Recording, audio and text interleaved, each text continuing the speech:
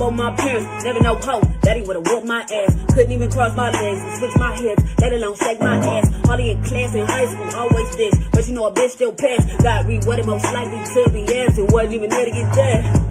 Nigga, no cap, never gon' change, but I give ass $1. Even my senses know I can never fit in, but I'm still gon' pop my collar. Ain't no bitch could do what I do. I go spike, these niggas ain't rappers. I own rights to all of my masters. I move on, but I won't move back. You quit playing with me, you don't want to smoke deep, but you can't take my spot. Bitch, I'm high, fuckin' with their conscience out. When until I put the content out. Yeah, I'm thick, bitch, so what? I don't lose sleep off losing this gut. I care less like having no butt. If I drop them sheets, he gon' give me that tongue. Ooh, about to fuck the game like a baby bitch. Plan B, can't babysit. Ducked off like Jug Goose, I'm low key, no cadence. Got heat, I'm whipping that pot. Keep shit G, ain't never no thought. Getting that green, I gotta do top. 10 game sharp, keep a bitch on guard.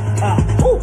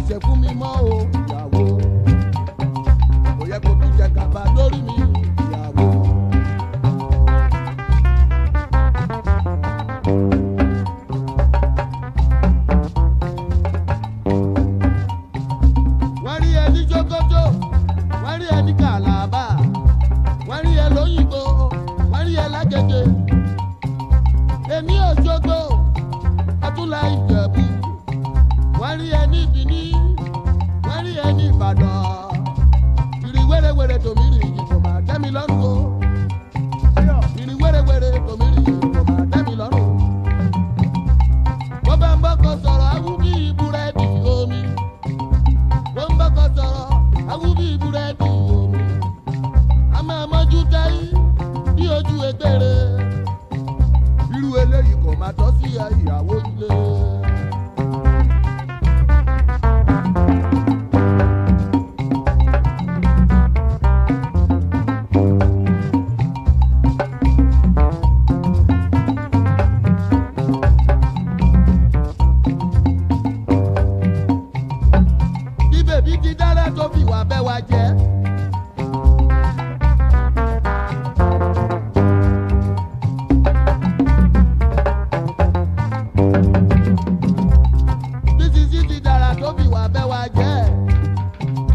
ọmọ dára kò máa dẹ níwà alákọ̀rí ọmọ dára kò máa dẹ níwà abúnibí ẹni láyìn èdè wẹ́pẹ́ yìí ó kò máa yé mi tó èdè wẹ́pẹ́ yìí ó kò máa yé mi tó omi dán rárá olólùfẹ́ kò máa yé mi ó ọmọdé èdè wẹ́pẹ́ yìí ó kò máa yé mi tó omi dán èyí ó dábọ̀ kò máa yé mi ó èdè wẹ́pẹ́ yìí ó kò máa yé mi tó omi dán.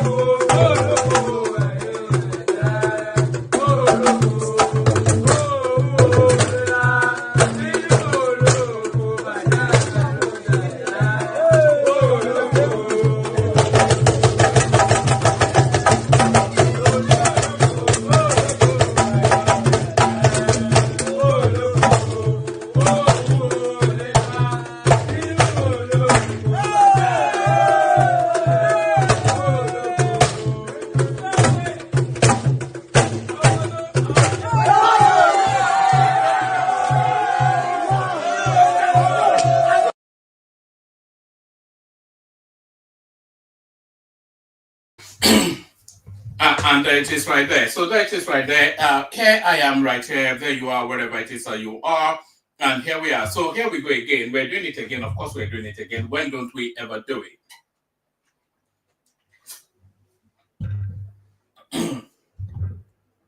We're doing it again. When don't we ever do it? We're doing it again. When don't we ever do it? Certainly not today, because today we are doing it. What are we doing? We're interacting with each other, discussing all matters Nigerian. So good day to you. Good to be in your company. And how are you? So we start with that. Good day to you. Good to be in your company. And how are you? Hope you found a gloriously wonderful day. To cascade now into a Saturday, which is it's the half time of a weekend, the second half of the weekend tomorrow, and then the week cycles again. So that's the tapestry of it. That's how it goes. So good day to you and all that. Of course, we're still addressing the Ejele Speaks hashtag that we're promoting. So whenever it is you go on social media, and I hope that, and I want you to be coming back here to report. So come back here and report to me that, I went to some, so don't tell us the name of the platform that you went to, because we're not here to promote other platforms, because they certainly don't promote us. Apart from African Podcast, who does promote us, so we promote him. So I want you to come and report back to me that you've been sharing that hashtag as widely as you can. And it looks as though we might well be getting some sort of joy from this hashtag, because there's been developments in the hashtag Free Ejele Speaks movement. So wherever it is that you do go on social media, make sure you hashtag to that space. Hashtag Free Ejele Speaks. So hashtag Free Ejele Speaks. Hashtag Free Ejele Speaks. Let me also signpost you in the direction of our Dupsy session coming up tomorrow. Dupsy will be not so pleased. I don't think we'll be promoting this quite as much as we should have. But that's the session that should have happened last Sunday, has been postponed now to this Sunday. But there it is. So that's the Dupsy session right there. Coming up tomorrow now, usual time. I'll send the link to the Dupsy section I'll send the link to the Dupsy session into the comment section, so you're up and ready for it.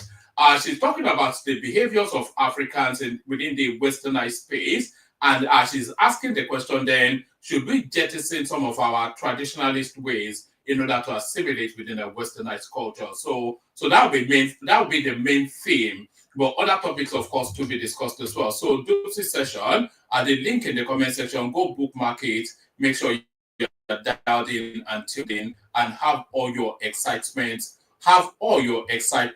set at the ready. So have all your excitement set at the ready.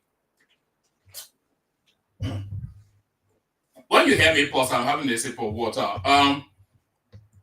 So have all your excitement set at the ready. Certainly have your excitement set at the ready for this session right now.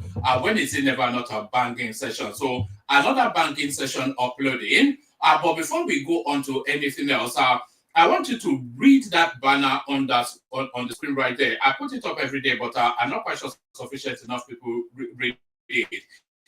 It says, please like and subscribe. We need 10 new subscribers today. Please be one of them. So if you're not already subscribed, then please try and adhere to that invitation right there. Make sure you're subscribed in order that the numbers continue to go up on the platform. So make sure you click on the like button, of course. We ask that every single session. Some of you are slowly now making a culture of it. We want as many of you to make a culture of it. I've seen marginal improvement in performance, but we're not seeing any commensuration, if there's such a word, in the like button. So click on the like button. It's so important. You know all of the reasons we're asking you to do it. So nobody is so novice to the space that they don't know why people ask them to click on the like button. So for all of the reasons you understand that we're asking you to click on the like button, click on that like button. So click on the like button, and then of course subscribe if you're not already subscribed. If you want to come and join me on the screen, hyperlink that says StreamYard invites you in. So click on, let me send it in again. Let's see if we can actually break in the door of a new voice in the course of this session. So if you've never joined us, today might well be that day that you do join us. I think the newest intro to the platform is Antonio, who joined us a couple of sessions ago. So Antonio joined us about a week and a bit ago. So now the time is now ripe. For another voice to join us, a new voice that is. So if you've never been on before, we especially want to hear from you. Click on the hyperlink that says StreamYard, as we want to continue to expand the conversation. So just bring your own perspective into what we do here. Click on the like button, do that. Click on the subscription button if you're not already subscribed, please do that. Click on the hyperlink that says StreamYard to come and join me on the screen, do that. Click on the $ at the bottom of the screen. The platform needs lubrication. You cannot drive a vehicle, can you, without engine oil? So the engine oil that makes sure that the wheels of the platform continues to turn are the supercharged. So click on the $ supercharged towards the stream by way of lubrication. So lubricate the platform with the content of your wallet. So lubricate the platform with the content of your wallet. Like, share, subscribe. Click on that hyperlink that says StreamYard to come and join me on the screen. Supercharged towards the stream. And share the links, of course, as well. All those things. So, like I said, I always say, it is a participatory sport. You don't just come here and listen. You have to get actively involved. So actively involved, let's kick it off and start it off immediately and right now. So we start it off immediately and right now. So this is one of the worst kept secrets within the Nigerian firmament. This expose now, which is not so much of an expose, by Adams Oshiomhole, retired generals behind illegal minings across the country. So this is Adams Oshiomhole. Who doesn't know this to be the thing? Is all of those colonels and brigadiers that own all the oil, certainly all the gold fields in Nasarawa and all of those places that are gold rich, and they're just shooting anybody that comes near it, including the Nigerian security forces. Retired generals behind illegal mining across the country, and this is Adams Oshiomhole speaking from his position of authority. The chairman, the chairman of the Senate Committee on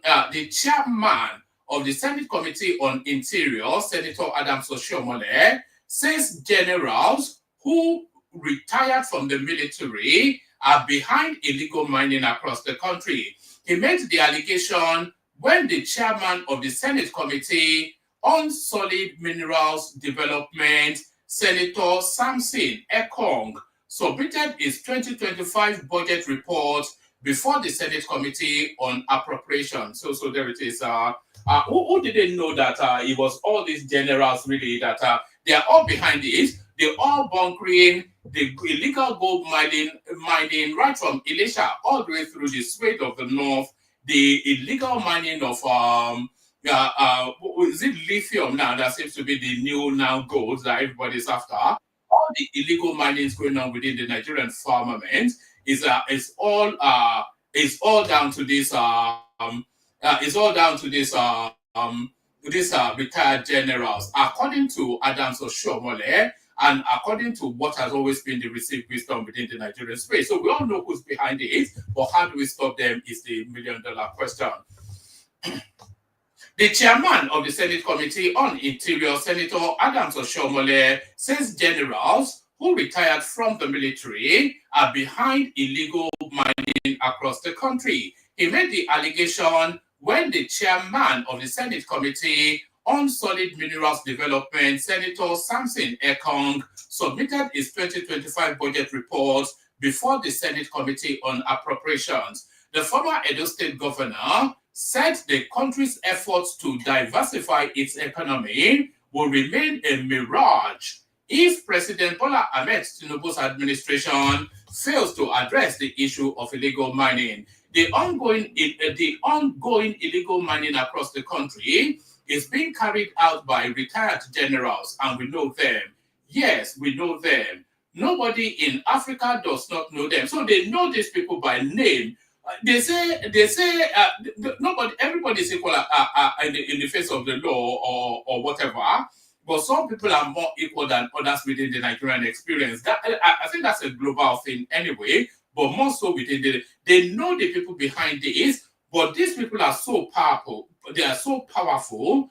They can cause so much havoc and mayhem that the government the government actually buckles to take them on. This is what Adams Oshiomhole is telling us. He says they know them, everybody knows them, but they cannot tackle them. So they are like Babangida level, Buhari level. Even Babangida is catchable, but Buhari totally untouchable. I've got the Buhari clip to play you, by the way, where he was spending a lot of his looted funds from his administration. So wait to see that clip. But they know the people behind these things, but they cannot do anything to stop it. That is what a senior senator is telling us. The ongoing illegal mining across the country is being carried out by retired generals, and we know them. Yes, we know them. Nobody in Africa does not know them. I did a letter to former President Muhammadu Buhari on the matter when he was in office. This is because a team that I sent to go and conduct the primary somewhere reported back to me the challenge of conducting primary elections in Zamfara because of illegal miners. If we have to fight this menace, we need to deploy the army, even to kill anyone who is involved in illegal pumping of oil. We should also deploy JTFs comprising, so that's Joint Task Force that should bring. We should also deploy JTF comprising the Army, Police, Air Force against them. The panel agreed with the submission of Oshiomhole and urged various security agencies to take up the challenge. The chairman of the panel said members had unanimously agreed to drastically increase the budget of the Ministry of Solid Minerals. So I'm not quite sure. It is actually the Ministry of Solid Minerals that should be paying money into the coffers of the Nigerian states rather than them being budgeted something that has no revenue, no comeback, no profit. So you invest without profit. So now there's a lot of stories circulating. This incident that happened when some alleged doctor shot an EFCC guy that was trying to break into his house at night. So sequel to that, there's also been a video clip circulating of alleged EFCC operatives trying to scale the fence to get into somebody's properties. So the EFCC very much in focus, and police practices very much in focus at the moment. So the police now respond. Nigerian police have power to break into any property without warrants. This is the police spokesperson. I wonder on what legal authorities is saying that. Let's see how that statement is justified. This is off the back of that clip. We don't have the clip. Do we have the clip? Let's see if we have that clip. Hold on.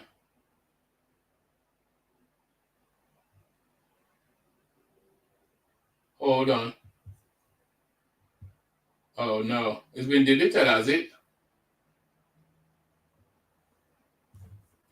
Oh, all right. There's this clip circulating actually of the police scaling the fence to get into the property of some young people, and they were filming them just as they were doing that. All right, let's get to it. The Nigerian Police Force Public Relations Officer, ACP Olumuyiwa Adejobi, has said police personnel can break into any property without a warrant if they suspect that crime is going on there.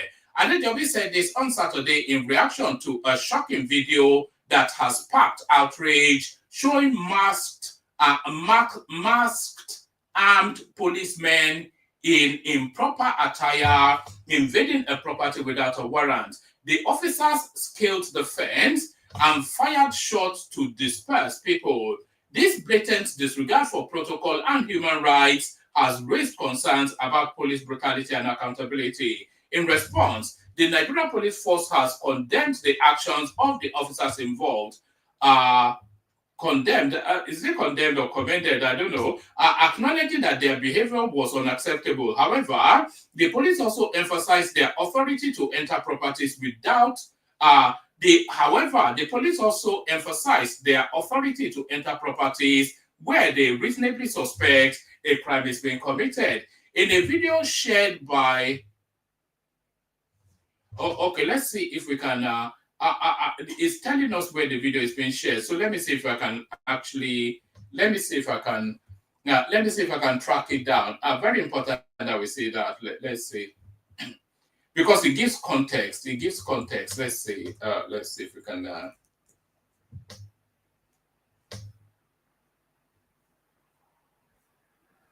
Hold on. Just give me 1 second. I think we may be able. Pardon me. We may be able to get that video. Do we have it? Let's see. That is if it's not been taken down. Hold on.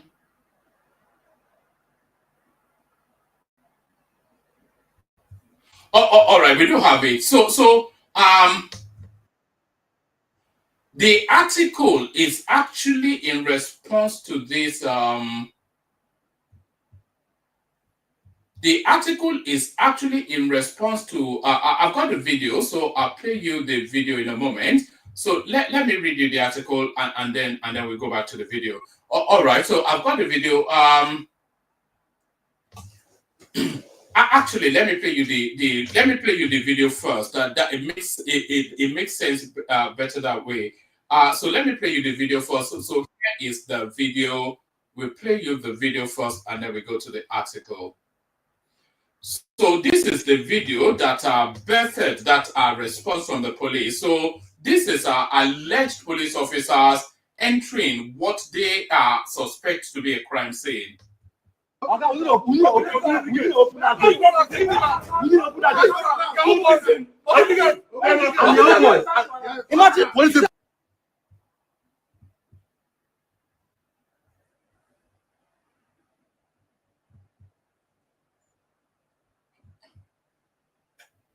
Oh, hold on, it's lagging. First man, come to my house. To support our God.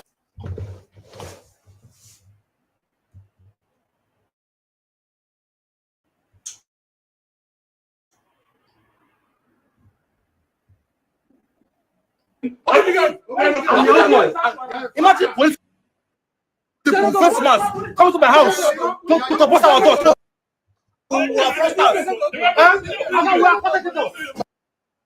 Our way open gate too. We don't Open gate. We don't open the gates. We don't open the gates.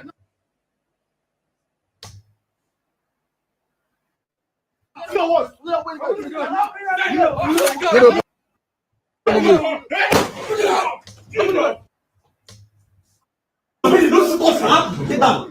gates. Get down first. Bro, go side. Wait.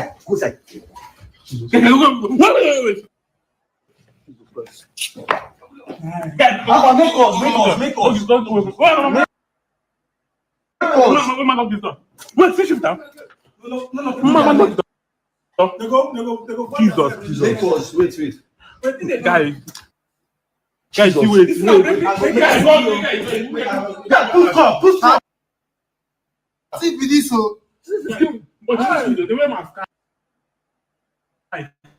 Jesus Christ. Hello.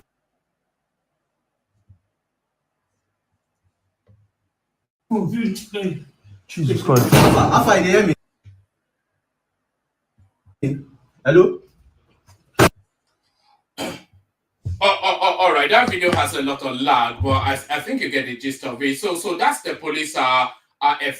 We can only really describe it as forcing an entry into that building. So a lot of outrage against that, and here now is the police's response.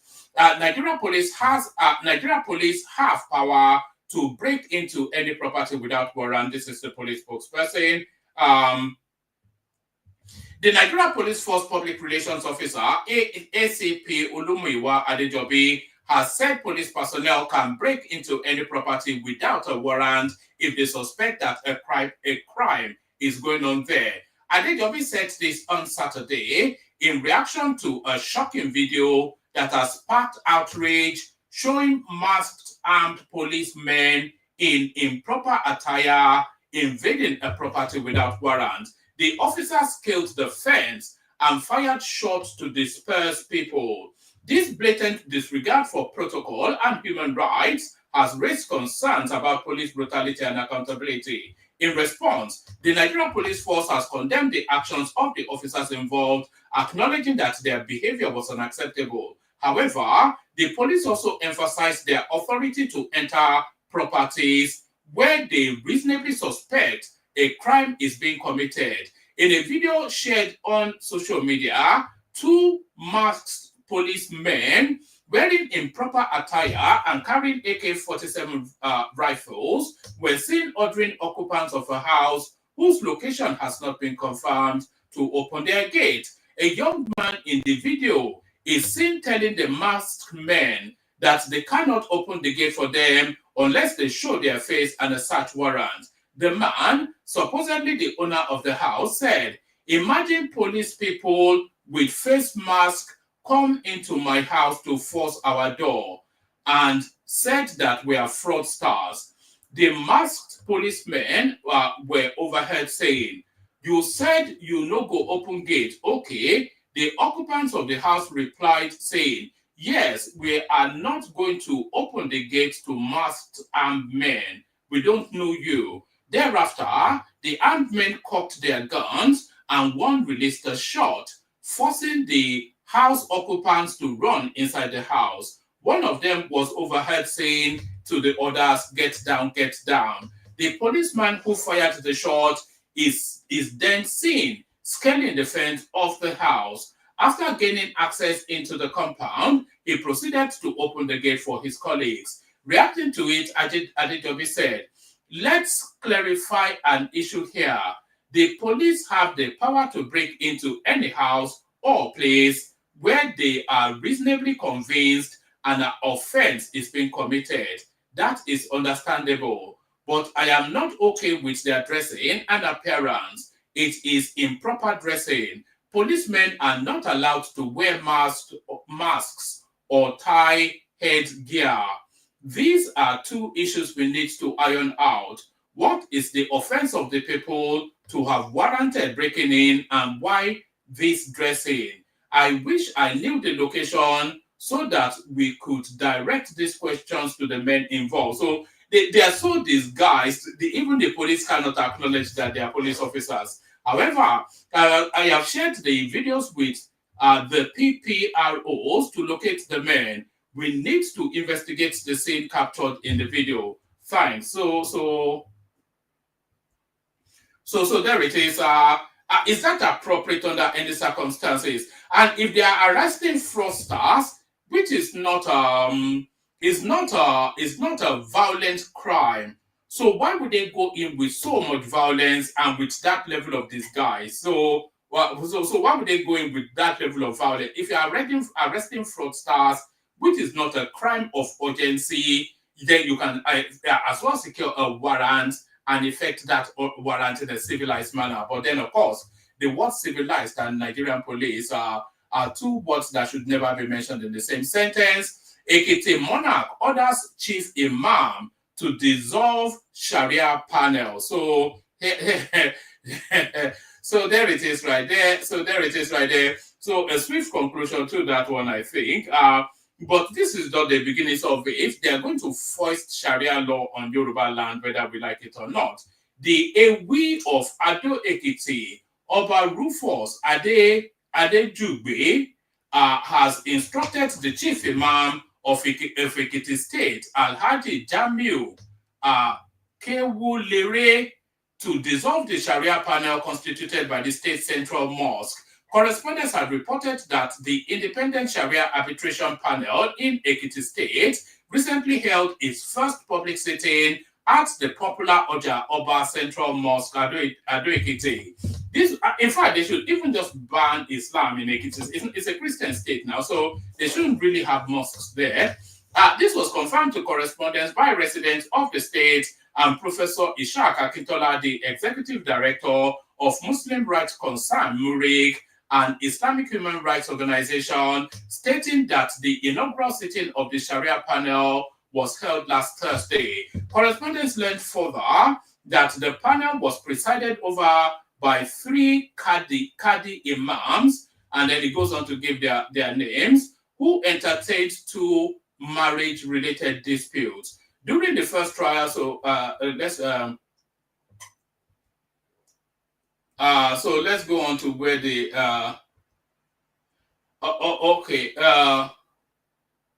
let's pick it up from here.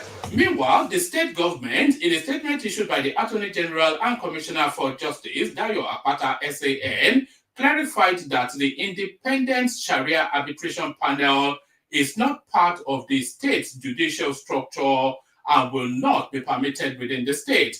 According to Tribune, during a meeting with the Ewi in council and the leadership of the Muslim community in the state held at his palace, Oba Adejugbe stated that the nation's current mood does not warrant the establishment of such a panel in a mosque. The traditional ruler, concerned about the reactions already generated by the existence of the Sharia panel in the state, warned that if it is not dissolved, it might lead to an avoidable crisis in society. So this is the reaction to Islam in Yoruba land. We just don't want this, is what they're saying. He said, it appears they set up a committee at the Central Mosque to listen to disputes, and they might have good intentions, being an internal arrangement within them. But I told them the mood of the nation will not allow that to happen, and that they should revert to how our founding fathers were settling disputes in the past without setting up a special committee or panel. The chief imam is an intelligent person and a humble man. And I told them to... by the way, forget the chief imam being the chief imam is under the payroll of the caliphate, and he has a higher instruction, I suspect, than the Oba, which is coming from the caliphate says. The chief imam is an intelligent person and a humble man, and I have told them to dissolve the committee, because if we allow that, the Christian and traditional communities might want to step up their own committee, might want to set up their own committee, and before you know it, it will lead to crisis. So nobody should go ahead with anything of sort here, and we will monitor them, knowing full well the Central Mosque is in front of the palace. No Sharia panel in Ekiti State, and the one they constituted stands dissolved forthwith. Defending the establishment of the Sharia panel are Kewelere, or whatever his name is, president of the League of Imams in the Southwest, Edo and Delta states, denied being influenced by external forces. Forget that. We all know you are under the payroll of the caliphate now, so we all know that. He explained that the panel was created to intervene in resolving marital and family issues within the mosque, as well as to ensure peaceful coexistence in society. We made a committee to settle disputes amongst couples in the Islamic religion. So there it is right there. The Oba has put an end to it, but I suspect that this is not the last time we'll be visiting this story. It will raise its ugly head again in yet another. It will go to Iwo, and that is where it will get its real footing, because the Oluwo of Iwo, of course, is very much the coin of the caliphate. So Oluwo of Iwo, of course, are very much a coin of the caliphate. Nigerian police dismissed officer over fraud, collusion with Zion Ministries, Ebuka Obi against blogger Ejele Speaks. So making some progress within that Ejele Speaks narrative. It looks as though this man might well be free sooner than we apprehended. Sources confirmed to correspondents on Saturday that EJK and other officers have now been officially dismissed. The officer, Peter Ejike, who collaborated with Prophet Ebuka Obi to unlawfully prosecute Ejele Speaks, has been sacked for another case of fraud, correspondents report.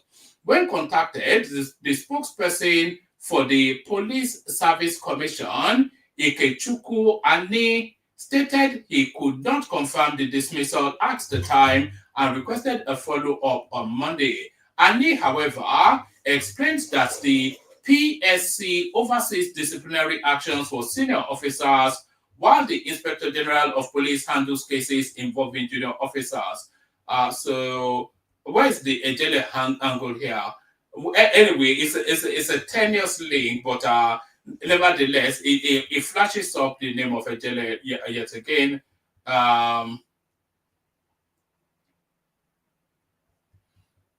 Right, the case against Ejele Speaks. The situation surrounding blogger Ejele Speaks escalated when he accused Prophet Ebuka Obi of performing fake miracles. Following a petition by Obi, the police arrested the blogger on charges including cyber stalking and conduct likely to cause breach of peace. In September 2024, human rights advocate Prince Okechukwu Emezu wrote to the Inspector General of Police highlighting the blogger's unlawful detention.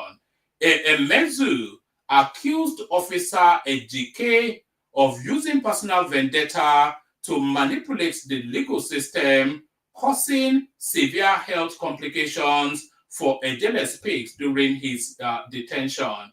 Ezuke alleged that Ejele Speaks was transferred multiple times, denied bail despite meeting conditions, and ultimately poisoned whilst in custody at Ikoyi prison, leading to kidney failure and cardiac arrest. The blogger narrowly survived after intervention from compassionate prison staff. The lawyer said his client's health has deteriorated significantly. Let me actually see, let me capture this guy's name, see if I can find a way to reach him in some form. Okay, Chuku is I'll capture this name and then say I'll see how I can get hold of him later. Let me just copy that name and keep it. Hold on. All right, so there's that. Somewhat, are we calling that progress within the Ejele Speak space?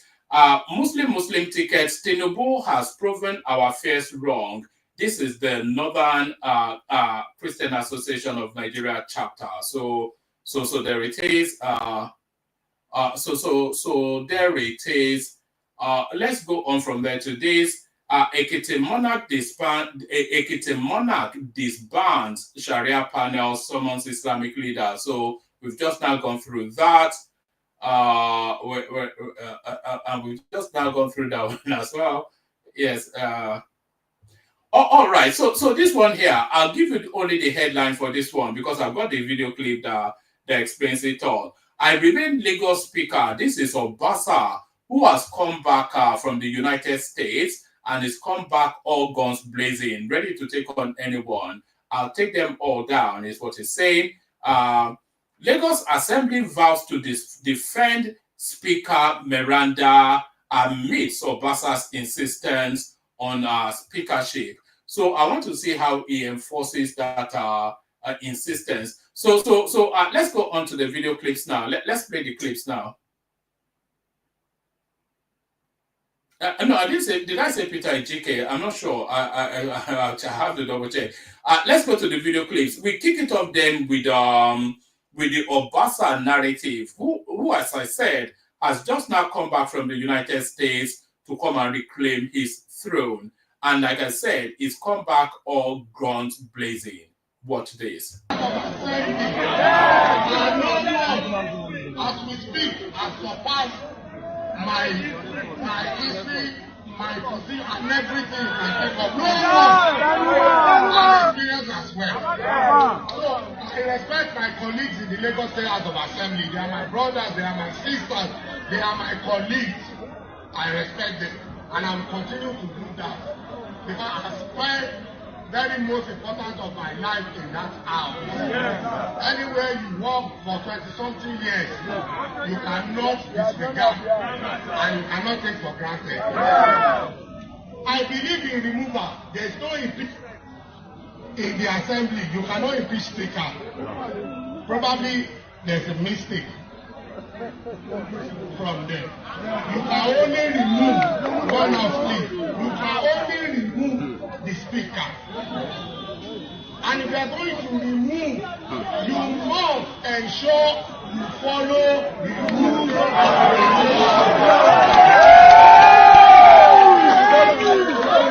I am not afraid to be removed. What else am I looking for? If I serve as a speaker of the House, and I serve as a member of the House of Assembly since 2003 up to date. So what is the problem? Nothing. And the former councillor of the legislature. If you want to do that, do it constitutionally. Follow the due process. Okay, let me ask you. Early in the morning on that day, policemen invaded the House of Assembly, led by the Commissioner of Police. What was he doing in the House of Assembly? What was his business in the House of Assembly? My house in Ekiti was invaded. More than 200 policemen go and investigate. And this house road was blocked. My people from Agege were detained in blackmail.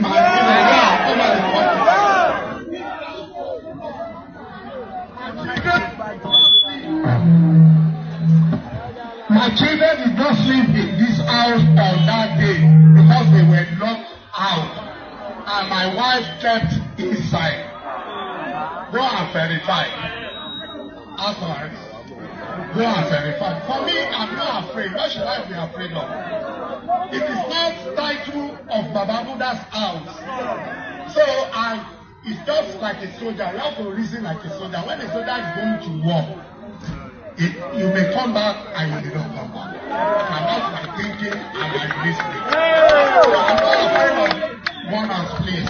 One house, please. I'm not afraid of being removed. If you remove me, you are not taking my life. And it's not going to stop me from being member of this house. I represent a constituency. And I continue to represent it.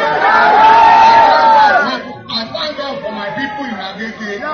Repeatedly, they have returned me to represent them for 6 times. For 6 times. So what should I be afraid for? All we are saying is that if you want to achieve something, do it well. Not because you realize that I've been out of the country and you have brought policemen to invade the House of Assembly, to invade my house in GRA, invade my house in Agege. It doesn't make sense. Lagos, our Lagos is a state that others look up to, and we must not denigrate Lagos. We must not pull it down. It's not like any other state. If you want to do something, and somebody.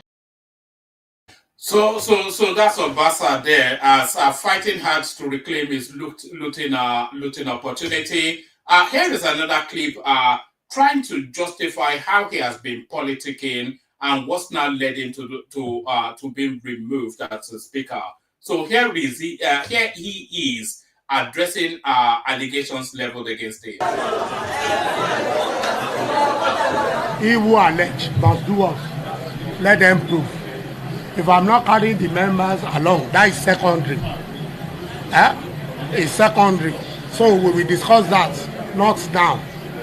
At my own time, when everything has been addressed, I'll come back to you and I'll explain everything. We have documents to support whatever expedition we have incurred in the Lagos State House of Assembly. And if any other person believes contrarily, let them bring their own document. So we will compare document to document. Simple. Also, just talking about it, they said you had an ambition of becoming a governor of Lagos State. Having ambition to become a governor is not a sin, is it? However, I've said it on the floor of the House when the budget was presented that I had no thoughts of governorship. But that does not mean what? That I'm not qualified or I lack experience. So, and I still maintain that position. But in the whole of Lagos State, let any leader, anybody come out to explain that Obasa approached me and he says that he wants to become a governor. It's as simple as that. Okay, sir. Then when you heard that you were what actually came into your mind? My mind? It's not Obasa's title. It's like a general. When you go to war, you may come back, you may not come back. So as you can see me, I'm lively. I continue to enjoy myself. I'm not disturbed. I'm not perturbed, and I'm not worried. So being speaker, but to remove, you must follow the due process, as I have said. We have rules. We have constitution. When you want to remove, you must do what? Follow it. At the same time, that man that said Obasa took part in the removal of Honorable Abdulwahid Pelumi, Honorable Funmi Tejuosho, and those people that were suspended. So that's Obasa right there, who knows full well that his fate is sealed but he doesn't want to go out with a whimper. He wants to go out with a fight. So a lot of you following this platform would have heard us have endless conversations around the Nigerian economy, and you'd have concluded then that the main thrust of those conversations was to conclude then that the economy is giving us a false reading at the moment. So the Nigerian economy cannot be about $300 billion. I think even the most cynical of persons would not concede that. So, but what is the actual value of the Nigerian economy is unknown, but we are about to discover what this. Hello. Have you ever wondered what gross domestic product or GDP really means? GDP measures the total value of goods and services produced in a country over a specific period. Think of it as a snapshot of the economic size and health. Now, the National Bureau of Statistics is rebasing Nigeria's GDP to give us a more accurate picture of our evolving economy. But what exactly does rebasing mean? Rebasing is a routine statistical activity carried out by national statistical offices worldwide. It is undertaken to ensure that national account statistics present the most accurate reflection of the economy. The last time Nigeria rebased its GDP was in 2014, using 2010 as the base year. But think about how much our economy has evolved since then. Rebasing allows us to capture new products, industries, and reforms that didn't exist or were underrepresented before. It also provides a platform for introducing methodology changes, new data sources, and new classifications. Think of digital activities that were not pronounced in the economy in 2010, or activities of arts, culture, and tourism that have significantly grown over the years. Rebasing helps the NBS to capture these activities correctly and their contributions to the economy to enable governments, policymakers, and even investors to have more accurate and up-to-date picture of the economy. With the GDP rebasing, the NBS is reaffirming its commitment to delivering accurate, reliable data to guide Nigeria's development. For more information and updates about our activities, please visit NBS website at www.nigerianstats.gov.ng or follow us on all social media platforms.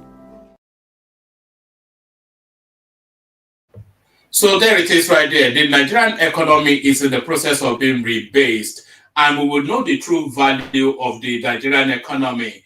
And if they add what is in Buhari's pockets to the Nigerian economy, it may well be 10 times more what we anticipated.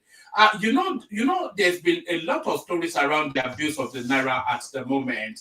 So should Malam Buhari be arrested for doing this? Here is Buhari throwing money around like it was confetti. Watch this.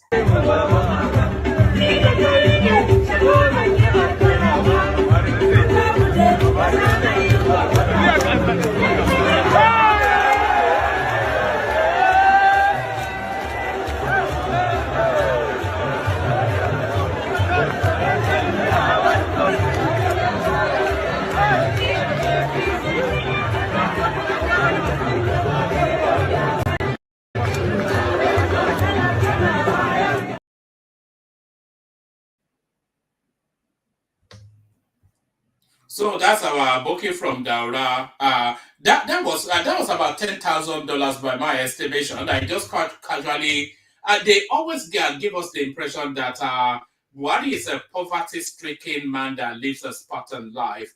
Those were American dollars, by the way, which Nigeria has already said they don't want to be used as a legal tender within the country. So he's flouting laws there, and then he's playing a musician, which the country has taken an aggressive stance against. And so it's flouting another law there. So when is Tinubu going to effect the arrest of Malam Buhari? That's the question. But he's too busy spending time with his new babe, Tinubu, I suspect. So Tinubu now on yet another outing with his new babe.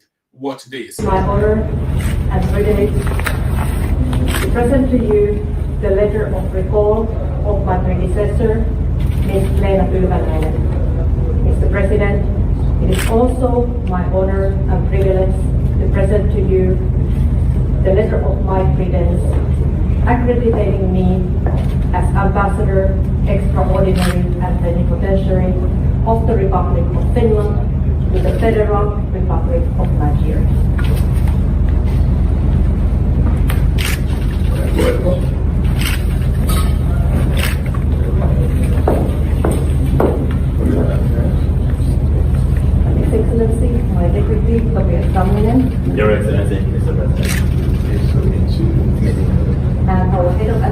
period. I will be good.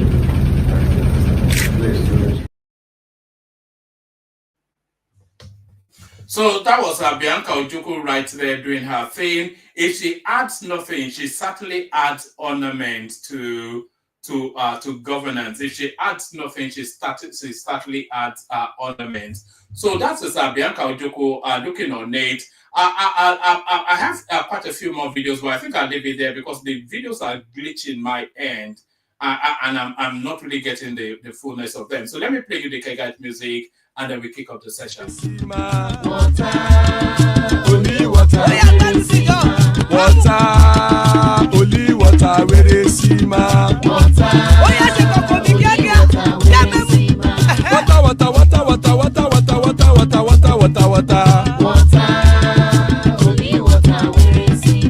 Hapa o naido.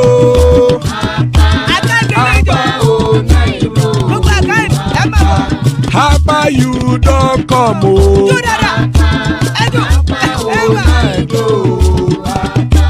Hapa o naido.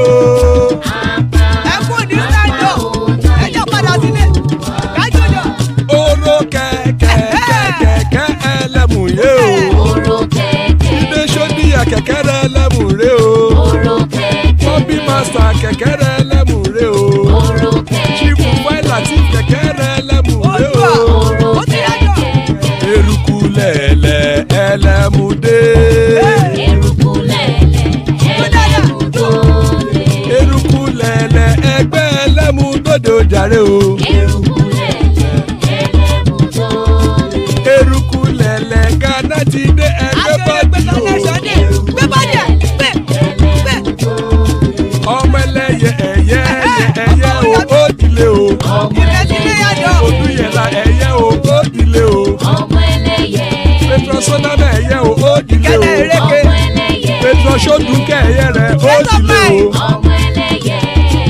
Ẹlẹ́kọ̀ ọ̀run mú ìní o.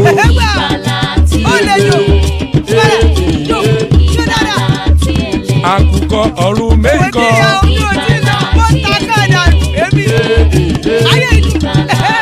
Ikú kò ní ríwà gbéṣe o.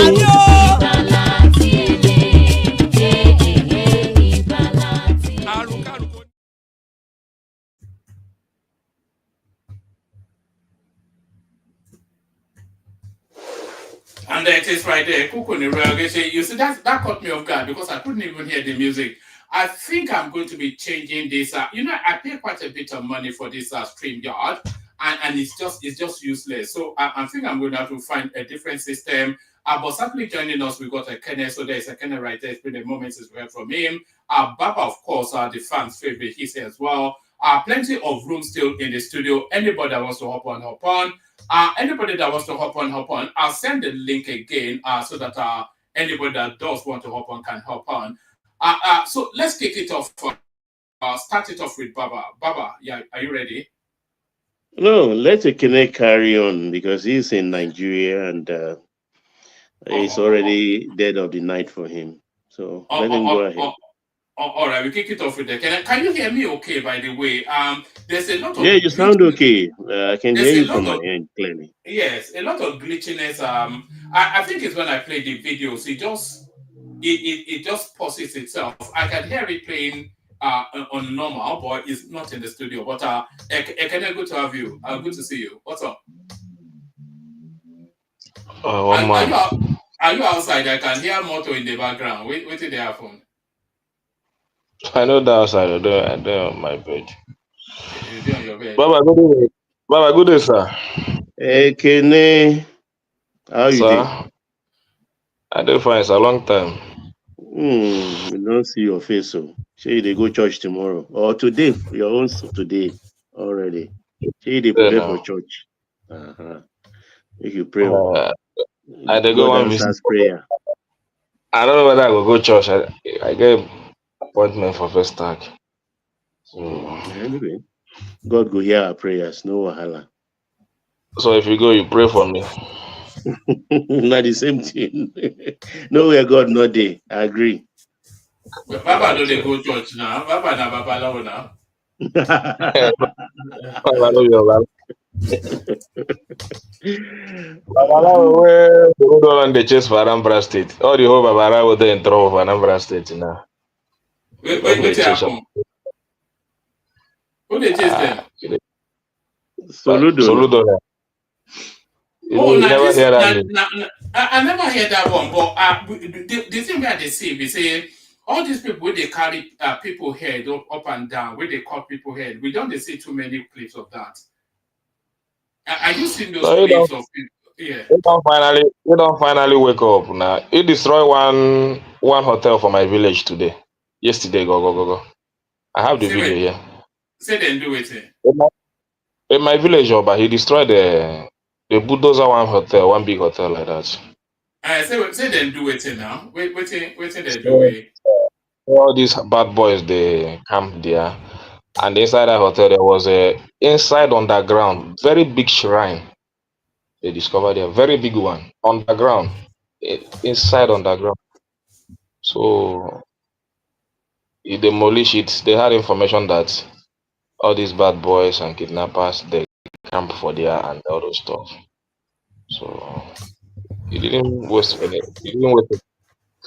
They demolished it yesterday. Very big hotel, You don't and lodge I for know the the hotel place. before. You don't lodge for them before.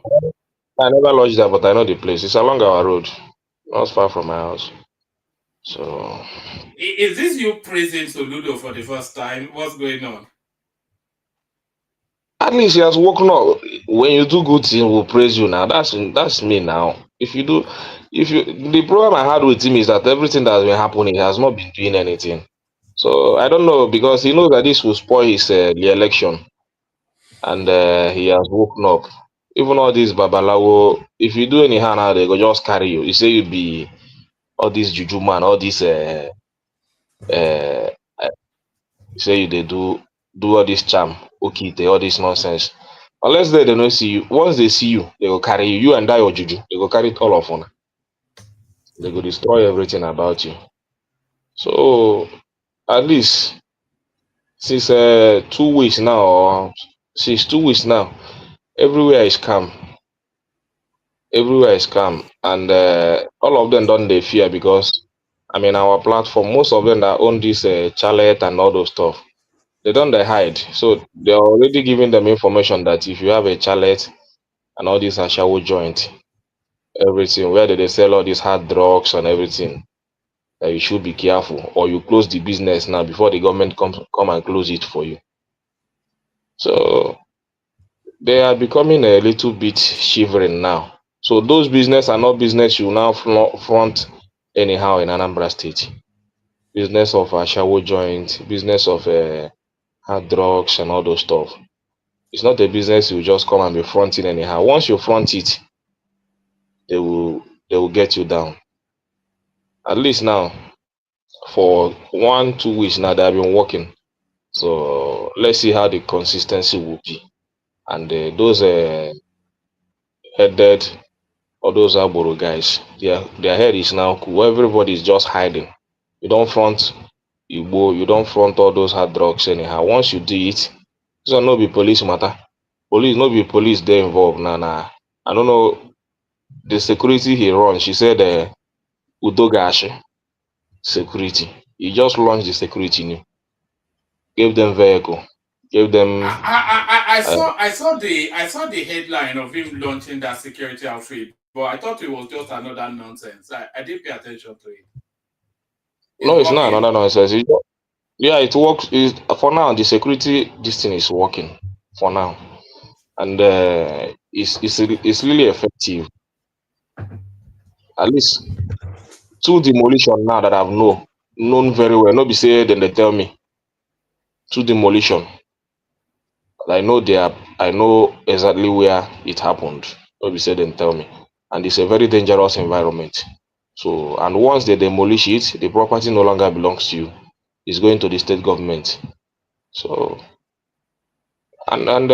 so it's a very big threat. I have even the voice. They are sharing it everywhere in every platform. If you know you are having or running that type of business, you need to be careful.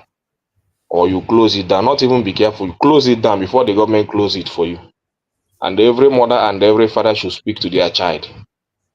Once it's 6 o'clock or 7 o'clock, they don't want to see anybody patrolling in Anambra State. 8 o'clock or so, they don't want to see anybody patrolling anyhow. If you don't have So any meaning, Soludo sabi this one. Why did he leave it too late? now you know now. I don't know for him.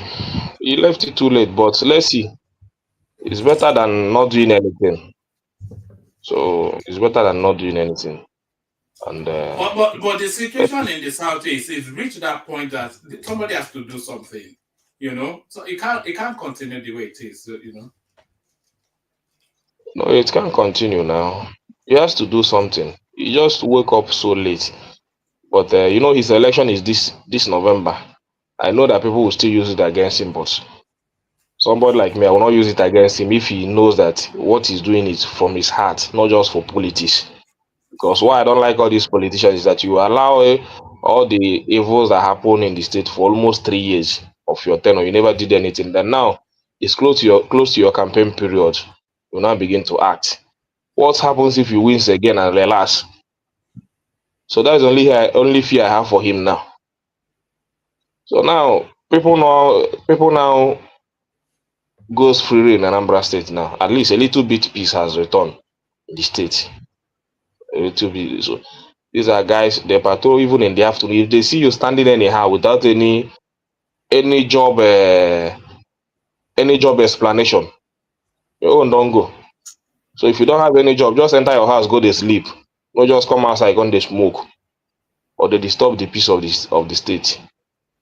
So that's how they are working. So that is it for him for now. What about all these EFCC stories? Have you been following it? That guy that shot an EFCC officer that was breaking into his house, and now this video circulating now of police trying to climb the fence into somebody's house. Is that making the news where you are? Yeah, it's made a lot of news. But me, I don't know the law. I'm not a lawyer, but with what I heard the guy is a confirmed businessman, not Yahoo as the FCC described him. And the guy had a Well, license he gun. claimed to be, he claimed to be a doctor, but the Nigerian Medical Association said they don't know him. So maybe it's a Yahoo boy after all. Who knows? Well, whatever that happens, the only thing is that everything the accused must bring every other thing for his every possible things to defend himself. So I think that's what the guy is doing. But the most important thing is that his gun is a licensed gun. And for me, No, even he though said the gun belongs to the father. And the father initially accepted that he owns the gun. But at the point they were now asking for the license, the father denied that he doesn't know anything about the gun. the only thing, and if And the he gun is refused to not make like, statements about it. yeah, if the gun is not licensed, I think it will be a heavy case for them. Then It's not licensed. if the gun is a licensed gun, then I think he has a case. But the issue is that those EFCC operation in the country somehow, I don't know why you should go for an operation within that hour of the day. It doesn't, not as if you have been looking for the person before, you have declared the person wanted as a criminal just for the first time. You break into that person's house by that odd hour of the day. It looks somehow. Anything can happen to you. It's not even because of the government or the law trying to defend the government. You are risking your life, just like what this guy did to them. Another person can still do it, even without a license. Another person can even use cutlass. Highest, whatever that will happen. So they should also protect their own life in carrying out those their duties. That hour is not okay to go for an operation. You don't know the house you are entering. You can enter a house or a gang of armed robbers. They'll just decide to kill all of you or buy all of you. So once that happens, what do you tell your family? Or what do you tell your wife that your superior send you for an operation by 2 a.m. or 3 a.m. in the night? That you don't know what you meet there. So if the EFCC guy knew that he's going to meet his death, do you think he will agree to go for that operation by that time of the day? He will not. According from what we're hearing, even according to their rules and regulations, they are not meant to go in the dead of the night to go and. I mean, they are arresting the guy for fraud now. It's not as though it's just get a warrant and they just monitor him and then arrest him in a civilized, What is this James Bond something? You bust into the house and they started this thing and they have been doing it some time now, and people have been warning them. Even I saw a post on the X space, a guy saying that this EFCC operation is not good because one day they will meet someone that had a license gun. And this thing happened, and the guy has to post it on the X space. I said it. One day this thing will happen to them. Not only the guy that was spied, few of them were injured. So I don't know. It's very bad that hour of the day. Not even as if you are. I can only accept it if you have declared the person wanted, and maybe the person is dodging arrest and all that, and the public know that this guy is being wanted by the authority. Then if you do such operation, people will not blame you much. So, but they just played it anyhow, and it happened that way. The guy that has gone is gone. There is no way you can bring his life back. I don't know if the guy had a case to answer. If the guy had a case to answer, let him go and answer. But I think if the gun is licensed, it doesn't have much case to answer for me. So the other this thing that I saw Kano State governor doing empowerment on giving some women goat empowerment and all that. I hope you are not wanting to laugh at that. That's a good incentive now. No, that's what I want to say. No, that's what I want. I saw people laughing about that empowerment. I was just looking at them, both of the space. And people were just saying, Northerners, this is just the awkward way of, I was, and I began to reason to many Nigerians, how do you think? That is a good empowerment. You don't know how much they sell a goat today in the market. And if you manage to get one and train it, and it gives birth, goat doesn't give birth to one. It can give up to 3. So it's a good empowerment. Very good one. And I don't know why people are condemning it. I wanted to speak to that, but I don't know. Is it because we feel too educated? Why we are not educated? Many of us feel too educated. They like to mock that space. There was a time that that same governor also empowered his populace with wheelbarrows. And it's very easy to laugh at things like that, but he knows the landscape. He knows his own people, and he knows what empowers them. He knows now. It's not just random something. He knows what they are capable of doing. These are farmers. Mostly you find them to be farmers, and they have adapted to that lifestyle. You understand? So, and it also feed the nation. It also feed the nation. Those goats and everywhere, all the one we eat in the south. How many Southerners has goats farm? All those things are Northerners' business. So why should you laugh at it when you know that you still need that goat to go and buy it, either for your Christmas or for your any celebration? And the business is a very lucrative business, very lucrative one that many people don't know. A goat now, just the smallest one, you can get it for 110,000 naira. Then all these house goat and all those ones, you can get it for 50, 60, 70,000 naira. And the goat, I saw the goat he gave them, very fine one, nice goat. That if they train them very well, it will be an addition to their capital and every other thing. And people are mocking it. Is it what education has done to us? That's what I ask myself. That when we see good empowerment, we don't know. Maybe maybe you should have been giving them laptops. This woman from the village, from the villages, they should be giving them laptops, Abby. She gives them laptop and where there is no network and all that. You know. I just saw it and I laugh at it and I just anyway. Just on that space, no, I didn't see any positive comment. Everything negative, negative. They were just mocking the man, mocking the northerners, mocking all the everything. It's tribal. It's tribalism. If you look at it really from the anything that they do in the north, in the south, we like to condemn it. That look at these backward people, but there are many things in the north. They are not backward. Backwards is not one of them. North is a good environment, and what northerners are doing, I don't think southerners can do it to this nation, honestly speaking. Because you see a northerner owning let's say 5 cows.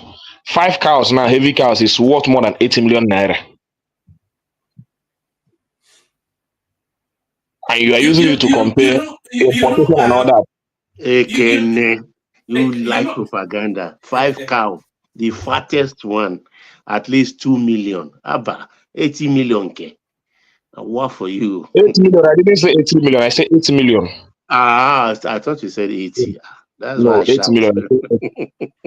I saw Obi Kubana giving 47 cows to a guy called Zenko. You know, and I was averaging at 2 million naira a cow, and he gave 47 for the guy was 47 years old, and he gave him 47 cows, and I was wondering, just this, I couldn't even do the maths at 2 million naira, 47 cows. That was the better part of close to 100 million. That's naira, 94 million. I mean, can you imagine? I wonder what those people, where they, don't tell me about nightclubs or the way that guy spends money is very suspicious. That they can make sure the guy that even did the burial of the mother, you know, the guy is now the talk of the town. The guy now is now running like just like during the time of Obi Kubana. So the guy just almost did the same thing. And for me, I don't know. I know Zenko. I never knew Zenko so well, but I know that they said he brought a phone. Techno Mobile. He brought Techno Mobile. Yeah, the one that brought in Techno Mobile into Nigeria. So, and I'm not surprised if he has such money. That's Zenko. Techno is one of the hottest selling brand in Nigeria when it comes to telephone. So, and he started early. So that his money doesn't marvel me whether he has it or not. The brand that he's selling is one of the moving brand in the Nigerian market. So nobody doesn't know Techno. So, and the money has been long. So he just does the better of this his mother that he decided to showcase himself. I saw the mansion the guy was putting in the village, man. That mansion no be small mansion, no. And I saw it too. He has not even finished it. But the money, even within the construction, he will just marvel what is going on there. The swimming pool is just like all this Atlantic Ocean, the way they are building it. And man, God, I won't go make this money. There's some monies showing in Nigeria at the moment that I don't in Yoruba land we call it Owo Gigi. Owo Gigi. Baba would know. There's some monies, just some random person with surgery turn up, and then you see this like I saw that mansion too. 2 billion naira is going into that place easily, you know, and then you wonder, and then you see this guy buying 47 cows. And then you wonder that what I kind of think that I don't know. It's very suspicious. You see the drink. You even see the drink. I don't know how much they said about how many billion or so they say they spend the drink, because there are bottles of drink they sell about I don't know how many millions, whether 20 or 25 million, 50 million and all that, a bottle of drink. and you see it in quantity because this is what he's having all these rich guys. Yeah, you understand? Does So that money not make you? Does it not make you suspicious, uncomfortable? That no, it ostentatious can. opulence. It cannot make me suspicious, and you know, most of these guys they have been building their connection. The guy has a connection with even Ojo Zakalo. I saw a video where Ojo Zakalo was praising the guy, saying that the guy was giving the guy goods when he was selling spare parts because the guy sold spare parts in Nnewi before he went into that communication business. So Ojo Zakalo was somehow praising the guy when the guy was doing business with him. He was supplying the guy some goods then. So I don't know. I don't know. So even my guy, when he went there self, they not even see him Pitobi. Just go there, go shine teeth with them, just come back. It's So the all of work them. about. It never goes sit down somewhere. They just that man said. Why the waka now? In the waka. Even me self, the kind money where that Pitobi self they share these days, and I don't even suspect them somehow. I don't even suspect them. So that money where just they share anyhow now. I don't they suspect them. But that's you He see. don't know say na he don't know say na money they control politics for Nigeria now. But the problem is that No, where they say he's no, they putting give it, shishi. You know they give. You don't abandon. I know they give shishi. You don't abandon that one. I don't abandon it now. So you don't they share money now. Money when they share now don't plenty. Oh. Almost every day. Almost every day. 10 million, 20 million, 25. I can't imagine. How you can't make this money when they share? Or you don't make and keep. You don't even know. So but even if he had that money, why wouldn't he buy the election? He would just settle the knot, just like in the previous election. So if you know that you can just abandon those money like that, he would have used it to settle the knot and forget about it and got elected as a president. So that's even what I'm saying. That money is even enough to settle the knot, settle the man, settle those people need to be settled, and forget about what will happen. So one man is a very busy time in Nigeria, and things are both positive and negative. But the issue is that Nigeria has learned their fate and try to adapt, even though it's very difficult to do that. But So you have surrendered to the new situation, Abi. what are we going to do? You don't answer. Well, You don't answer. what do you want me to do? One of my APC friend wake up my shop the other day, they lament. Because the guy was even trying to, because the guy was one of these Aboro, this thing, he has a space they give to him. Either in a solo or somewhere he's managing. So, but he's still complaining. So he was the one that told me that Tinubu purposely remove MCO Luoma. There was a guy he replaced MCO Luoma in Lagos with. So maybe he said the guy and the Tinubu wife are very close, and the guy helped Tinubu to win this election. And that time he said MCO Luoma never did anything for Tinubu in the last election. Make I forget all those magamogo wey do that time. That if he did something, to be supposed not to win Lagos. That the guy that was instrumental was very close to Tinubu wife. So they have to use that strategy to remove MCO Rumo. I told him, but he's now in Abuja. He said no. That they knew that that election that brought him was invalid. Now the national transportation this thing they are doing the election. It's only Yoruba people that did it. And then Yoruba no get sense. You know say that election will be invalid. Once he reach Abuja, bam, they carry and go court, remove him. And the guy they want put for Lagos, they already put him. So now Olomo is nowhere. He's just roaming around. He's not in Lagos. He's not in Abuja. He not stand anywhere now. So I tell and say It's they don't know Tinubu well. If they know Tinubu well, all those in boys, they know them well. The guy they play both dirty politics and all those stuff. And if you want play you smart, he go just play you smart. Go just go sit down. So now waiting he that's what he did to MC Olomo. What about the Speaker of Lagos State that just came back now, still claiming he's the Speaker? Now smart Now themselves. the same thing now. Now the same thing now. I told you that Shey Tinubu is coming for like leave Baba. Baba, you go see on 2027. People don't understand. Even for this my speech. Sorry, Yeah. people don't understand that in 2027, Shey Tinubu is either going to be the governor of Lagos State or the deputy governor, but certainly is going to be in that governance. It's so clear. Even very dark man is campaigning for him. Everybody is campaigning. Even for this my street. Even for this my street, go.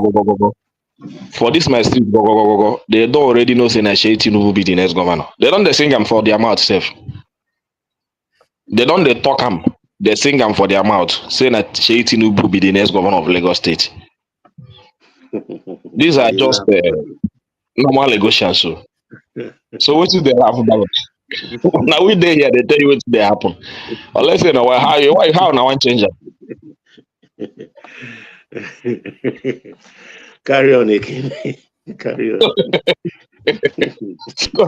Obasa just the head of elephant, no be load when small picking they carry. Make that matter just rest.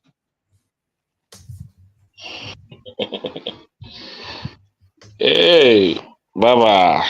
Listen, this matter 2027 go tire power. Better fight. It is settled. You don't hear You when see, she on every road, that 2027, now everywhere go tire. Now everywhere that 2027 go tire power. You know, say for local government self, now that they're getting money directly, now fight to finish for local government. Now fight to finish for every state house. There's Lagos now fight to finish. Rose was still there. Chinedu still one fight. Tinubu one fight. Obasa they fight. Everybody they fight. The deputy Amzat is still there. And then when we get to the national level, that 2027 now fight to finish. No, 2027 election na very big one. It go even if you be more dramatic than 2023. You know, 2023 was a very big. Yeah. So, but this, especially in Lagos, a lot of politics is going to happen in Lagos. Lagos is a center to watch in 2027, and the politics go sweet well. It will be a very nice politics in Lagos in 2027. Yeah, me, I don't have any fight to fight in Lagos State. I will just they look, they give analysis. Now, what I go do? I don't even get anybody to support. Even Chinedu say, I don't go die for anybody for 2027 election. The only analysis I go to give. You understand? But so for yeah, continue.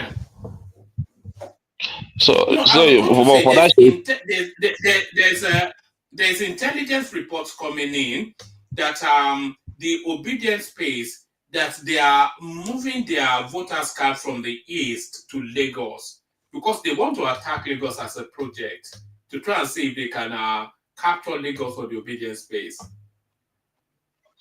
No, they still have hope to win Lagos for P2B, but for me, I don't have that hope.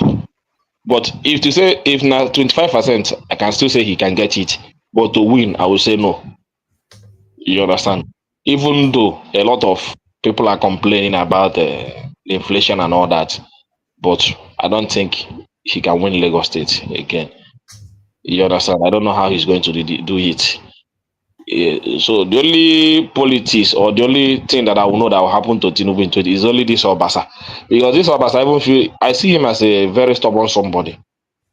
The guy itself doesn't look so intelligent to me, the way he speaks English and all, the way he addresses. Now. It doesn't look, even if that guy become Lagos State governor, I don't know how Lagos State will be. It doesn't talk as a dedicated. Yeah. That Shey Tinubu is even more presentable than him.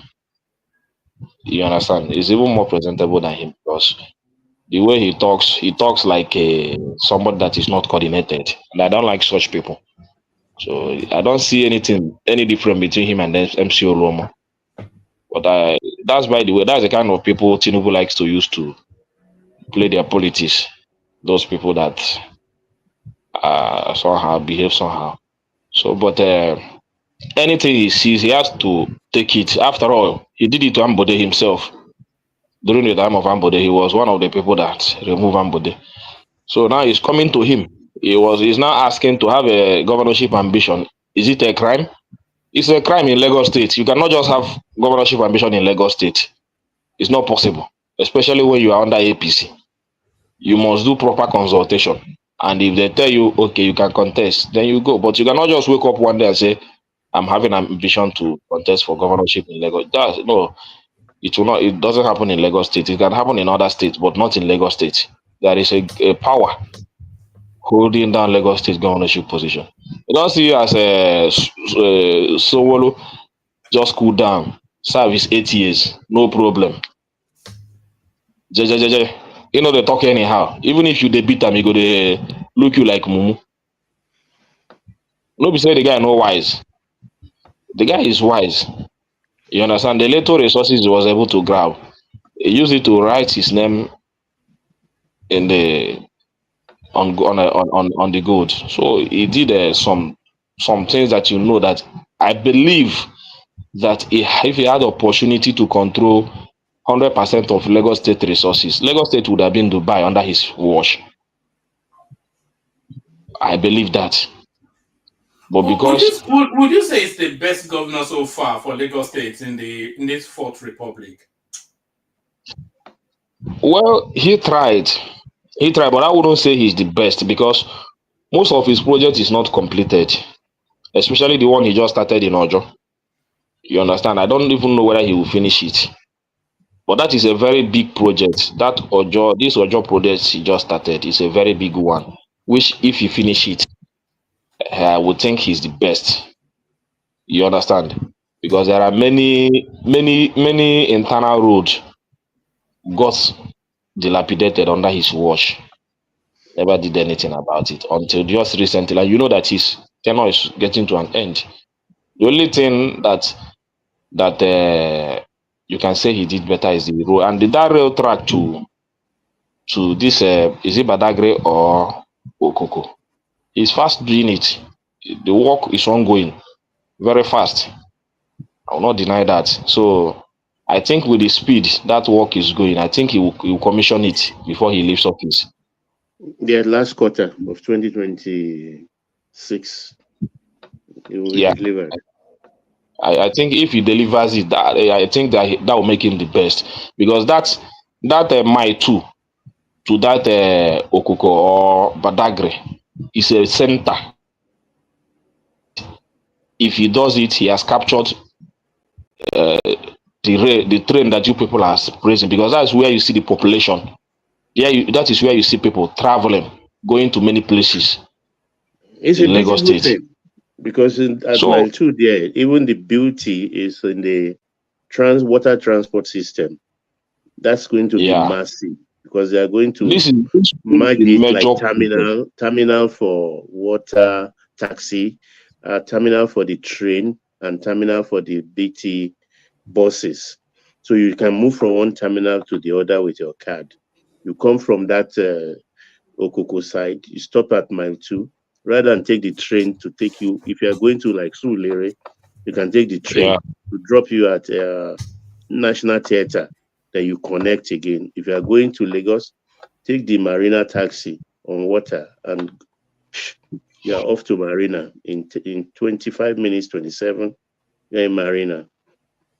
It's a very good, especially for this for workers.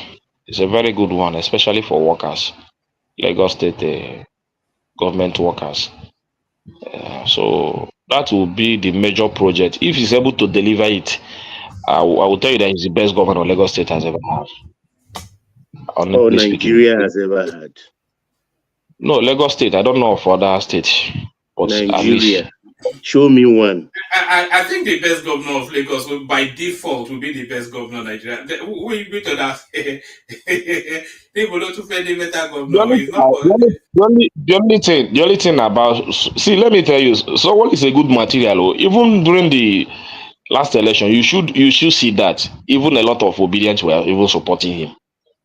It's a good material. The only problem with Somoli is that many people don't like the umbrella he's coming under or he's coming from. The man Tinubu. Just like I told you, if that man lays 100% of you, lays his hand on 100% of Lagos state resources, he will transform Lagos. Let me tell you. But I don't even know. I don't even know if he's getting 40% or 30%. I'm not even sure. And Baba, you know that. I don't know. Can you not put word Why for my you don't know? mouth? You don't go know. You don't go know. Sure, you not fight. You don't go know that. Me and you know say. Me and you know say wetin they get is just a year safe. It's good enough to transform Lagos State or 2 years. You understand? And you know, say, Baba, you know as a Lagosian that he's not getting 40% of that resources. We not go shop. We not go chop too. Stop waiting. What you want, chop? Give the man the money, make you use and develop Lagos now.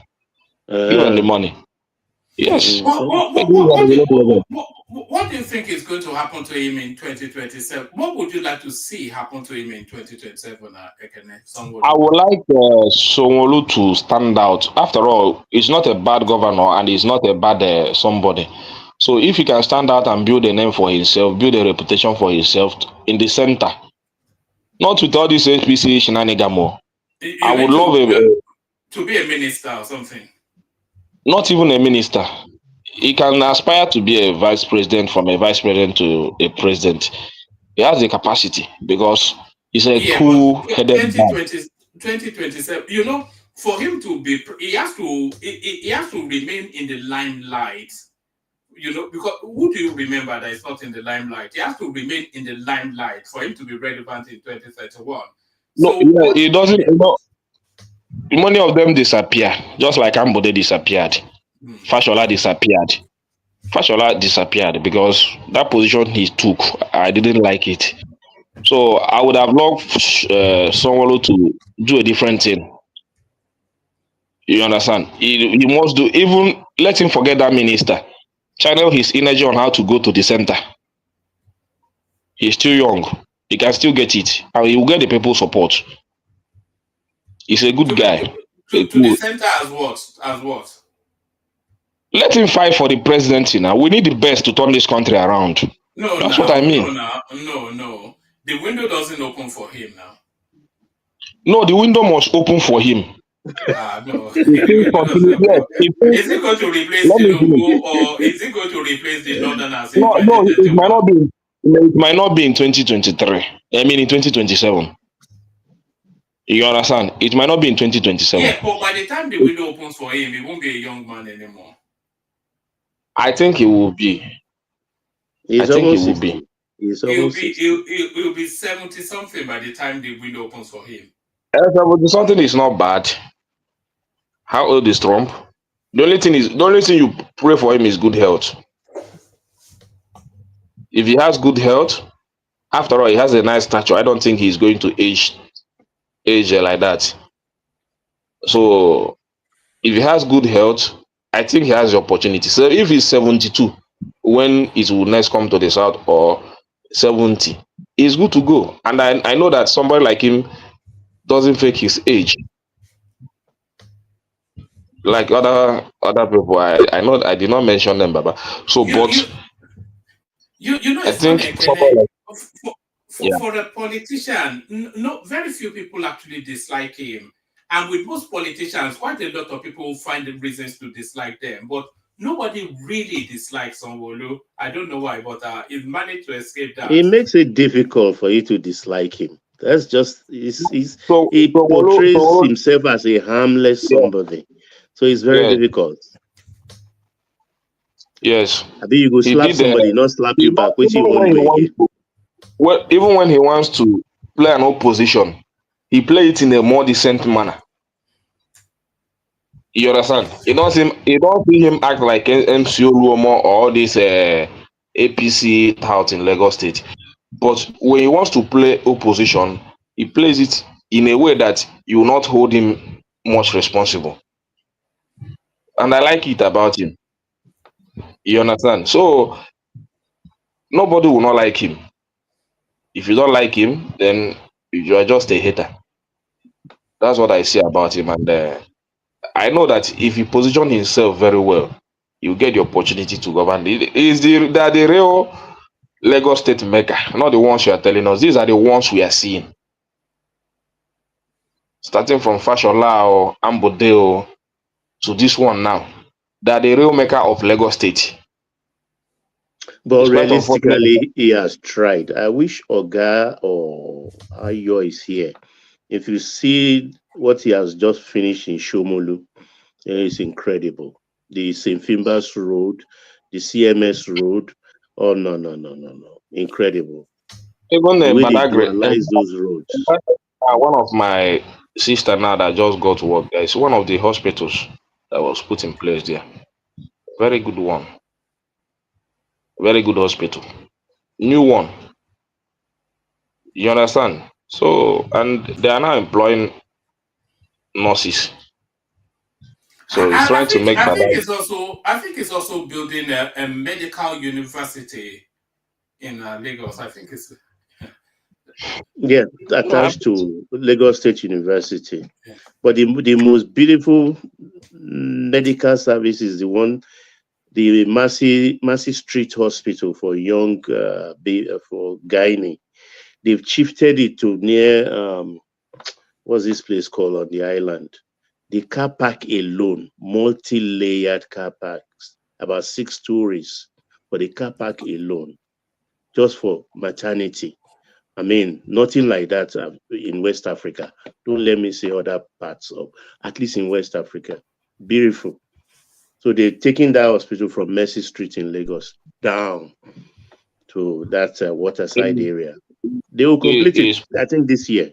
The only thing I know is that just like this one is started in Ojo now, they're just doing drainage now, and they are fast doing it. Work is going on there every day by day. But I think with that approach, he might deliver that project, even though it's a very long one. But what about the hospital I told you to check out? The General Hospital for Ojo behind Lasso, around the Palace. Yeah. I go that side today. I went to that side today. I mean yesterday. Ask them; they will point them to you. 286-bed hospital. That Yanoba now. Yanoba too fine now, Baba. You know. You want me to show you photo? They're starting to gentrify Lagos. Even Mushin is fine now. I don't know about Adebule. Maybe they've abandoned that too. If you know what Yanoba used to be in the last administration, Yanoba is a place that you can stay for more than 2 hours before you can cross to the main Ojo.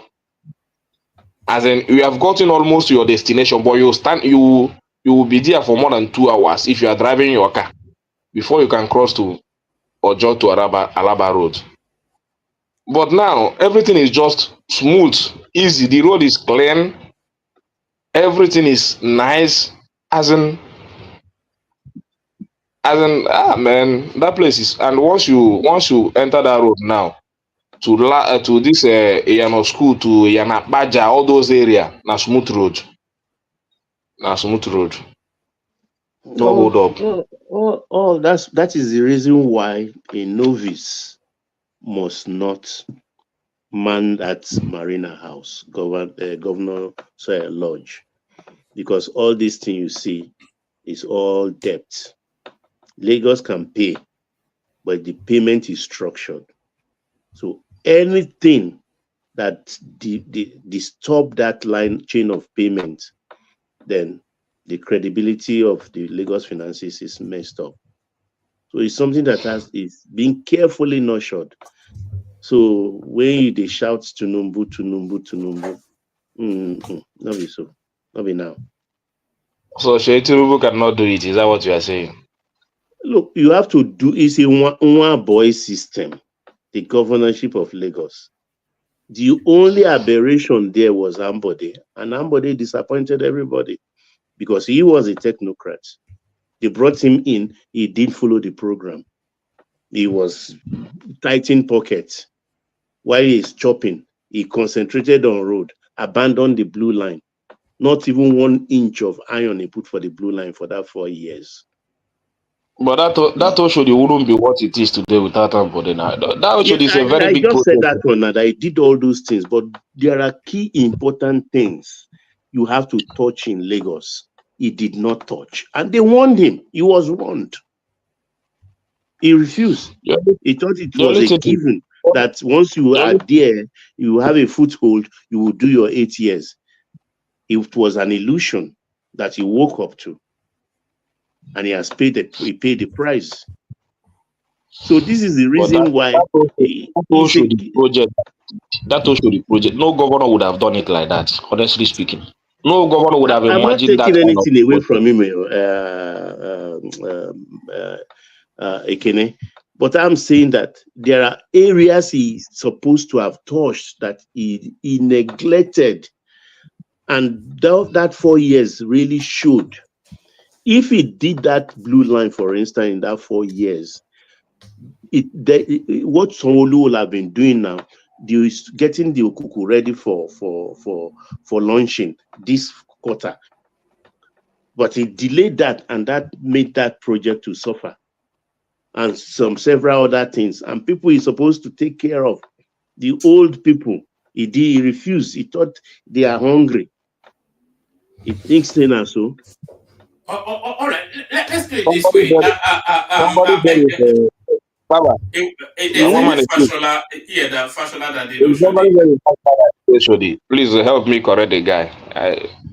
You say who? Somebody said on the comment section that it's Fashola that did Oshodi. Help me correct the person. No, Fashola cleared it. Somebody finished it. Not only Osho, all those Uwuru area and then Alimosho. It was all those bridges. It was Ambode that did it. He did quite some good work there. But then he neglected other important things. All right, let's do it this way. Give us a little flavor on the Ekiti Sharia narrative. And then, Baba, if you don't mind, I want to go to a Logun next and then come to you. I think it may be a sure. Carry on. Yeah. No problem. So give us a little flavor. Are you following the Ekiti Sharia panel thing that the way they are trying to infuse Sharia into Yoruba land? Are you following that? I am following it, but I don't really know what to say on this. Honestly speaking, the only I wanted to touch on our debt. So that is that I'm seeing a few days ago and recently on our this thing on the news, and people are asking a lot of questions why the rise almost 142 trillion. So even though we are still looking for breakdown and analysis for us to understand, even why we are not paying a fuel subsidy, so why the rise in debt to that amount. So it's still a question that we are looking for an answer. Because as not paying fuel subsidy, even though the debt is rising, not to that amount, it have been to the barest minimum because now we are not paying subsidy. You cannot be paying subsidy and be hyping more debt than the people that pay subsidy. And that is the question that we are looking for answers for. That will give us the breakdown. And if anybody can do that here, I will be glad. Thank you, one man.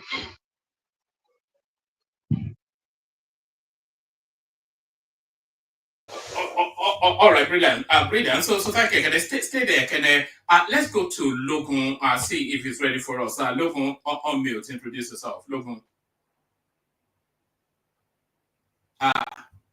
Osaloko Logun. Don't stress yourself. It's me, one man. Look at that. Otherwise known as enigmatic Hondi. So there it is. The big man himself. Enigmatic. I don't say You give one man job today to call he was calling Akiuliri, Kiuliri or so. What was he saying? Now bazooka they carry Busha name up and down. One man. Look at that now. They don't be saying I go revoke my Yoruba ticket now. I am contemplating. Okay.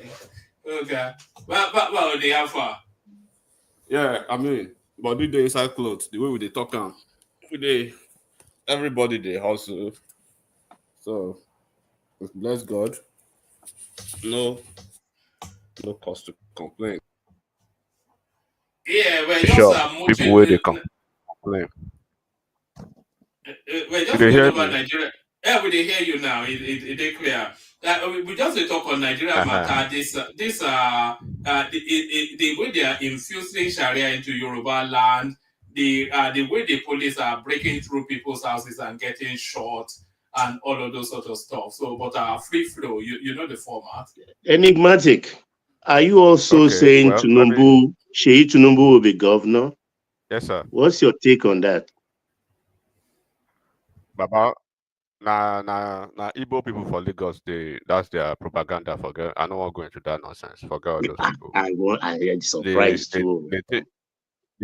They think they have an Igbo in-law, so they are trying to play Baba everyone get around. So the Lagos governor is Sheyi. No one saw Lagos governor. One saw Sheyi. If they want him to be the governor, like I said the last time, amen. But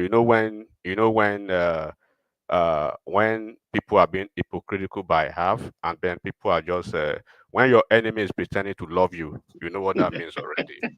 So I will just leave it at that, because if I go to We have been looking for an Igbo first lady in Lagos State, at least, so that things will let us know if we benefit from it. And now we have it in Tinubu's son. So we are okay. That's where that connection come. Okay. Yeah, I understand now. That's okay. Not with this cycle. It will come later. So one man, let me just start with this, since we are starting from Lagos, right? First of all, my how would I even say it? Let me start. Maybe spend a second on Obasa's issue, right? Obasa is supposed to be.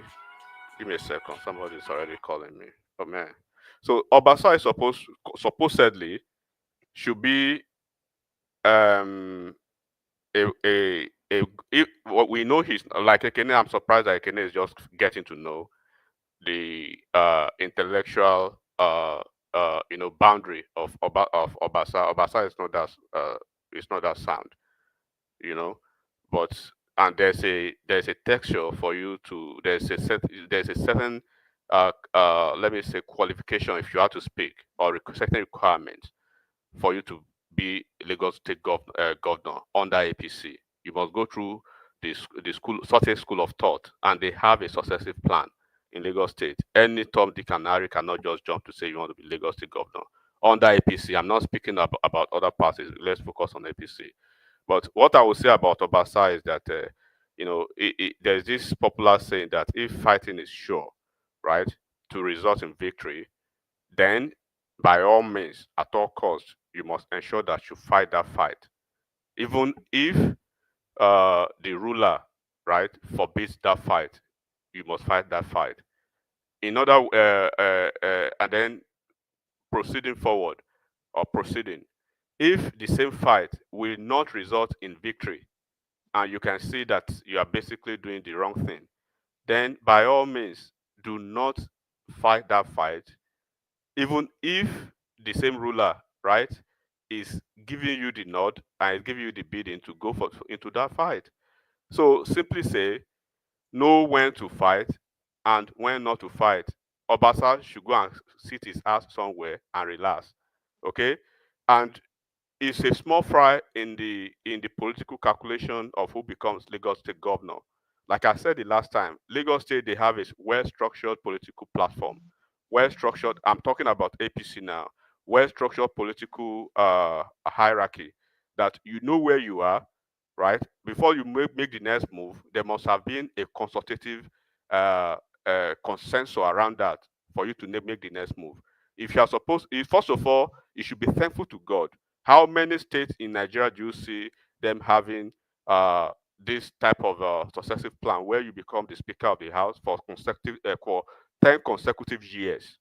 10 consecutive years as Speaker of the House.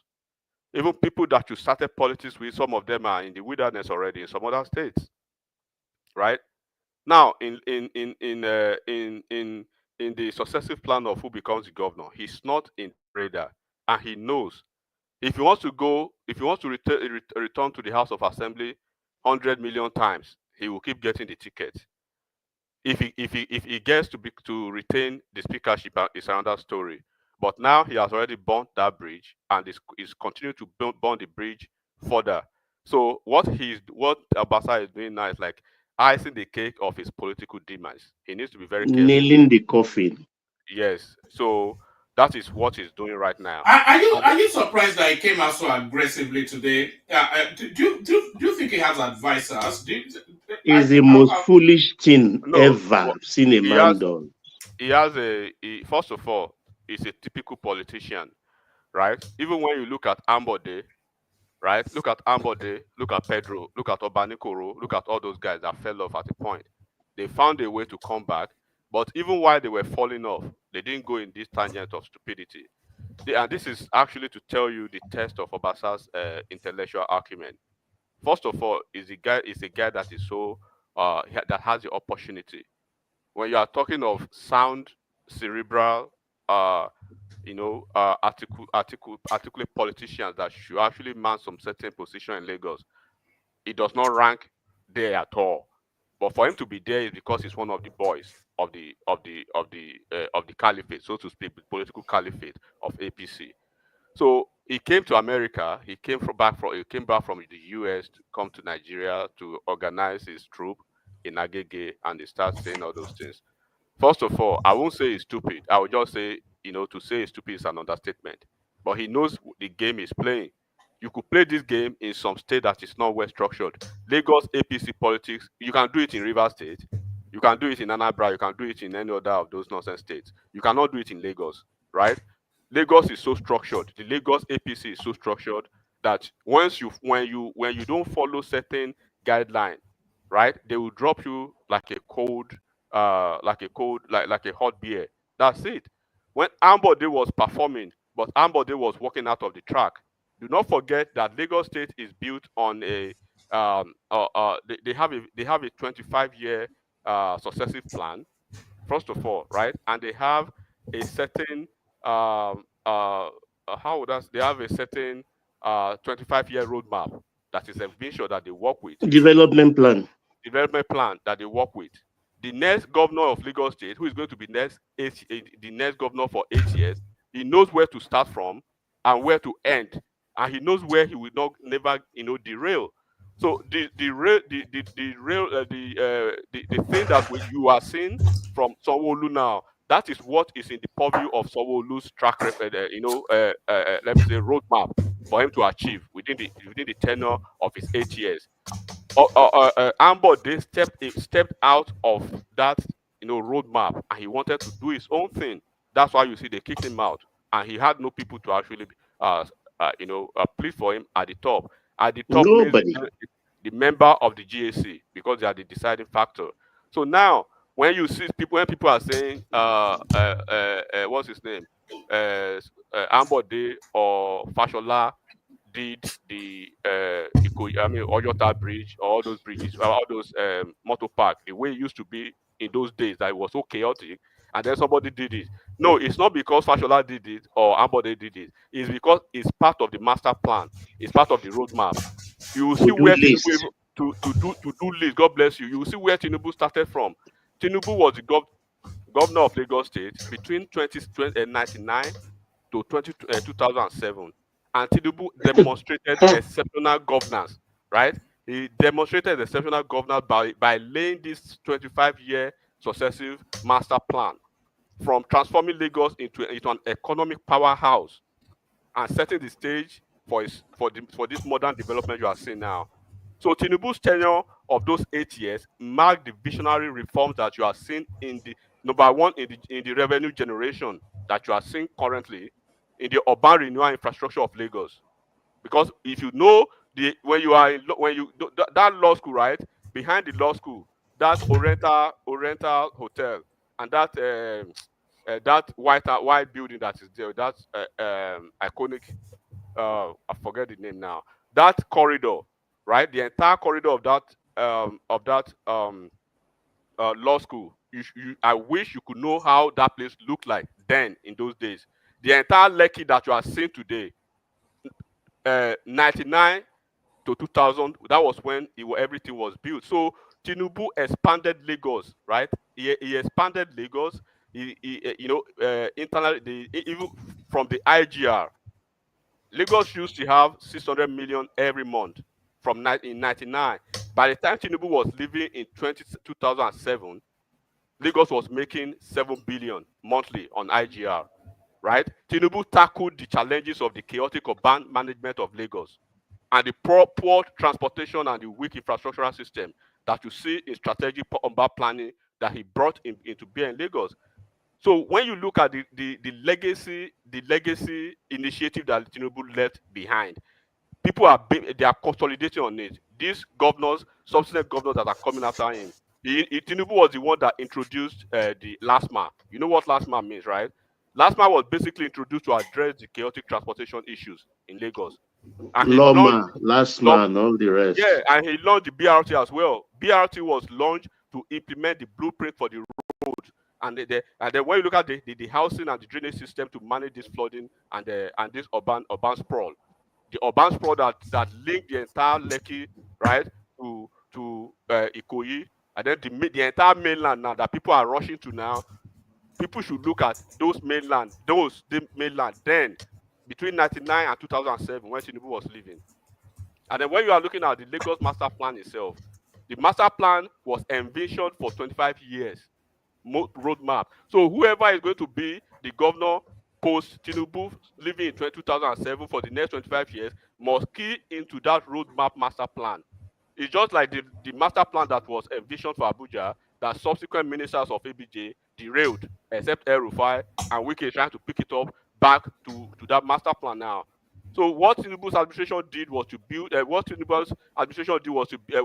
Subsequent administration that he left behind is continue to build on the foundation of that for the subsequent governors to continue where that is vision, that emphasizing the continuity in governance. That's why you see that for you to be an outsider, to be the governor of Lagos State, without not being in that blueprint of the next successive body who is going to be the governor, it's going to be difficult for you. So Sanwo-Olu did not come out of the blues to replace Ambode. Sanwo-Olu was next in line to Ambode. The next person in line to Sanwo-Olu is already on the list, but those guys do not know. The person next to Sanwo-Olu now, they know him already within the top hierarchy of those decision-making body. But to Obasa, all of them, to all those ambitious folks, they don't know yet.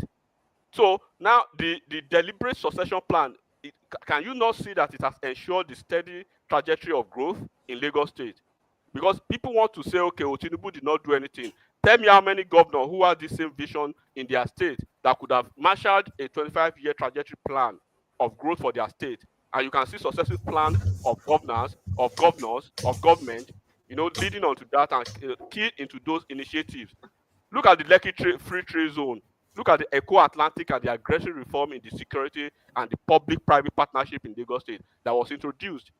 Was it not Lagos State that this independent power project that Tinubu has completed with Enron before OBJ derailed that? How many states had that initiative then? Was it not the same Lagos State that OBJ seized their fund for how many years or how many months?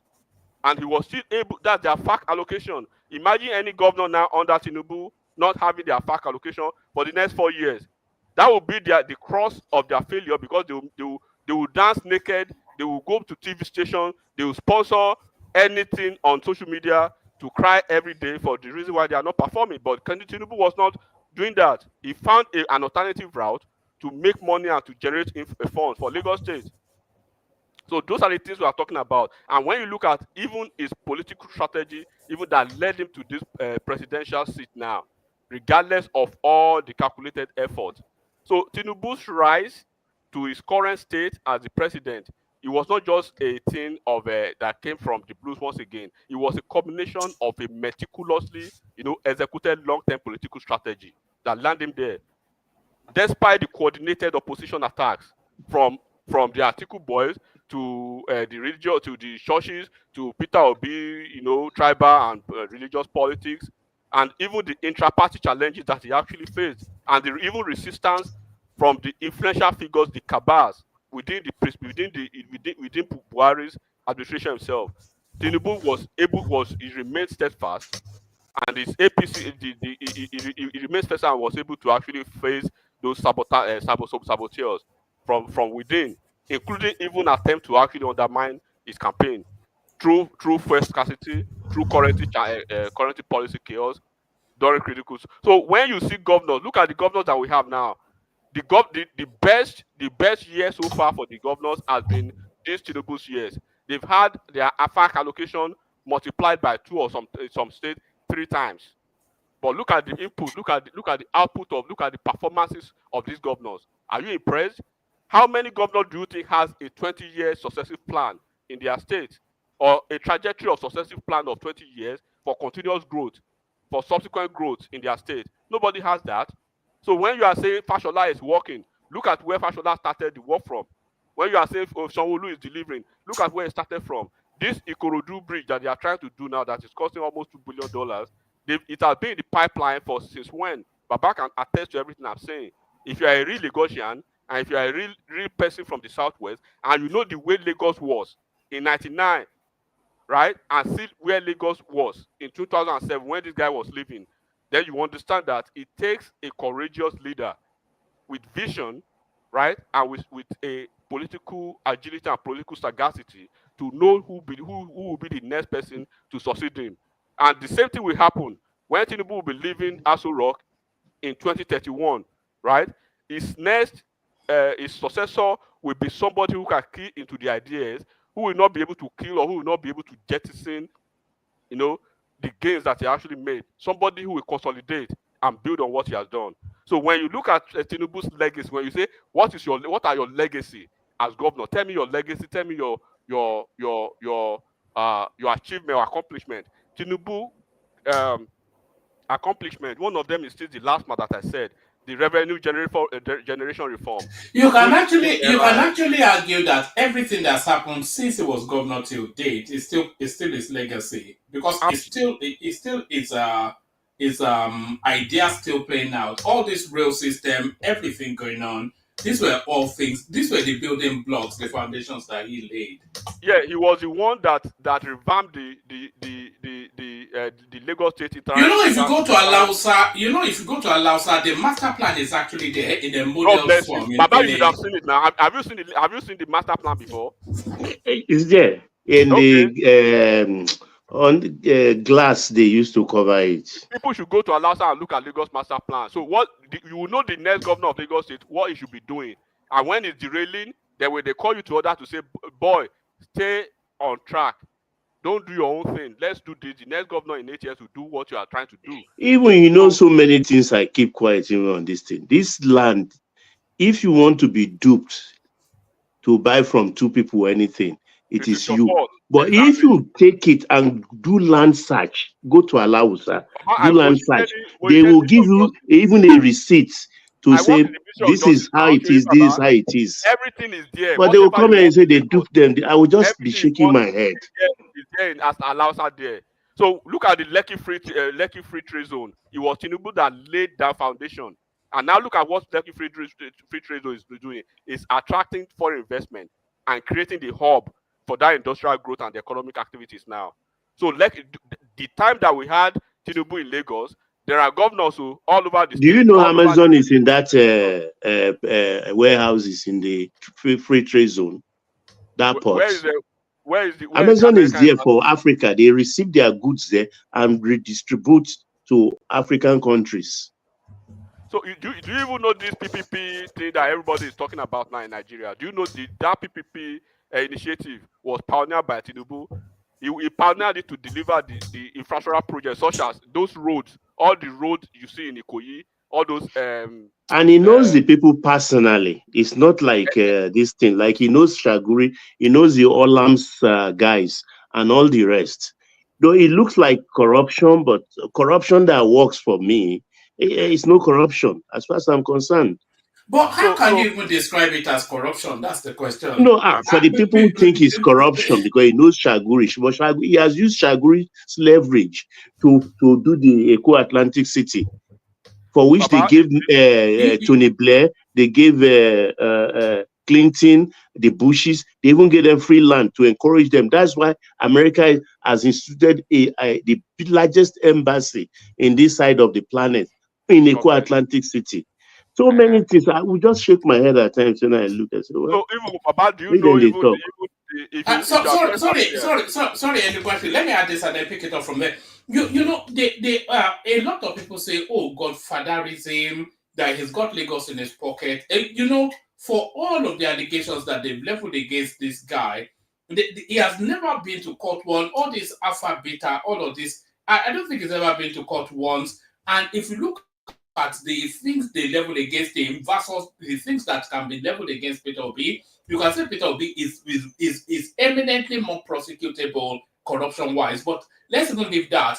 If you look at what they are describing as Godfatherism, that is what has propelled Lagos now for international people to be traveling there for holidays and to the look, one man, it's amazing. Let's look at this Godfatherism thing. One man. Hold on, let me just land it.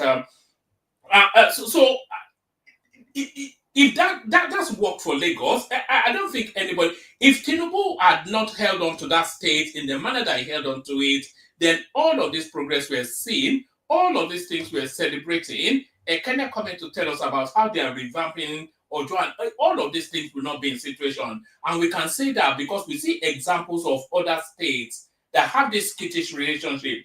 That River State is a good example. It's a very, very wealthy state. Kano State. There's no progress there because they don't have a structured plan, but they derisively call it a Godfatherism. But then they are all going there. Ibori failed in Delta. Oshomole failed in Edo. And Kwankwaso and Ganduji failed in Kano. It's a difficult thread to weave. Even look at it this way. Let's forget about the Godfatherism for a second. River State has never been governed by any political party than PDP since 1999. The same thing, Delta State. The same thing, no APC state in the entire Southeast until Uzodinma came, and then recently 4 years now in Ebonyi State. So most of the states in the Southeast has either been ABGA. Most of the states in South have been PDP from day one since 1999, right? And then you are talking APC in Lagos State. Compare the APC in Lagos versus PDP in Rivers, in Delta, in all these other states, or ABGA in Anambra, right? And compare the progress. I know they will always say Lagos was a former state capital or whatever. But look at the master plan that somebody put on ground and their successive plan of governance. And because when you look at all these governors too, Obi wanted to install his successor now. He failed, right? After Obiano, right? He came back with Obasa or whatever his name. He failed. He came back with the last Valentine Ozibo. He failed, right? So not that he does not have the intention to be a godfather too. He wanted to be a godfather, but he wasn't. He does not have the political capital to be a good godfather. First of all, for you to even be a good godfather, you must have had not that. Look at Igige, perform better than you. Obiano perform better than you. The data are there. Nothing can be taken care of about that. It is not about tell me what you do. So when we are talking of legacy plans and reforms, even this Eco Atlantic, if you are blind, you will understand that the initiative of that the concept of that Eco Atlantic to combat that coastal erosion and to create a new business hub for Lagos is that's a genius move. So when you look at these projects and the initiatives that were part of this, And Matthew, let me ask you something, please. You will All no, this hold on. You will see that it is focused towards a sustainable, underline that, sustainable growth, and to provide a template for successive administrations in Lagos State to continue to build upon and to continue to consolidate on. So the next Lagos State governor is already known, and he knows where he take us from, and where he's going to land. And then whoever comes after him knows where to start from and where to land. How many states has that kind of a plan? Rivers State has a lot. They have enormous, humongous, wealth. The same thing as Delta State. Do they have such plan? Even ordinary Wike having a successor in office less than a year. Look at the mess. Just in Lagos State, they impeach a speaker. Everything was going quietly. But in Rivers State, the elders cannot even come together to say, Wike and Fubara, the two of you are sons of the soil. You are our son. This is where we want. This is what we want. So the elders are even all over the place. Unlike some states where the elders, they even have a mechanism for crisis resolution. You know what I'm saying, Baba? So because of my Agba, so you have elders in somewhere like Rivers State, they can't settle crisis between their two sons. They are taking sides. And then in Lagos State, you have elders who says this is what we want, and it goes this way, and everybody is quiet, and that is elder. So when you look at politics and the socio-political antecedent of some states and the master plan that they have, wish that for your state. Don't be jealous. We have to say the truth here. Lagos, this is legacy think of federal government. Okay, I get you. Where we get to, we know that's usually what you guys say, but no, that's the truth. Do you know Lagos State in '99? I just read that. I know all this master plan. I will want to see it in Nigeria now. Now he has taken a bigger position. Nigeria started 2 years ago for your eye. Nigeria where they talk. Nigeria did what? This weekend where they try to turn out things around in ABJ now. Does ABJ start less than a year ago that Wike took mantle of leadership in ABJ? We are talking about all this. We have not seen any master plan to just justify everything you are just analyzing here, because all these things you are just saying, you are saying master plan without any concrete evidence. So the man just mastered Lagos and put it out there, and people were just dishing it out. It takes intelligence to understand that part. Let me just explain to you what it means. Number one, right? You are from Anambra State. Your guy was on a ticket to be the president of Nigeria. You are living in Lagos, and you've been living in Lagos. You are prospering in Lagos. You are having your families and everything in Lagos, right? And then you are saying a master plan. The guy who was the pioneer of that master plan is the current president of the country, right? And within a year that he's been in government, what do you think all those policies are? Now, I ask you a question again. For instance, in ABJ, do not forget ABJ is under the purview of the president. And the FCT minister, right, is one of the subordinates of the president. Just except El Rufai, they've had almost 6 or 5 other FCT ministers in ABJ. They've actually been sleeping until Wike came back, right? In Nigeria, as we speak, do you think it took 2 years for Tinubu to lay the master plan and to hand over to his successor to consolidate on what he has done? What do you think Tinubu would have achieved in 2031 by the time he will be handing over to either Nuhu Ribadu or Kashim Shettima? What do you think would have been the positives from all these policies by the time they finally resonate and germinate to the effective result of them? What do you think would have happened? So if you think things should happen in 2 years, right? Why is it that it couldn't happen in 8 years in Anambra State? Why do you think it couldn't happen in 8 years in Delta State? Why do you think it couldn't happen in 25 years in Delta State, in Anambra State, in River State since 99? The guy was governor in 99 to 2007. You had governor in your state from 99 to 2007. Everybody on this platform, they had governors in their respective states between 99 to 2007. They should flash back. Who were their who was their governor in 99? Let me even say something. Let me even say something. What you see, most of the things that are happening in Enugu State and in Abia State today, I don't think you can compare it in most of the states. You can't compare it with all these things you are just saying here. But this is not okay. No, let me one man Even within let me answer you. even within 990, I don't want to go, but you see, you just want to paint that. No, you just want to paint that it's only Lagos State that are having performing government. But I want to tell you like this now that what is happening in Enugu State is what is happening in Enugu State currently. You can't compare it with what is happening in Lagos State currently. I get you, but if one man, I don't speak in vacuum, right? I'm data driven. The data says that, not me, not enigmatic. Go and look at the data, the statistics that was released. Was it yesterday or 2 days ago? About the VAT, the performance of each of the states. You will see what state is doing something now. The noisy state. This Abia State you are talking about. Abia State was 7 billion. Even the take Lagos State and Ogun State out of Southwest, or your state alone. I was surprised when I saw the performance of Oyo State. I was even surprised when I saw the performance of Borno State. And you are talking of Abia State. Abia State was just only state that attracted foreign direct investment in the past 2 years. Which other state did that? And you want to compare it with all these things they are calling? I am data driven. One man, go and find that. I'll send it to you. Then you can. This is also the state driven. Only state that attracted the highest direct investment, foreign direct investment. Whatever you are both saying, local and international. Whatever you are saying, even Reno Mokri, they started attacking Reno Mokri because he said, now we know the states that are performing and we know the states that are noise makers. We know the region that are performing and we know the region that are noise makers. So it's not about sure. We are data driven. It's not about noise making. It's not about noise making.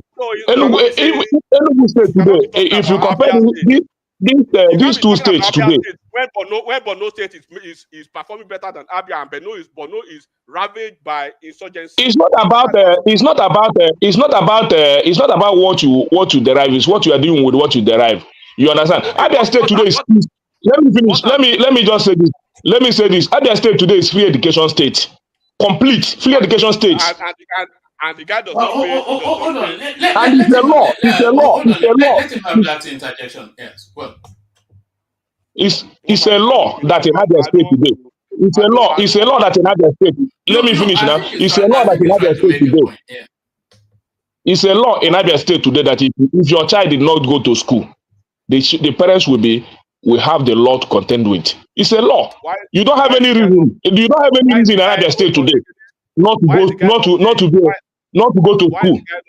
You don't have any reason.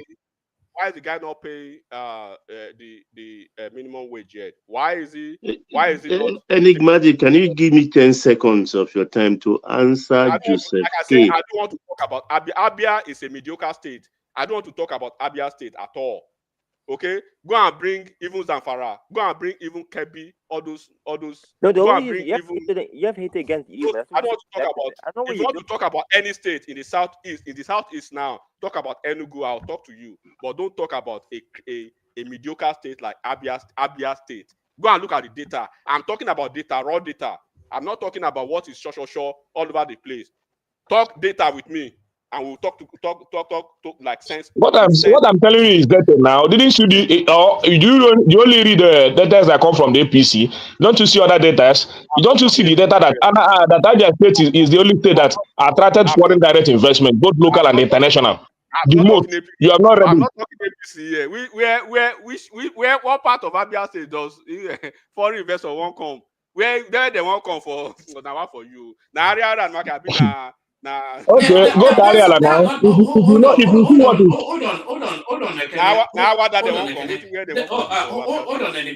Hold on, Enigmatic.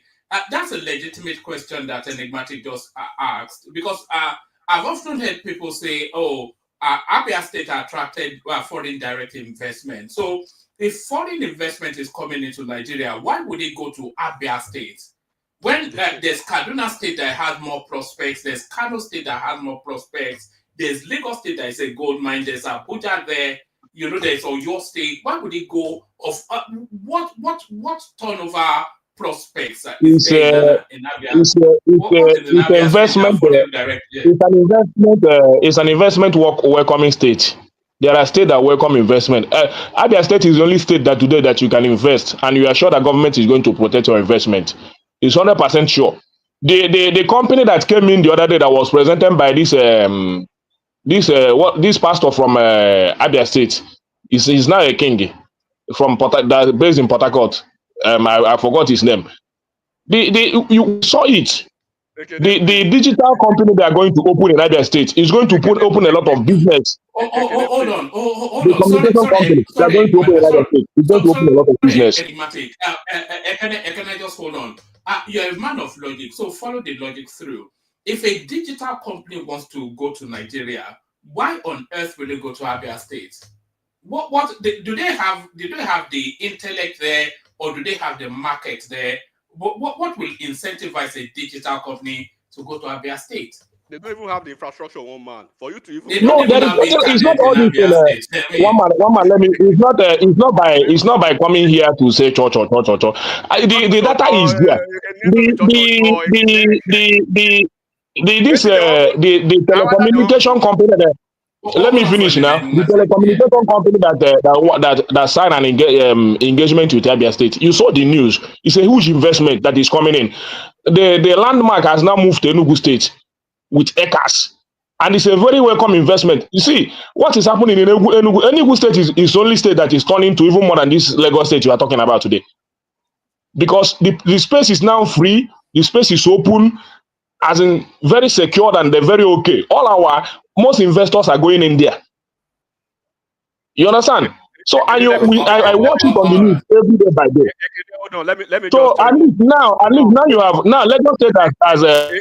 I don't hear you. Hold on. Let me tell you the indices. A landmark is that such investment can happen in Enugu State. And now landmark has signed an agreement with the Enugu State governor. Very soon it will commence. All this thing you are boasting here, you go to Southeast and enjoy it. I know they boast. Good, very good. And I've actually said it one time on this platform that all those noise making, all those crying and whining that landmark guy is doing about Lagos, brutalizing his business. They need him more. They need him more. He needs to open up the business at least. Nobody says he can't do business in South or Southeast. And I'm very happy now that he has gone to Enugu State. Enugu is not an alien state. He should go and invest there, which is good. Now, what I'm telling you, what actually drives investment? Did he even go to Enugu or River State? I thought he went to River State. No, he went to Enugu. He went to to that. There's a space in Enugu that actually suits that kind of business. But he has tried to do a lot of propaganda, but he says he wasn't going anywhere in Lagos, so he had to find a way. He has threatened to take his business to take it anywhere. So forget all those things. So what I'm telling you, one man, for you to even attract foreign investors, there are certain things that you have to factor into consideration. Tell me what business particularly can you attract to a place where they are hiding about the menace of IPOB that the leaders are not tackling, right? That the leaders are not even tackling. The most vociferous voice, so to say now, right, that they have in the Southeast is Peter Obi. Is always hiding from anything that happens in his region. He doesn't say anything. But if it happens in another region, he will write a piece he will carry megaphone and be shouting about it. When it happens in his region, it should be the apostle of people say, look, Mr. President, the IPOB is killing my region. He should be calling the attention of the international world to the menace of IPOB. But he won't do that. So security is still a very big deal. So nobody with a serious business will bring his business, considering the fact that you can operate on Mondays. You don't know what you are doing. Please, I'm not here for you. Oh my! I want my beg. Let me tell him, Ekene, make you just stay. It's a creative environment that cannot give any investment. Hold on again. So now. When you are talking of investment now I'm very glad that you speak about Enugu State. Now the same Enugu governor, they won't carry one LUP 77 candidate come maybe governor. But do you know this this Uba guy himself? Now Lagos, I mean, now Lagos boy, now Tinubu boy for Tete. So and he's learning the ropes of governance and government and politics at the same time through his leader, Asiwaju himself, right? He's copying from the master plan of how governance should be run, not some all those mediocre things that you guys are saying over here. So if the guy is making progress in it, What happened to your APC state in the Southeast? Let me ask you. What happened to your?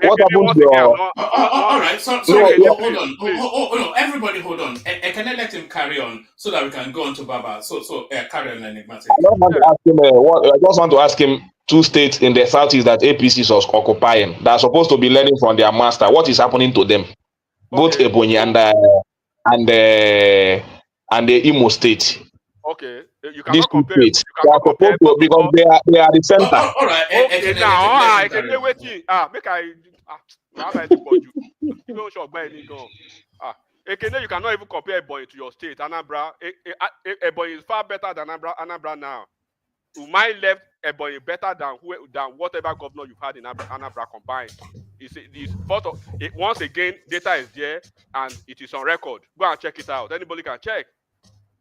So you cannot compare Ebonyi now, infrastructural wise and otherwise, to what you have on ground in Anambra State. All the governors in Anambra State combined, they didn't do what Umai was able to achieve in 8 years in Ebonyi. So forget about that. So what I'm saying that, look, when we see progress, forget about the political party, right? Bago is in Niger State driving the agricultural, stuff in Niger State. We have a governor in Ondo State now who is basically completely confused, right? We have another governor in Osun State who is dancing away the fortunes and the progress and anything that could look like that could have a resemblance of governance in Osun State. Those are governors.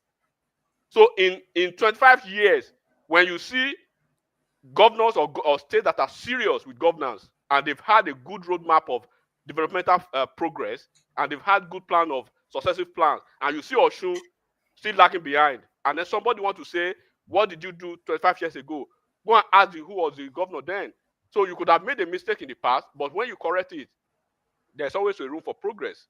But do not try to say because of this party or because of this party. The same party that has held your state, what particular thing have they achieved? What are the accomplishments in your state? I just told you in Rivers State, they've never switched hand, but PDP, the same thing in Delta, the same thing in almost all the states in South, including Bayelsa. So even in Southeast until Ebonyi and Imo, it's been Abga in Anambra State. What has been the accomplishment? So it's not about APC now, because you may hate APC for the way it was marketed to you in your region, being a Hausa Fulani party and Muslim party or whatever. But you should understand that politics is politics. So you cannot say Sanwo-Olu is good, Ambode is good, Fashola is good, but you don't want to give credit to the foundational people that actually did the work, the groundwork. Who did the groundwork in your own state or any of the states that you come from that you can give kudos to? None. No leaders. So you basically saying the Southwest. Tinubu did the groundwork and he cannot do the project. He only did the groundwork, and we have to give him kudos. Now who do the stuff? Now with the praise, we don't know who Tinubu be. I didn't see him with anything. Only for English. Only for English we dey hear say him do groundwork. But the performers are now being shifted behind. It's not for you. This is not for you. So and I believe you are not this mouse. You don't speak as a collective spokesperson for on this platform for some people. All I'm saying is people who have brains and who can reason, they will understand the fact that sometimes take your inimical projection out of your political narrative and political analysis and reason clearly. So for the fact that people hate Wike today does not distract the fact that Wike is doing excellently well as FCT minister. For the fact that articulates hate Wike, that doesn't take the shine off Wike's unprecedented work as minister in FCT. For the fact that Peter Obi is obedient, hate Wike, it doesn't take off the shine of Wike's progress in FCT. So you could hate Wike as a person, but you can't hate his project. And even side by side, Peter Obi and Wike, they cannot stand by because Wike beat him hands down as a governor. They were both governors. Wike had legacy projects. He had accomplishments that he can point to, not Google update or whatever. He has things that you can say, this is what I did as governor. And he's doing it, he's showing it right now as governor. Bala Mohammed that is shouting all over the place. He was FCT governor. He was FCT minister for good 4 years. 4 years. Right? I mean, for 5 years. Wike has been FCT minister for less than a year. Compare and contrast. So when you hate somebody like El-Rufai, I would not hate El-Rufai because governance-wise, you cannot compare him to a lot of people. He did a lot in Kaduna State, and he did a lot as FCT minister. So that's no, just hold on. We have to move on from here. Okay, no, I'm not Enigmatic, take us to just one more topic, and then we're going to Baba. Otherwise, we won't move on. We could go at it forever. But take us to one more topic, and then we're going to Baba. Let me just speak real quick about the menace of. There's something that I see that is happening now particularly in Nigeria. I will not blame the way the EFCC or those law enforcement agencies are carrying out their operations. You know, are they actually going by the books? Are they going by the tenets and doctrines of their, constitution? That could be debated, right? But for the fact that people want to be supercilious and be cavalier with the way they support some, unconstitutional issues is quite inimical to even the development of the country. And you could see what happened. Like I think was it 2 weeks ago or thereabout. There was a guy who was an EFCC official that was killed. And because they said he went to somebody's house at night or whatever, I don't know if they had a warrant of arrest. I don't know if they had that reason to go there. But the fact still remains that they will have to find the possibility of talking to the people at the helms of affairs in EFCC. Somebody lost his life. So I don't want to know what happened, how he died, or the tribal sentiment that was actually injected into it. But I will say to EFCC, the EFCC guy, Mr. Olukaode, I believe he's a reasonable man. The same Gestapo period, the same Gestapo, conduct of action against, let me say, harmless Nigerians. The way they conduct their raid on people who cannot defend themselves, they should try to find the possibility of matching that effort with the way they treat the politicians, right? Because Nigerians can see. We may say the guy was wrong the way he actually did it, probably his action, but you cannot, at the same breath, trying to exonerate EFCC officials the way they've just treated Yaya Bello, right? Or the way they treated the last Accountant General of the Federation, or the way they treat any of these politicians. So if you say this guy is a Yahoo guy, or these areas we are trying to bomb some, to raid some Yahoo boys, don't you have courtesy of how to do the thing? Don't you know sometimes things go out of hand, and when they go out of hand, how do you de-escalate? Do they not really have all this mechanism how to handle things? But I wish the guy who lost his life eternal rest, whoever is the guy who did the thing, maybe he was a medical doctor the way he was said to be, maybe he's a Yahoo boy, whatever he is. I believe the laws. The medical association have denied him anyway, so it's not a medical. Okay, so basically, it's just one of those guys out there. Whoever he is, I believe the laws of the land will catch up with him, and they should prosecute him to the letters.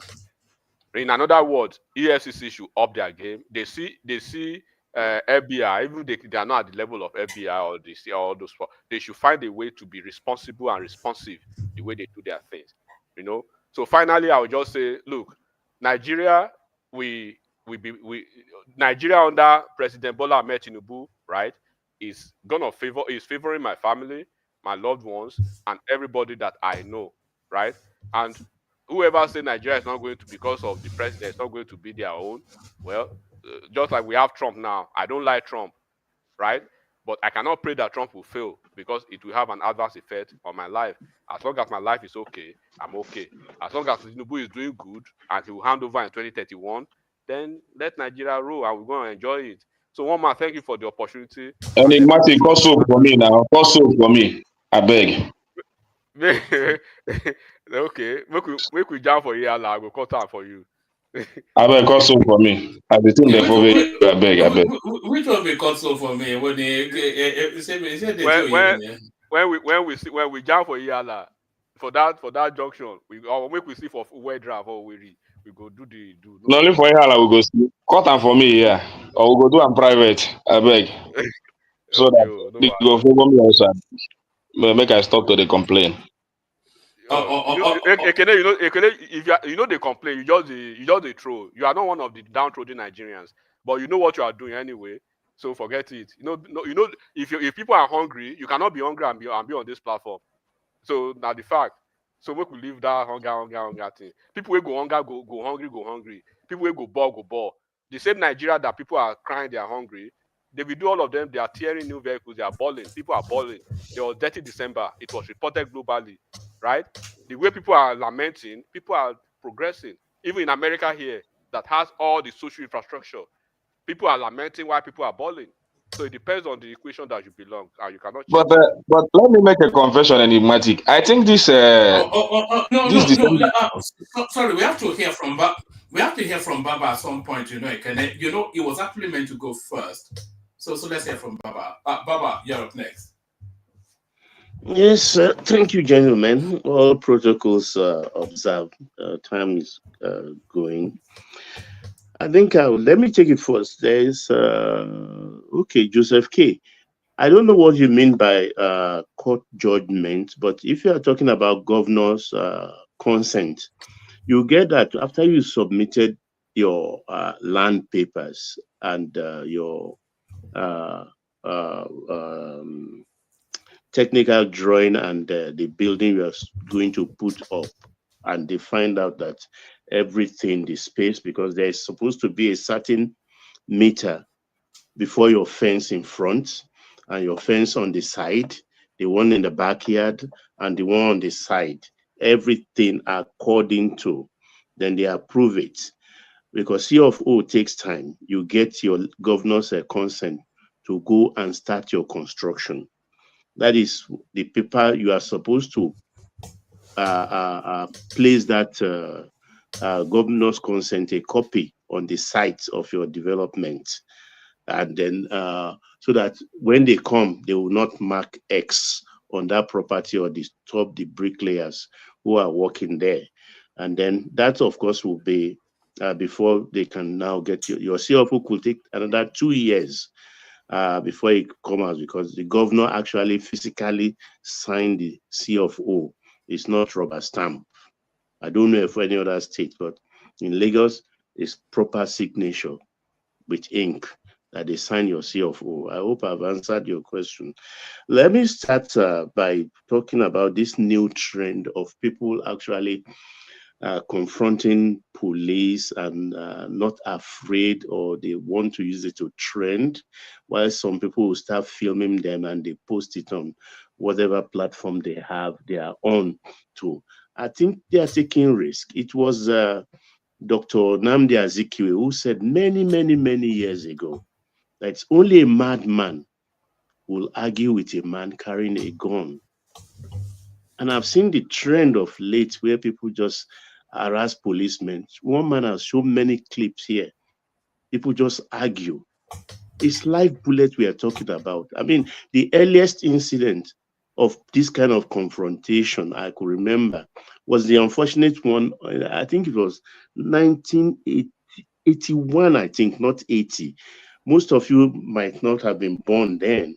It was, I've forgotten his Igbo name, but it's Dele Udo. Dele Udo. But he has a Igbo name. Fine athletes, 6-footer, schooled in America. And he just came back with a wife.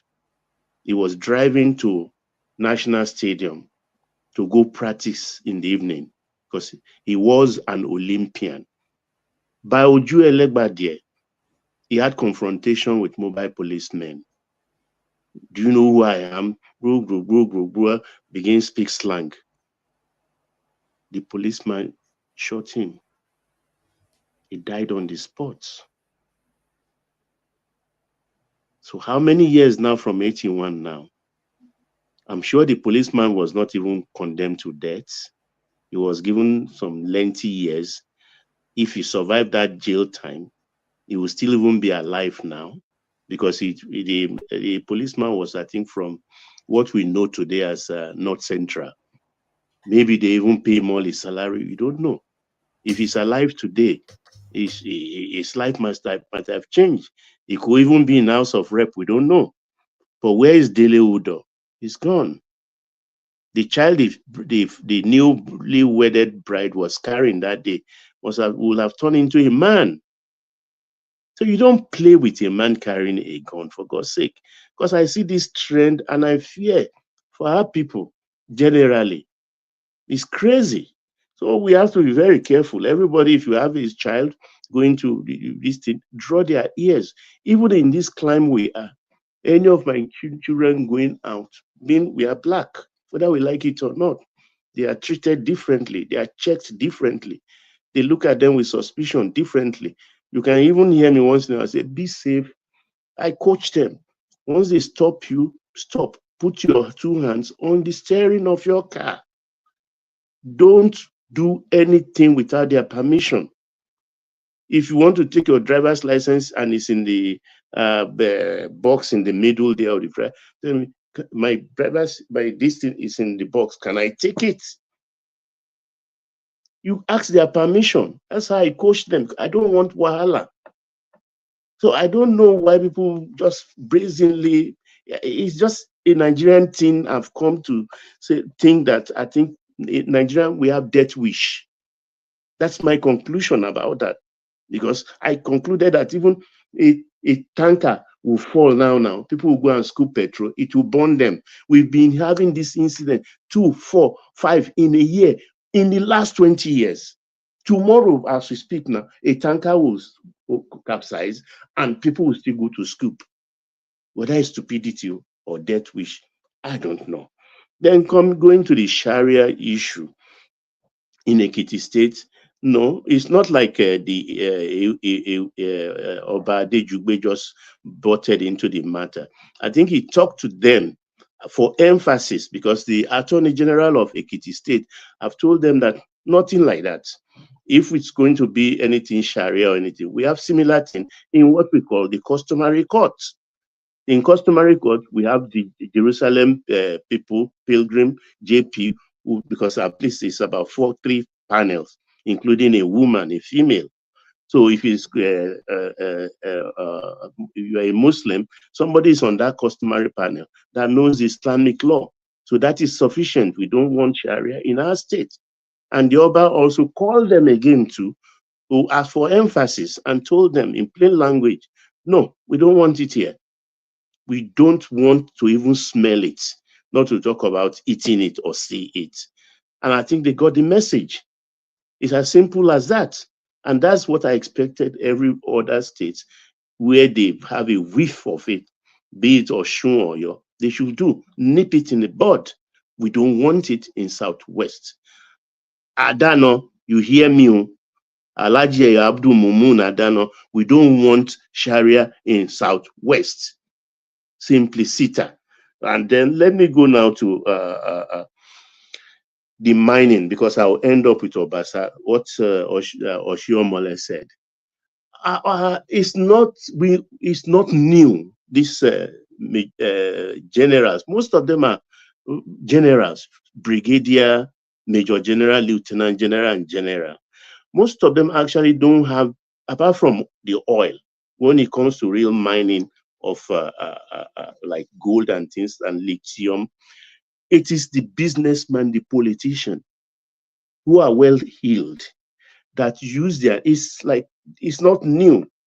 I think during IBB's time, when we have this proliferation of banks, you know, that era we have about 93 or 97 banks in Nigeria.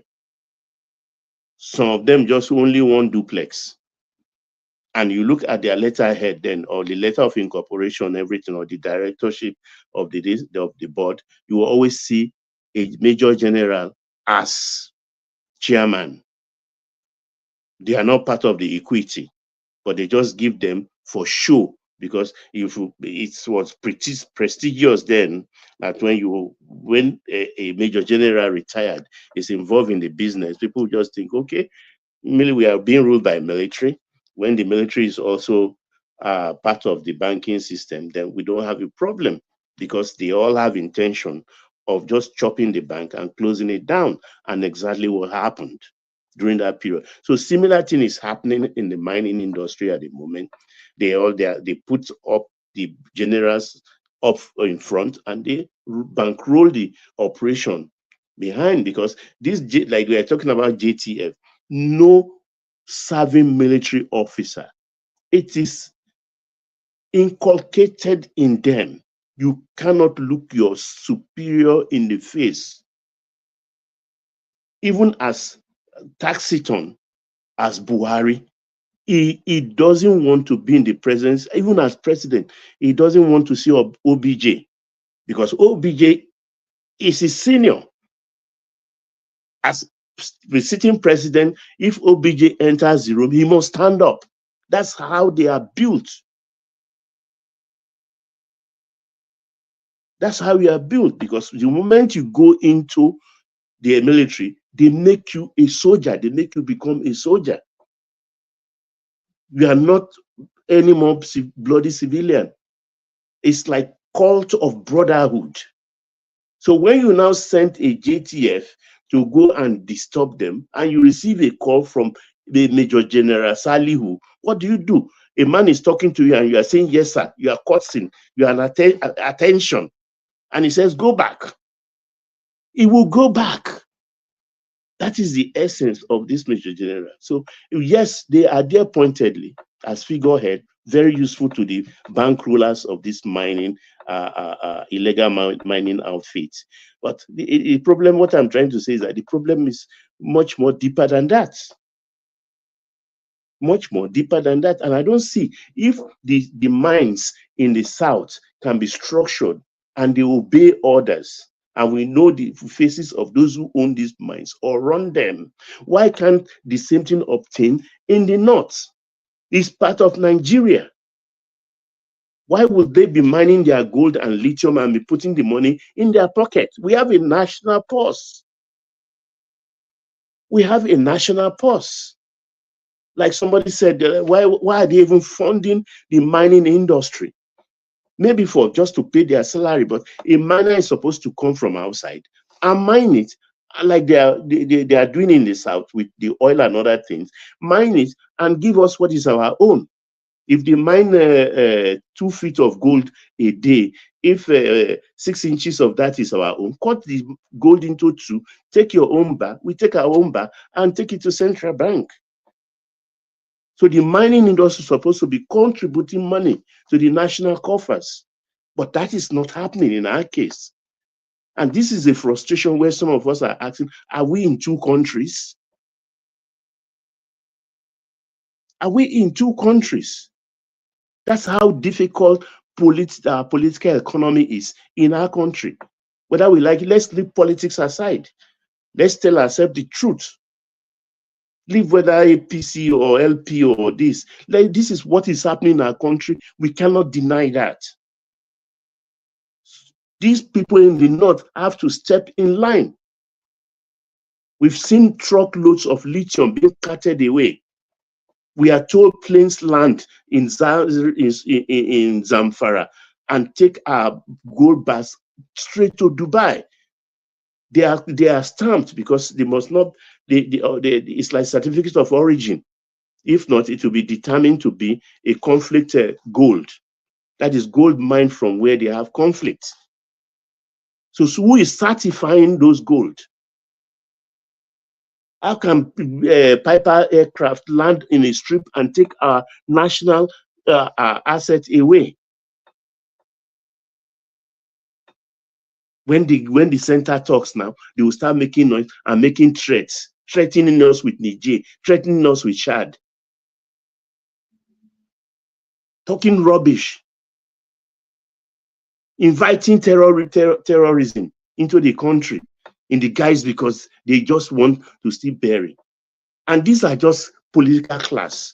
There are people, the ones on the street who don't go to school, who don't know anything. They are not involved in all of this. They are just part of the collateral damage. It's strange.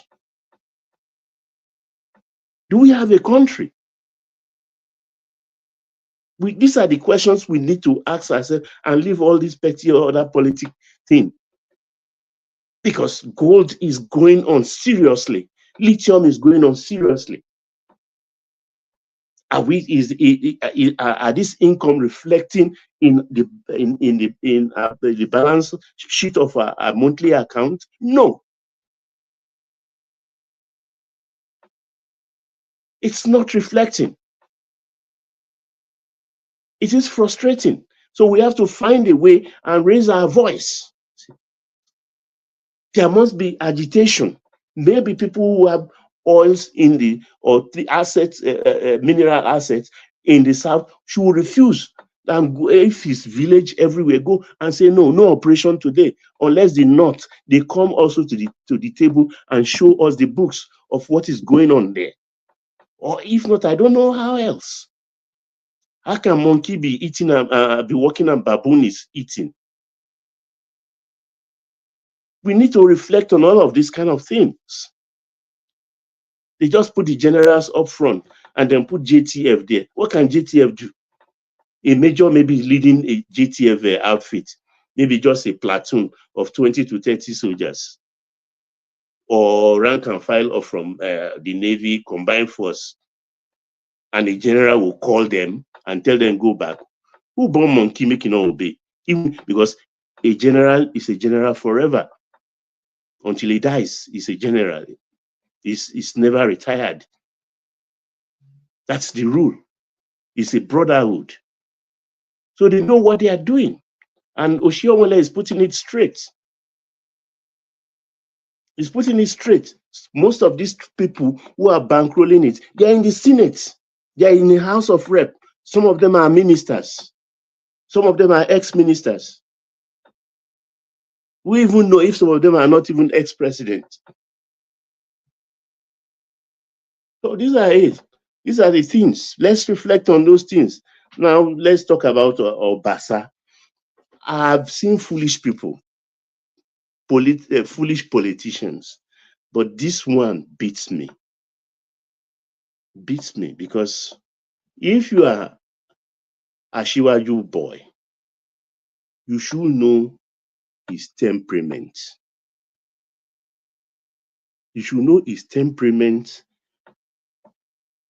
He doesn't talk too much. If he gives you his word is his bond. He may delay, but that delay is not denial. And current evidence has proved that. Kayode Okpeifa, who is managing director of Nigerian Railways today, had confrontation with Asiwaju because himself and Muiz Banire, they wanted to become governor after serving meritoriously as commissioners in Lagos. But he tell them, no, stay aside. This is the structure we have. When there is something for you, I will call you. They were annoyed. They left, just like Tokunbo Afikyomi, just like I could mention a lot of them who fell out. But they found their way back. and begged. And they are being rehabilitated. Today, Okpefa is managing director of Nigerian Railways, a position he merited. He merits, rather, because he was the one who actually superintended the Lagos transport system, which we enjoy till today, which is the envy of Nigeria, the pride of Nigeria, and envy of other states in Nigeria. Kenya have come to study it, Ghana have come to study it, and I think one other country, Gambia, the English-speaking countries, most of them have come to study that special lane and how the BT buses are being run. So let's see whether he will be able to surpass Rotimi Amechi's achievement in the railway sector. I pray he could do better than Amechi, because Amechi did quite well. So this Obasa issue, even Tokunbo Afikuyomi, has been out of favor since I think 2007 or thereabout. He has got board appointment now. You know this man, he doesn't forget. He may delay, but his delay is never denial. And now you come, like the question Ashiwaju asked him, is your middle name or first name Speaker? Yes, the president asked him that you want to be, because I think there is something in Yoruba we call ago. If I have to write it or interpret, I would say foolishness. But when they say oh God, it's worse, it's deeper, it's thicker than when they say you are foolish. If you remember and tell you oh God, this Obasa oh God, oh daft. He's so daft. In fact, I asked myself, where did the APC found this kind of man? You are not the first speaker. There has been Mamura was there, Pelumi was there, Ikuforiji was there, and who else was there as speaker? These are well qualified people who even have political pedigree. You, typical Agbero from Agege, nowhere. Somebody I was talking to earlier this afternoon, call him Eleron Alapata. That is a butcher. Where did they find him? Quietly. And he's so foolish because he said they found out whether it's IG, they are looking for him, or EFCC. So if EFCC will be looking for you, they will tell you, oh, stay, don't come. Within the next 90 days or 60 days, he will end up in EFCC's cell because of his mouth. Because the other day I said it, and I still repeat it. That kind of foolishness, I've seen it before. People who believe too much in juju, the efficacy of juju, the effectiveness, that's how they behave. If I rub one powder, I'll put something for mouth, talk to Jagaban, they will restore me. Because how else do I explain? Say they should do the due process. Is it saying that he will now be allowed to come back and sit, and then they will start the process again? Baba, is he talking to? Who is he talking to? Baba, yeah, carry on. Even if let's assume that the due process is actually calling for, right? Let's assume he has the due process now. Does he not see the number? 39 maybe if you rub one powder and he sits in that seat and say through the gavel, they will now be shaking or anything. That's why I don't understand. Where did they even find that kind of character in the first place?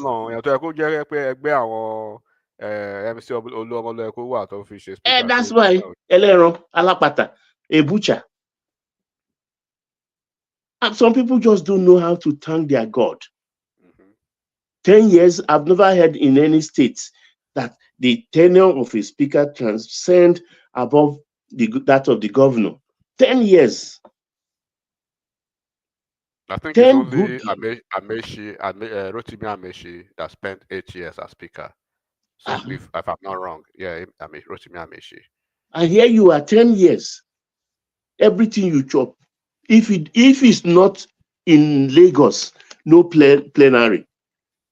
Only committees will sit. No plenary if it's not around.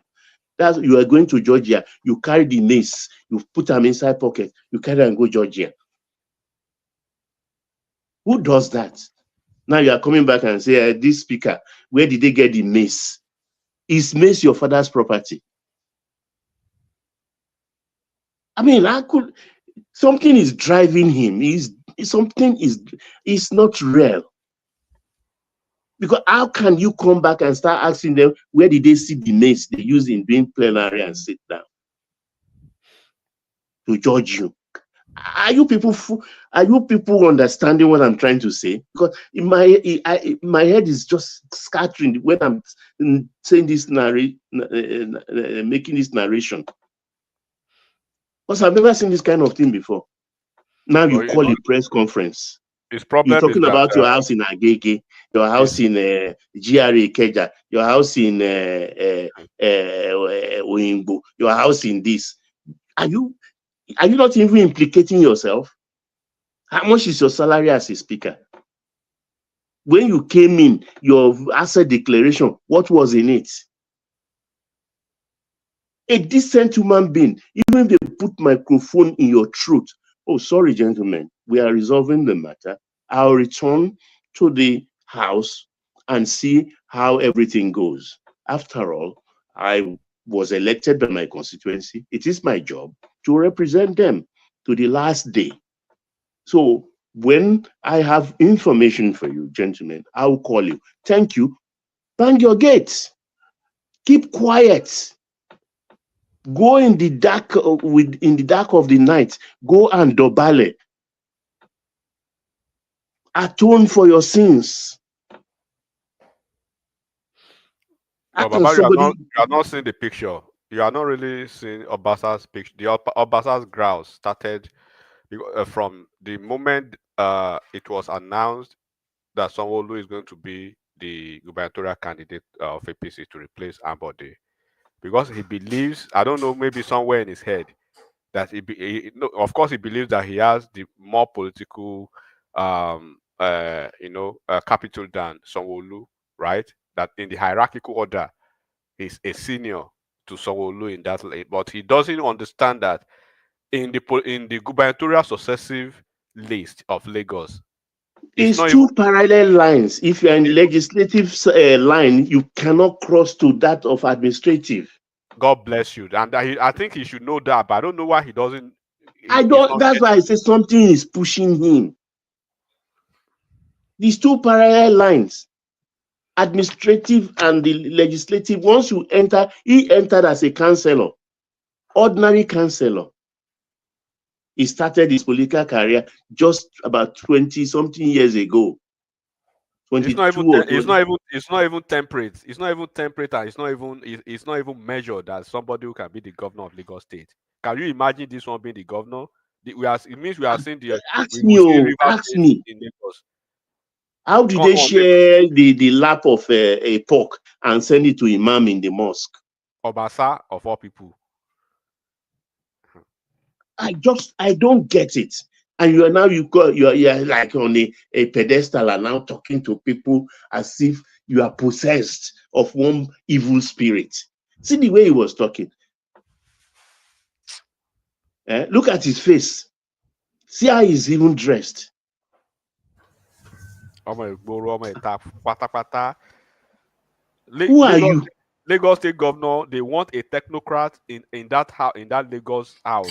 What's led him to believe that? Because, like you said, even his presentation, he can't speak English. It looks rather rough in presentation. We don't see any hints of any educational. I've never seen it before, but it just. You see Obasa, does he even know what Lagos State is to imagine that he can be governor? I've never seen this kind of thing before in my life. Honestly, I've never seen this kind of thing in my life. They just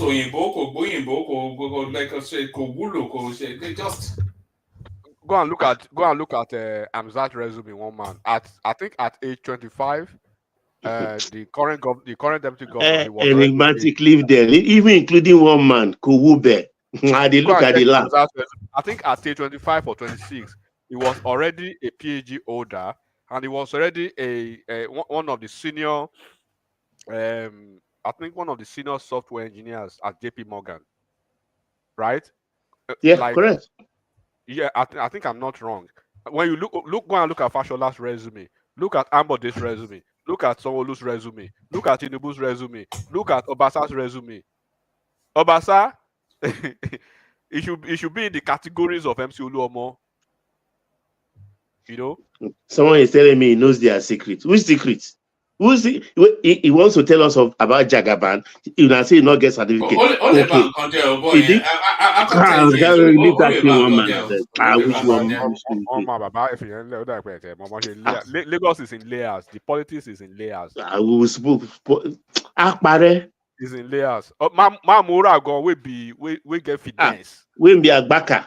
So if they remove him till today, he's still begging. Former, you don't know Lagos APC politics, oh. Go and check Mamora's profile now. Mamora, very articulate, very brilliant. One of the most brilliant speakers in Lagos State. One of the most brilliant legislators in Lagos State. They about to show her about more. Obasa no rich. Now waiting you don't know. You don't rich. One friendly as speaker for 10 years. Who does that? The thing has worked now. What if Orokon soon? What is Sunsara? What if Boku Tale Uruko? So he can't just get he over think it's the fact settled. that Sanwo-Olu became governor right under his nose. He sees Sanwo-Olu as a little boy. That's the way he sees Sanwo, and he crumbled his career because of Sanwo-Olu. If he knows that's the line, he would have gone to allow some apprentice in the last 25 years and be there. But he won't be qualified for that, Papa. He won't be qualified. Because he never had certificate then. This certificate is now taken around. Was this night school in Lasso certificate, night school? He didn't go to law school. If they ask him what is habeas corpus now, does he know? When they ask him Miranda, does he know what Miranda is? Habeas corpus too much. Tell her waiting be ab initio. The simplest. Tell her waiting be ab initio. It is very, very strange because I've never seen somebody. They want to turn Lagos to Edo State. Which state just elected as semi-illiterate? They want to turn Lagos to Edo State. Where they carry Obasa go? Where they carry go Abia State? Anambra State. Make you go replace. EFCC will pick him up. He is going. He will never. He's on the way now to perdition, to his own Golgotha. He's going to his Golgotha. He doesn't know anything. I've never seen that kind of brazen foolishness in my life. Honestly, I just opened my. I couldn't close it. I was gobsmacked. But can you not understand his arrogance though? He's been 10 years in that position, which is one of the most. In fact, it's probably one of the most powerful positions in Nigeria as the Speaker of the Lagos State House of Assembly. And it's been there for 10 years. One man. He has seen governors come and go, you know? Yeah. His predecessor, Ikuforiji, was there for almost 10 years or over 10 years. When his problem happened, he went quietly into the night. He just, everything where you carry, just because what this guy is doing, like Baba said, is daft. Let me just tell you the implication of his silliness. You know you've been there for 10 years. Your hands are not clean. Everything you've had, just go into the night and go. Nobody will open the Pandora box on you. But it's inviting them now to open the Pandora. Ikuforiji was there for Baba almost 10 years. And over 10 years. They free him in that case. They free him because he didn't make trouble. He didn't make trouble. He just went quietly. Mamora went quietly, but at the time that Mamora was able to come back to his senses, they sent him to the Senate. You can still be anything. You can still be anything. It's patience. Obanikoro left and came back. Came back. What do you want Dabiri to do? Dabiri has been there now for they remove her only one time House of Rep Dabiri, and she's been in that place now for like 8 years. But then I observed yesterday. Ambodegba is back into the system now. Ambodegba is back. Abike Dabiri now they gave the husband something too. yesterday. So you be speaker for 10 years. He wasn't even supposed to be the speaker then. It was this lady that was supposed to be the speaker. This lady to first on the day. I think she's passed now. I've forgotten her Yes, name. she was supposed to be the speaker then, but because of the Agege factor, they gave it to Obasa. Obasa was not qualified. Obasa just went to school. When maybe 6 years ago or 7 years ago to LASU, and we know everybody know what that means when you go to school at that age. They challenge you. They challenge the whole son. They challenge. If someone is speaking, are you not impressed? How can you even challenge people of the GAC? You know people who people that GAC, even Ashiwaju, when he's dealing with the GACs, like he told, like in the conversation, Ashiwaju said, "Look, yes, but at the point they removed you, I don't know. At the point they removed you, I don't know. But when they were judging the matter, didn't I tell you, were you born a speaker? Is speaker your surname?" It was asked. The leader of the Ekiti, Enitoman will be Baba within the GAC. Baba Lucy, the leader of the GAC. So his supposed be godfather within the GAC called him that, look, don't ruin your career because of Sanwo-Olu. Whatever they tell you to do to do when this meeting is called, right? Obey. Because at this point, when the president is around, we are going to let the president aware of what is happening.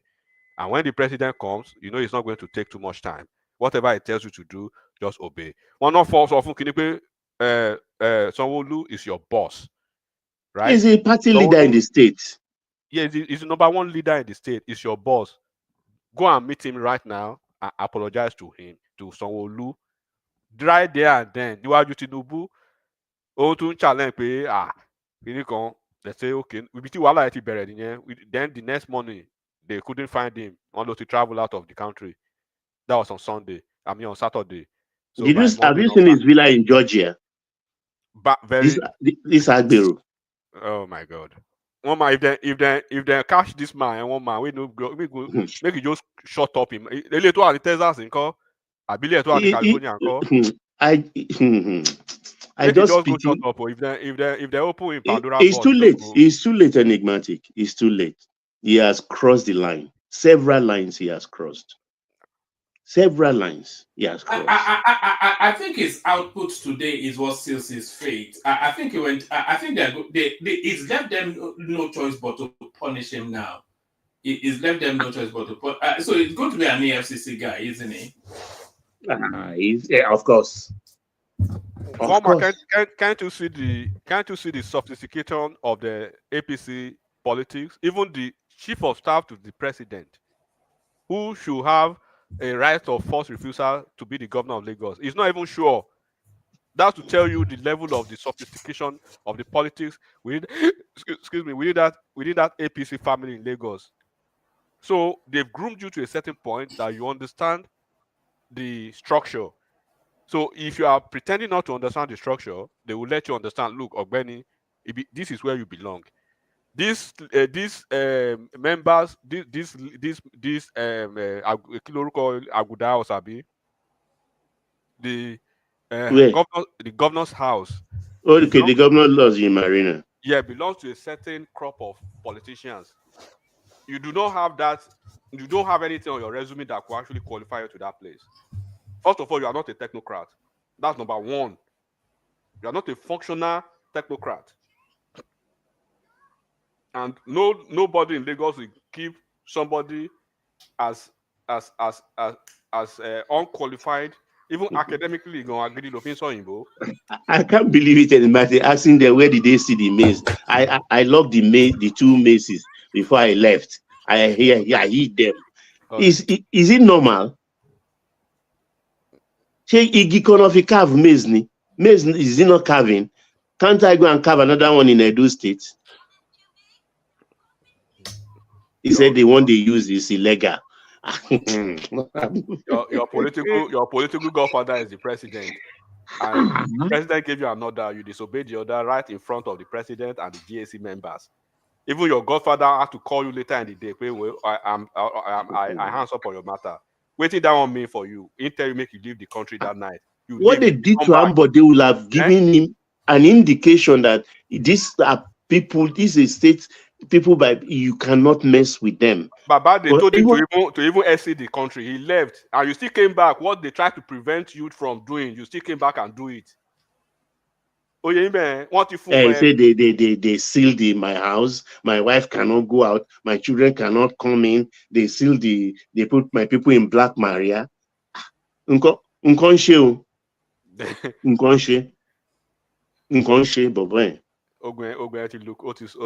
not normal.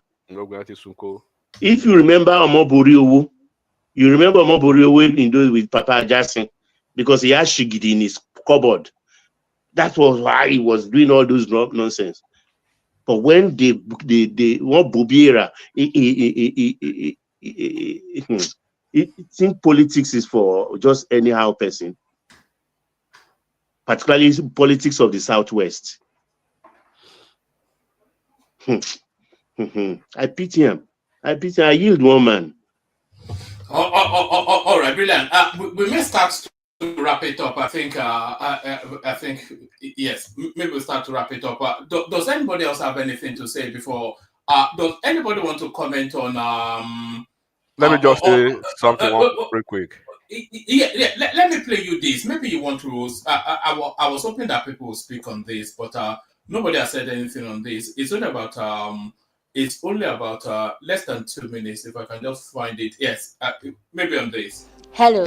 Have you ever wondered what gross domestic product or GDP really means? GDP measures the total value of goods and services produced in a country over a specific period. Think of it as a snapshot of the economic size and health. Now, the National Bureau of Statistics is rebasing Nigeria's GDP to give us a more accurate picture of our evolving economy. But what exactly does rebasing mean? Rebasing is a routine statistical activity carried out by national statistical offices worldwide. It is undertaken to ensure that national account statistics present the most accurate reflection of the economy. The last time Nigeria rebased its GDP was in 2014, using 2010 as the base year. But think about how much our economy has evolved since then. Rebasing allows us to capture new products, industries, and reforms that didn't exist or were underrepresented before. It also provides a platform for introducing methodology changes, new data sources, and new classifications. Think of digital activities that were not pronounced in the economy in 2010, or activities of arts, culture, and tourism that have significantly grown over the years. Rebasing helps the NBS to capture these activities correctly and their contributions to the economy to enable government, policymakers, and even investors to have more accurate and up-to-date picture of the economy.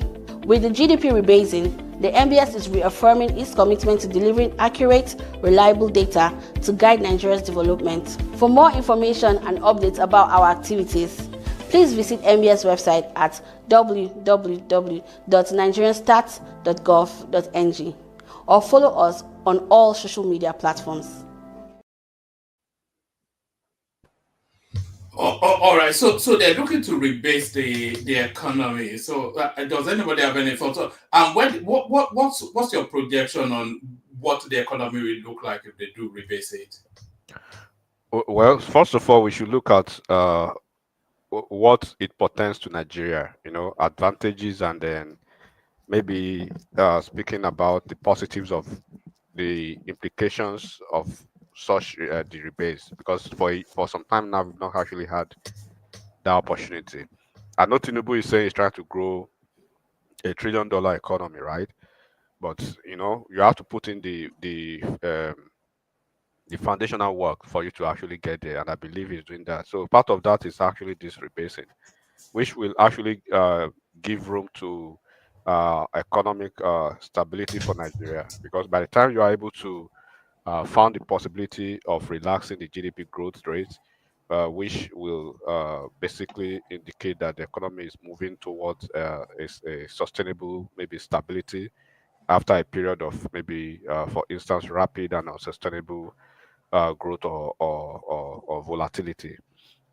It will give us this stable growth which we often provide the businesses for us, and then the investor with more confidence and predictability to actually say, okay, Nigeria is on the tangent or on the trajectory of recovery, and then they are seeing some sustainable policy that the guy is putting in place. I mean, the president.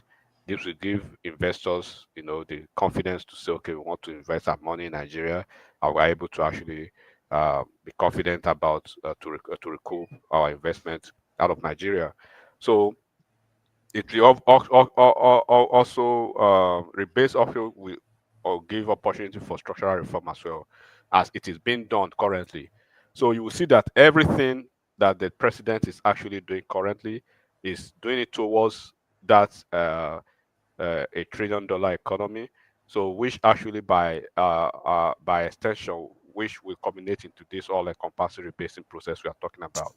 So the slower GDP growth will ensure that it will allow the government now and the policy makers, so to speak, the legislators, if we have to say it, or probably the cabinet members, to or even the president himself, the cabinet, to focus on structural reforms that will rather chase the high growth, which could involve maybe diversifying the economy. And you can see that Ashwaju is doing that to ensure that we are not just oil reliant nation. We are looking at areas of opportunities, the low hanging fruits, and finding ways to actually leverage on those areas, and then investing in infrastructure and addressing weaknesses in certain sectors, like the healthcare, like the education and the energy part of the sector of the country. So all these coastal highway that you are seeing, the Maradi highway from Kano to Badagry, the one that goes from Kaduna to all those highways that you are seeing, basically, that is part of investing in the infrastructure that will actually give room for this rebasing and actually expand the rebasing towards this rapid GDP growth, which will reduce, of course, the inflationary pressure that we're actually going through for now. So, but the base of the moment of this thing is that we have a relaxing GDP, it will, as a matter of fact, go in effect to actually ease that inflation that is global. We cannot say the inflation is exclusively focused on Nigeria. Probably it's only Nigeria's problem. It's global. And when you look at even most of the global nations now that are focusing on trying to even go the same route, America, President Joe Biden did a lot of did a lot of investment in infrastructure, structure of America. The same thing is going rapidly in China, in South Korea, as most of these nations too. So when you find a way to make those goods and services more affordable to the population, then you are able to focus on the sustainability of that. So how do you do that? You can look at the first like deceleration of your GDP growth, which may encourage you to have a long-term approach and sustainable development approach to rather than focusing on some short-term gains. So a lot of people want to see the short-term gains, like Ekene who want to see Asiwaju in government in 2 years and turn Nigeria upside down of a decadence of 60 years. No, it doesn't work like that. If you are working towards a long-term $1 trillion economy, you have to do the legwork. You have to do the heavy lifting before you get through the foundational level and looking at the consolidation processes or even talking about the rebasing of the economy. So when you are able to have been able to put all this thing in track, and then you can talk about the sustainable development rather than these quick fixes or this short-term stuff that people are expecting. Then you can you can now say we are focusing on maybe diversifying away from our oil dependency, right? And then you can build on sectors like the technology that we are basically looking into now, and then which is of course the new oil, so to speak. And then you can build on the agricultural processes or agricultural produce, and you can build on services as well. India make a lot of money through services, because when you see most, even America here, there are so many companies that actually outsource most of their customer care stuff to some East Asian countries that do that for them. Nigeria can actually be a hub for that. Nigeria can participate in that market and continue to be because we have a vibrant youth. Our population is exploding, but one of those positive of that population explosion is that we have very very articulate, aggregate of youths that are very tech savvy, and then we can use all these things to actually when to actually work. I mean, to make Nigeria the hub of all these services, where for Amazon, for instance, can hire Nigerians back in Nigeria. They can work remotely, and then you pay. Excuse me, you pay them $2,000. When you pay somebody $2,000 equivalent in Nigeria, that's a big deal, right? Which is chicken change to Amazon as against paying somebody $100,000 in the US here. So, and then it will encourage a lot of competition, innovation, and efficiency as well. So when you are able to look towards a slower pace of your growth, right? And the businesses are often forced to actually find a way to innovate themselves. So, and then there will be the possibility of you having to optimize, your operations, and then you become more efficient to remain competitive in this less booming market. So, I see a win-win game for it, and I see that it will attract, foreign investment in massive quantum to Nigeria. It will improve this income distribution generally in Nigeria, and the environmental benefit itself will be so massive, because when you are talking about the environmental even benefit, the rapid growth will, especially in areas such as the resource-driven economy like Nigeria that we have, you can see that it can lead, and it will lead to probably environmental degradation that is probably the Green New Deal that America is pushing, except maybe Trump kills that. A slower pace of that will provide an opportunity to enforce, better environmental policies and promote all these sustainable policies. So I don't see any reason why Nigeria shouldn't rebase, and I don't see a reason why we shouldn't look into improving our distribution and attract more investment. One of those things for us to actually supporting them to do this rebase of the economy. So I hope and I pray that it comes to fruition at the end of the day. So, and that's the way I will land it. Nigeria is on the trajectory of upward growth. It's not going to be a quick fix. It's going to be some twists and turns. It's going to be some pains. It's going to be conciliatory. But at the end of the day, the consolidation will be felt at the appropriate time. And for those who are patriotic enough to see beyond their political sentiments, right, or probably not being too pessimistic about what Nigeria can actually offer. Nigeria is on the track of turning the point, and then we are able to actually rebase our economy. And I believe we can really achieve that 1 trillion economy with the president that we have, and then the seriousness of maybe the subnational level leaders, the governors, if they are able to step up their game, we should be able to do that. So that's the way. And then now that we are, I agree with you actually, because more so, if the quick fix is like, if we can, the president can persuade the Ogonis, and we start, I know this is annoying. Anyway, we can start drilling in Ogoni again. The tap heads are there. They are still there. It's just a question of refreshing them, cleaning them up, and putting the pipe there. And we start maybe about 2.5 million barrels every day. I think that 1 trillion is not far away. Actually, it's not far away. We can reach it. Nigeria, if there's a projection for a $1 trillion dollar economy in 8 years, I believe with the trajectory of Shiwaji that I know, people may believe what they believe, but I believe he is a man that when he fixes his gaze on something, he achieves it, and it's not distracted by. We've had a series of examples. They don't want to admit it, but of course they don't. They don't want to admit it, but they all move to his territory anyway. So, but the fact we don't want that the jet, including me. I don't want the jet, but where's the jet today? He's What sitting jet? in it.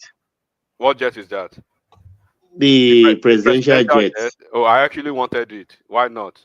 I didn't So want it. I why not? felt It was a trade-off. Now they have to trade 7 out of I 7. I know, But people will but not say that. So when you have 7 vehicles that maybe they are redundant, you sell all of them off and you recoup the funds. You put it in one or two. That is good business. But because it was Ashiwaju or it is Ashiwaju must buy because if we want to use new jets. Meanwhile, in America over here, we've had a president that is going to be cruising in a new over $1 million Escalade presidential fleet, and then another one. Though we know the Boeing 737 is not going to be ready until 2028 because of some structural issues and the budgeting issues, over $4 billion. So they had what did they have in the fleet? They had maybe 11 or 12 in the presidential fleet, and then it was sold. It's just like you have 7 cars or 8 cars. You decide to sell all the 7 cars, right? or To maybe buy use 3 out of it to buy a Bentley. to So buy you a ended up Bentley with 4. in 4. So you didn't take money out of your pocket, and you didn't lose nothing, and you didn't actually have to take money out of your pocket. You just swap and then. But if people want to cry, let them cry. Can't like more, But I want to speak quickly about this MC Oluomo thing. And this is the part of the misinformation that people bring to certain social platform from probably what they hear. Like I say again, you may really not like the face of people, but do not try to change the narrative of issues. Sego, of course, is the one that Tafasego, it is done now because yes, his tenure, Oluomo tenure has expired. So there's and nothing we can do. and Oluomo is the national president of road transport workers in Nigeria. So whatever people or somebody said earlier, that is absolute false. And one man, Yeah, I know. you being the custodian of the platform, go and make your findings. You will see that the case that whoever was referring to, if you don't understand the cross of some issues, it behooves you to actually invest time in Google to actually see what are the issues. So the case was instituted against the office, not the person. And that was the previous guy, right? That was the previous guy that actually occupied that office. It wasn't this one. So as it is now, there's only one national president of road transport workers in Nigeria. It is CMC Oluomo, and he has a term of office, I think 5 years, renewal after several other time if you want. So Sego is holding Lagos State. MC has moved to federal to national and is number 1 in the national, and he does not have a single case.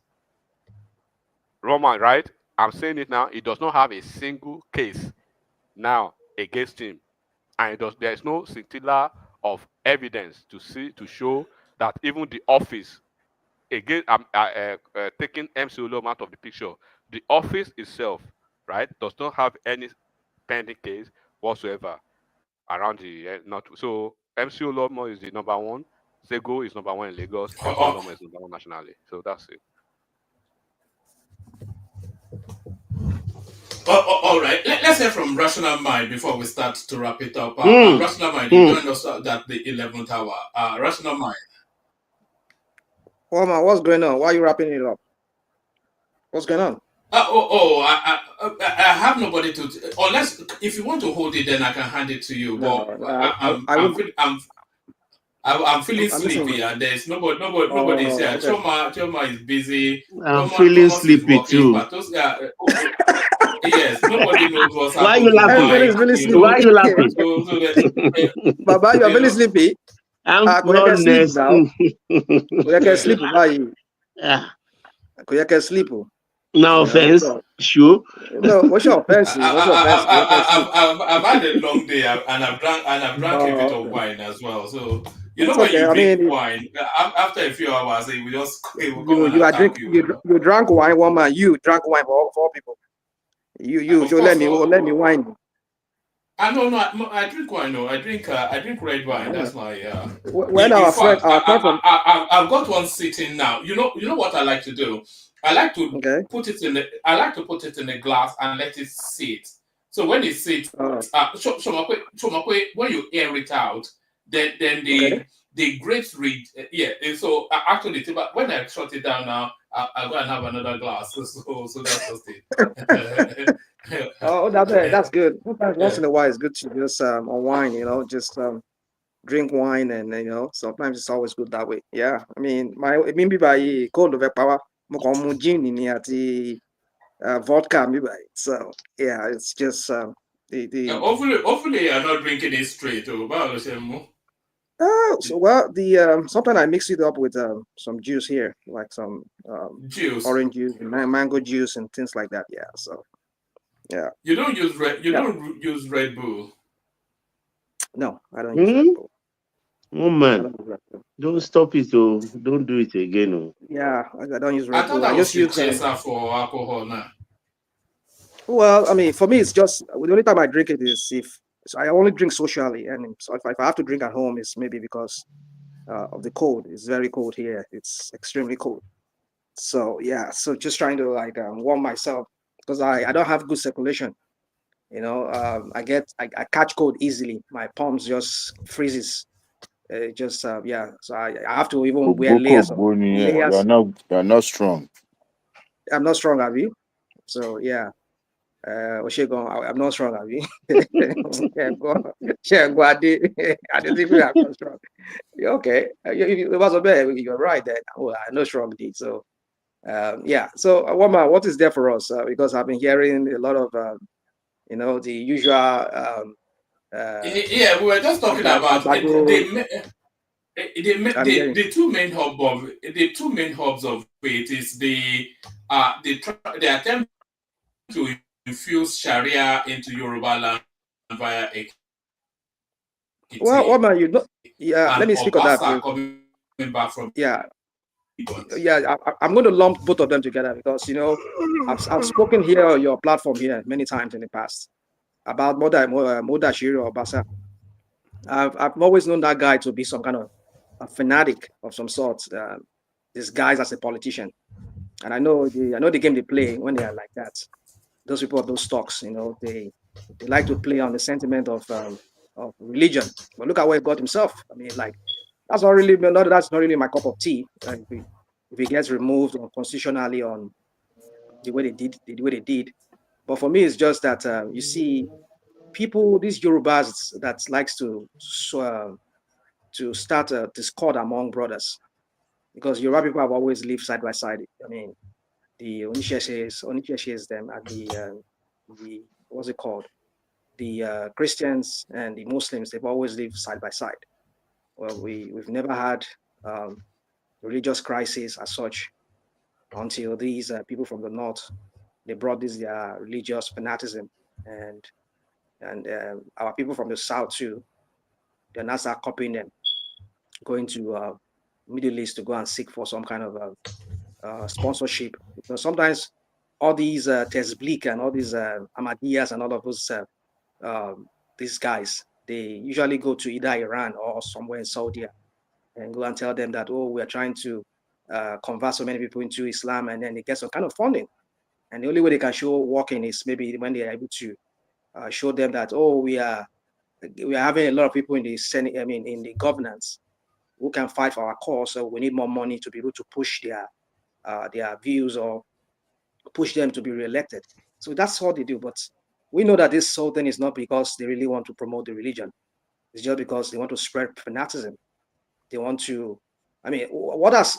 Come on. One man who is sorry. One is what's this guy's name? Diwale not coin media. Who is it? The one that is not coin media? No, that's enigmatic. That's enigmatic. Not quite me. No, I don't. Sorry, that's rational mind. That's rational mind, brother. Yes. Oh, now rational mind be not coin media. Yeah, not the coin media. Yes. Oh, okay. He has his own media house. Rational mind. Well, but it's something that has been in making, but I've never really pursued it like I said earlier. But anyway, so my point is that remember when this guy Sanwo-Olu was trying to bring in some of his commissioners. Obasa and some of those the Ishiaki Akintola, we know the role they played when they were saying that Abba, why would Jide put more Christians in the cabinet than Muslims? We saw what he did. We saw the role he played. You see, I don't know, the people from the north that they are even copying. How has that religion helped them? How has the so-called Islam that they're practicing in the north? I mean, it's the same Islam they practice. That's what they practice in what's it called, in Saudi Arabia, where they are having prosperity. Their crown prince has vowed. I mean, he has said he was going to inject about over 600 more than our GDP, the whole of combined GDP of Nigeria. I mean, twice our GDP. I've been going by what the current GDP of Nigeria. If it's truly as a 300 billion dollars, just to come and invest here in America. I mean, just imagine. And that is where the whole religion. That's over 4 years, though. Over what? Over 4 years. Well, even though it's over 4 years, well, maybe over 4 years. You're right. I mean, I guess it's a headline grabbing figure, but if you break it down, it's not actually. We understand. No, we know it's not going to be once. I know it's not going to be once. It's going to be over a period of maybe outlast Trump's time in office. But my point is that the religion, the way that they practice that religion in that country called Nigeria, especially in that area they call that northern part of Nigeria, they are so-called Sharia and everything. How many of their criminals like Ganduje, that is now APC governor chairman, that are they severed so far? How many of their people that are selling drugs? This is what's it called, tramadol, to their people. How many of them have they hung? I mean, have they put on the stake? You see the hypocrisy when it comes to these people. All they just want to do is just use that religion and hold down the people. It's not for the progress of the people. And now these idiots from the southwest, among the fanatics among the Yorubas, they want to start it.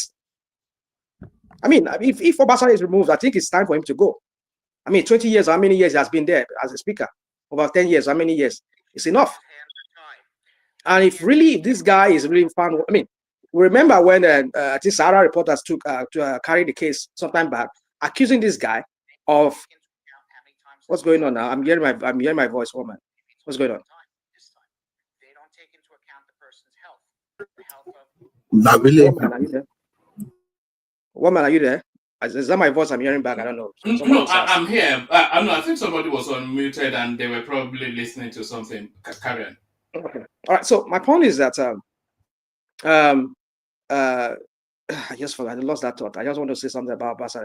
Well, it's okay. My point is just that you see, Obasa. I mean, it's time for him to go. I mean, yeah. When Sahara reporters were reporting about the fraud that he was perpetrating with his office, when was it Showore was reporting his media was reporting it, he did not shut him down. He did not. I think that was even during Bubu. He did not find a way of shutting him down. The way they could do that cover up in that Lagos state government. They covered him up. When was it Sahara reporter reported that he took some money and his girlfriend, he went abroad and squandered that money, running to billions of naira. They covered it up. The Lagos state and everybody, all their so-called what's it called, governors, advisors, they all shut it down. Then Bawa was the EFCC chairman there. They could not bring that case up because you know how they covered themselves up in that Lagos. Because in the whole of that Nigeria, only Lagos state, you've never seen that one person has been prosecuted for stealing or for doing. Is that how clear Tinubu and his boys are clean? Is that how they are? Is that how clean they are? It's because we know what they do. One day when the table turns, we shall find out what they've been doing. All the money of Lagos, how they've been embezzling it, they've been using it for themselves and then using it for Tinubu and his dynasty. We shall find out very soon. Let the table turn someday. But my point is the point I'm making is that, you see, Obasa, it's time for him to go. I mean, am I surprised the way he went? Well, that is it. You know when you are in the midst of Boju, I mean, they'll do you dirty too. The way you do other people dirty, they'll do you dirty. I think at least they did same to Ambode. He was one of those people that were part of the Ambode. I mean, people that got rid of Ambode. He was happy. But they got rid of him now. He wants to fight back. Well, let him fight back. I wish him the best with that. But my point is this: is that you see this issue of fanaticism in Yoruba land, it has to stop. So if Elewi of what's his name in the king of Ekiti state, I mean Ekiti, Ado Ekiti, if he did what he did, I mean I think it's justified because we know what these people they are up to with this. They are What is Elewi? It's a we of Ado Ekiti. Which one is Elewi? It's okay. It's okay. I know that something is a we. I mean, I don't know it's a we, but it's okay. But my point is this: is that when I'm speaking to a we of Ado Ekiti, you haven't said Elewi. A we of Ado Ekiti. Now, away. Mushati boy, I've had you. I've had you. So it's okay. Let me continue. But so if he shuts them down, I think it's right. It's shutting them down. Because we know these people, we know these their shenanigans they do with this their religion. Especially that religion. That's especially that same religion. How they use it to foment trouble. So the point is that the northern people that they are copying, they're trying to copy those crap from. How has that brought prosperity to their region? Only that this what's his name? Your boy is trying to do what's it called? Tax reform that me I don't even support. But look at how they are making noise up and down. Crying up and down in Nigeria. Say, oh, this is going to set us back. Oh, our people are going to be more backward. Oh. We know we are the most disadvantaged region. Oh. You know so your religion, the places you are bringing that religion from. Look at how they are prospering there. They are $1 trillion economy. Some of them even over. Sorry, rational mind. Ola, check the private chat. Carry on, rational mind. Is that Ola? Yes, now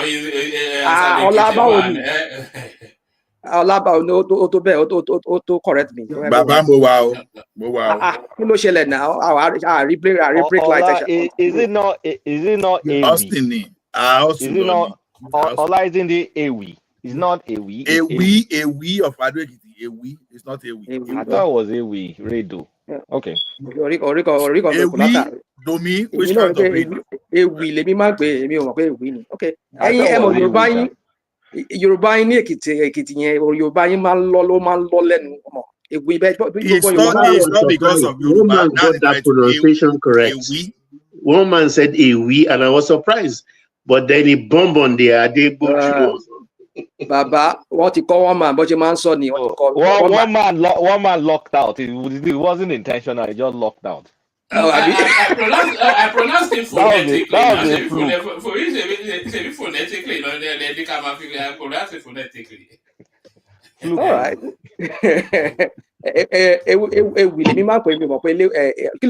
I mean, what did you say?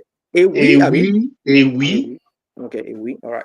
So, I should go back. So my point is the general point I'm trying to make is that you see Yoruba land. I mean, let it remain that the way it is because I think in that country called that contraption called Nigeria. I think it's the only part of Nigeria. Sorry, rational mind. There seems somewhat an inevitability to it because they tried to sneak it in through Oyo State, through Ibadan, and they were rebuffed. They tried to sneak it in through Ekiti. Now they are being rebuffed. But they will take it to Iwo, and Iwo will accept it because you know that guy, you know what it's like. And once it gets his footing in Iwo, the point of correction, I think Sharia panel already exists in Iwo. It's been there for a while. So, but the panel is nothing legal. It's just to advise on divorce, on sharing money. I think it's even in Lagos. So Sharia panel has been there for a while, but rational mind is very, very correct. People are getting funding from Qatar. Even in front of my house in Malaysia, like less than, maybe 0.5 miles or 2.5 miles. I just saw a new building, brand new, Islamic something. My parents told me that they know the guy, that he got money from the Middle East. And I think it's a lot of it is coming from Qatar. And they're using it to spread whatever, some doctrine. Not the normal Yoruba, not the normal Muslim. Wahhabism. Yeah, the extreme form. And it's majorly from Qatar and to some extent Turkey. And this Qatar we're talking about, Turkey, they are a prosperous country. Look at Qatar. Qatar is over. I mean, that small island, it would look like I don't think it's even the size of your state combined with maybe Lagos State. I mean, but look at Qatar. Qatar is over half a trillion dollar economy, if I'm not mistaken. Correct me if I'm mistaken. But look at how they are progressing. What's their OPEC quota is what you want to be looking at. What's their OPEC? I think That's what we're saying. 3 million barrels. And what's their population? About 2 million. Yeah, that's what I'm saying. They are open to prosperity. They do not allow their religion to hold them down, like the way Nigerians are letting the religion to hold them down. And that is what these idiots don't understand. And the religion or whatever crap they're bringing in, their Sharia, they won't apply to the way it's supposed to apply. How many of their so-called politicians that are stolen, they are just chop up their hands? Or even not, I'm sorry to use the word, are they pie for carrying drugs or for doing anything that the Quran condemns? So that's why we're saying that this is not for because they want to, it's just for political control. So that they can become relevant in the system. And that will set us back because we don't do well with religion, especially we Nigerians. We're so fanatic when it comes to religion. We take it to the other side, we take it the other way. And it kind of stunts our growth. Just case in point, look at the northern part of Nigeria. How has that helped them progress? With all their Sharia and everything. I was listening to, where was I listening to that person? They said the northern elites are the most corrupt. I mean, it's something like the most corrupt, or they stole more than the southern elites. They've stolen more from Nigeria than the southern elites. And despite those stealing, let me show you something that may shock you, just along the lines of what you just said there. When I said this, it changes everything in terms of how this guy has been saying. What you are looking at is $10,000. Watch this.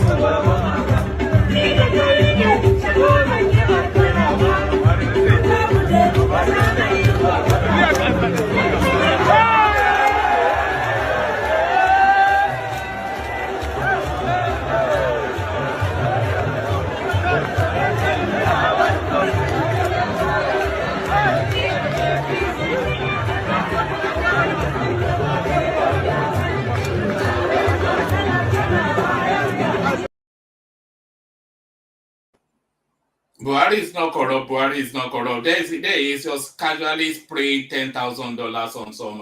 Is that Buhari? That's why that was. That's Buhari now.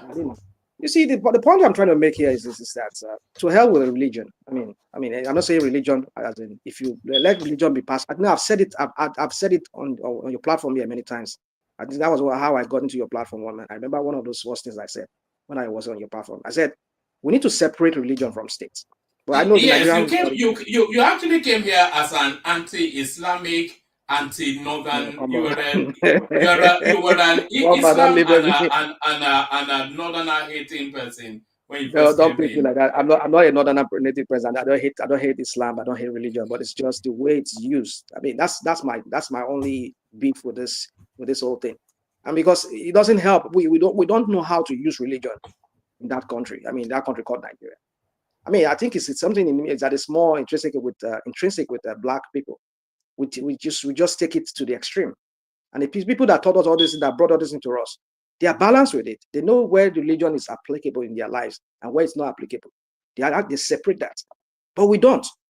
Because look at what is going on. I think in Ife recently, was it somewhere in Ife or wherever that? I was on the platform, and then there was these people, these Onisheshis. I mean, look at what is going on in Kwara State here. Look, all these Onisheshis, they've been telling them they cannot do certain things. That is what they do. If you give these people, give them just one feet, they will take it to about 1,000 feet. Just give them one little space. They will just look at what they did in the north. Look at how they deceive Obasanjo, telling him that it's just for us. But now look at how they're trying to force even non-Muslims to observe their Sharia. Even somebody says, "Oh, I'm an atheist," and they say, "No, because you were born Muslim, you have to." That guy I think the guy is still in jail. That guy that said they insulted their prophet. And look at the other girl, the other Deborah girl that was burned to death. She's not a Muslim. So you see, just give this guy an inch, they will take it to a foot. So that's why we should not condone that, because if these people brought that religion into that space, Yoruba land, forget Yoruba land. Yoruba land will become backward. I mean, already I've said it before, even before Tinubu became president. I said it looking at the pattern the Tinubu has always set in Lagos. I mean, set in Lagos. All this Alimajiri kind of Bambiala kind of way. Rational mind, be fair for once. This has nothing to do with Tinubu. It has something to do with Tinubu, and that's why I'm going. These are something that's been happening even in the 90s when I was in university. No, don't give me that. No, there's something like that in the 90s. Stop it. Let's stop it. Since Ari Shekola Alao and all those things. Who is Ari Shekola Alao? So which Ari Shekola? Don't you know Ari Shekola? I know him. But I'm asking you, what do you know him to be? He was a fanatic. He was one of those people that was cutting money from the Middle East. And if you don't know, then ask. It's okay. I don't need to tell you. I know back when I was in university. Can you let's just have a conversation? Hold on. Okay. Hold on. Just hold on. When I was in university, back in, I mean, even this one was even early 90s. There were some people, normal girls, all of a sudden they started wearing what do you call that thing? That cover head, cover all that stuff. You started seeing it pop up from people that were babes. Hijab. People that were babes. It just started popping up. Even someone that I grew up with, we lost that. In my opinion, I think we lost that girl to the hijab because she started wearing hijab. She just lost it. She lost her freaking mind, and it's been on. It's been creeping up, but now it's getting widespread, and I think some of it is a reaction to Christian fundamentalism, the entire born again this, born again that, because those ones too are reckless. And now there's way more money and way more politics in the Islamic one. But to say it started on that Tinubu, let's stop that. Because this, I witnessed this even in university in the early 90s. I did not say Farabalẹ̀. If you said that, or you were alluding to that, I'm just telling you to stop. Don't do that. Don't do that. That's not fair.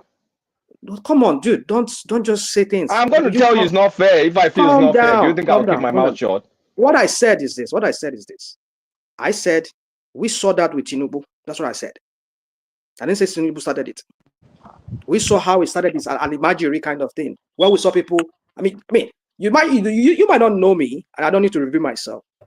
I have things going on even at the backyard of.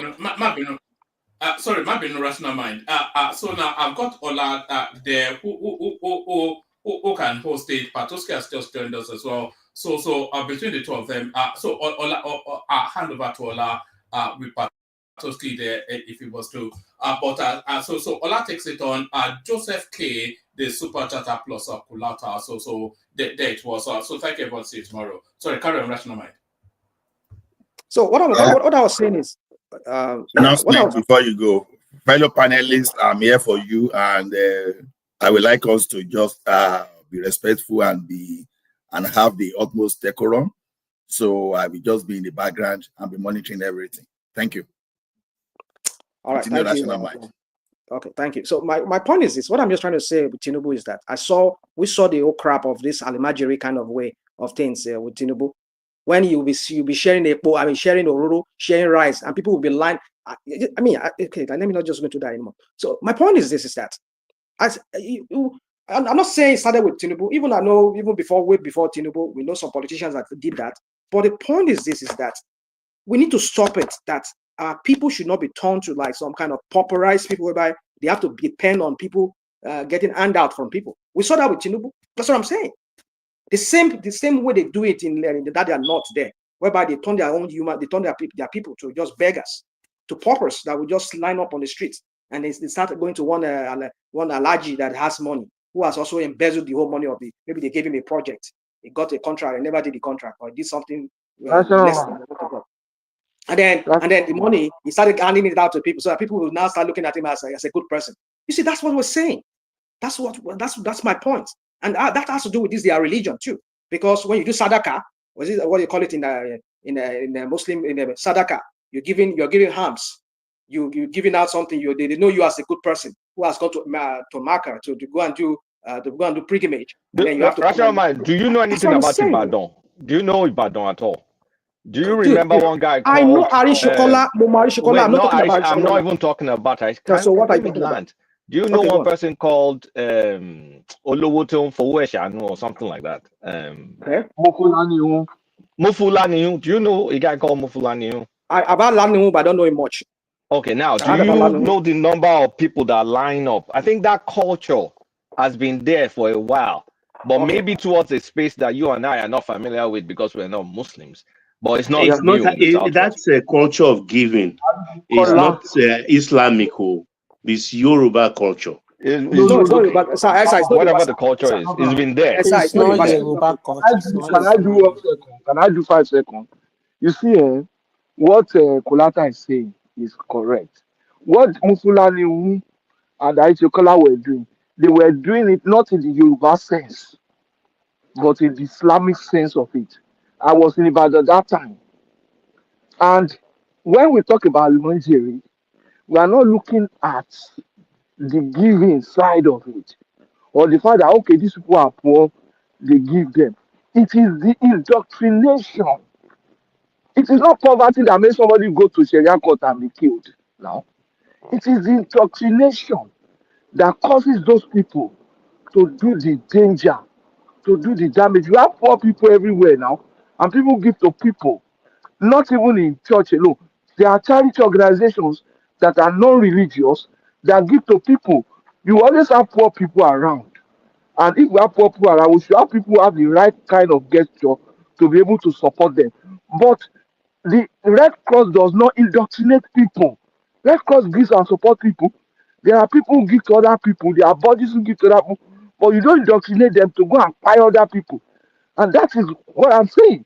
They don't come up with laws and institutions to begin to adjudicate and begin to give laws to govern people. That's the difference here. Nothing is wrong in having poor people around. You always have poor people around. But there's nothing also wrong in giving to poor people. If you don't give to poor people, do you want to leave them? You won't support them. I'm sure a lot of us give to poor people here. Even this platform gives to poor people. But the point is that we don't indoctrinate them. And that's the difference. Thank you. You can say all of this. You see, No, even Patoski, the giving is part of the 5 pillars of Islam. I think it's the 3rd pillar, which says give zakat to the poor. So it's natural. And I think the Yorubas accepted Islam initially just because most of those things resonate with the Yoruba culture. Using of amulets, marrying multiple wives, being kind to the poor, and all of the rest. But then some people took it to the other side, and here we are today. Sorry about that. Baba, the point, the general point I'm making is this: is that we need to separate the state from religion. From religion. Let religion be a private thing. All this crap that all these people always do, say we are doing national prayer, we're doing this crap. They should separate it. Go and do it in your own house. If it is business, if it's a governance, let it be governance. It's just governance. Everybody come there, we sit down, you sing your national anthem, and then every time everybody would discuss the topic of the subject of the day, and everybody goes to the house. All this one you call one Reverend Father, you call one Fa or whatever Imam. Let's stop all of that crap. That is what all these people are giving all this power for. Please borrow me some because I'll be here since, but my network is streaming off and on. I agree with the house. I agree with everybody about this religion or Sharia stuff. I think we are going about it the wrong way. I understand we all have our own feelings, our own sentiments, but the truth of the matter is that we are trading our tradition for innovation, politics, and whatsoever bias we have. Nothing that is happening now that has not happened before. But this is what you get when you trade your tradition and culture for political or religious or Western influence. Why am I saying this? There's no tradition in Nigeria. I will not say West Africa. In Nigeria right now, as we speak, that is not on that trade. Every tradition in Nigeria is on that trade, either by Western encroachment, religion encroachment, or political encroachment, and everything has a backside to it. It's just like a bow and arrow. You must go backward to go forward, but we forget to look backward. We think we're heading forward. Let me quickly use this as a little example. The war between the Benin and the Ida in 1515, not because the Ida were so big to invade Benin or Benin was so big to invade Ida. It was because of the Christian influence from the Portuguese that made Ida to support the Benin chief to uh, go against the Benin kingdom. Even though it was a stalemate or it wouldn't depend from any side they're going to narrate the story from the both sides. But what that thing did one thing, it slowed down the Christian Western influence into Benin uh, tradition and system. Why am I saying this? We are complaining Sharia is coming to the West, or Sharia is this, Sharia is that. Are they passing it through the government? The answer is no. They are using through the people. And I've been saying this. The people gives value to tradition, which give that tradition respect. If the people decide to uphold that tradition, nothing will come from outside to penetrate it. These Islamic people, we are seeing in our eyes every day. We are saying, oh, the Islamic people came with what kind of soft power or whatever. They are doing anything to the West to buy the people to their side. Then the question is, what are the traditional rulers in the West doing to keep their own people intact? That's the question. You must not rely on the government to pass a law for you. But when government gives you to one hand, it takes it on the hand. When you allow politics to play, this is what happens. And when you try to sell your tradition for Western influence, let's say innovation, religion, and all that, you want to be modest and liberal. This is what you get. There's some area that is no, no, no. There are some certain things the North will not take in their religion. They will not allow it. There are certain things Japan won't take here. They will not allow it. Go and check through Japanese book. 200 years ago, not too far yet, they are like a full state of Christianity because they saw the danger that what Christian would be in Fukuoka. Because they know the danger. If you must protect your tradition, you must protect to the fullest. Tradition is not sweet, it's not bitter, it's sour. It's your roots. You must protect it at all costs. By the time you want to start saying, oh, I'm liberal, we are this, we are that, you see what's going on. I'm not saying just by the West. Everywhere, we Benin have the one we are battling. Igbos have the one they are battling. Igbos have the one they are battling. Even they know they have the one they are battling.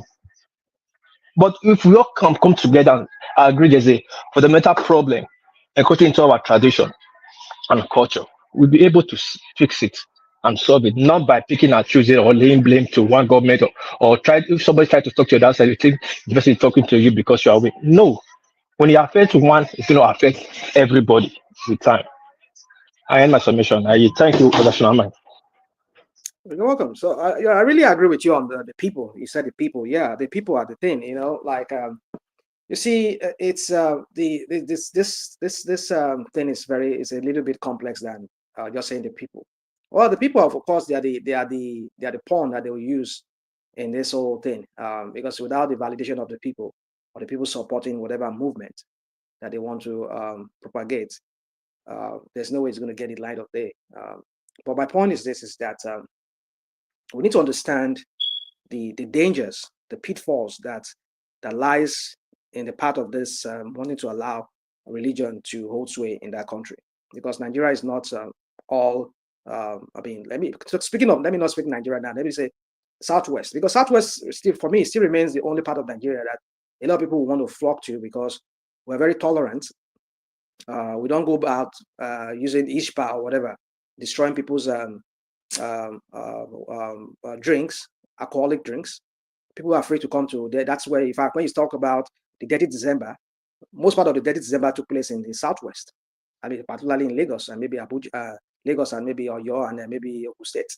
I'm not saying Dirty December did not happen in other parts of Nigeria. Maybe in the East too, it did happen in the East. But my point is this: that when talking about the hub where people can go and have fun and not look behind themselves and look as, oh, somebody's watching me, they're going to arrest me for dressing in some ways or for drinking or for not observing their religious crap. These guys are going to turn Southwest. I hope these people are listening. I mean, some days ago here, I was talking about the way Tinubu is going about this crap that you people call about restructure through the crap that he's doing. Now, why did he start with the census? Well, recently, I just heard today that they said he has already given the National Census Commission that they should at least conduct You see, when we say these people when I say these people self-sabotage. That is one of the things I came to talk about. We need to talk about that census. Okay, cool. Because Tinubu is mandating that it has to be biometric. He's giving them specific instructions. But why that first before the tax? Why did you do that Forget first? about why or when. We're doing the census this year. You see, that's what is important. I said a while ago. I've said it before. Stop nitpicking. It's just I'm not good. Don't start this your don't go to Rinchi here. Don't use your nick for whatever crap you're talking about. That is, you're nitpicking. We're having a census this year. How do you have a census before tax? What does it matter? Okay, this is the reason why I'm saying that. This is the reason why I'm saying that. This is the reason why I'm saying that. You don't give your enemies your strategies. You don't reveal your strategies to your enemies. That's my point. That's the point I'm making here. Tinubu could have covertly just don't even give them any clue as to what you want to do, as to you are going to tax or you want to bring up some kind of tax regime out. Just say, okay, let us have some kind of national population. It's going to be for we just want to know how many we have, so we want to rejig the economy. Just say that, so that this idiots. Let me respond to that. Okay, go on, please. Let me respond to that. Now, my response to that is this.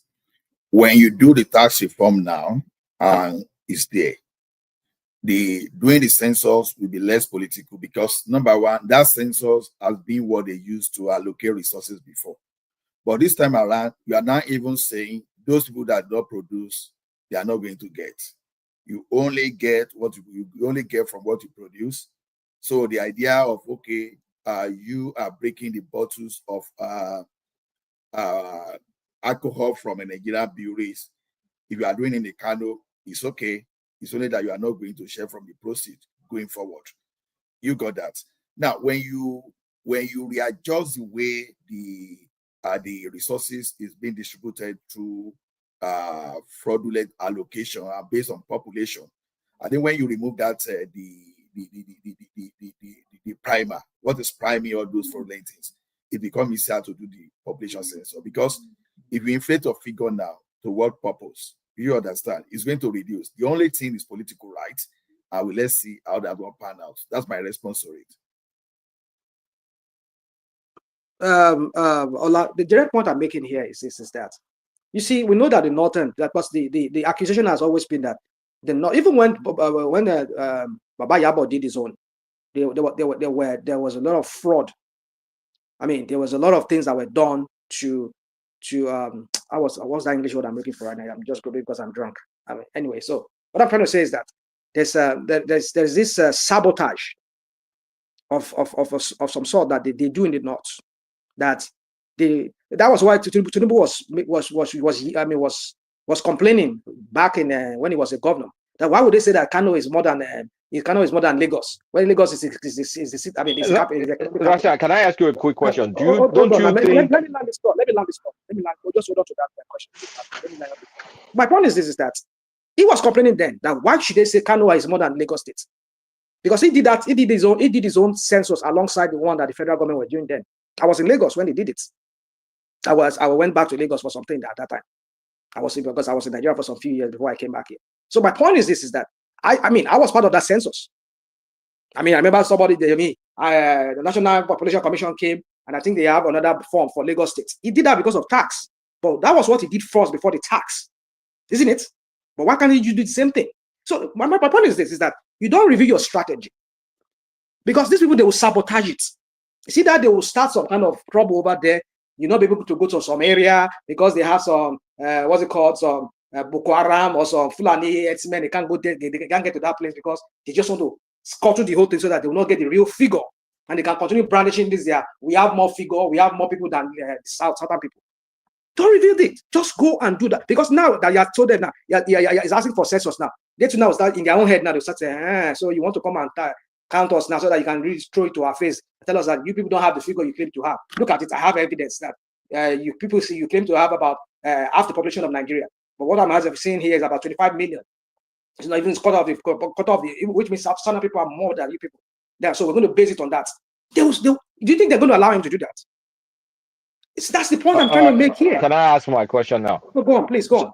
So don't you think he knows that having having even have a personal experience with the whole census thing, don't you think he already factored that in? Number one. Number two, we have a methodology. It's going to be biometric and also linked to NIN and linked to whatever. And basically, if you don't show up, you don't get counted. It's simple. So at the end of the result, who they count is what they count, and that's how they're going to plan. So it's to their interest for them to get counted, because the fact that they said it's biometric, you're not going to give an excuse that no, you cannot enter my house. I have 4 wives somewhere, or no, maybe somewhere in the south. No, I have people in the farm somewhere. That is not going to happen this time around. You bring your fingerprint, or I mean, I don't know whether it's eye or fingerprint, but I want to assume it's fingerprint. You bring your fingerprint and you get counted. If you don't get counted. It's not that complicated. I wish it's not that complicated. You're saying that this is the talking point of you Agbado people. This is how you always go around. You say it is not. This is not Agbado. Sometimes you need to get serious. It is, dude. I'm being serious. When I throw this shit, I think you're being facetious. They're not being Yes, serious. whatever you call it, whatever English word you want to use to qualify it. But my point is this: when I do what I do, the way I do it, is because I'm very mad with you people. The way you people go about and say things like as if you people don't even understand what you're talking about. You just come here, you say certain things. All this your Agbado economics that you be throwing here every time. Why is Tinubu not use any of them? Do you have a problem with biometric sensors? Stay on topic. Rational mind. Stay on topic. Most on topic, sir. The point is just because I can't contain when people like this Agbado Einstein that calls himself Kolata comes here and start talking like as if his opinion matters to Tinubu. I mean, these guys, they don't care about you. That's my point. What does that have to do with biometric sensors? Well, I wish, like you said, my friend, I wish, like you said, it's going to take place that way, and it will not happen. In an ideal situation, if that happens, fine and good. But I doubt it, because already he has revealed to his enemies. What I mean is his enemies, these people who are from the north, who doesn't want They are Nigerians. They're not enemies. Stop doing when that. When I use the word, you see, here you go. When it's convenient for you. The other day, come on, this guy. I know you do this a lot, but I'll go to my point. My point is this: is that I don't see this ever happening. They will just do it for the formality's sake, but they will not really get. I understand that if they employ technology, I said it before too, that if they use technology, they can capture people, the real numbers. And like you said, if you don't get counted, okay, rational mind. Part of the equation. But a question for you, rational mind. Well, my point is this: is that already these people look at just ordinary when he said he want to do this. Look at how they all went back on him. That no, you cannot do this, cannot do that. Do you think they will allow him to do that that counting? Even when Baba Yaba could not even do it. Do you think they're going to allow him? But I hope that he's able to do it with this technology you're talking about. I hope. But I doubt it. Tinubu has stopped Baba Yabo in terms of the size of balls. So forget Baba Yabo. I beg you, rational mind, a question for you. Look at it this way. In the last election, they used biometric, and that's revealed a lot. Now, what do you think will stop these people from accepting biometrics now for population sensors when they even know already that it's no longer that useful politically?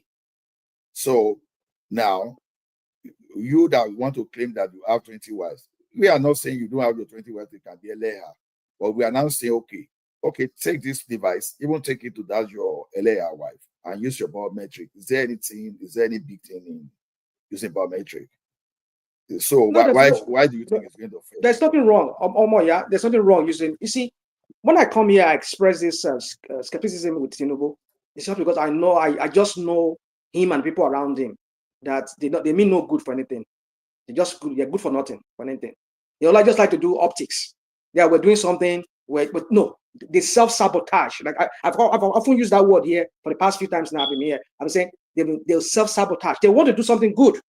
They'll make it look like, oh, this is good. But on the other side, they are doing something contrary to that. That will unravel the whole thing again. That will make the thing to come to nullity. That's my point.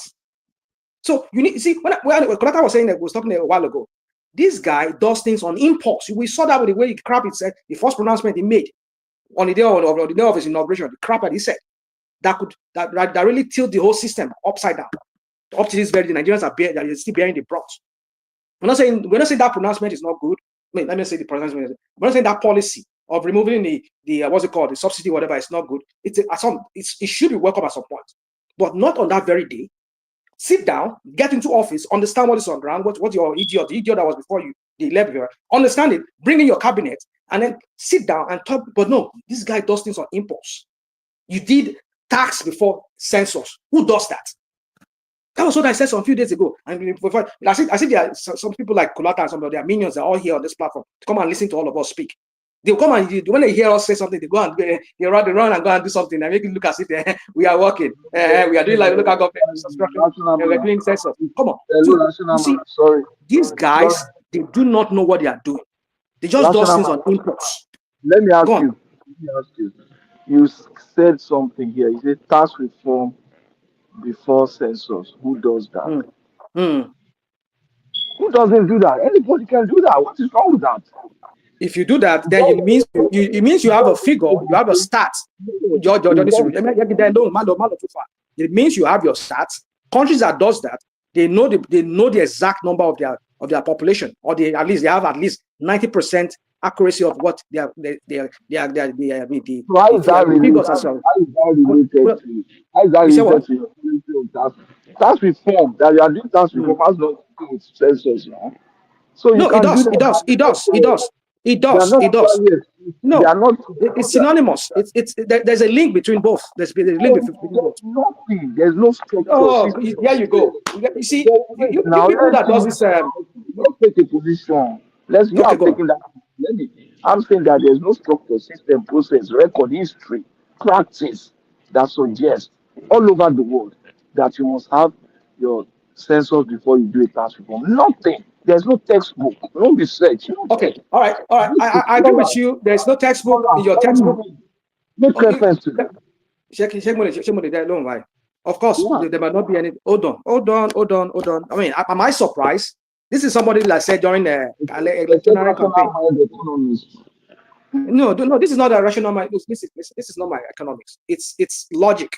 It's common sense. It's not logical that. I mean, am I surprised when this is the same guy who says China statistics will job, and who calls himself an accountant from Mobi or whatever crap he call himself, and then he's talking about statistics now will job. I mean, am I surprised when he doesn't want to go by statistics? He just want to enforce some kind of things that doesn't even make sense. You want to do it. You don't want to do. These people that are challenging you from the north, they said they have the numbers, and their people are poor, and how can you do this tax thing? You want to take money from them. That's so the money they are getting before.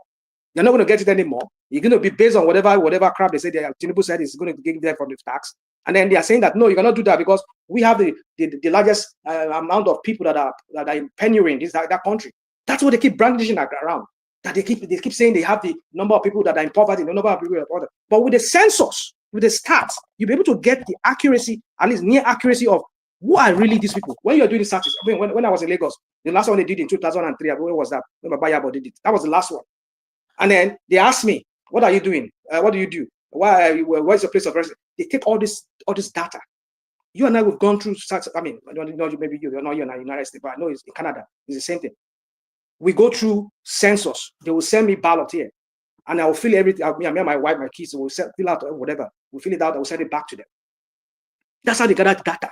They want to know what you do, how your median household income. They want to know how long you've been in this area. Even the jurisdiction where I live here, the city that I live here, they use that for their own planning too. So how can you plan?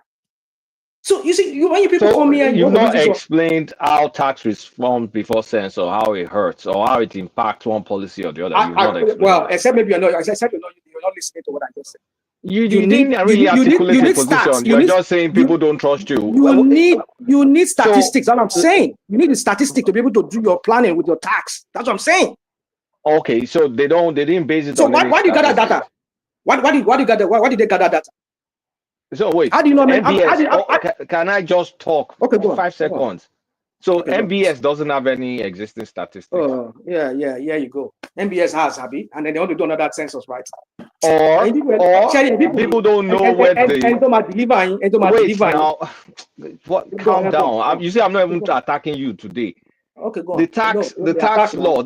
There are 4 tax laws. Everything is not just VAT. There are 4 of them. One is just the VAT. We've been carrying over colonial tax system, taxing different places, different collections, things that never even show up. You're taxing poor people. You don't need a census to do some of these things. It's common sense. If you say, okay, the VAT, but I don't think that matters. Anybody that doesn't want to get counted, whether you do tax after or before, will not want to get counted anyway. So it's okay, let me count people first before I now do things. When you have 4 years, are you kidding me? I'm surprised that somebody like you. I mean, am I surprised too? I'm not. Let me not say I'm surprised. I mean, I know because when Agbado is involved, when Tinubu is involved, some of you just throw common sense outside of the window. I mean, it's so appalling. I mean, it jars my. Let me use one man's. It jars my mind or my head or whatever it talks about. How you people sometimes you just throw common sense, logic outside because of Tinubu and his crap of policy that is trying to implement. I don't know where in the world that, I mean, IRS here, if they have database, they can, I mean, either from what's it called, Department of Social Security, they use the data from there to know you. At least they use your social security number when you're filing tax here in the United States here. I mean, they work in cahoots with several agencies like the Bureau of Census here, the Bureau of what's it called? The Social Security Administration, SSA. And then they use all those things. When you are filing your tax here, one of the things that will be on your W-2 form or whatever form you're using to file is your social security number or your tax ID. These are part of the statistics.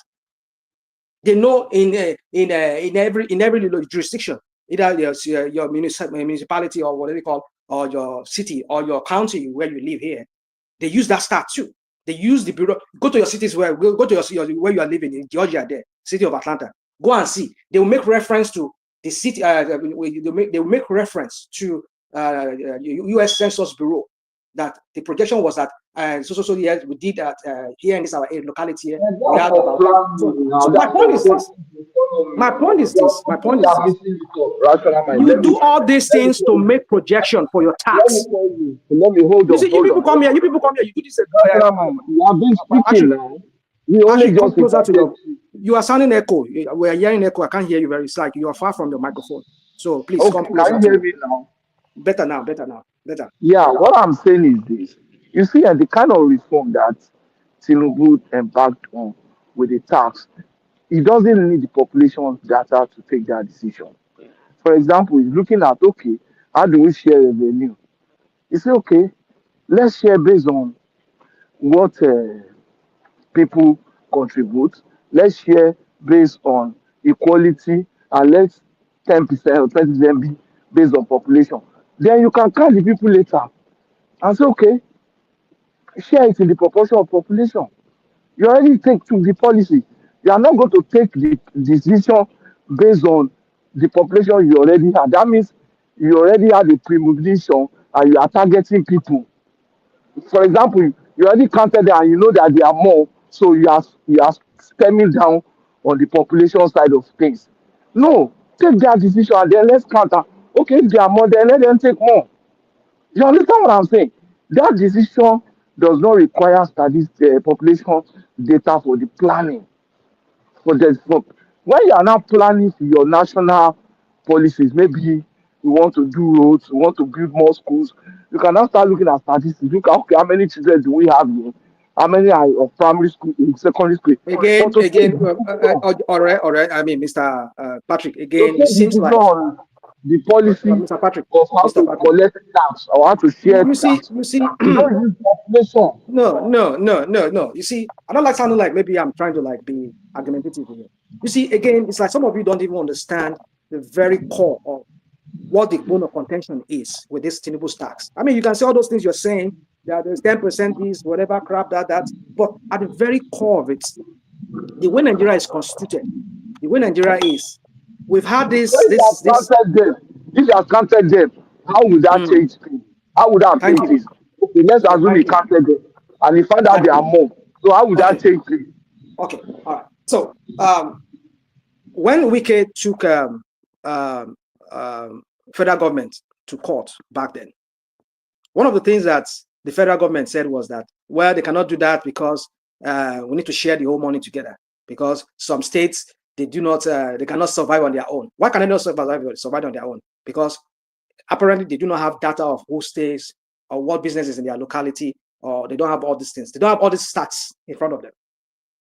Nigeria is a different kind of beast when it comes to what Tinubu is trying to do with the tax.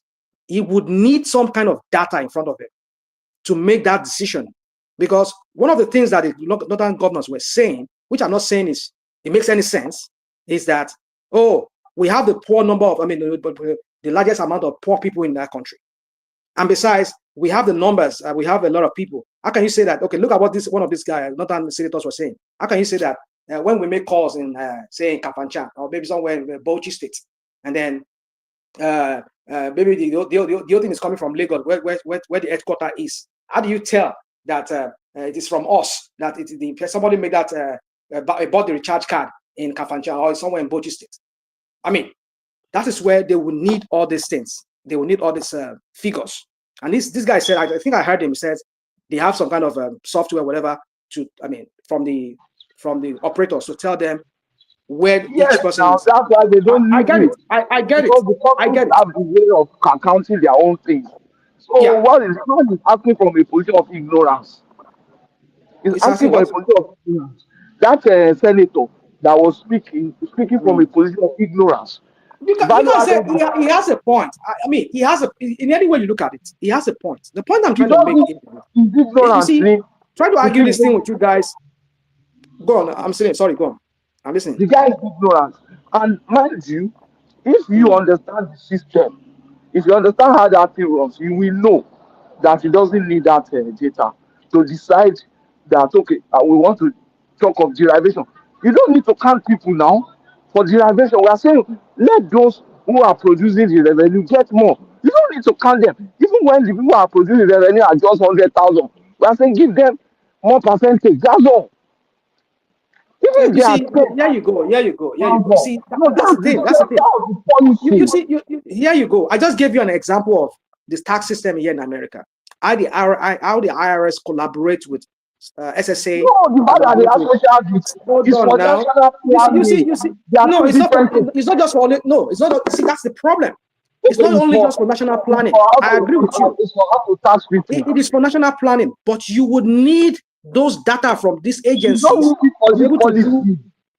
You cannot tax. You cannot tax. You cannot tax in a vacuum. You cannot tax in a vacuum when you don't have any data in front of you. You are saying how do you know who you're going to tax? How do you know who you're going to tax? Hold on now.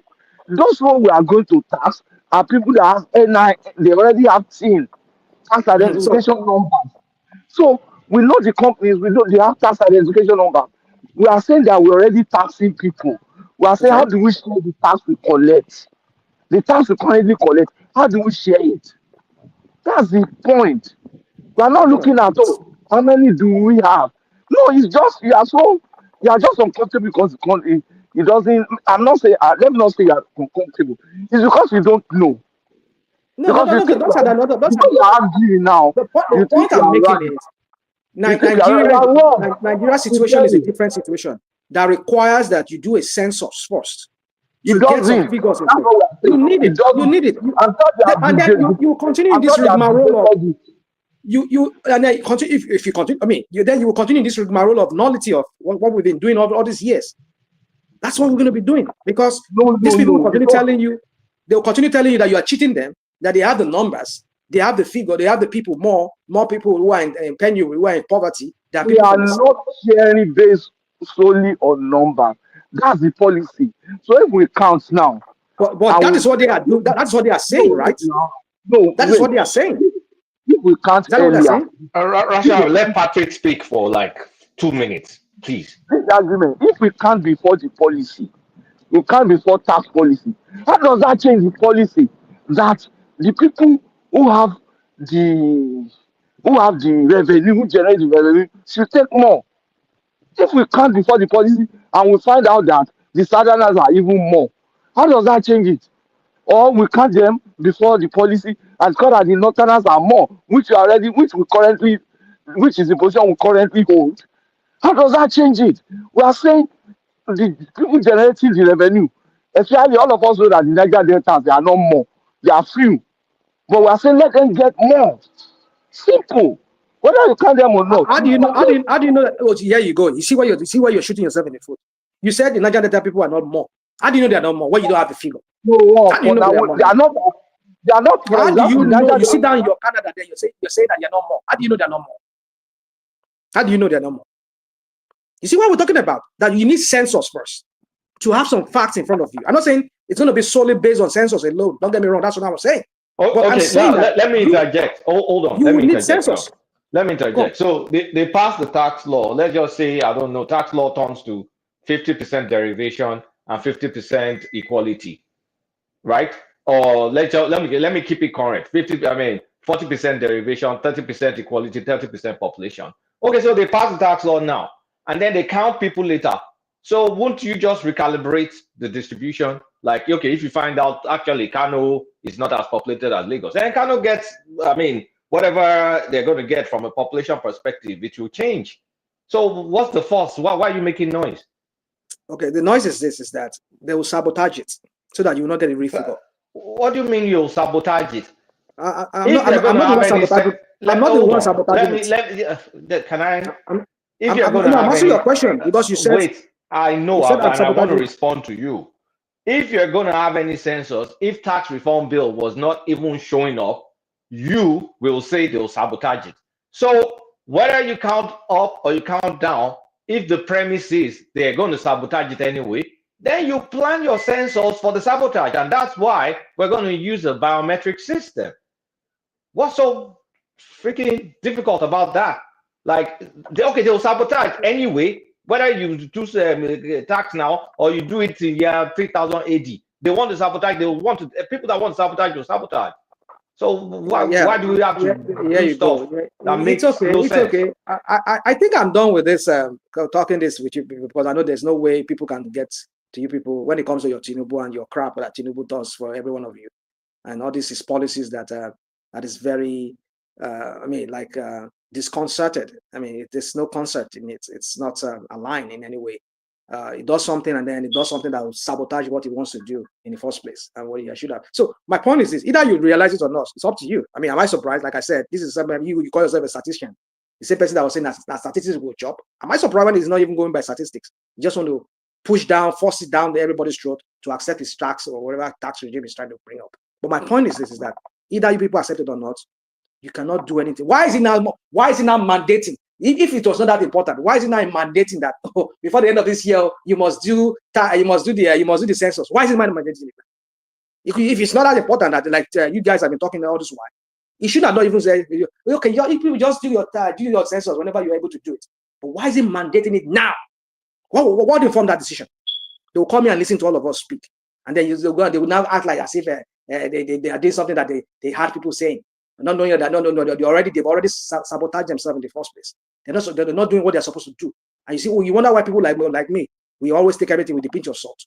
It's okay, we'll all be here. People like you will always complain. So that's why nobody pays you any mind, because you'll always complain. Like the Emir, I'm watching all of you on the ground on a big plasma TV. I'm my popcorn here. We're watching all of you live. I've said it before. I'm not swearing for him.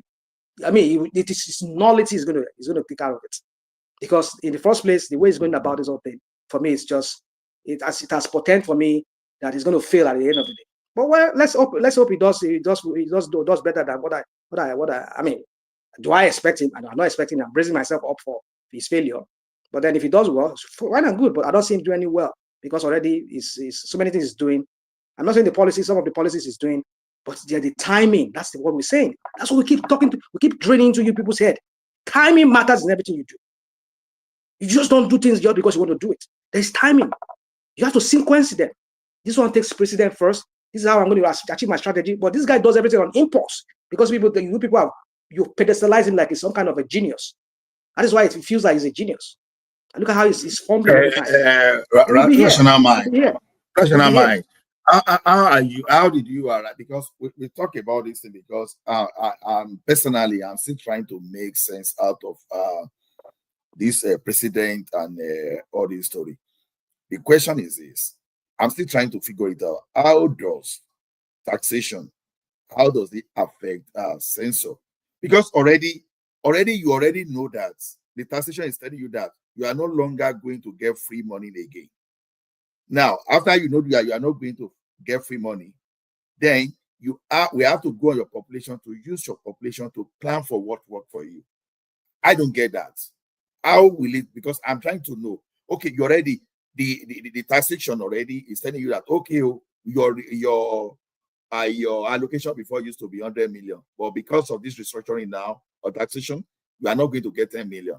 Okay, how you can now boost it is to know the population of productive people within your state, so that you can replan financially. How does this not synchronizing this thing according to the bureaucracy you are setting up?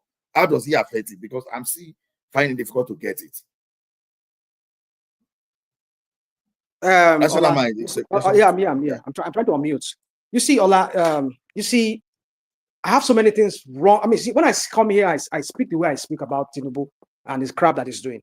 You people think maybe I read beyond what you people probably you might see.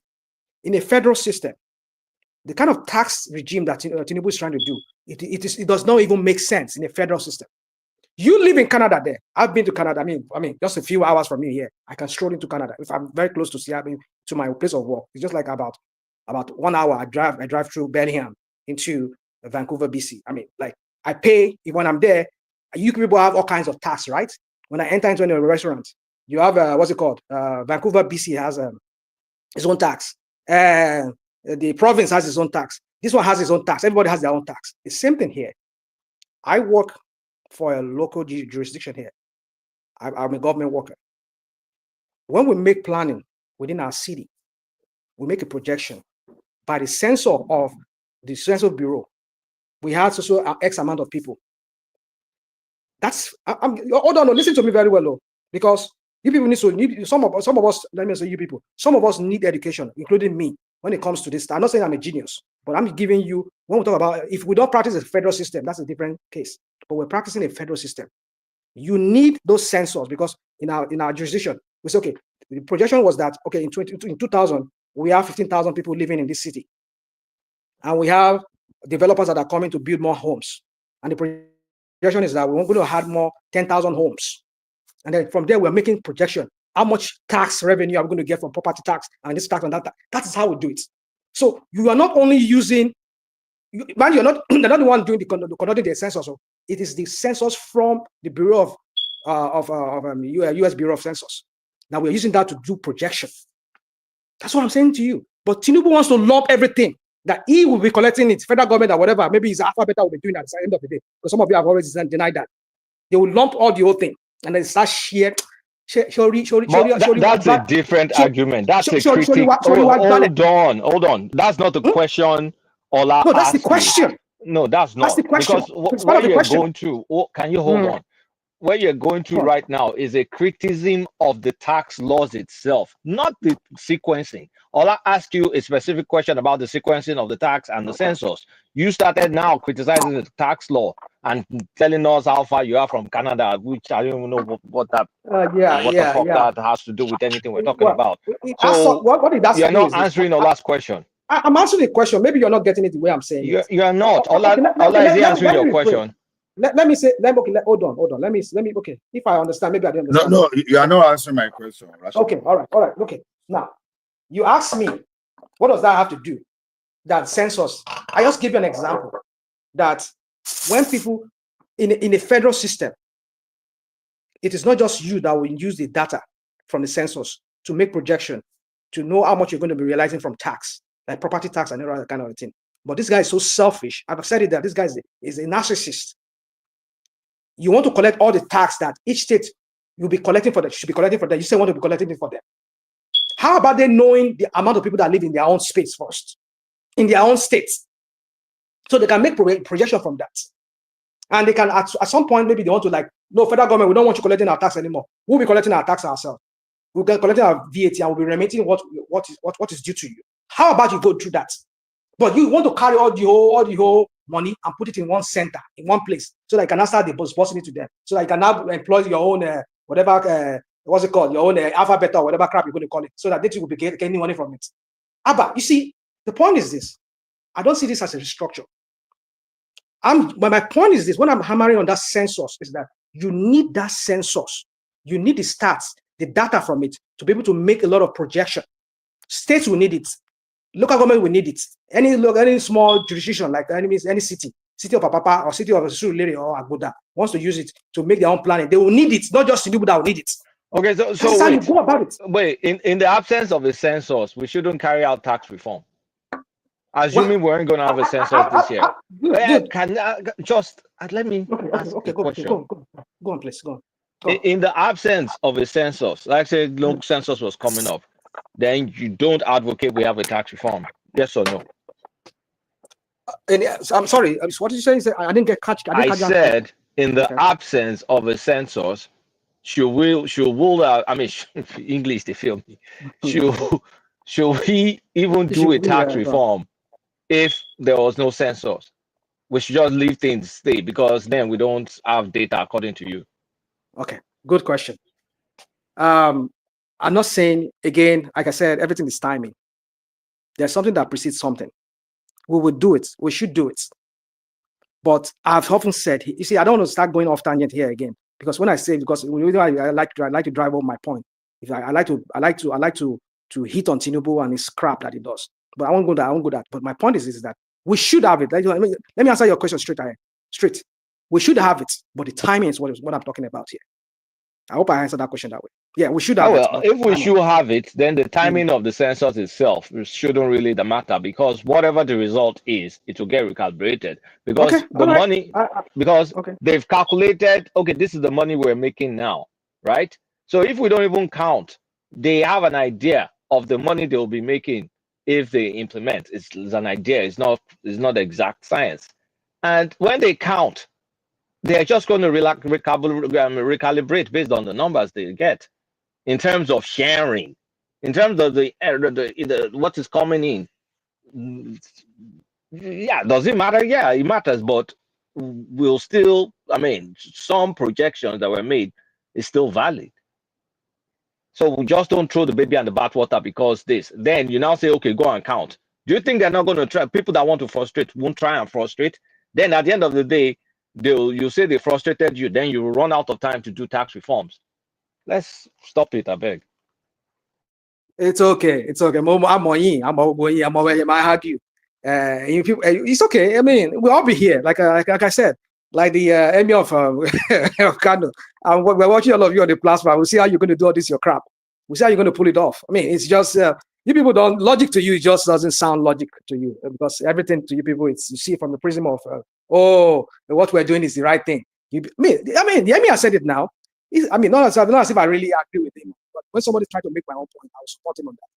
You people don't listen. You just believe that what you are doing is what you are doing.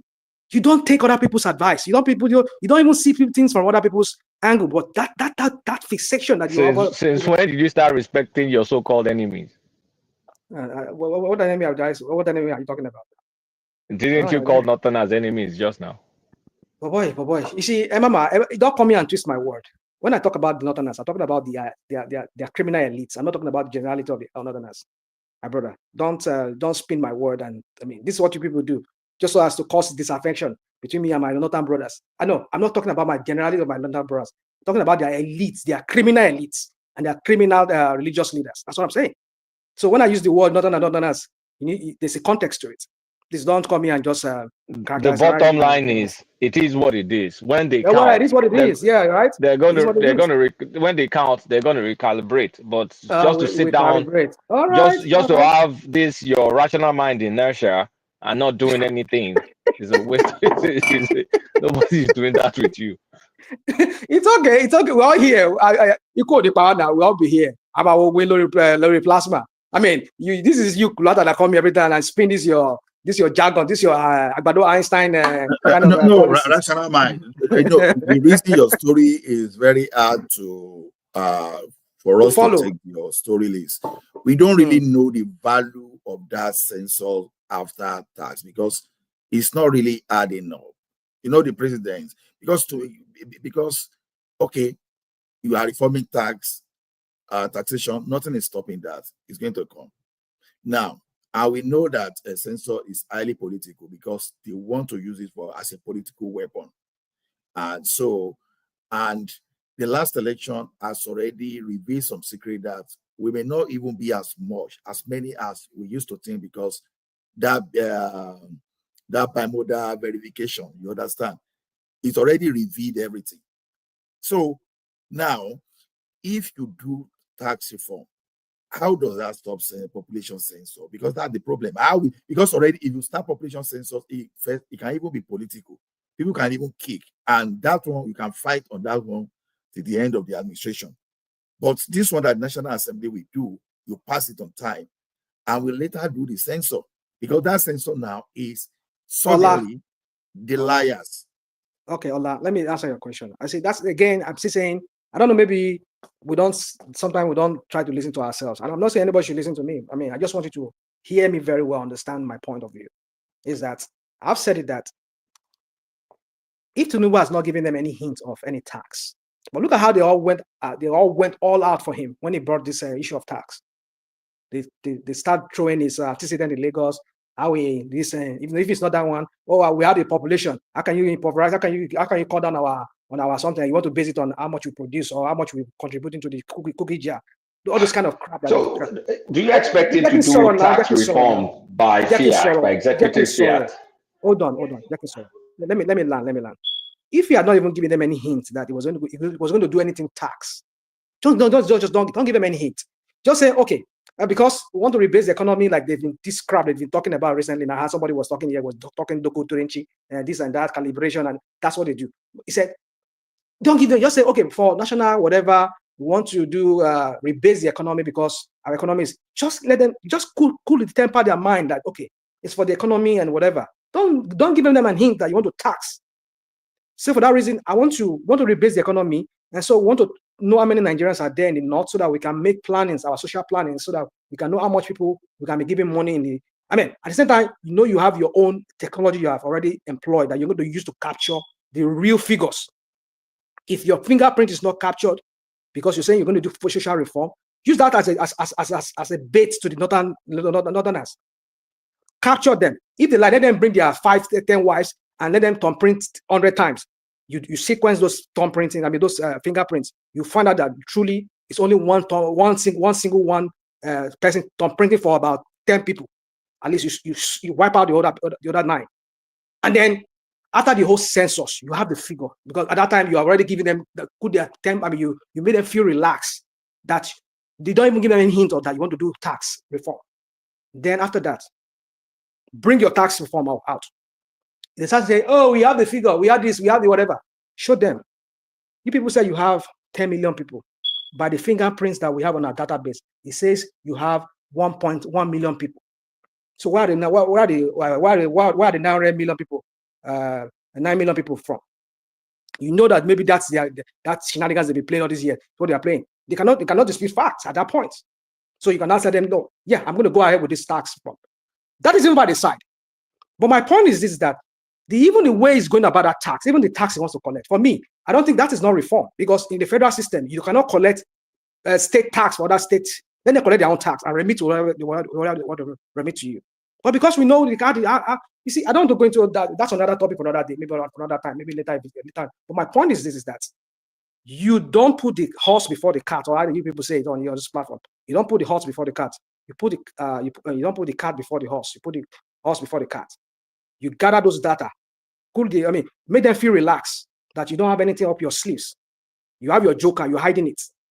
But you just want to get them keying into that thing that, oh, it's for social, whatever. We want to rebase the economy. We need to know how many Nigerians are living in Nigerian space so that we can make plannings for them. We can give their governors money so that they can plan for their people, so that we know how much everybody has to plan. So that our kids, they can go to school. our Almajiri kids, we can send them to either Almajiri school and also get them Western education. Make this, just give them these sweet, good things so that they'll just feel calm and want to key into yours. I mean, this is a guy that he came in, all the old northern senators and lawmakers and their religious people, they are all championing a mumu ticket, right? So let them dance to that. And then when you get that figure, then you can now bring out your axe. That's my point, Ola. That's all the point I'm driving at here.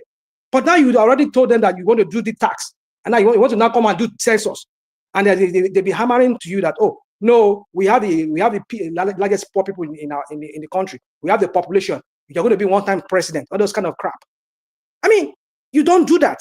That's what I'm saying. You need to know that figure first. Don't let them know that's what you want to do. But has already let the cat out of the bag. Now, how is he going to do the census? I wish him the best. Like you people have been saying, if he's going to employ technology, let us how the technology goes. How it's going to work properly then. If they're not going to use maybe insurgency and whatever, chase all of them out so that they will not get a figure. And at the end of the day, they'll start telling you that, oh, this area here in Bida area, there were some Lakurawa, and from what we're seeing, there are about 1 million people in that area, that space alone. But we cannot get there because of Lakurawa people. They are killing our census people. There you go. What are we talking about? These people from the north, we know their politics. It is for Tinubu to have strategies. I mean, I don't even know what the crap you people calling me strategies. This is what you call strategies. It's not a strategy. There's certain things you do first, and you cushion it with certain things. I mean, it's okay, one man. I mean, my friends, it's good for us to be talking this here so that they can listen to us. I wish they would do it so that they not self-sabotage themselves every time. That's my point to you, Ola. I'm just making the point that census is important first, because these people are going to bring up their crap every time. We have the population, we have this, we have all this crap. And then when you already have the figure, without even letting them know what your true intention was or is, then when you bring it out there, they will have all this noise making they're making. They will not even make it anymore. That's my point, Ola. I'll leave it at that.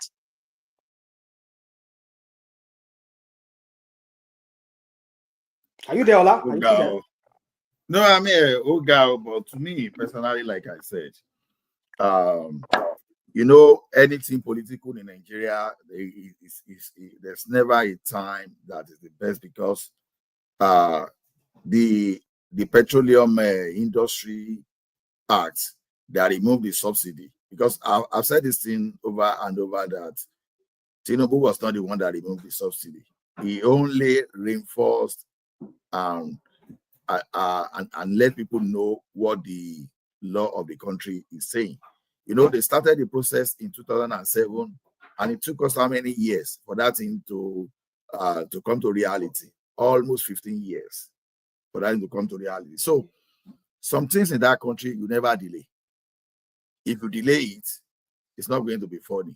You may not have that opportunity again. It's going to be opportunity lost. When some of us, when we talk of restructuring, I never knew that restructuring will even come in this kind of funny way. And I said funny way because I never thought of. Okay, that's what I want to ask you. What do you mean by funny? You say funny way. Yeah, go on, please. No, when I say it's funny to me because I didn't really see it as something very potent. You understand? I never thought of that way, because all restructuring to me is like, okay, allow the state to govern themselves, allow them to determine their resources. But I never even thought that it will come in form of taxation, because the thing is this: now we have some states that are benefiting, they are feeding fat without working, while causing problem even for the country. But in our situation now is you are stylishly and reasonably taking all those undue benefit away from them. That's why I made an example of alcohol. You don't want to consume alcohol. Alcohol is haram, but the money, the proceeds of that, you want to take it. Where do you do that? Forget everything. So if you are going to forfeit all those stuff, and the greedy leaders that are only after money are there, how do you make money if you don't really create productive environment for your people? That's the way I see it. It's either you start allowing all those economic activities that you don't want to thrive in your state, or you have to find a way to make your people productive. Now, what's the long-term benefit of having the people more productive you will have less people to recruit into all these nefarious activities. That's just my own hypothesis around that place. So I'm seeing this thing beyond taxation. I'm seeing this as a potent reform that, okay, you have to be productive. You have to do something. You may be surprised that the idea of even sponsoring mass burial, mass wedding, sponsor people for Hajj and all those things, it might stop in a matter of time because you will now have a very scarce resources and you are not going to get access to cheap resources. So I don't really see anything in that taxation. Then on that sensor that we said, if we want to face the fact, even by merely going to biometrics and data around our GSM and some other things, I tell you, we can get our data at least in that country to at least 60% to 70% the accuracy. Whatever we are doing in this sensor is just to capture the data of maybe the younger ones that don't have access to telephone and to some other thing. But I can tell you in the Southwest already, you can't escape all those things. I can almost say 100% that we have data because you are taking your children to school. If it's public school, they are going to ask for your tax clearance. If you don't have tax clearance that time, you are forced to register. You are forced to use your BVN and some other thing to validate you as a citizen of that country. So to me, in my own humble opinion, I don't really see any big deal in the sequence of this. As a matter of fact, that sensor could have even dragged and delayed things. But a lot of things I think can make this sensor now easier. One, that election reform. Secondly, this taxation. It's going to make all the governors sit tight because this sensor is not necessarily going to favor you based on allocation because it's no longer like that. So the election part of it, that one was demystified already. So inflating a population might simply become irrelevant in a matter of time. So maybe if we have that, maybe then we can plan around our securities. To me, well, I don't see any big deal. I see it as an advantage. So we can have anyway you say it, Allah. It's up to we're all here. We'll all be here. We'll live along and to see the end of this Tinubu maniac, manic policies that is just throwing up and down with no concert. It's not done it's not done. I don't even know what's that English word I'm trying to use now. But it's okay. But my point is just that you see, I don't want people using that word restructuring. Let me use the word of the idiot from what's it called, the deputy, his vice president from Borno State. Restructure my foot. What stupid restructuring is it doing? You see, you people, I'm not like about Daniel Ryan doing. Yeah, I like Badoi. I mean, by like Badoi, it could be anybody here. I'm not talking to you, my friend Ola. I mean, what are you talking? What the hell are you talking about? What's restructuring are you talking about? Restructuring by tax reform. If I were a governor from the north, I would sue federal government to the court. You cannot take my tax. I will take my tax myself. If the governors, I know because all of them they don't want to appear like, especially those APC minion, APC governors that have all been they've all been they've all pandering to Tinubu. I mean, if we were to be given to maybe Bala and all of the other governors, probably they would have taken that case to court. Maybe they will win or not. We'll see. No. The fact that they are pandering to Tinubu is even the more reason that we should feel blessed. We feel blessed. What are you talking about? Okay, that we should feel blessed that we see someone that has the ball to take some kind of. Don't use the word ball. It's not like it's not the ball here. Okay. Like what we had now, he has restructured the military. He has restructured the military. Why are you using the word restructure? What if What's restructure are you people talking about? Is this what you call restructure? What are you talking about? I mean, you're talking about restructure.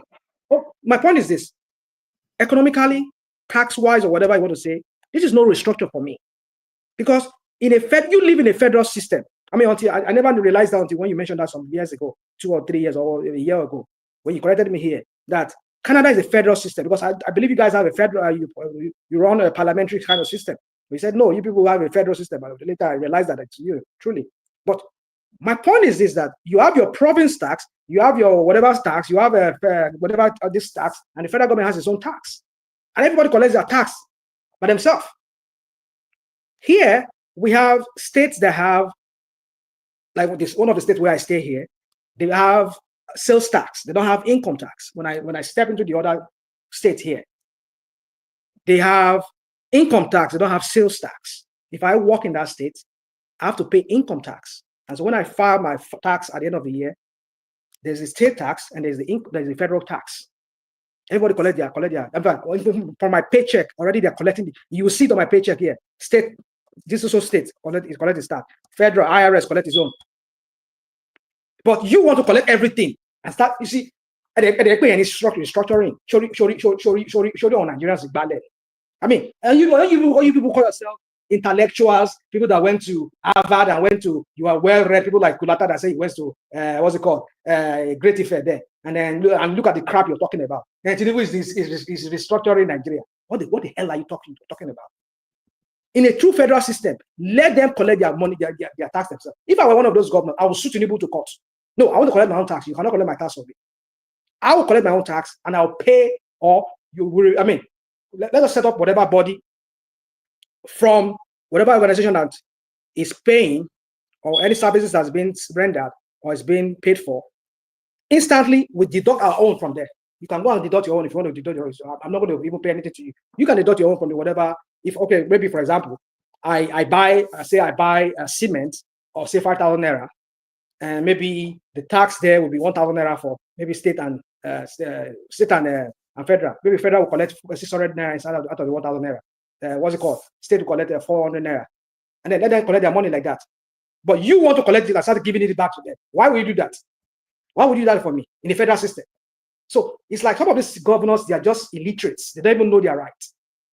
I will take that case to court. I'm saying that on this platform, so that if anybody's hearing them, go and tell them, go sue federal government to court. You cannot take my tax from me. We run by constitution. Okay. Wait, rational mind. In Canada revenue is responsible for collecting taxes on behalf of the federal government and the provincial government. The only exception is Quebec. So what they do now is this: when you fight tax, Patuski is a tax expert, he says, so you can patronize his business too. So when the Canada revenue collects tax on behalf of the provinces and the federal government, so they just remit accordingly. So the thing is this: you want a way whereby you don't double tax. So you want a robust system that will be able to separate the federal, because what you are collecting in the province, is already known to the federal. So you have a centralized system so that it is even easier for the citizen. So it is after the collection that the Canada revenue will now remit to each province what is due. But the most important thing is that you want to have that agreement. Then one thing you must note, we must be careful of is, I think that structure came in place to make sure that no province is taking the federal government, is holding the federal government to ransom, So to me, if the same thing is being done in Nigeria, it's not going to be the first time. So exactly what is happening in Nigeria, that the federal government is collecting taxes on behalf of the state. Yeah, it's happening in Canada. At least I don't know. I don't know what about your Canada or something, because I know you guys. That's why I say Canada revenue. It's okay. Yeah. But I'm not disputing what you said. All I'm just trying to say is that anything I want to use as a standard, which I don't like using as a standard, but somebody was saying in the comment section, when it's convenient for me, I will use US. Yes, I'll use US when I see a parallel that makes sense. not in the parallel of the Agbado minions that they come here and start talking and using some superfluous kind of parallels that doesn't even make sense. The parallel I'm drawing here is because we practice almost the same identical. Well, it should be identical. I mean, it should be identical, at least in paper. That's what they say. But in the reality of it, we're not practicing it. But in paper, we practice the same governance system of the United States. And so if that's what we're copying, in a true sense of it, and that's what should be, not the Canada one that you have your province, you have your, what's it called, municipal, whatever. We don't practice that. Maybe that could work in that sense. But Nigeria is not that kind of one. We don't have, besides, we don't even have an autonomous part of a, it's a good thing that you people are let Quebec have their own, I mean, they are self-governing and they can take their own tax. And well, but my point is this, is that in a true federal system like the one we run here in America, which is what Nigeria should be running, if not for the crap that they brought into it, yes, states should be getting their tax themselves. IRS does not collect. Every state here in America has their own internal revenue board that collects tax. California has, Oregon has, Idaho has, Washington State has. They all have their own internal board revenue. Even from on your pay stub, you'll be seeing it on your pay stub clearly that this is how much you're paying to this state tax or whatever state tax, and federal will collect their own. Not that IRS will collect your own money and start sharing for the state. No. So I don't know, you in Canada, like I said, why I will not want to subscribe to that of Canada is because we don't practice your parliamentary system. You call your own president, you don't call him president, you call him prime minister. We don't call our own prime minister. So it's still the head of government. No, that was just the structure of the governors. We should get this. I understand. Canada is structured as a country, is structured as a federating unit. That's how it's structured. But the system of government now, because something that we have to clarify, presidential is a system of government in Nigeria, but Nigeria entity is a federating unit. You understand? We are. But you said province. Hold on. You said province now, right? Which is synonymous to what we used to have. No, it's like. Well, no. Okay. Province is like a state. You can divide it whatever and give it name. Even you can even call province local segments. No, province is like when we have Western region, when we have a regional system. It's like that. It doesn't matter. We could have called all those region states. We could have called them subdivision of federal government. That's just a name. Let's look at it. You see, Ola. If I want to have this argument with you, okay, go on, please. So go on. I'm listening. So Canada is a federation. Like you will talk of United States, like you will talk of Nigeria. It's only that that system of government is parliamentary, Then in United States of America, the system is presidential. Nigeria, the system is presidential. But economically, we are talking now. How do they structure the economic governance? That's what we are talking here. So we are similar. The only problem is some of our people that are implementing now, they want to make it unitary. They are making it unitary in nation. Now, what we are saying now is this: IRS can collect tax on behalf of the state. That's not the issue now. Where the issue used to happen before is the allocation. You understand? There's nothing bad in bringing the money to the central treasury, but let each person collect his own allocation as it's supposed to be. So IRS can have subdivision in the state to collect on behalf of the state, each state, but we know that it's going to one account, so that this one we have multiple accounts that Nigeria is a situation where you can have like almost 200 accounts. When you have such kind of fragmented bureaucracy, you are creating room for fraud. But when everything is coming, you know what is coming from Ondo State, you know what is coming from Kano. It's just a matter of sorting those things out, right? But it's still coming to the center. You don't have to be chasing like a 200 or 500 accounts. Someone wants to comment. Someone wants to comment. I don't know the person. I don't know. I think it's not enigmatic. if it's enigmatic, may show your face or go and show the right profile. Because Osaloko logo, I don't know. I've never. I think it's enigmatic. That should be enigmatic. It's enigmatic. It came in with that same that name earlier. Yeah, okay. Go on. We're listening. Okay, then that's fine. Okay. So the thing that's the way it is. Ola, you are trying to. Bàbá mi ò mọ̀ nígbà tí mo kàn déédéé gbọ́ kó má jẹ́ pé àwọn bọ́ọ̀sì kan fẹ́ wá dà wá rú lẹ́nu àti tákù mi lẹ́ẹ̀bí mélòó kan so èmi gan ẹ̀rù ti ń bà mí. So the thing is the thing is it simplifies. You understand exactly what they are doing in Nigeria is what they are doing in Canada. Patoski is a tax. But then you keep using Canada. Canada is not a. Hold on. You see that here we go again. I don't know if you. I get you. If Canada is the federal system, proper one. I'm not saying it's not a system of America. There are different types of federal system that people run, but the only thing that is close to ours or that is identical, that should be identical to ours, is we don't use provincial system. We use state system. So every state is a subnational of the national. That's what we're saying. American system is not identical to ours. Stop making that fallacy. It's not. It is. It is not. In paper, that's how it should be. No, it is not. It is not. It is fundamentally different. You can. Well, how is it different? That's another topic. That's another thing we have to discuss. Because in Nigeria we have a unitary kind of system. America does not have one. Unity. What do you mean unity? What do you mean unity? Hold on. Meaning the federal is spoon feeding the states. I mean, federal is one that shares money. It's not like the states making the money and contributing to the federal. No. You see, I mean, I cannot even argue with people like you or like you say you. I mean, your arguments will bring up bias. So what are you and I arguing? So doesn't Nigeria have a flavor of unitary government? Hold on. I agree with you. We do. So why are you? Hold on. Listen to me. I'm flicking out because you just don't. Sometimes you just want to argue off points. The point I'm making is that they have presidential system here. We have presidents. We have bicameral. They too have bicameral. They have a Senate and they have the House of Rep. We have bicameral. That's different from the sharing of money now. Different.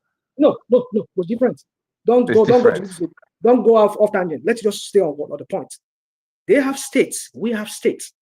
Forget that unitary thing that they brought in, whatever crap that's what I'm saying to you. That yes, I agree with you that they brought in some shenanigans into the system. Pansa's uncle gave us unitary system. I've not been able to take it off. Yeah, you go again. Go your tribal. It's not tribal. It's Rossi that did it now. It's a person. It's a man. It's okay. It's not a tribe. It's a man that did it. And your Yoruba people were not part of the coup, right? They were not part of the coup, right? I'm not talking about the coup. I'm talking about the system that we still practice today. It came from the Rossi. And then who was the second in command then? I mean, who was the shit? This is government that brought it, and we're in it. It's not a tribal matter. It's a specific person's matter. Focus, dude. Focus. Let's just focus on the point. Let's just not go on this side talk. My point is that I mean, if you people in Canada run what you run, and for me, I don't think Tinubu for that reason should want to do that. That's not it. Every state should be able to collect their own. In fact, every state has their own internal border revenue, so let them collect it themselves. That one that Tinubu wants to come and do, bring in some of bring through the back door some kind of some. What's it called? I mean, whatever. We'll all be here. We're going to watch and see what happens. But I know they've said that they're going to bring any private, whatever, collector to come and collect for them. We'll be here. We'll see. But my point is that if I were one of those governors, I'll be suing the federal government to court. I have my own internal revenue board. Let them collect my own tax, and you collect your own tax yourself. Shikena. That's it. But I know that those governors, they just want to pander to Tinubu. I don't know whether they fear him. Abi Tinubu let me journey. Abi he has some kind of I don't even understand what the problem is with some of those governors. Because you have the right. No, go to Supreme that's Court. what they call respect now. But that's the rational mind. Hell with that. What are you talking about? What are you talking about respect? We're not talking about respect here. Can I chip in something? Sorry. Go on, please. Go on, please. It has not to do with Tinubu now. It has been there. This system has been there before Tinubu. You can see what Wike did. Wike was trying to say, okay, let us collect our VAT in our state. That's one of the arguments he took to the court. So it's not as if, and some states joined him. You understand? So it's not as if Lagos State. Lagos State, Abi? Lagos State joined him. So Rivers okay. State was so what there. what's not different? I think What's Edo State was there. Some other state I can't remember now. But the point is that we have federal system, but we don't have fiscal federalism. And this has been Tinubu's argument since he was the governor. I even remember under Buhari was saying, look, we need fiscal federalism. Not even once, not twice. He has been saying it. I've heard him say it like close to 10 years ago. And that's what he's trying to achieve. That look, let the state control their resources. Let them be the one doing everything. What is fiscal federal system, Mr. Pato? Fiscal, you see, fiscal has to do with financial. That's say when you say fiscal policy, tax policy. So when they say fiscal, it has to do with their financial. They should be able to plan their revenue, their spending, everything. They should not look at the center for anything. They should not be the ones sending money to the center. That's what Tinubu was arguing for that time. So what now changed? What changed? Thank you for bringing that. Now he's trying to do that. He couldn't do that outrightly. Oh. Wait. If you know the current structure and you know that if you take this thing to the state and to the National Assembly, that is not likely to sail through, what sense does it make in trying to fight a battle that you know is dead on arrival? So the only way to achieve that is to do it in a roundabout way. And this is what he was trying to achieve with this tax reform. And let's have, at least if we can't have total, let's have substantial change in the current structure of fiscal policies in Nigeria, or revenue sharing, allocation, and all those stuff. That's what he's been trying to do. You go, I'm referring like to spin things. I'm referring to things that has happened. Well, I don't see anything fiscal about federal fiscal, whatever you talk about. I mean, this one. Nigeria will need fiscal federalism now. Do they? I agree.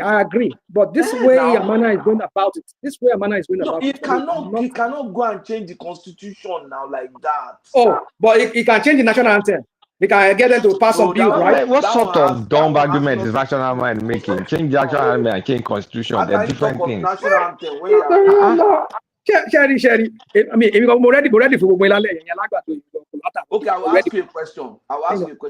Look at the resistance he's facing politically and everywise with respect to. Did he face the same thing with national anthem? No, because that's not a constitutional matter. Come on. It's not. It's a bill that will be passed. No, I understand you, Pato. I understand you. But you see, the point is, when you say things like this, I know it's just because you just want to make a point. And the point you're trying to make is that, he's trying to do something.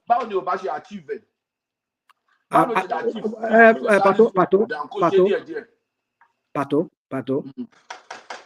I've never known Tinubu to do anything with no self-interest. That's my point.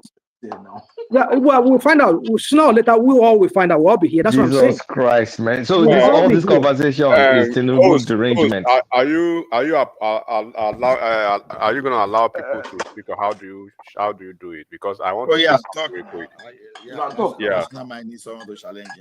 Yeah. So first of all, I think the conversation should be nuanced a little bit, because like before we talk, I beg. Enigmatic. Baba.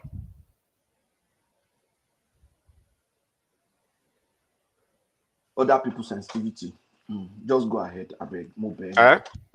They are sensitive to other people's sensitivity. Let us take that into consideration. All the people were emotional, enigmatic. Emotional. I know what sensitive emotional. I know what you talk without even saying it. So you know, there's a possibility for every bus for a boss. So all of us. So now waiting I receive, I will give. No please let us be sensitive, all of us. So like I said, I believe because this, for some time, for some reasons, we should have some nuanced conversation when we are talking about tax reforms and even the census. And people should understand the fact that why we are scratching the surface to understand what are even people talking about. Because like some people are jumping from one angle of the room to another angle without actually coming to the surface of the room. So first, I was hearing something like tax reforms, and I was hearing something like census. What is the intersection between those two, topics? If you actually have to say that, and I think the discourse should actually focus on that, and then it can trickle down to some other substantive conversation that surrounds itself around the census and tax reform. Not talking about the US, and because everything has been all over the place, and we can't even pinpoint what actually is the cross of the matter. So now there's a tax reform that has been out there, and there's a consensus around it already. The governors, they've objected, and that's the governors forum. They've objected, using, so to speak, the northern governors as a cannon fodder to make their loud objection. But now people have been sensitized. I mean, have been sensitized to see what the position of the governors, to see the position of Nigerians, and what pretends to be the quiet disconnect, the grave disconnect between Nigerians and the governors. And the governors, they don't really have a hiding place now. So if you actually peep into their proposal, their recommendation to federal government, it was quite laughable. You will see that basically those governors are not ready to do anything, and they just want to remain lousy as they are. But of course, the president has the final stroke of the pen to do what he needs to do. They did increase the revision by 10%. Yeah, like I said, if you look at it, it's quite laughable because you will see that they still are not getting the memo, right? That Tinubu is just how would I say, Tinubu is pushing their button, and people are seeing more to their silliness now. And then the local government autonomy is not, this month, the local government autonomy by end of the month, there should be direct payment from next month, direct payment to the local government administration, right? Even Algon, they'll be cooperating. But no, it starts from this month, though. It starts from end of January. The governors are frustrating the effort. They are supposed to have a dedicated certain account that will be created via the central bank, and the central bank they've been trying to go through the phases and the tiers of all these processes and procedures. But of course, it is very clear to them now that there's a little resistance. They can actually go. I mean, they can actually post to that local government reform. Now, coming back to the tax reform and the intersection with the census, anything that Tinubu is doing, people could actually have a different opinion about being a strategist or not. I know that anything he does is not just in a vacuum, right? He's laying everything the way he wants it. If you want to go and look at his electoral this thing that they published manifesto, you will see is going by the letters, right? So is this census is just basically an effort to quite optimize, the country's revenue now generation, and then to ensure that there's a quite equitable resources of distribution, right? And then to ensure that the intersection between these tax reforms and the census is able to arrive at a point where people will not just come and be counting chicken and cola nuts as part of the census processes. That's why it's being tied to biometric, data processes now. The new census that will be coming through is going to be a biometric census. It's not the point that where you will say, oh, you cannot come into my household or in my compound, just write it down. I have 5 wives, I have 47 children. It's not going to happen like that. And in the southwest, in the south, in the southeast, you count everything that you have in the family. So sorry, in what month would that happen? When is the census? I think it's I know there's a timeline of this year before the year runs out. But I believe it will go concurrently with the all-encompassing provisions of this tax reform. And what they are trying to do with the with that, biometric thing, with the biometric. yes, yeah, with that's why you see the CMC, there's the Minister of Interior. They are getting a hold on the data collation of the country now, and the CIMC, whatever, they are trying to actually leverage, they are trying to leverage that the data processes now, so everything we can have like a convergence of identity and identification processes in Nigeria, unlike what used to be that everything is all over the place. So they are trying to. It's not going to be ambiguous as it used to be. So, and this will actually create the aim is to expand the tax base, right? And the aim is to improve tax collection effectively and efficiently. And I believe they hope to reduce this dependency on the oil revenue particularly from the northern governors who are not really ready to shift the base or shift the needle, if you want to speak like that way. So the tax reforms, well, it will, among other things, it will identify those untapped, tax sources within the federation, and it will ensure this compliance across sector. That there's no way you circumvent the processes, or there's no way you actually violate such a certain regulatory compliance, and you go scot-free with that, because everything will be laid bare. When you tie it to the census, right, that will actually give us the opportunity to actually conduct, probably the first time in the history of the country, to conduct a comprehensive national census that will provide accurate and effective, population data as actually we envisage. So there's not going to be the usual, wuru to the answer. So it will help the administration and the government and the country itself to understand the demographic trends. So it will help them to actually even look at the economic activities within each region, and even each state, even to the local government level, right? Like for Ondo State now, they have the second largest deposit of bitumen globally, right? And there's a governor who is basically almost confused, and he doesn't even know his left from his hand and from his right. There's cocoa production. There's in the entire southwest, we have landmass of agricultural produce, but we don't really have governors who are thinking out of the box, right? In Osun State, the mineral resources deposited in Osun State can maybe take care of the entire southwest, but there's a governor who is not serious over there. So when you put all these demographic trends into play, and you look at the economic activities in each state down to the local government, by virtue of looking into the activities of the local government chairman now, by virtue of this local government autonomy, then you have the possibility of even to see the regional resources need, what each region needs, and what they actually need to bring to the central government to basically try to extrapolate what the economic value they bring to the table at the end of the day.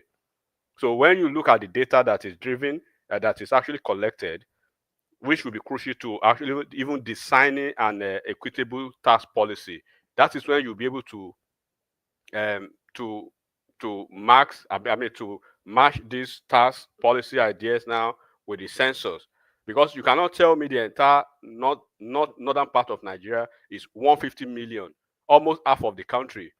So I don't want to believe the north is 150 million, while the rest of the country is 100 million. It's not possible, because they use that population stuff for a bargaining chip.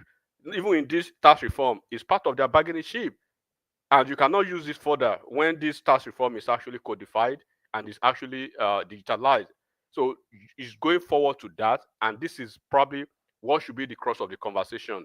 The tax reforms versus the census, biometric census that is coming up.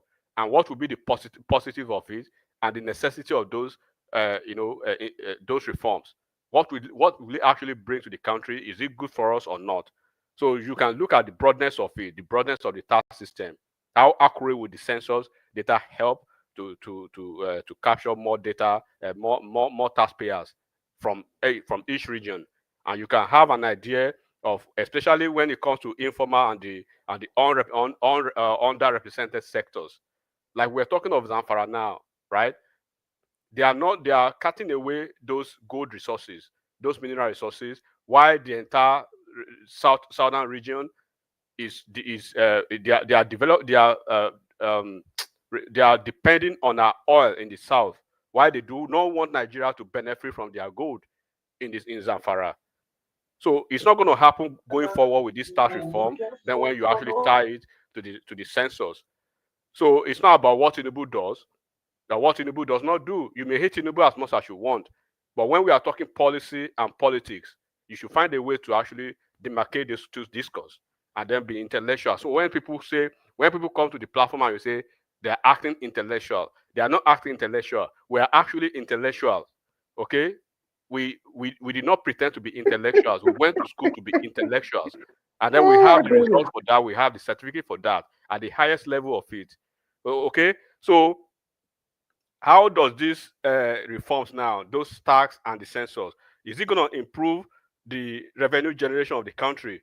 So that's where you can link the demographic and the economic data, which has actually reduced everything now to the tax evasion, evasion processes. Evasion processes and how it increases the compliance. And that's why you see the FIRS is very involved in that, and they are driving a very core database driven solution to that, down to the hinterland of Nigeria. So you have to be familiar with what some agency in Nigeria or some agencies in Nigeria, what they are doing for you to actually come to national platform, right, and make a mockery of yourself. So I will say focus on the revenue the tax revenue, the tax reform, and the census. And if you are not really equipped much about what is going on with that, you have the avalanche of time to make your research before you can actually speak on it. So, and I'll actually stop at this, and then we can go back and forth to make it conversational. Ola, can I jump in? Can I wait in? Ola, are you there? Okay, maybe. Please go ahead. Please go ahead. All right. So when I said some people call me and talk like they're intellectuals, I meant what I said. That's my opinion, and you cannot take that. Nobody can take that from me. And I don't expect anybody to call me and tell me what to speak on how to speak on matters. I understand we all see things from different prism, from different angle. We can only banter. No, what you're saying is not. I mean, I don't agree with you. But come here and just make it look like I see. Well, it's okay. Maybe I do that too. Maybe let me not start any beef with anybody on that. But my point is that I will speak what I think I understand and what I know. And I know I'm not less in any way to some of you who are the so-called statisticians here, or whatever school you've attended. Because I mean, needless to say, I'm well read, well bred, and I've read very extensively. I just don't come here and just throw up stuff for the sake of wanting to throw it. I remember a while ago I was talking about the link between census and what Tinubu is doing with the tax. Some of the Agbado people here, like Kulata, and maybe the wannabe Agbado like Mr. Patrick from Canada, was like, oh, what is the link between both of them? But then you are making my case. At least one of the people are making my case here. No, he's not making your case. We are saying that he doesn't need that. What did I not hear it? No, wait now, wait. Mr. Patrick, did I not hear it now? No, at least one of you just made a point here now. Hold on. I heard what he said now. Rational mind. Enigmatic has also made his own proposition. That's not a final judgment on that argument. He has said that the population census is going to bring up a lot of this. That's his argument. He's not the judge. He's not an arbiter in this matter. Wait now. But okay, I'm saying that the population census coming before the reform, if it comes or comes after, does not have any bearing on the type of reform that is to take place. The reform is that centers that generate revenue should be given more. It has nothing to do with population census. It has nothing to do with censors. Yeah, we're going back on this again. The And people you have somebody that saying generate more should get more. Every people that Mr. generate more Patrick, should get more. Every state get a percentage equally, Mr. Patrick, and then the I'm rest is surprised. competition. So that statistics, that censor has no bearing on it. Even if enigmatic is saying that, I'm saying no. Okay, all right. It's okay. It has no But bearing. you see, And I know it's okay. Tinubu knows that it has no bearing. That's why he brought that. Come on. That's So why why is he he brought mandating that it? first. Why is he mandating it? Why is he mandating it? If it's a prerequisite, why was he able to make that? No, because he doesn't know what he was doing. That's what I'm saying. He does this. This is a guy that acts on impulse. He does things on impulse. I'm telling you that he's in order. It's okay. But it's fine. It's fine. It's fine. I mean, I'm surprised, Mr. Patrick. The statistics is going to get from that. Look, don't mix it up. The statistics is going to get from that. The statistics is going to get from that can affect his policies. But I'm saying that this decision that he took about the tax reform, the census statistics has no bearing on it. He has been able to take it without the census statistics now. So what are we saying? Okay, all right, okay. But then it's facing opposition, right? I mean, you don't have somebody just said to us that the governor. So even if they count them, will it still not face opposition? Let me just speak, Mr. Patrick. You see, among every other person that I respect on this platform, I'll continue still having respect for you. Don't get me wrong. If I speak the way I speak, it doesn't mean I think less of you. I still owe you an high esteem. You don't respect me. Einstein. Well, you have my respect. Whenever I speak, no disrespect to you, Konata. You and I will banter back and forth. I mean, sincerely speaking to you, honestly, I hold everybody in high esteem. We're all here to banter and talk about things. Having said that, so my point is that you, of all people, Mr. Patrick, that you said, I think I heard that you are a tax, you're a tax collector yourself. You're into tax and things like that. Now you'll be saying that stats. I mean, maybe as far as your area, your core area of what you do as a tax person is you just file tax on people, you just balance their sheets and everything. But the people who works in the tax office itself, the IRS or whatever revenue board, they need those datas. They need datas. I mean, I just told you here that IRS work in conjunction with SSA, Social Security Administration. They work with the Census, U.S. Census Bureau. They do all of this. So they take data from them to be able to make whatever projection and maybe do their tax, file, whatever it is. But my point is this, that we will be saying here that there's no correlation between enacting a tax regime and knowing the amount of people that you want to tax. Oh my goodness. It's just the height of some kind of I would say the height of not understanding what tax is all about. Maybe as far as you do, maybe what you do, your kind of line of profession is basically, if you ask me now, in my own line of profession, I work with design professionals. Maybe the materials that they use in designing for the designs, like you say concrete, or you talk about steel that we use in construction or all of that. I might not know how they mix it, how they do it in the factory. But as far as I know, when they bring it on site, I know how to size it, put it, and then make achieve a building for you. That's all I care about.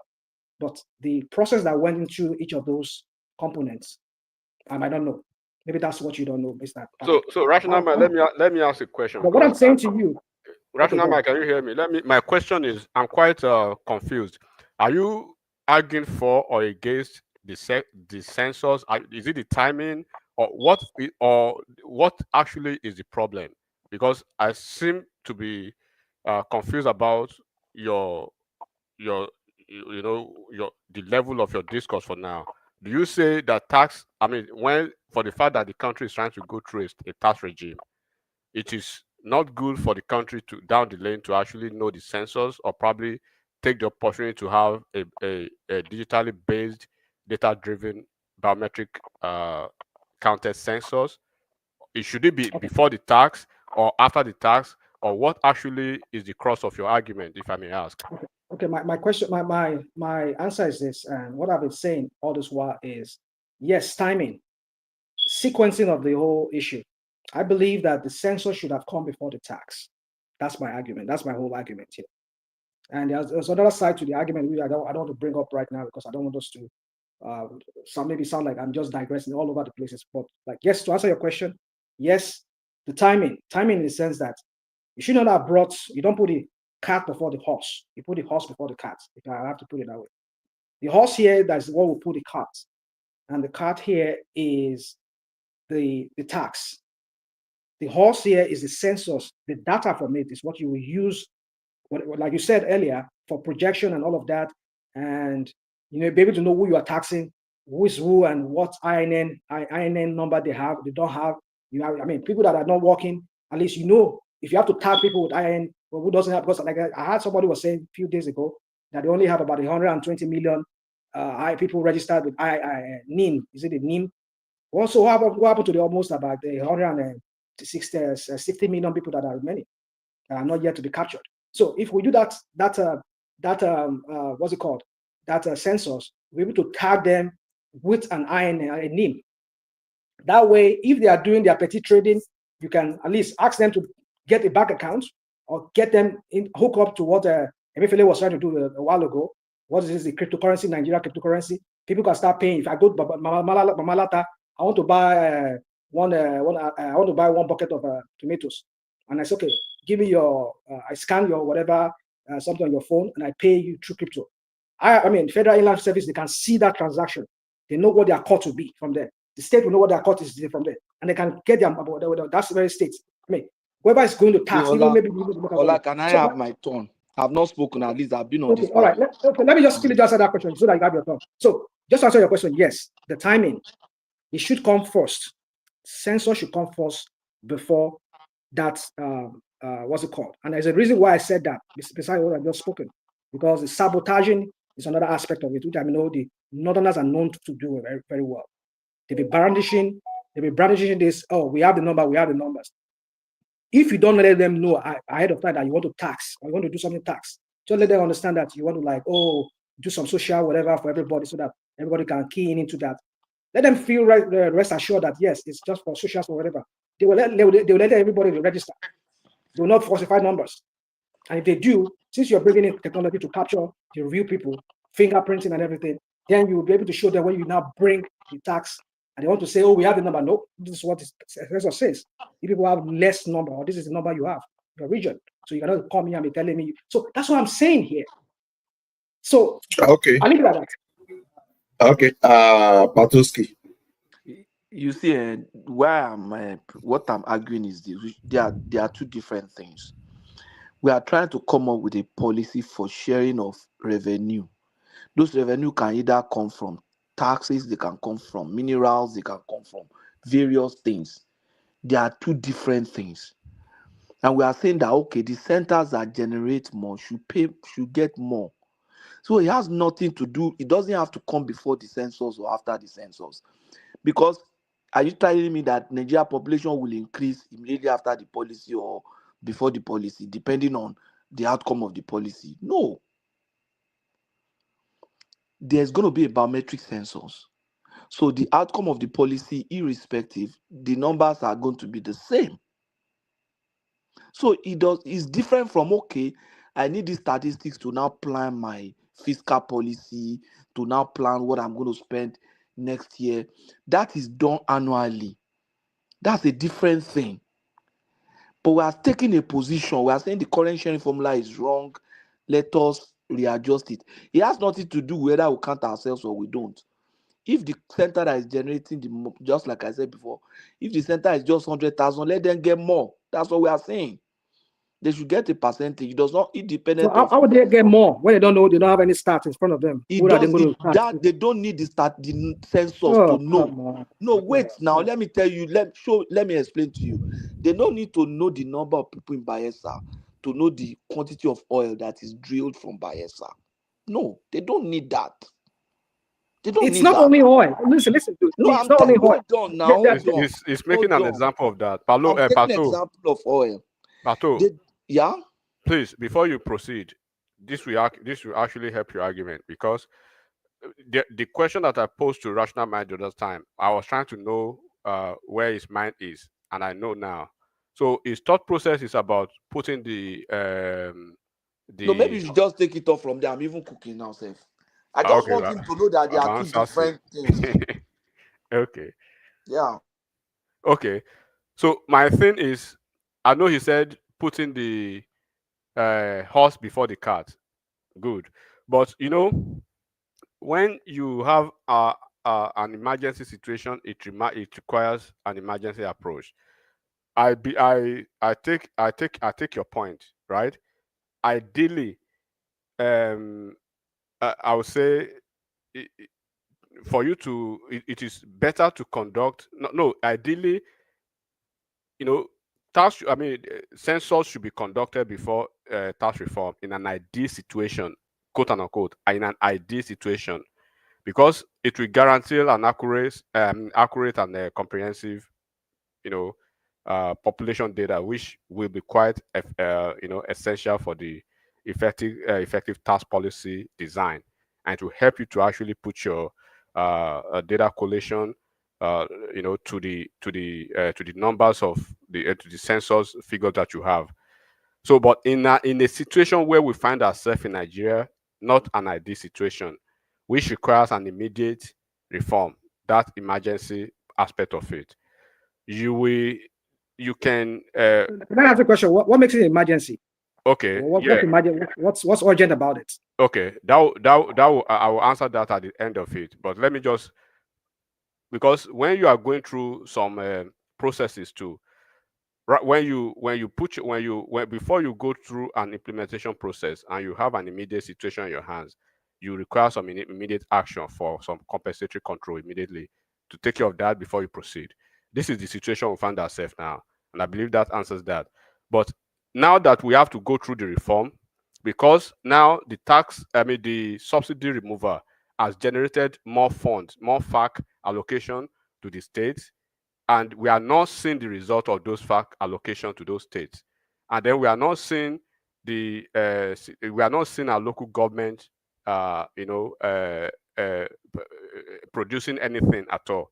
So the LG autonomy is going on one hand; they are finalizing the legal framework and the security framework now, which is the NFIU, the FCC, to tie to those funds, and then on one hand, the tax reform is going on concurrently. So in this type of situation, you can proceed, right, concurrently using the existing data that we have now in Nigeria, regardless of how crazy it could be or how faulty it could be. It is still the existing census data that we have. While we were preparing for the updates down the year, or probably, but once we arrived at that side where we have a full biometric data-driven census, then we can come back, right, to actually reconcile the data that we have, the result of the tax reform, and the new biometric driven sensor that we just had. So all we have to do, very simple implementation process. We have to use the existing data as a baseline, basically.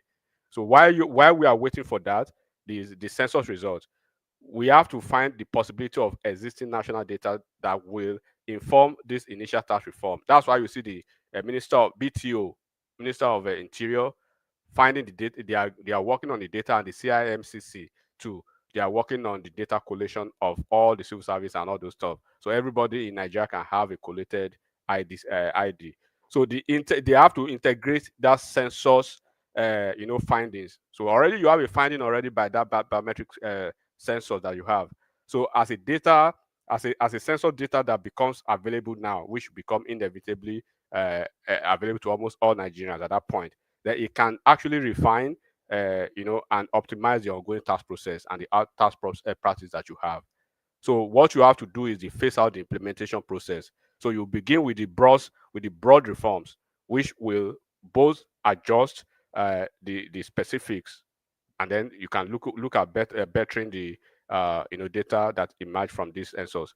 So at the end of the day, you cannot say because Nigeria cannot suspend. We do not have that luxury of time. Nigeria is in a haste to actually cross over now because we've wasted a lot of years. Imagine Ndume coming in last time to say it takes 20 years to pass the PIA bill. We do not have that luxury of time now. So, but in essence, while all this census is ideal for actually have the foundation base and the base of that, we can proceed with that and still have a very good census at the end of the year. We have 12 calendar months. January is almost gone. Let's assume they start the biometric process around maybe the second quarter or the or Q3 of the year. So we can actually go through the next 2 months after Q3, entry to Q4 to actually have the data driven biometric sensors, and then we can come back and reconcile the processes of implementation, and you have the baseline already. You have the baseline and the foundation already to lay on.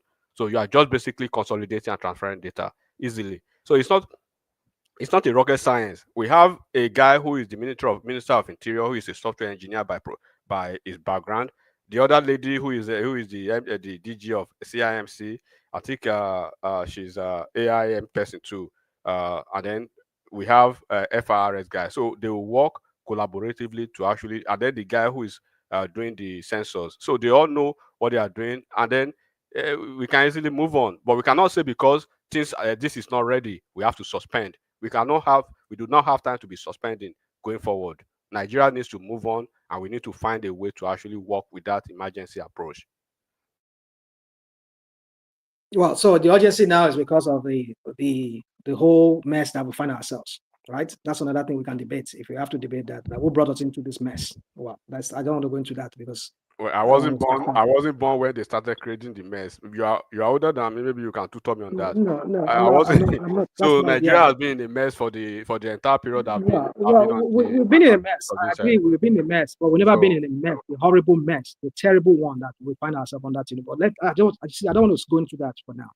I don't know why we are making it sound like that maybe we created Nigerians are the one who messed up themselves. No, I mean Nigeria has been messed up. Yes, I agree, but we've never been in this hellhole, this hell of a hole in our life. Not even that Buhari.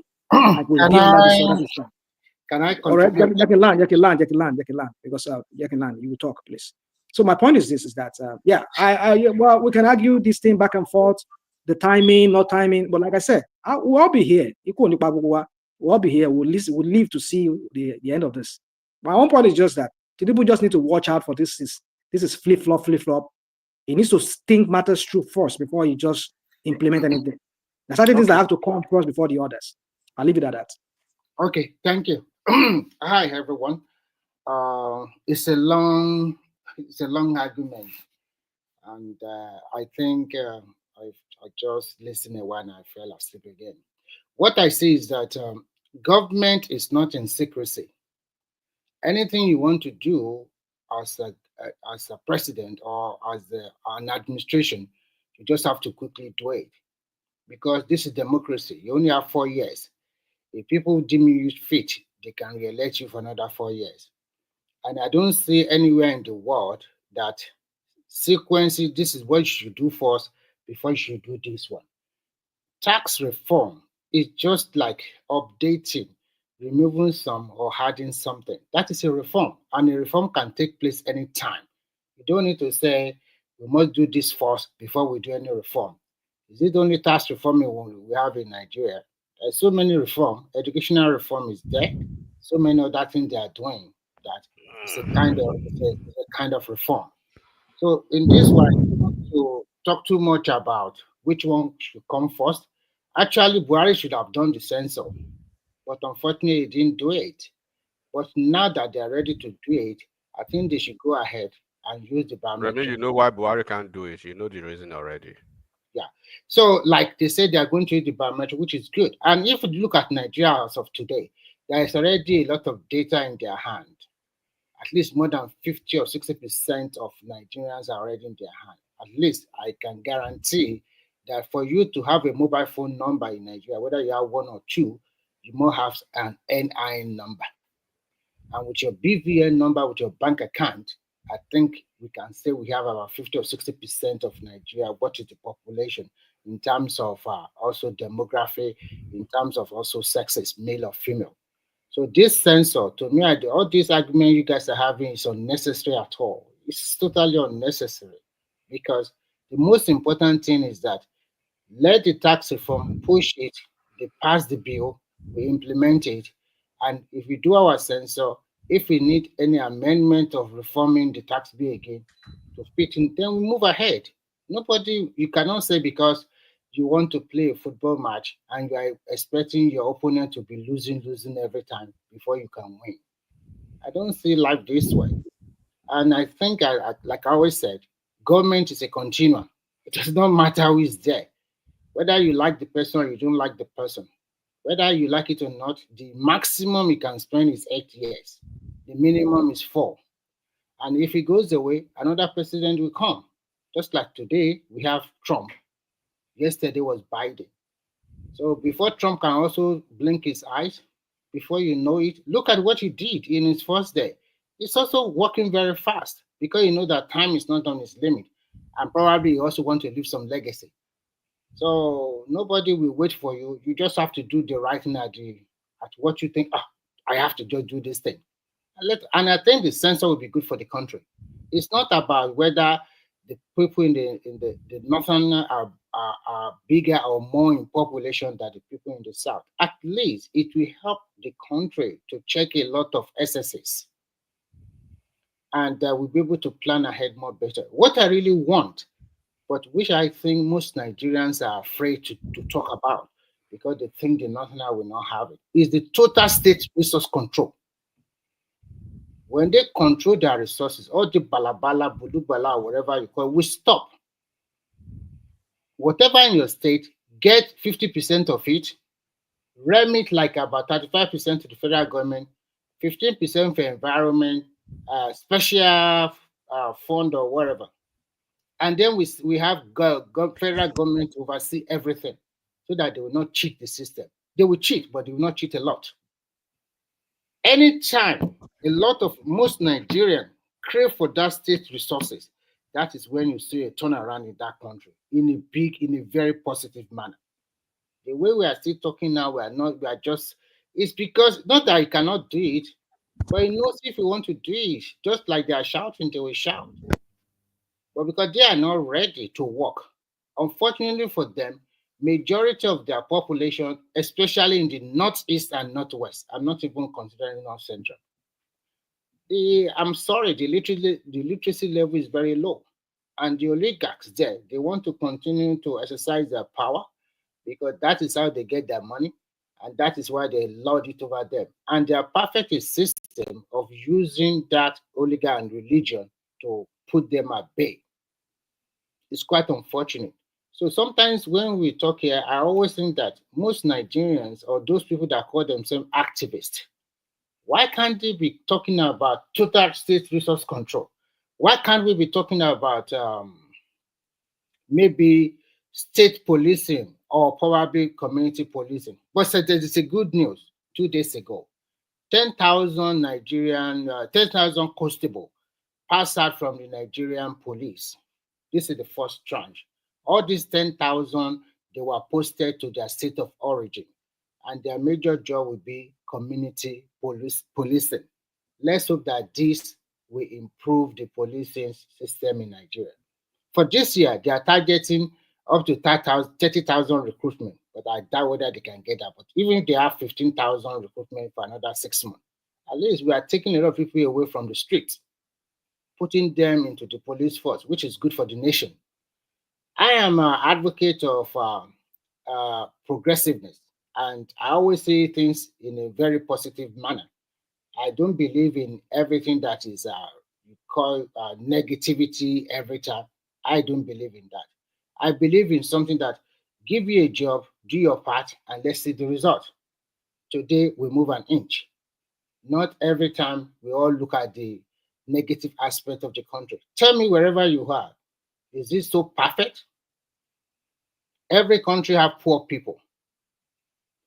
So if you have traveled wide and wide, you will see every country also have corruption. But the level of corruption might be different, but it's almost the same thing. It's just a little different. So, and Nigeria 24 years ago is not of Nigeria of today. Nigerian 24 years ago, most Nigerians are docile, they don't talk. But Nigeria of today, because of so many other factors, people are speaking up. So I will keep my mouth shut for now so that other people can talk. Thank you, Ola. Okay. Before the next person, the thing I just want to add is, for politicians, anything that the current government is doing, no matter how laudable, will be used as opportunity, even for the unpopular one, to even make themselves known. So, I've always believed, whatever Tinubu is doing now is what the like of Jonathan, I won't even mention Buhari and Obasanjo. That's where they failed. This thing should have been done like 20 years ago. It's not something that should be done today. So I think we go a long way to solve part of our problem. So that's just my contribution there. So anybody want to speak? Babati, you'll be quiet. I think he's busy. And to also add what you have been talking about, if to say that we have electricity good enough in the last 15 years, but what are they doing? They were chopping the money left and right. A lot of contracts, like today now, all our past presidents. So how do you hope to achieve a 1 trillion economy when your electricity is not it's not in, like you said? How do you like, for example, I will tell you something you don't know. I recently read that there is about 6,050 megawatts produced by Dangote, Lafarge, so many of these industries that, because they have their own independent power plant to run their factories or their manufacturing plants. This is off national grid. And I learned that there's so many electricity contracts, and the Mambila Hydro something will be coming up this year. It's about 3,000 megawatts. The problem we have in Nigeria is just distribution of that electricity. And I think if we can work on it, and luckily for us, some of the states have picked up, if they start generating their own electricity by themselves and off the national grid, that is good. So if your state is not generating, those states that have enough power supply or 24-hour supply will attract more investment to their state. 1 trillion economy can be achieved. Let's see the rebasing they are trying to do. You cannot tell me that because in Nigeria, there's so many things that we do not capture in Nigeria.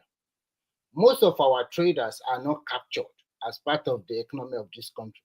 Most time, 90% not captured. So because the way we run business in Nigeria is not the way other countries are running business. Here, if you even want to sell tomato and whatever you want to sell, you must get a business license. You must register it, and it will come with a tax number immediately. So you cannot just be saying, okay, I stay in front of my yard, put up a small shed, and I start selling. No, it's not acceptable. But in Nigeria, how many people even have a registered company as an entrepreneur? Nobody. Everybody just do whatever they want. But if they capture most of these things, and then we continue to work hard on our electricity and build our infrastructures, we're on the way. Even if we do not get there. All right. Well, we shall see. We shall all see. We'll all be here. We see all this. For me, I don't. We'll all be here. We'll all see, because we hear all these different submission from everybody here, especially those of you who lean towards Tinubu and his APC. And then at the end of the day, what rhetoric did you not hear when this guy was there? So who do you link to? No. Sorry, Baba. I just want to ask this simple question. You just categorize some people linked toward APC and Tinubu. So for you that have been talking for more than hours now, because I just hear you, then I step off. So who do you link to? Which party and which candidate do you link to? You also talk about yourself now. Yeah, I will never lean to anybody anymore. I used to lean to somebody. I mean, somebody that. Who is that somebody? Who is that someone? If you don't know, go and listen to my previous during the I election. know, say it out now. If you are so proud of it's that okay. person, It's okay. and that I don't. person, It's linked. It leans towards Agbotikuyo.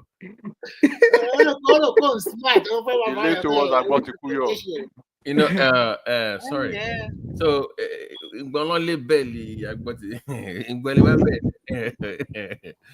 know, let me just stop, man. Well, all if you don't Now, be the announce all the.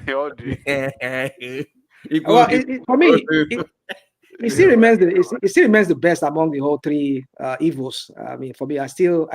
But don't get me wrong, I'm not no more leaning anywhere anymore. I'm just floating now. I float in that space. They are really working Okay, towards. are you saying Tinubu is better than Obiya, right? No, I never said that. No, Obi would still have been better than Tinubu. That's what I'm saying. But there's no point. There's no point saying. Well, Obi that cannot even lace any governor's shoe in Southeast. It was the worst in Southeast now. Okay, all right, no problem. I mean, you should find out. It was the worst now. No, it's there's not. nothing to find out. I've done my own a little bit of research back then when the whole had heated. It was you cannot lace Ngige's boots. You cannot lace Obano's boots. It's predecessor. No. It still remains the best. And his successor. It still remains the best among all of them. Not even your Soludo that is there or your whatever is there. No, but none of them come close to what he did. That's another thing we can argue here. I don't want us to turn it to Obi versus whatever. My point is this: he asked me a question. I don't lean to anybody right now. I don't think I want to lean to anybody because I don't think any of them has what it takes. Because what I expect from Obi to be doing, it's not what I'm seeing doing, and I don't. It's still going to be the same. The same oligarchs that will still want to hijack the system because I realize Nigeria is a place whereby if you don't pander to the oligarchs, you might not be able to attain to certain offices in that country, especially the office of the presidency. So let's just leave that because. Rational man, before you. So my point is a quick question. Sorry, look at this last. You're asking so many questions. You don't even allow me to even talk. No, just this one. Look at the last American election. Don't you think all these big billionaires backing Donald Trump have a big say? Don't you think they are the oligarch in America too? They are the ones that control who will become the president of America. They play a big role, and you can see their hand in 93 or 92 or whatever, when Bernie Sanders was trying to run. Yeah, I just want you to find out about that and look at it. That's what I'm answering. Trying to answer that. Yeah. Well, you see, let's not do this comparison. It's the same in a sense, but not the same in a sense because you see, let's not do this wanting to like justify what Tinubu and his whoever is there they do every time. You see, okay, let me answer your question. Let me go straight to the point of Bernie Sanders warned us like in the 90s. He was saying that America was going to be turned into a state or country run by oligarchs. I mean, these guys foresaw what was going on right now. We're saying with Trump. Even Biden, before he left, I mean, nobody need to tell us that because even it was becoming apparent, even after the election, that it was going to be run by the oligarchs. Biden said it before in his departing speech, the final speech he gave to the people of the United States here. He warned us about, he said he has fear. He said, I have fear that America is going to become some kind of another Russia, whereby we have the oligarchs calling the shots here. And that's what's happening. We're beginning to see that because people that are in cabinets of this guy, current president, they are all billionaires. People who call the shots here. That does not mean they are the Democrats too don't have, but we've never seen oligarchs holding political offices, not even under the Democrats. I mean, they can be working proxy by proxy through the kind of people that works with any of the Democratic president. Democrat president that are the president. They might have stooges within the White House that works for them by proxy, but you never see them being there, holding offices, political offices, like what we see with this current guy there. and it's kind of it's shuddering. I mean, it kind of instill fear. I mean, I know some MAGA people who supported Trump. A lot of them, they are regretting now. Some of them are really regretting that. Wow, we never know this guy was going to. And some of the policies that he was saying he was going to do, he's already starting to retract. He's been beginning to retract for some of them. Though some of those other ones, who's regretting voting Trump? Didn't he was transparent about all the things he was going to do now? Why will anybody regret voting Trump? Are they stupid? Whoever is regretting voting Trump, that person should be. They need to. Because some of the people, you see, I don't want us to go into. Let's not make this a topic about American politics anymore. I just want to say that in the side in passing. I know we can debate that. So I tell you, some people are regretting. Some people are regretting. No, right? They are stupid because they heard him. He said so many things that he was going to do, and that's some of the things he's doing. There were some of the things Trump is all about white supremacy now. Can't people see it? Can't they see it? That's still debatable. Is there it's all about white supremacy now? Sorry, nobody. Actually, never mind. Is there a specific policy that they regret that he supports now that he didn't mention before? Like he lied to them about anything in particular, because he's doing like everything he said he was going to do. So which one of these policies are they regretting? Which one exactly? I wish I could just remember some of those things, but I think one of them. This is the thing. A couple of them, like for instance, the Hispanics now. I want to combine the Latinos and the Hispanics. It is so beguiling when you hear them say, I regret to vote for him. I didn't know he was going to do this. But the guy was telling you he's going to deport, mass deportation. Do you think he's coming to deport Nigerians who come through the airport, vetted by the embassies before they came through the plane? And when they went through the point of contact, point of entry, through TSA and two people that guided them through before they entered the US eventually. That is documentation. Your I-94 shows you are documented and legal to be in the US, unlike those people who they are running back to. So it is so when you hear that, and they were warned, 54% of them. So the question you should be asking now, and I believe, BT, you and your other Trumpians, what has the guy promised normal American? Kamala said $25,000 for first home buyer. He will lower this, he will do this, he will do this. Tell me one particular thing, except I will deport, I will do this, cutting all those things. Tell me one thing that you can tell anybody on this platform that Trump has said is going to benefit or impact the life of an average American. Now, he has billionaires all around him, the people that do not even know can't feel the pulse of an average American, right? So the entire Democrat cabinet combined was maybe $300 million. The little we've heard about Trump yet, they are almost $1 trillion. His cabinet. Okay. Look at the Secretary of Defense. If you know about the military in the US, the guy they are trying to propose or probably have been cleared to be the Secretary of Defense, right? It's like for you to be the Secretary of Defense, go and look at the history, even the last one. They are either 4-star general, 3-star general. That means you are you are between 09 or 010. The rank of the officer, the 09 or 010. It means you must have read almost 3,000 books, compulsorily, mandatorily. You must know about world politics, the war, the doctrines of war, so many leaders. But this guy is 02, a major. It means I can be if I were a white guy, they can make me the Secretary of Defense or Secretary of any 02 versus 010. You're talking about exit, and look at his record.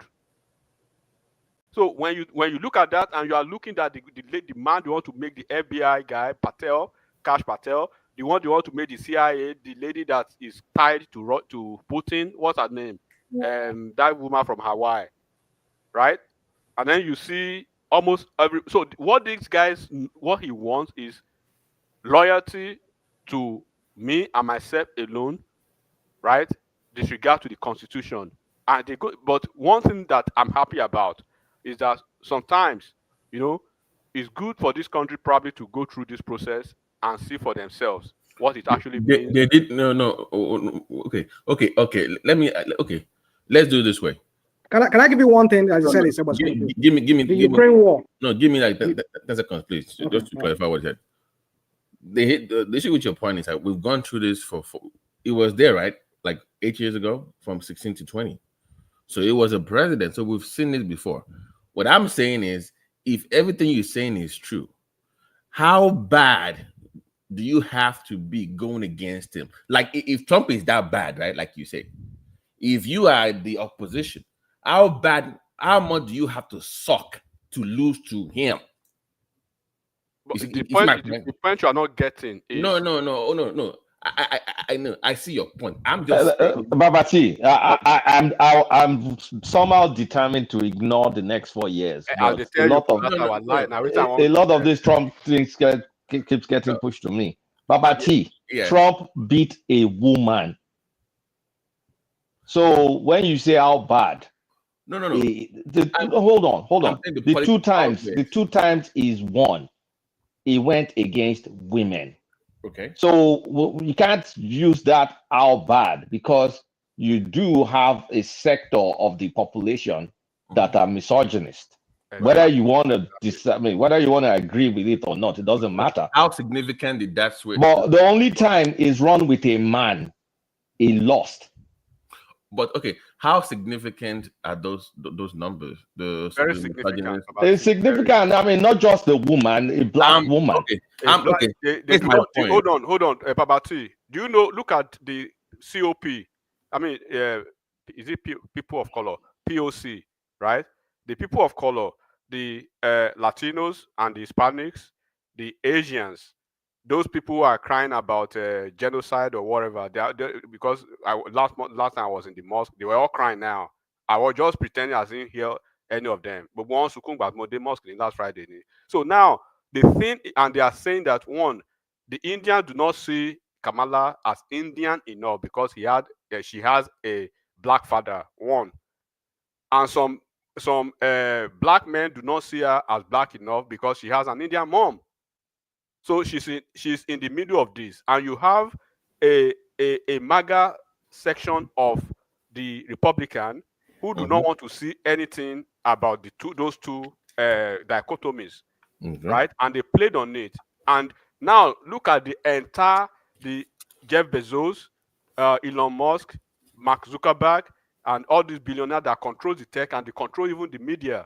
So are you not seeing a complete takeover of the state? And they know this guy is just a weak guy that they just have to prop into office and play their own game behind the scene. It's just a prop guy for them, right? And they can run the government. Okay, look, today now, I think was it today or yesterday, he fired the 12 inspector generals in like 12 agencies, and those one fired back almost immediately. Because for you to actually fire them, first of all, he didn't follow the regulatory process or the compliance process even by the Senate. You must give 30 days notice. He violated that, number one. You must have a clear-cut, ironclad reason for you to do that. And these are independent guys that you cannot just fire by whim. So, and I'm saying again, Babati, you are a medical doctor, right? With the level of your experience in your field, are you okay to have GRF Kennedy, the guy that speaks somehow, as the guy who is going to be control? Definitely no. The honest truth is have that kind of issues. People okay. This is what I'm trying to make here. Like I was telling some folks the other day, I can support. We can both support a policy or a candidate, but for different reasons. So even within the MAGA space, there are neo-Nazis, there are white supremacists, there are not white nationalists. So if I say, okay, let's control the border, let's fix the H-1B visa or whatever, I'm doing it because I want to protect the American worker, like the regular folks that went to university here, which is kind of, you applaud that, right? But the white supremacists just hate Indians and foreigners. So even though we would agree on the same policy, the why is different. You get my point? So people support, it can support the candidate or support a policy, but for different reasons entirely. But you cannot dismiss those that genuinely want something different or are sincere about their belief in that policy. So I will not. So the defense thing, I get your point, but what I'm saying again is, if you're a Democrat and you know what this guy is and you know what he represents, you cannot run that kind of campaign and do it twice. That's my point. They screwed their own campaign up. No, Democrats did everything by the books. Let me just tell you they one did thing. not. That was a horrible campaign. That was a horrible campaign. Do you know the demographic of the white people? Let me just, because I'm not discussing them. No. Okay. Wait. Are you not? What do you think actually contributed to this election? No. Wait Can't now. you? Are you denying white supremacy in this election? For real? I just told you. I just told you. People can support policies or candidates for different reasons. I just said that now. I'm not even saying that. What I'm saying is, as a Democrat, there are issues that you win across board, regardless of who they are. Democrats, Republicans, Independents will support you. In America, if I say tax credit for children, if I say paid holiday leave for women, if I say wage increase, said everything. No. I get no. That's the candidate, but you have surrogates. You cannot speak. It's not about the candidate running. It's about everybody in the party saying the same thing, being on the same page. But if your surrogate and everybody else on TV that people listen to are focused on unpopular opinions, then it makes your candidate look bad. So if you look at Trump's position, let me quickly say this, Babati. Here's the thing: the Democrats, hold on. The Democrats, obviously, they've lost their ways. They abandoned their typical. They abandoned their base and they're pandering to the extreme left. Yeah, and it got so bad that actually people wanted or needed. Let me even say, people needed a pushback. So, but my own is, for someone like me, I can't vote for Trump and I can't stick to Democrats. So I just kind of like skipped the election totally. And I said, I'm going to. That's my own argument against Kamala and the Democratic Party. That you are willing to die on the hill of unpopular opinions and lose everything else. Yeah, so I think they need to go to retrace their steps. But my own is, now, don't. People that vote Trump, don't come and complain, because if there's anything about Trump, is a transparent person. It says what he wants to do and all that stuff. I mean, with all the bluster and all that stuff. So when they're doing stuff, when I heard that some Republicans are asking for him to be able to do it third time. So I'm going to, like I said, I'm going to ignore those noise, because at the end of the day, they're not going to matter much. All those things will not happen. Okay, you know that was ridiculous now. Like him signing this bill for the birthright stuff. You knew what he was doing. You knew it wasn't going to fly, but he had to do it's just noise. Exactly. Yeah. So me, I'm tuning that out totally. Yeah, those noise, just ignore those ones. I don't even pay attention to them. It's just noise now. Yeah, but I will really, really curse out anybody that said they vote Trump, they regret it. I'll curse that person out. Really. I'm like, it's too early now. Just barely 1 week into the year. You know what is going to happen? You know what is going to happen? Elon Musk now, do you know what Vivek Ramaswamy, they've already run down? Denien now. Anybody or Denien now. There are cultural issues you are a brown skinned dude you don't say those kind of things to those people. You just or Denien. So that one was a moron. Vivek is our own Trump daddy. Even Elon Musk too is having problem now with at least right, by the news that we saw today with Trump, because when Trump was saying that he was going to vote, is it about $500 billion into AI, and what's his name? Elon Musk, I think he tweeted and was making fun of Trump. That what was he talking about? Does he even understand what he's talking about? It was because they gave Larry Ellison the deal. That's the problem. Larry Ellison the deal, and he doesn't like Larry. They don't. Yeah, I know. But it's just enjoy. But even Babati, do you know what they did to him already? They've relocated his office now from the West Wing of the White House completely from the White House. Completely, they've Eh, relocated him you to see, my brother. out of the White House to a building, outside the whole complex. You see, and then he has to report. eventually, koni last 3 months. I see. Yes, I'm a so realist. he has to report to the chief of staff now. They've cut direct access to him now, to Trump. So he does not have direct access to Trump any longer. They will size him very soon. I mean, they already decided. Nobody in the right mind actually believes Dodge is going to cut anything in government. Nobody. I don't care what if you're Democrat or Republican. Nobody with a brain actually believes in Dodge. Okay, so I mean, man, in enjoying the way he's still enjoying the white privilege as opposed to what Vivek, they can't even start that guy. So he's still enjoying white skin privilege for now. The senatorial seat, they took it from. It was supposed to replace J.D. Vance. They gave it to the lieutenant governor of Ohio. Now he wanted to he has his eyes on the Ohio gubernatorial race. He's not going to win anything already. No, they will put Vivek in his place now. Who does he think he is? He's not going to win anything in governor.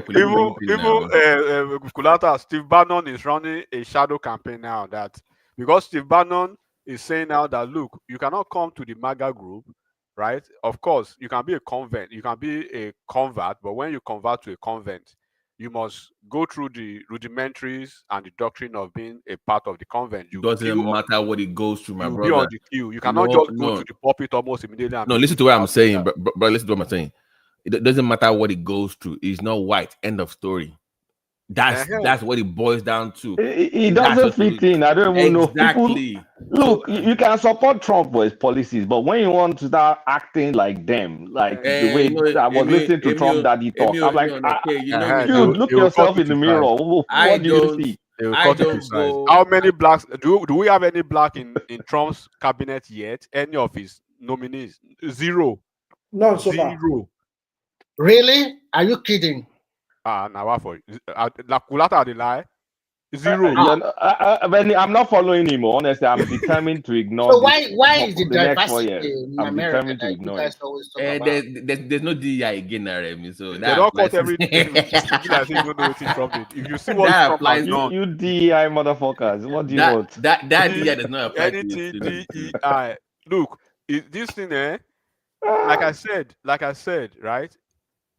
I want to know particularly one thing that Trump will say or has said or is trying to say Americans, I'm going to do this for you to lower the cost of your mortgage, to lower the cost of your property tax, to lower the cost of your this or that. Now he's proposing another over $1 trillion, almost $2 trillion tax cut for the billionaires.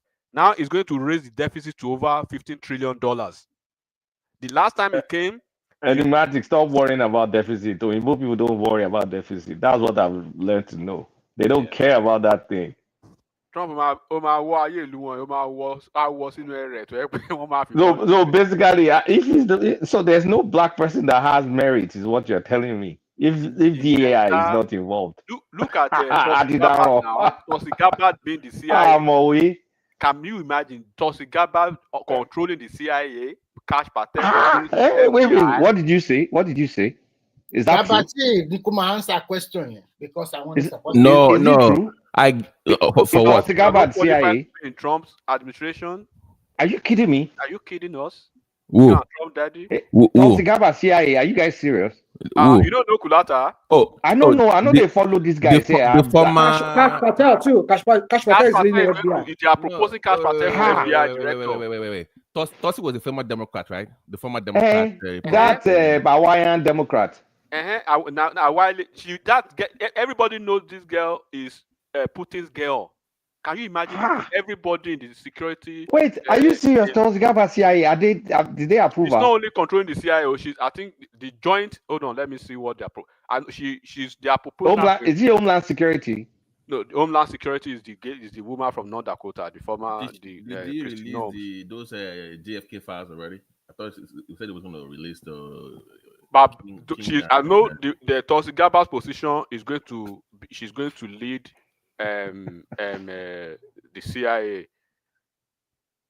Have they nominated? Have they appointed? I mean, have they confirmed that? I don't think they've done that yet. Anything that goes to that Senate, They will get confirmation. If Exet could get confirmation, then forget it. It's gonna Don't be that Fox News guy, be Kabi. Exactly. Yeah. That's, this is a joke. The defense okay. guy. She's Kulata Tozigabad. She's going to be the director of national intelligence. Hey, wow. Director of national. This is why it's good for me just to keep ignoring this thing, honestly speaking. So whatever happens, I won't know. After 4 years, I'll just know we have another election. I can't deal with all this daily drama because I dealt with the daily drama in 2016 and I was a mess. So I said I'm not doing it this time around. Let me say this. Do you know that he has withdrawn? I'm sorry, guys. I have something in my mouth. I mean, also he has withdrew security. Why are you speaking? Don't speak. Come on now. Don't speak with something in your mouth. Then finish chewing first now. Okay. All right. So I'm done. National security advisor. But Bolton and all of them, even this guy, this former health CD, Fauci. Fauci. He has withdrawn. He was supposed to do the same thing to his VP Pence, but they told him no, that is constitutional. You can't do anything with that. You hate him. So you can imagine. This was the same guy who was saying during the election that it's not going to be. Somebody was asking him, was it this guy from Fox? What's his name? This Fox guy. Is he going to be vindictive? Is he going to be like, because that's what some people were saying. He said, well, it's going to be that you're only just for one day. Is that what he said? Something like that. But anyways, what I'm just trying to say. Okay, what I'm just trying to say is that real quick is that he has withdrew a security clearance for some top people that have access to intelligence. People like Bolton, not just even he withdrew Secret Service from the guy. He has removed his security clearance. Security clearance, yes, the high level that security clearance has, yes. And he's just bringing morons into the whole thing. I mean, do you know? This guy is proposing to be this treasury, whatever. They asked the guy point blank, right? That are you something about minimum wage? The guy said no. Now they asked him directly, what is the current minimum wage of America? Is $7.35 or 45 cents. And they said you are not proposing that. He said, yeah, but would you propose tax break for 1% of Americans? He said yes, because it's going to trickle down. I just hold my head and say, my American go. Oh boy. You know, regardless of who you vote for, it will benefit some and it will not benefit others, right? That's just the reality. Like for me, one of the reasons why I couldn't vote for Kamala Harris was her proposal on capital gains. That will affect me as a stock trader. So everybody votes based on their own interest. So it's not so much of me liking Trump or being a diehard Trump supporter. What affects me if it's in office is I'm going to vote based on that. I'm not voting because it's based on some. I don't follow that. It's based on individual interests, and my own interests align to that in some areas. Doesn't mean I support Trump entirely in every aspect. But my own concern with Trump is this move for Panama Canal and Greenland. I don't know what the hell that is. All that is blusters. I mean, it's not gonna happen now. You can't take Greenland from Norway or whoever owns it. Yeah. And you can't take Panama Canal that you handed over to Panama for how many for decades now. So he needs to make his base like them Trump daddy happy now. All those things. 85% of just not. That's the thing is, if you pay attention to this guy's daily stuff, you run mad.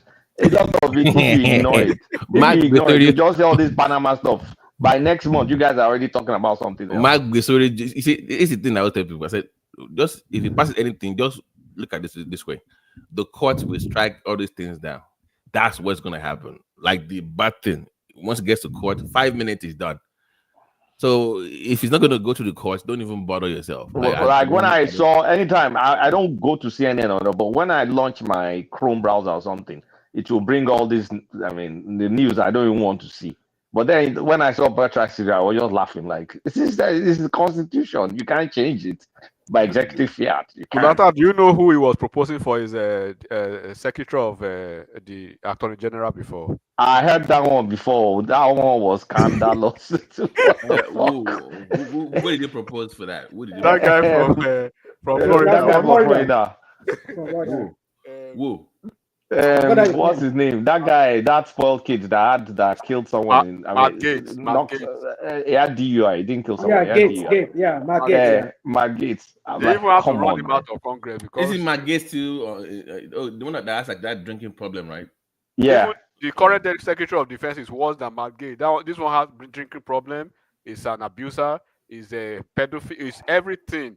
And oh my God, yeah, but Trump, his personality, he just cares about loyalty. The rest, you guys can eat shit. He doesn't care. He just wants his loyalty. That's all. He wants to tell you, hey, Kulata, I want you to go and buy Biden and his whole family. I don't say, Mr. President, this is against. He doesn't want that kind of thing. I want to go and buy Biden. How you want me to buy? Don't bug him down with details. Just go and do this. Yes, sir. That's all he wants. Oh man. I like. My own is please, and nobody that voted him, don't come and complain. No. Me, I absconded. So because I could see things like this. Because if I had supported him, how will I be able to defend all this nonsense? I can't. It's a game of it's a game of interest. I know. That's what it boils down. So you see, one thing for me that I mean, besides other things that I can mention some of the things I like about Trump. But one of the things is this issue of they said he proposed that if you divorce, no more like if you're taking share support, you will not be able to fight us on it. Something like that. Yeah. So it's I mean, that's one of the things I think people are mad with Democrats about, because it's like they neglected men. All they talk about is women. It's just this feminism and all of that crap came into the whole. He's even proposing some divorce reform too. Yeah. So that's it.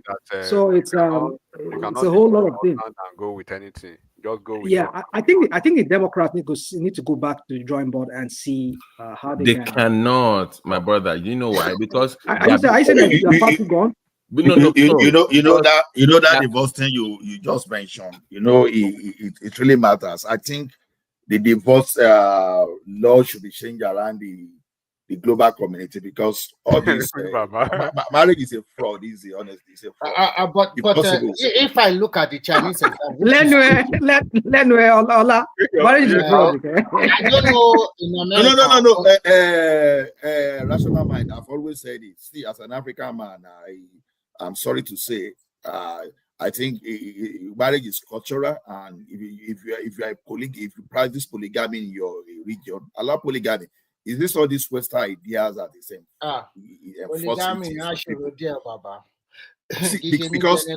Because marriage has always been fraud, especially in the environment we came from. They see men as survivor. Once they get to this environment, they just leave their people. See, for those of us that still have our wife with us, we should just thank our star. But it doesn't mean they cannot change tomorrow.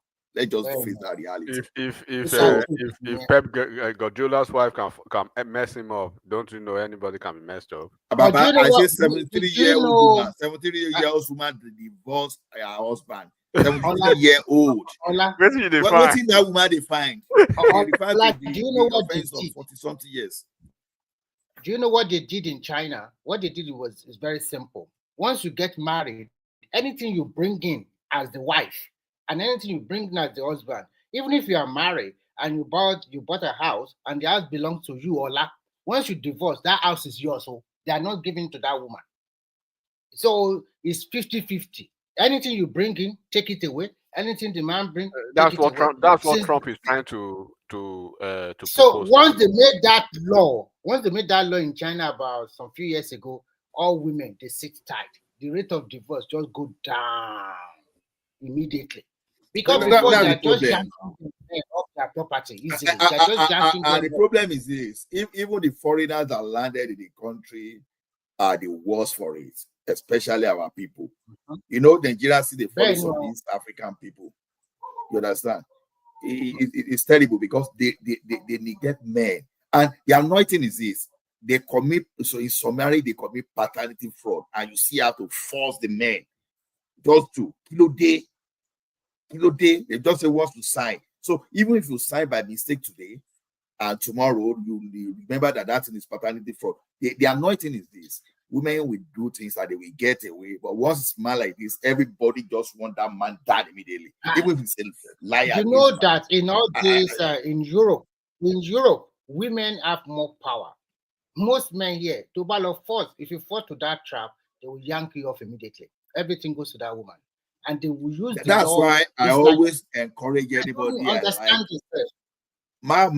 don't get married to London babes. Did you guys listen to this did you guys listen to this Argentina's Remy? Yeah. Did you guys listen to this Argentinian president this Davos, his speech? Did any of you listen to it? Oh my goodness, that thing it's a banger. He just went on a rant about this. Are you talking of that surplus? The new president. That surplus you are talking about. The new president of surplus you are referring. Say that again? Rational mind, Babati. I want to also. Hold on now, Remy, hold on, Remy. What do you say? Are you talking of the budget surplus the guy declared? Is that what? No, not even that. I'm talking about. He was talking about this that we should move back to the traditional way of doing things, especially in this between this man and woman thing. It's crazy that we are pedestalizing women and making them look like. I mean, there's always been a law of equality, but that women are taking it too far, and we're allowing them to get away with it. It's not a tool for the men. Like in Florida, I think in Florida now they're trying to propose a law in Florida whereby one you have to do paternity test. Divorce a medical doctor, and you know the silly thing the woman they asked for. This person he never made 4,000 in a month in her life. We are demanding that the man should be giving you 15K. Because so that's so that is a crime for the guy to be a medical doctor, right? So I mean, we're talking about alimony now. Alimony. That's how he has to pay after the divorce. So my point is this: what I'm trying to say, I think in Florida they're trying to pass a law whereby before you give after a child is born, as a father you can request for a paternity test before you sign it up, because once you sign it up, you cannot take it back, because if you divorce the lady or lady sue you for child support, you are obliged to do that. I don't know. I don't know. The paternity test in Nigeria too. Hey, why they should start up. Yeah, they should start up at birth, at least. Even at birth, at least. That should be. I bet you should do that. I don't know what humanity has turned to. Now, you know that if you put your name on the birth certificate, without knowing anything, even if you're not the father, once your name is on the birth certificate in this America, that's it. Yeah. You're done for. Exactly. That's fraud against the nation. It's a fraud. So, but you go and give Omale to a lion. A lion will pie that Omale immediately. Waiting. Ola, if your name is the father of the kid, and after about 12 or 15 years or 18 years or 20 years, now get to know that you are not the real father. What about all those money you have spent on alimony? It doesn't matter. You're legally obliged. Remy,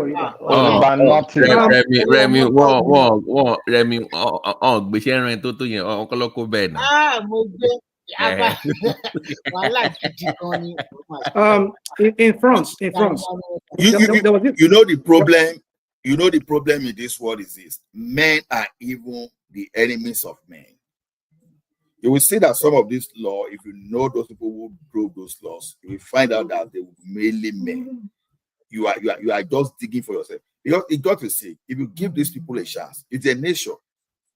It's possible. They can tell you, say, for the ratio of 1 billion women in the world, some feminists, they can tell you they don't need more than more than 100 men, as long as you can take this thing and freeze it and use it the way they like. You know, I don't know.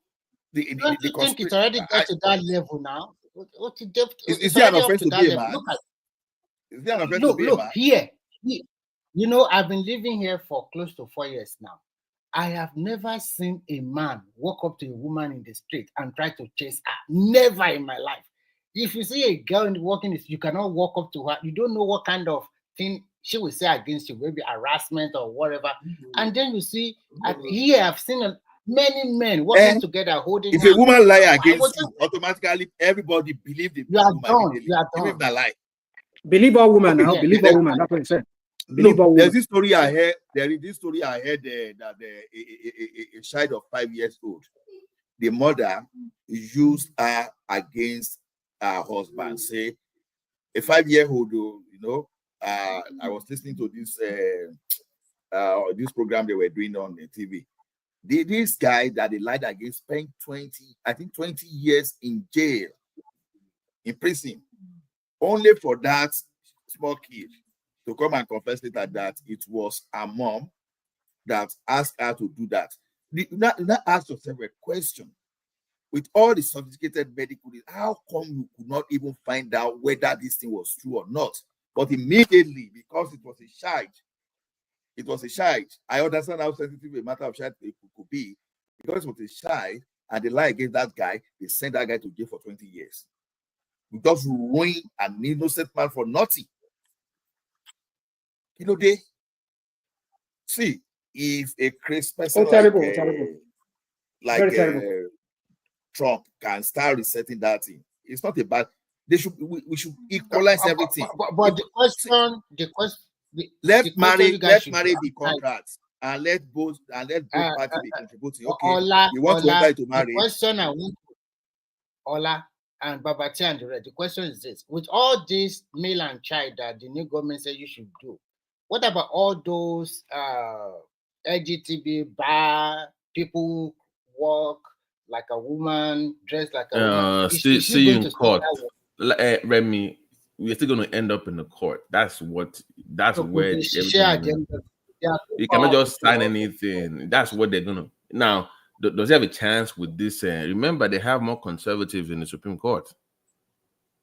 So that, but they're going to sue discrimination all over the place. We're going to be back in the courts, federal, then whatever. Then they're also going to be choosing right to do whatever you want, freedom of right. A lot of his executive a lot of his executive a lot of executives say come on. A lot of the things that he signed executively, some of them might be undone, except if they get to Supreme Court. And now it's all going to be court cases now. So if you get to Supreme Court, they might oppose so many of them. Besides that, is it what I'm even getting at? No, right. Is it 63, right? I think 63 now. I think they have 63, more conservative, yeah. So but thanks, then thanks Obama, dumbass. see this is how you guys could. This is what I was talking about the Democrats. They always screw themselves. I don't know why they always do that crap. They like to do things by the boy. They want to do like the boys go walking now. You look at it. I think they've learned their lesson. I think if this last election does not teach them this lesson, they should know that. Yeah, they should know that. But America is not ready for a woman. I think this Trump should even as I'm even mad because the worst.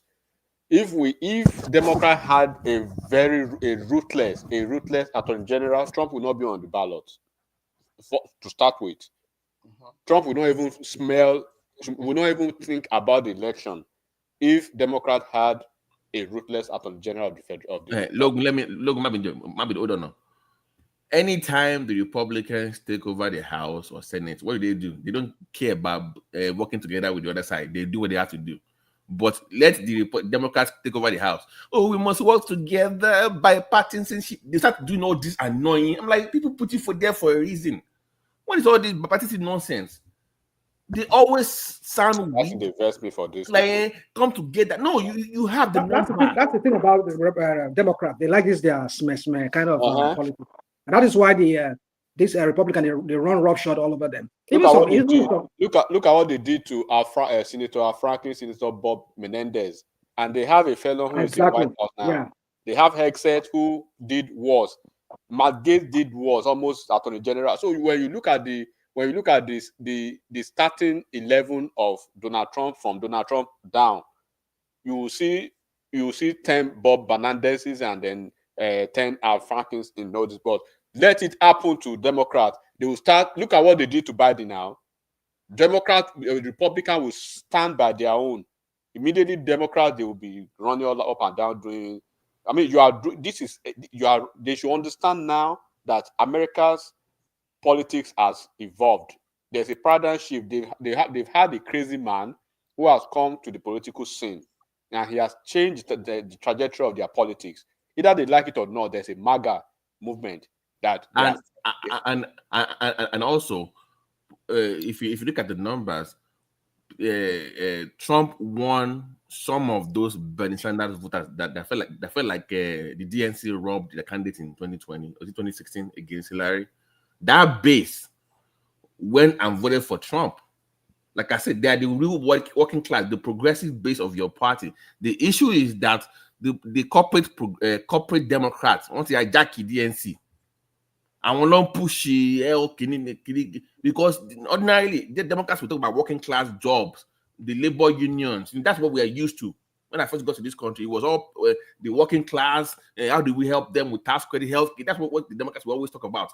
But now, because you have all these corporate Democrats, if they can increase tax on them, and we don't force this help whatever on the party, and it's unpopular. Okay, sorry, go on, please. Yes, that's why they will need to go back to the drawing board and see, because they've entirely deviated from what they used to control now.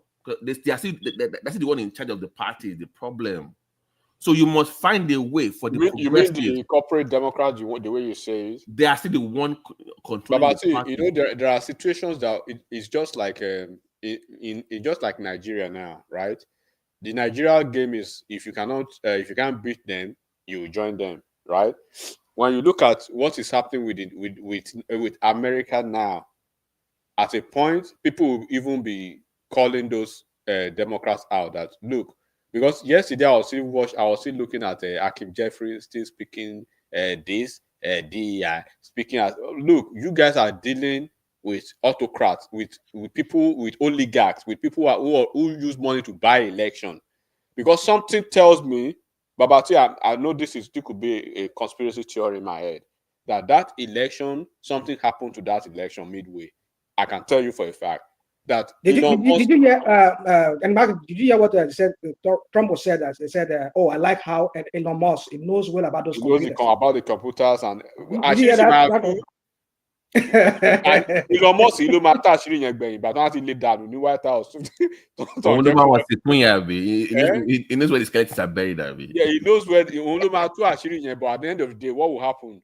Because I want one thing that I'm really happy about now is that, to me, as an African, right, I was even telling one of my colleagues the other time, look, you guys can look at Africa as shithole, but they've shown us that they can be more animalistic than any shithole. Elon bribe one now. In the world, if you can bring the worst of the worst, this guy he had 34 count charges. Let's assume that any one of us on this platform, right, a black man, a typical black man, had 34 count charges. One is a felon, propped up insurrectionist, and had several bankruptcies, several almost 5,000 cases in court. You've had 3 different wives. You cheated on first one with the second one. You cheated on the second one with the third one. While the third one was pregnant, you were all over the place in protests and everything. And then he's still the president of the country, and he does not have any track record of any morality or whatever. And then you go to Africa, and you go and say Africa has bad leadership. What do you have here? So the hypocrisy is dead now. The conversation about hypocrisy or good leadership is done. And because in this election, we saw that Elon Musk brought out almost over $200 million to sink this election. and he did something with that election, and it is Trump himself and Elon Musk, the two of them will confess at the end of the day. By the time they completely shut out Elon Musk, Elon Musk does not really have that capacity to deal with defeat or denial like that. It's like Trump 2.0, and the two of them have almost similar characters. They are narcissists, the two of them, and the two of them cannot really stay on the same platform. So Trump always want to be in the mention, the social media guy. Kole last no, but I don't think anything will come out. I mean, not anytime soon. Not this 4 years. I don't know. America, it may not even be the next 4 years, but something will come out about this election. That 30, 40 years. Something will come out that something happened in this. The same way they are releasing all these JFK files. And I know if you look at Kamala Harris, I think it was somebody that said it. It was a very big brother. He said when you look at Kamala Harris' body language, right? The first time she made a public appearance after the election, you will see her face. That she knew something happened.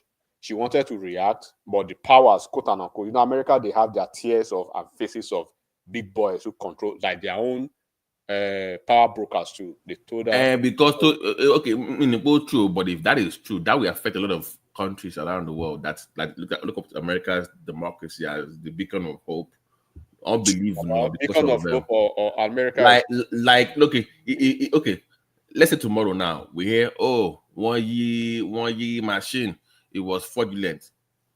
Do you know what that means to America? Do you know what that would do across the world? That America, that would not look good for. What do you think?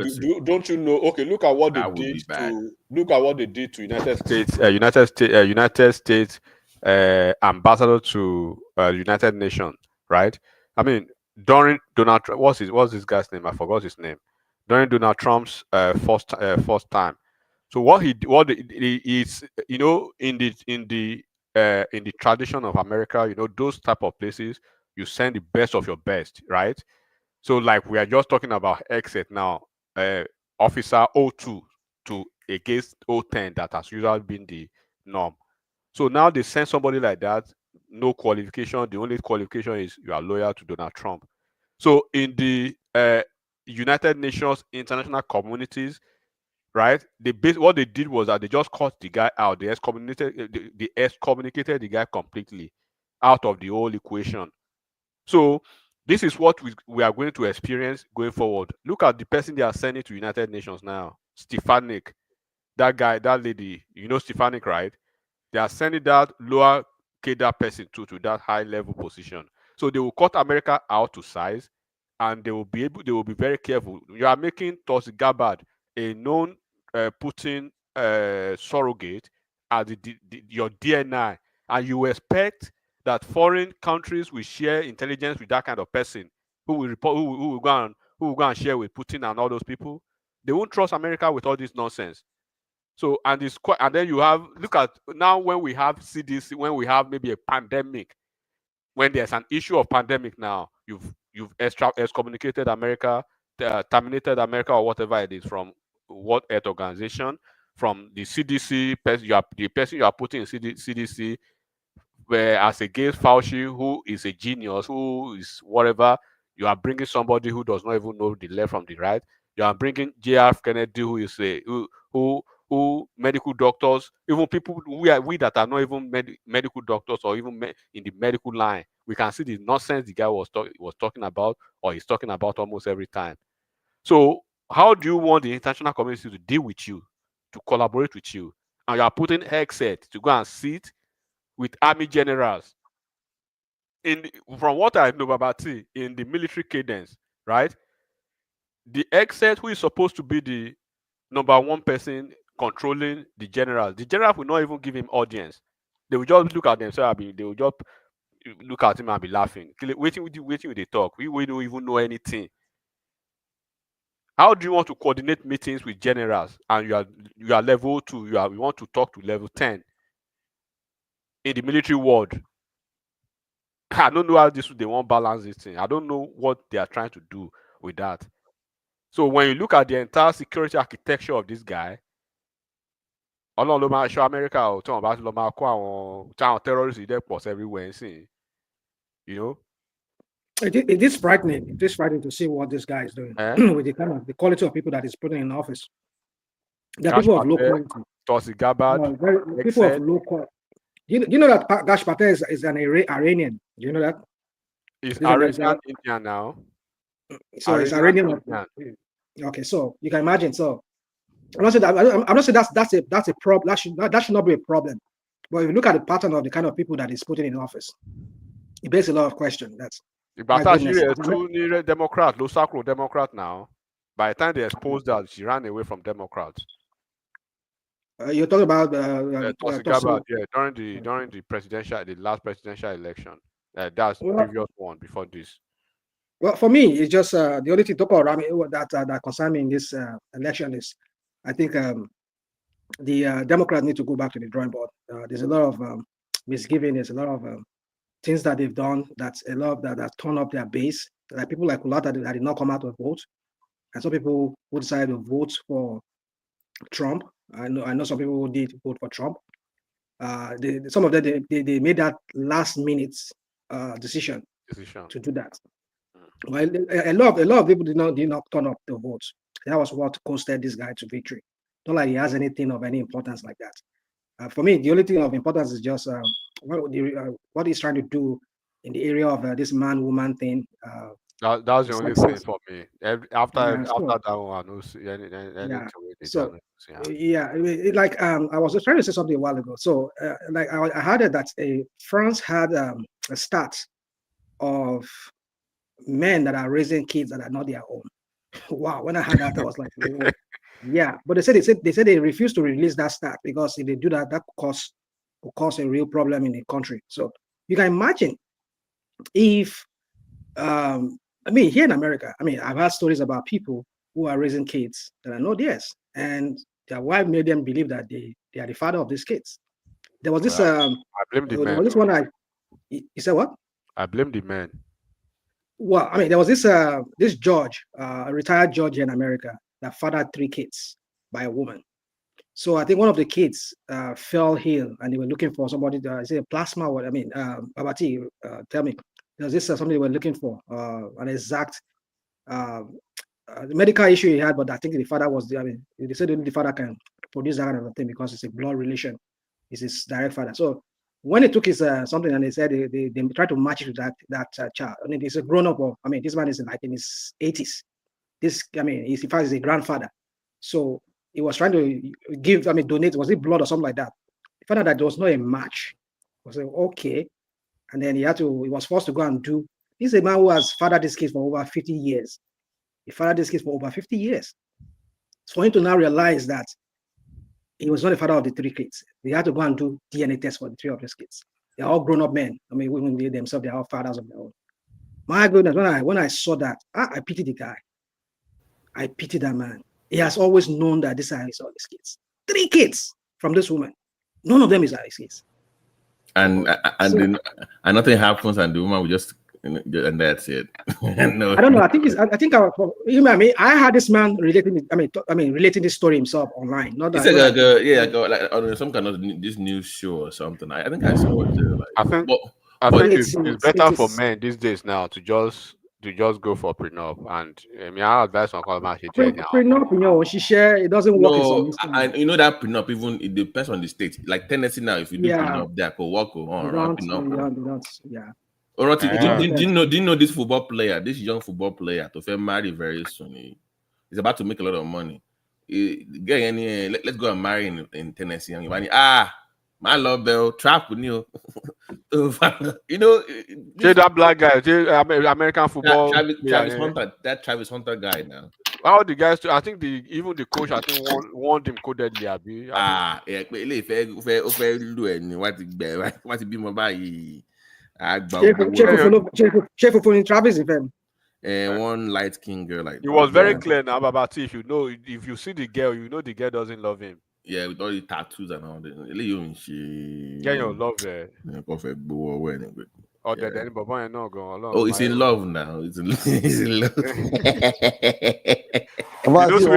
Our boys go out there with what the phone in love by. Even to our phone advice. What to fair bet, I say. You know what this guy do? This Nigerian footballer, Boniface. The guy had to end this 4-year relationship. Oh, don't know. He's not gonna go ahead. That he does not sign the. Forget.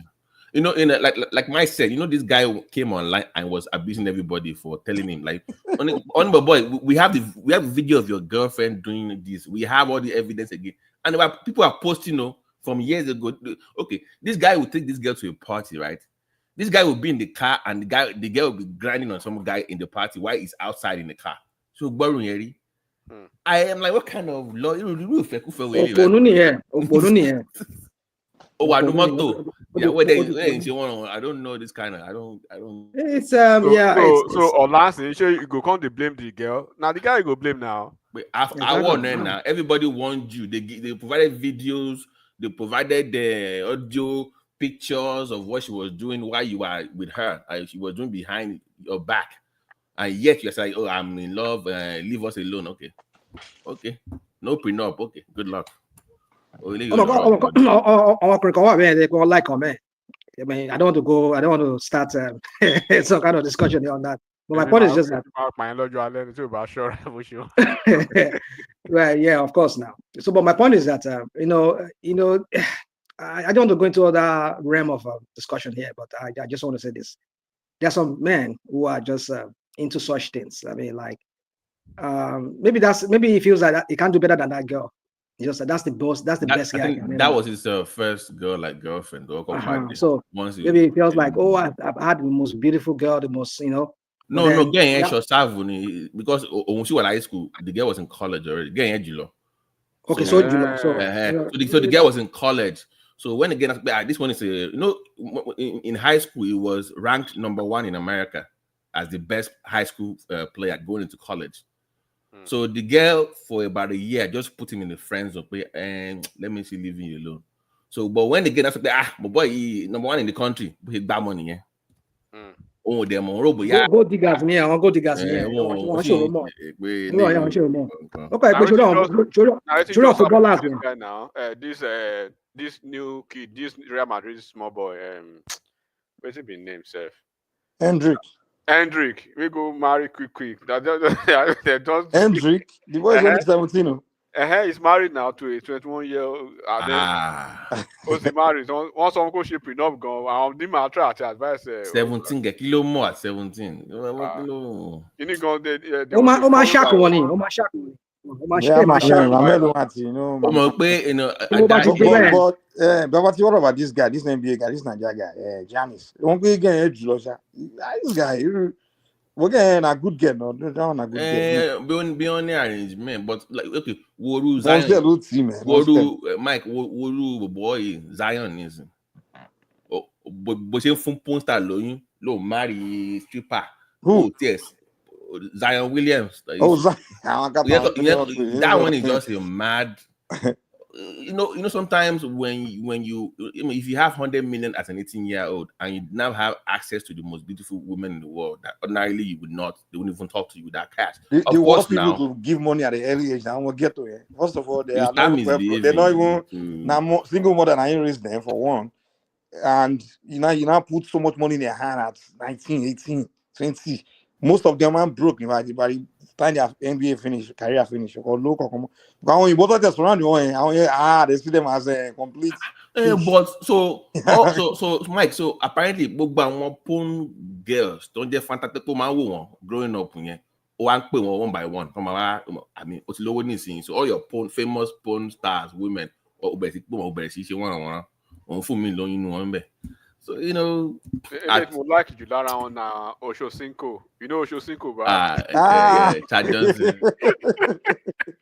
Now, if Osho Cinco give you $100, I will say you try. Yeah, go la. Ola usi rego. Girls don't mind by. It was housewife kini. Get la only down by. The girl don't expect tires. Which the guy uses a $2 calolo. $2. Look, Now this thing now, he travel with by Spirit airline.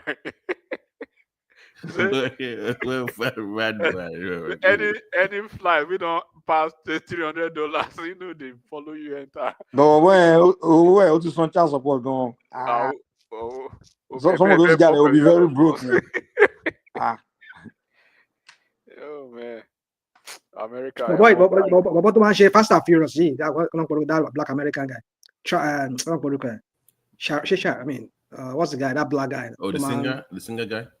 Yeah, the singer. Now look, baby boy.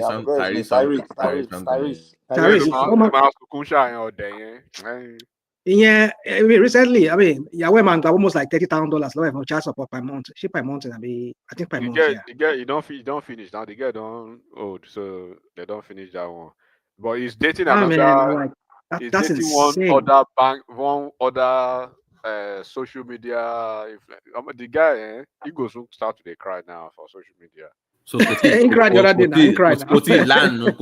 to be enough. That's the problem with this our black Americans here. I mean, like when somebody hit to buy, one more you can't invest. Sure, yeah, but they need to invest, like buy properties, invest in other. I mean, I don't want white counterparts. They invest a lot. I mean, some of them they buy houses, rent houses, and have properties here and there. I mean, but these are black American guys. They just don't even think of even want to invest. They blame one on. So sometimes financial literacy, is very important at that age. See what you are 18, 20 years okay. One morning you woke up and next thing you see 40 million in your account. You go crazy like like that. Just sign up bonus and you come 40 million like that. But it depends on the support system. When you look at all that's my point. They are not surrounded by people. They are not trying to be stereotypical, but the only brave people that will be surrounded by. And when you look at the support system surrounding those black kids, you shake your head. What about Jamorant? My man, my man, Omalo sister, where cashier route, Jamorant, your son is in the NBA. You are calling your son to go and help you to fight. They make you almost 200 million. His own mother is one telling him to go and fight somebody. When you know your son is in the NBA, this guy's a high value asset. You are calling him to go and fight. The next phase of the NBA, LeBron. That's Jamorant. That's the next phase. LeBron was just to hold his hand because they realize that this guy, he can't make decisions. He's just surrounded by he was still hanging around with his ghetto friends. You are not no longer in that level.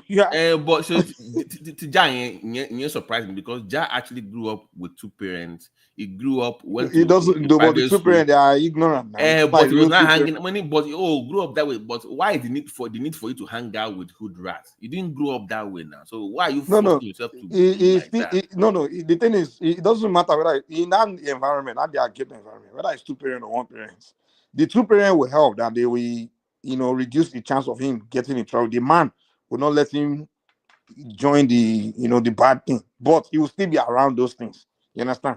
He will be a wannabe kind of guy. Sure, yeah. But the father will be making sure he doesn't really. But the father is ignorant. The father is into that life, but he wants to make sure his son doesn't end up in the trouble. But that culture is still. He will still be part of that culture. But Mike,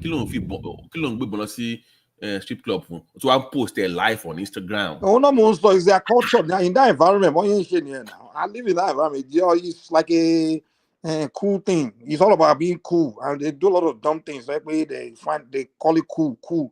Do you sure, man? $200 million. They live that kind of life. For America, the only way you just got to get them. The thing is, they grew up there. They don't know any other. One of their biggest problems is they don't associate with other communities. They just keep this their their culture among themselves. Even growing up in their schools, they don't hang out with the white children, the Hispanic. Even they won't even hang out with the African children. They just do their own little circle thing, and it's a life of failure. So that hip hop culture, they just keep it to them. They believe that's the way, and they always get in trouble. So now, when they enter NBA, the only people responsible they can be around will be the Oyinbo people, and those Oyinbo people don't want those on those standing. Those ones they wanted to open eyes them. You can have take advantage. You can rob one. So those ones don't care about showing them, guiding them, directing them the right way. So I want to ignore the only time that when you my step in is they realize that it's a high value player that is worth a lot for the club. So they will now hire people to show them, teach them how to think, educate them.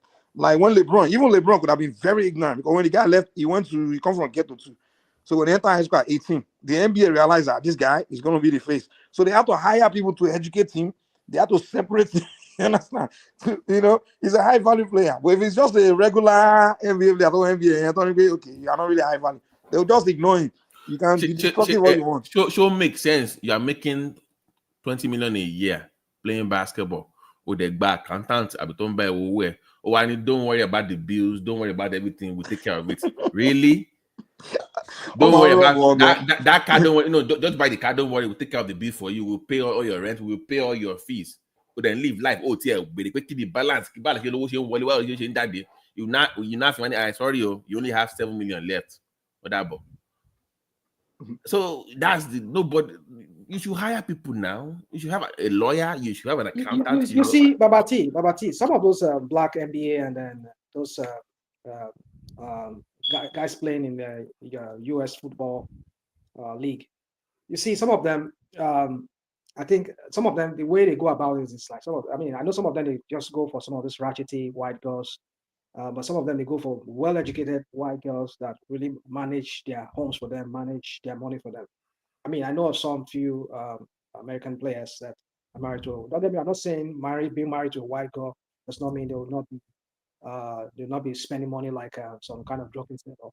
But then, like what I'm trying to say is that I think most of them they see that as a way out of the so-called curse that is usually that's the language they use in African American curse of their family, whatever. So because some of those white girls, some of them, and they want to build a future with them, and they have kids with them. They want to like control their husband's fortune and all of that. I mean, I've seen some of those NBA players. Let me say this quickly. Then you can pick up from that. See, some of those are our black women. Oh my goodness, they should be the one that should be able to help their men. I mean, not all of them, though. There are some of them that are nice, they are good. When they get married to some of these NBA players and these league players, they kind of manage their husband's fortunes very well. But a lot of them, either they are ex-strippers, porn star, let me not use the word, or they are what's it called, some kind of hood rat or whatever, and they just come into that kind of wealth. They just lost it, So I think that's why a lot of them now they're switching. Now that's why you see, yeah, when you see any player dating a white girl, married to white girl, say, oh, he's a sellout, and they hate that thing. Some of those black women, they hate it when they player say, oh, he left his own people, his own kind, and went to God. Yeah, some of them have to do that because some of your women, these black women, they just like to spend money. They don't know how to manage their man's money for them. That's what I've seen. That's a trend I've seen among those players. I leave it at that. Let me read this stat to you real quick. By the way, there's this documentary on Netflix you should watch. It's called Broke. It's like a 2-hour. It's like you. So this is the stat. So 5 years after they retire, the average athlete in this country does not. But you say it again, broke, right? Broke. Yeah, like you're broke. Oh, okay. After they retire, 5 years after they retire, the divorce rate is close to 70%. So that's staggering. That's insane. That's my point, because the people, the kind of woman that they marry is not used to them being around anyway. So he's on the road most of the time doing his thing. They are doing their thing. The money is coming in. They're getting that. Once that money dries up and they spend the ones that they have left, because it's a lifestyle that they tend to want to keep up with. That's it. But the money is not coming in as much like it was coming in before. But the lifestyle still remains the same. They either go broke or divorce or both. 70% within 5 years. There's this guy that plays for Real Madrid. What's his name again? He came from Borussia Dortmund. He's an English player. What's his name? The Drew Bellingham. No. Bellingham. Yeah, Jude Bellingham. You know, his mom, he's very involved in his career and everything. So there was a time that this Kim Kardashian. Did you guys see the news that time? Kim Kardashian was hitting really heavily on him. Mama Kim Kardashian than you. Mama Bona boy no le get Teflon don e le down. Come on, bala yi ọmọ wọn jẹ́ náà, so ọmọ yẹn àwọn ọmọbìnrin àgbàna burúkú ni wọ́n. No, this guy that play for PSG, well, that Morocco guy now. Ashraf. Okay, there's this series, like it's like a real life talk, but they made it into a TV show. It's called Ray Donovan. It's like an old show on HBO. That guy, his job is to protect athletes. They will pay him. So because those women, they work with all this hotel staff or condom or floor share. They work with pimps. So you condom, you condom one freezer. Two about the floor share. So his job is he knows the game, how they move around. So to kind of protect you against or drug, just to further away the media, bribe TMZ, bribe this one. They don't have cover-ups now. So you must pay them to cover up your tracks. And they were exposing how the game works. It's a very brutal shit, man. One thing I've learned about this one, when you start making money, that's when you realize that without some people, even people that work in your bank, that'll be giving all these people that, hey, there's money there, start calling this guy to try to sell something to him or go after his money or trying to sue him for something. I'm telling you, man, it's like the more you make money, the more some people are working hard to collect it. Some people, it's an industry out there to just hunt people's money, go after people's money. I'm telling you. So, Mike, oh boy, Mike, the question we should ask is, why does these people get themselves in this quagmire? Why? Because they are not grounded. Their background, the pointer goes to their background. If you surround yourself with people that can tell you the truth, that can hold you accountable, like those guys you mentioned, like the Burna Boy's mother, stuff like that, you won't get yourself into all those wahala in the future. It's not everybody that have people but those people are supposed to deliberately do, especially when they become star or when they are, coming up, and they don't do that. They ended up having themselves to blame. Adewale, do you know this guy? I never knew that guy was a Nigerian. I mean, at least his father is a Nigerian. Is it Kami Melonia? What's it called? Is it Kami Melonia? Kami Melonia. He's in Houston. He's an Estonian. You know this guy is a huge tech mogul now. Yeah. He made money. He's from the ghetto. I mean, he was raised in the ghetto, but not ghetto. Is that what? Not ghetto per se. He's like a regular, second generation. Well, more like a hood. I mean, well, maybe not really a hood, but I'm saying that some of them like to identify with the hood, but he grew up in Alif in a middle class. Alif is not middle class. Outside is still kind of south. It's still low. It's still ghetto. In the 80s, but the guy turned himself around. I mean, it's huge. He invests. I mean, if you're talking about one of those big African Americans in tech today, that guy is one of them. He's making millions. He's killing it. That's good. So your background should not really dictate. It's just about use your background as a stepping stone to. Some of them don't know that smartening now. Look how this. But I think the only thing that maybe probably helped him was that's the Nigerian part of him. As a Nigerian, somebody who's born with a Nigerian father. Maybe that's really also influenced. It's at the point when I saw one of his interviews, he said he was very close. I think his last name is Seriki. I met his dad before, yeah, I think he's from Kano State. I think Kano or Kebbi, one of these northern states. So he was very close to Nigeria and his roots. So that plays a no. The thing is, the part of the Eastern Uganda is a Nigerian populated area. Nigeria, yeah. Even I can't go and call you. They speak what you said. They speak Igbo. So the Nigeria is almost like Nigeria even more than the Black Americans. So they all grow up together, kind of. So you have if your Nigerian parents are involved, or they will more put you in a Nigerian environment, more so you can't get lost. Like if it's other cities, like maybe Philadelphia, or you can, you don't find your fellow Nigerian. So you can be growing up, you can be born there and still be very Nigerian because you grew up around so many Nigerians, So that's what saved him. So the guy was able to grow up around so many Nigerians, And Nigerians, we don't pretend. We will call you to your face, whether you are Choma said grew up in Houston, so she's very Nigerian. Because so are you saying that Choma is from the ghetto too? No, I didn't say she's ghetto. But any of those Nigerian children that grew up in Houston, they know Nigeria very well because there are so many Nigerians. Nigerian, even growing up, they attend more Nigerian party than Black American stuff. So the Nigerian dominate Houston. But Mike, another aspect is that when one of these guys, when they become super rich to some extent, they start going for the foreign girls. They don't settle for Nigerians or African girls anymore.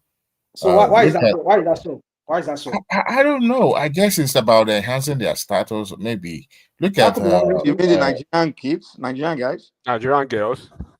No, not Nigerian guys. I mean the superstar. Let me put it out, but not like A guy superstar. You want the most luxurious looking chick now. Look at Timaya. Timaya is dating one of those basketball wives cast. I forgot the names now. And but those guys in Nigeria, they see if you give them access to Black America, they will rush for them now because in Nigeria, if you never left Nigeria, you see Black America as no, it's better than you. Timaya shaking my shirt, children of Black America don't Nigeria, by the way, Nigeria they rush them. But no, I'm not talking about the fine one though. The mulatto, I talk about the one where you say the one from the ghetto. You a day here, don't go even look their side. Once also enter Nigeria like this, they go Nigeria now. And when I see a lot of videos coming out from Nigeria about a lot of them are even investing into properties and all. They go find husband for Nigeria now. Nigeria may marry them everywhere. It's more dupe alone. The all dupe black girl got only hand from Chicago. Where not even that. There was one I saw on one video that she looks like mulatto, but then I mean like half mix. She was on the boat on that river. I mean that's a river. There's a lagoon between Ikoyi there before Admiralty, behind that hotel that is on Admiralty there. She was there. I saw the video, and then somebody was interviewing her, and she was talking about her dad was shot in the head and all that kind of thing. That Africa is the best place. So I mean, I've seen a lot of quite some videos coming out from Nigeria about African Americans moving there. But the thing is that some of them they don't last because when they move them here, when those Nigerian guys come here, they now saw the reality of the life of, living with these women here. It's even in Nigeria, I know many of them that went to Nigeria. I went to look at Nigerian guys here. It doesn't last. The Black American cannot be in relationship. So the problem is not. The problem is.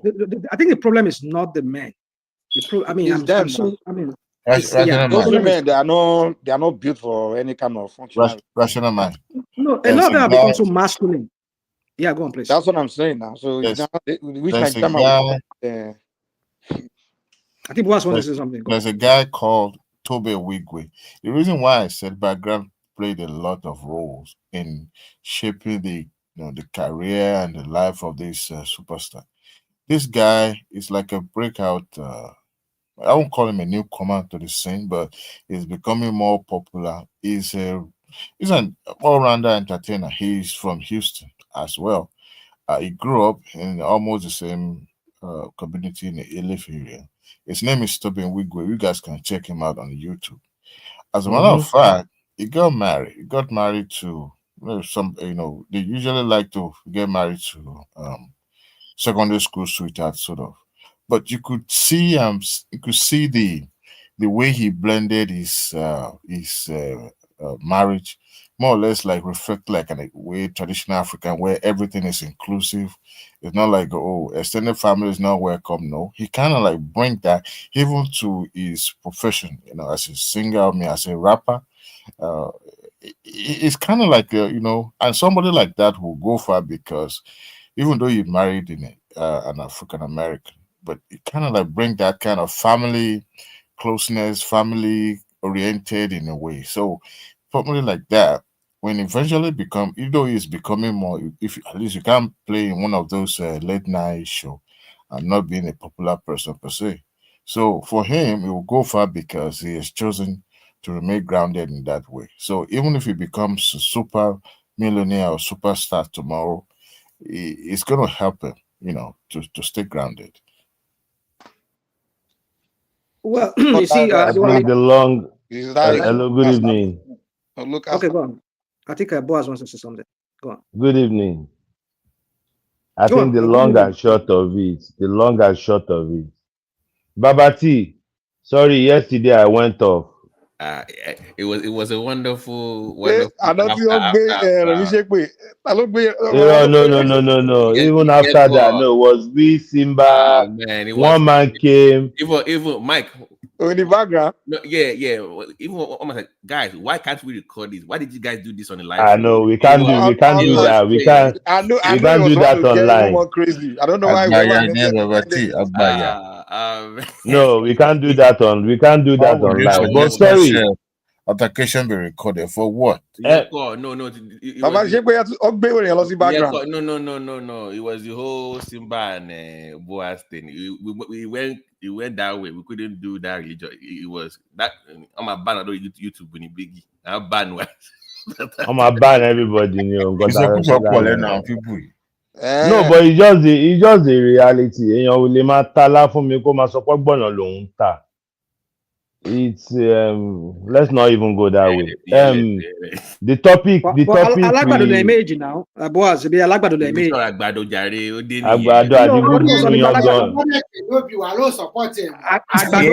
English. Oh, you got the image now. Yeah, like what we are talking about, what you guys are discussing tonight. You see, I'll first of all say one thing, like my dad used to say. I'll say it in Yoruba and I'll say it in English. All men and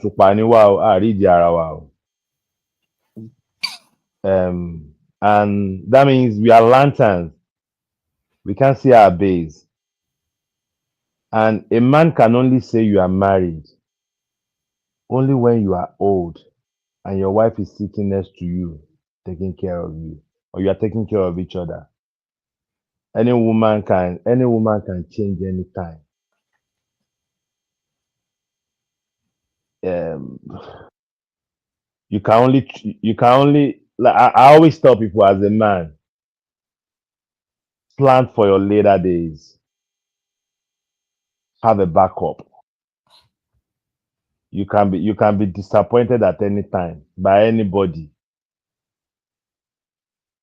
When we talk about Takata and all these people, all these women, all these Takata women, our own. For those who are married and lucky to have the good ones, congratulations.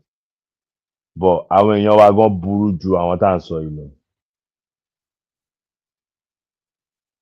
Am I talking to myself? Sorry. No, we can hear you. We can hear you. Go on. We just maintain the silence so that we can listen to àwọn èèyàn wa, our own people, lóbìnrin, they are even worse than àwọn akátá tá à ń sọ yìí. From the little I've seen around and people I've seen. So sometimes don't blame, even though Nigerians they come here and this is not something, maybe we'll talk in the background. There are some things that cannot be said right here. I've had the big experience just after. No, it's not a bad experience. No, it's a wonderful one. I'm telling you, it's a wonderful when hold on, let me say this way. When Nigeria do it, they do it purposely. They're consciously doing it. Like they and know that's that, the war. And that one is even worse. worse. That's worse. But, that's even worse. Yeah, when you are dealing with someone when you are dealing with an ignorant person, you can overlook something. But when it becomes a deliberate act, like I'm gonna finish you. But that is when. So that's the difference. But we are Qatar. They don't even know they are doing anything wrong. It's just exactly. Don't you think that our men, the men these days, as you know, don't you think there are so many? Unlike those days, don't you think most of our men are they are simps these days? And He's a man that direct. Men is a navigator. When men became wayward, automatically women follow. That's just the way it is. Back in the days, I don't we were in the our fathers, aspect our of grandfathers were upright. in the aspect of here it's quite different too. In the aspect of here it's quite different. They are taking People come here and they learn.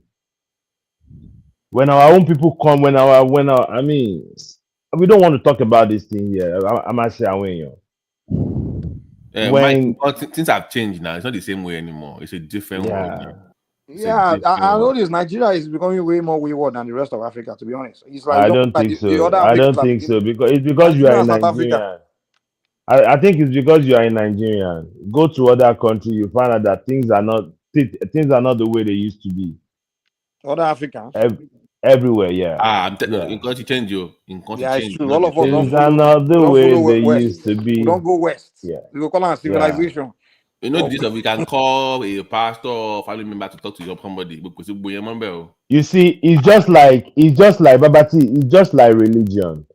If you look at a Christian, if you look at a Muslim that end up becoming a Christian, they are way deeper than those who are born into that religion. And the same way, even in the other side, even if it is Islam. So that's exactly what happens when our people, when they get to the Western world, they see all these things, they see all these powers and all these behaviors, but they don't really know the consequence. Like people come here and they're like, "Oh, I saw that guy be at but you cannot deal with it. They are used to it. That's how they were raised. They saw their parents, their grandparents live like that. I mean, I can't imagine myself getting married to somebody that will make only a few. If I'm a pariah, see me more. But could you guys, what is it? Biggie, would you guys agree with me that where we come from, we kind of say that it's a patriarchist environment that kind of doesn't recognize or see a partnership in a marriage, but having a man being in charge, dictating the pace and everything that goes on in a home, in a way that men see their wife as trophy, and women kind of succumb to that. However, coming to I didn't grow up in that environment. Sorry.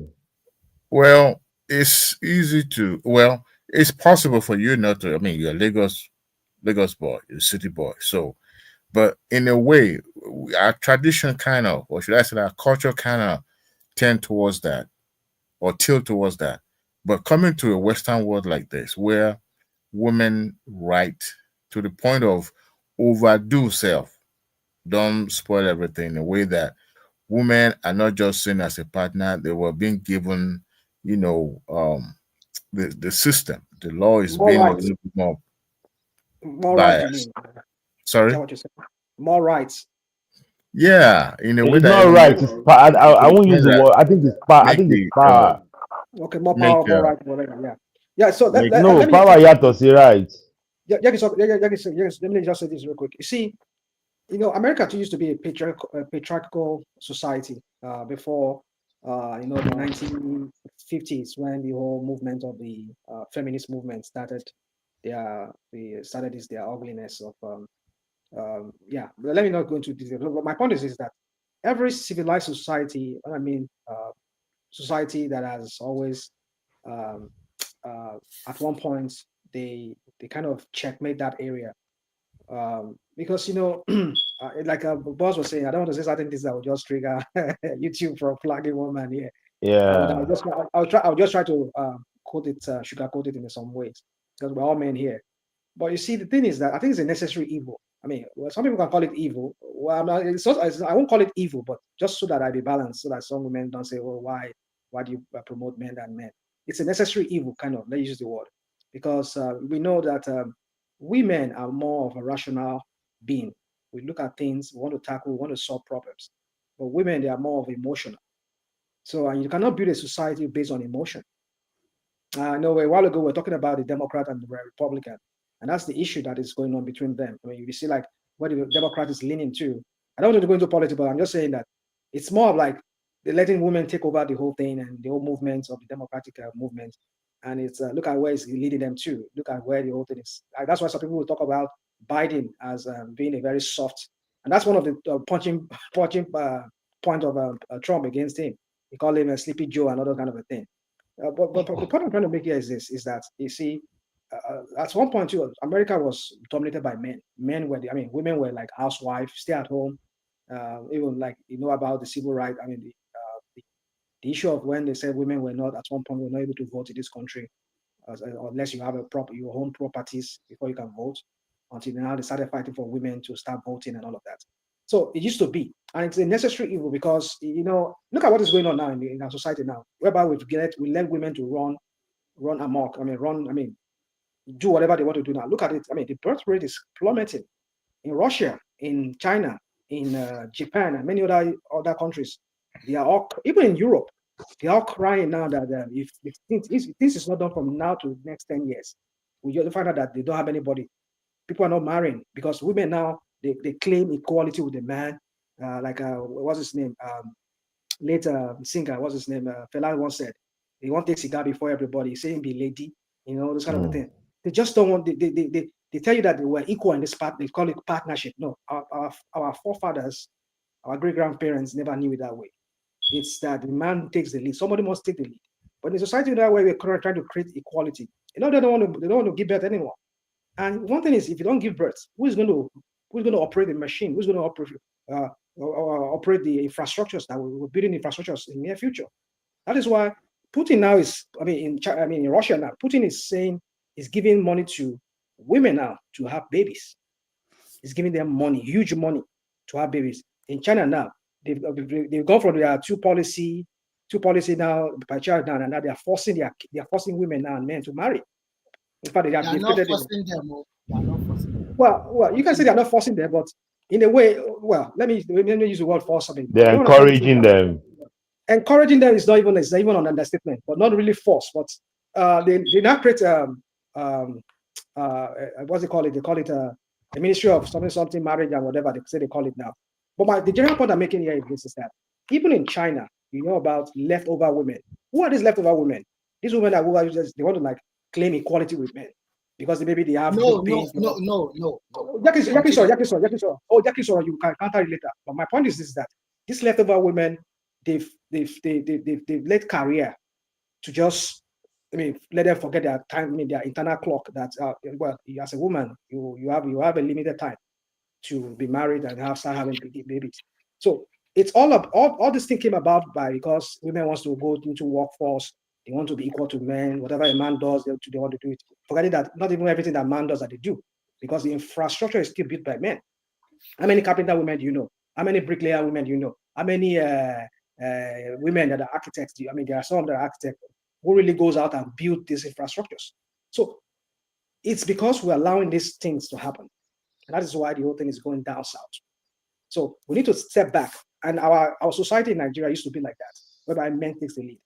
But a lot of things has really caused it whereby it's no longer the way it used to be. I think poverty is our own situation is poverty. It's not that there's anything feminist in Nigeria now. It's just poverty.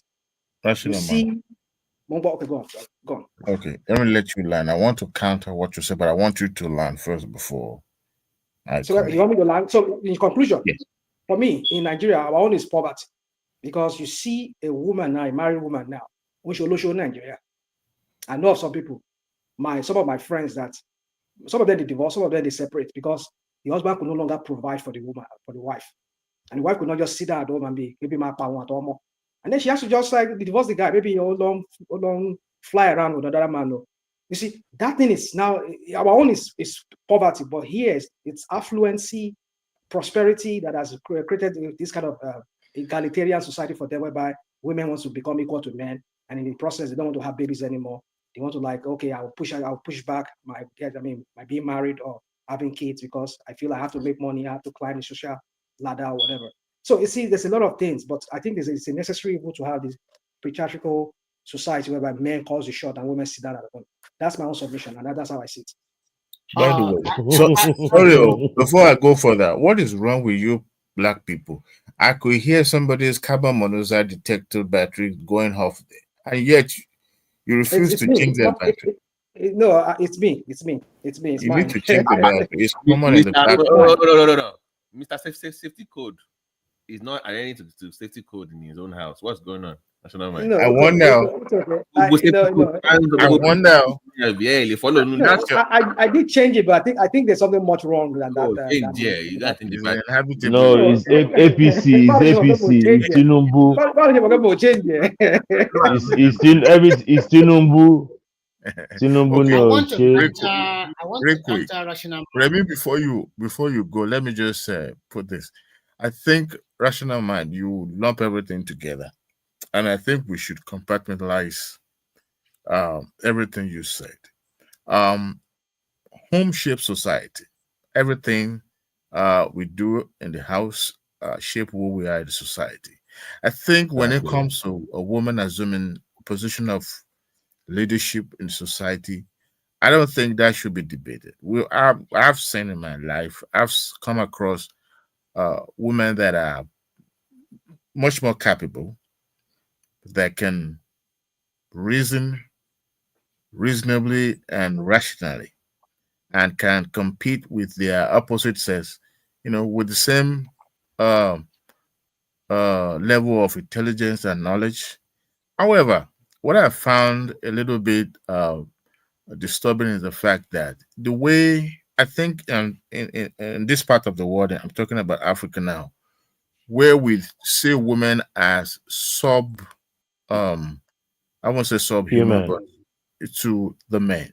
But in a way, our culture kind of enables these differences in a way that we see women as not capable to have a rational thinking. Yes, these are, science people in the house can also attest to the fact that because we have Y chromosome and the women have, whatever they have running in their body, kind of make us to think or, come at situations differently. However, what I've found out is that there are some women, when it comes to, their level of reasoning, they are smart, and to a point that some men kind of detest being in the same space with such people, with such women. And I think, comes from the position of inferiority complex. Now, the reason why I would say Africa doesn't enable such, a woman being, competitive as men or being seen as a partnership, is because we believe that men are born different because we are much stronger and we should be able to. Men go to the war, but I've seen women in a combative mode. These days, women going to. Well, where you get the idea that Africa doesn't? We've seen. What about our women are busy? We've seen some who's stopping few anyone heroine in the past. Not that many that are able to distinguish themselves. Okay, but those women, if you look at their history, they were being considered different than their ordinary regular women. They're not that many. Most of our known heroes and jaguns, and they were all men. Majority of them are men. Only a few people. So today, but in a way, we see women as not that to the point of able to reason well. But in terms of the position as a leader, some of us in this on this show will attest to the fact that we work with women as a point. And you can't say some of those your co-workers or your supervisors are not actually, did well. That's not what we're saying. No, I'm just trying to separate, in a way that that women are not that because they are not intelligent enough. That's why they don't assume the position of leadership. All right, even at home. But you see, even as these days when I get to talk to young fellows or they're about to get married, I always ask, you're in the you are in the phase of dating. What are the questions you ask each other? I want to get into your brain just to pick your brain and see where you are. And most what I you used don't read that way they do marriage counseling. Why not? So okay. Why not? Advice, and I ask, and I ask, what it people change, human beings change. In every phases of our life, we all change. Now I will ask, what attracted you to this person? Okay, and when I hear people say, "Oh yes, it's some things that are these things that can be changed in the future or are subject to change," and I say, well, most of the time people don't have the emotional intelligence to ask some pertinent questions. How do you want to raise a kid? What do you say about finances? All those things. Mr. Adewale. You're just speaking in womanese. I mean, I think I know you guys are going to come at me like I'm not a feminist. These are women. These are women language. I strongly believe in what women can. The universe. The universe. You use the word universe. Emotional intelligence. Come on, what are you talking about, dude? I mean, come on. It's okay. This Gen Z generation, just forget it to be married. Forget all those ones. We say they don't even allow their mother-in-law or father-in-law come. I think committed marriage is the greatest mistake any man going forward should make. Why you should just have a civil partner. How many of you on this show ask your partner when you were dating how you want your family to be? Seconded Biggie. Because you ask that, because you ask all those things, doesn't mean it's gonna happen when the reality sets in. It's good to know the mind of the person. You will hear what you want to hear. They will tell you what you want to hear. God bless exactly. you. For that situation to just happen and go by. When reality sets in. Something, but if I see you on a daily basis, you don't have to tell me what I can see you do. But you don't say they don't be your mate, ba. Oga, you cannot know me. Actually, women, you cannot know women. They don't be your mate. I promise you that. Go back to even your secondary school. Remember when you did secondary school, when you did GSS3, all the girls will be your age mate. They will tell you say now SS3 they won't date. The one now from 5. Yeah, the one when you did SS2, they will date our older brothers then for university. Yes, when we did uni, we did year 1, year 2. Those ones don't they date all those those big boys. Nisha then all those big boys they date all of them. I knew one of my classmates. She'll get very close classmate. I count like 3 of them. We date this Fayoshe brother. Where they do we be. I don't know whether na blogger now. That one. Isaac. Fair won't go out. Fayoshe self. All of them. So look. And at the end of the day, now all those guys can't get you can't marry. They will come they tell you lamba, you can't take the lamba, you can't talk say she tell you, or more forget to.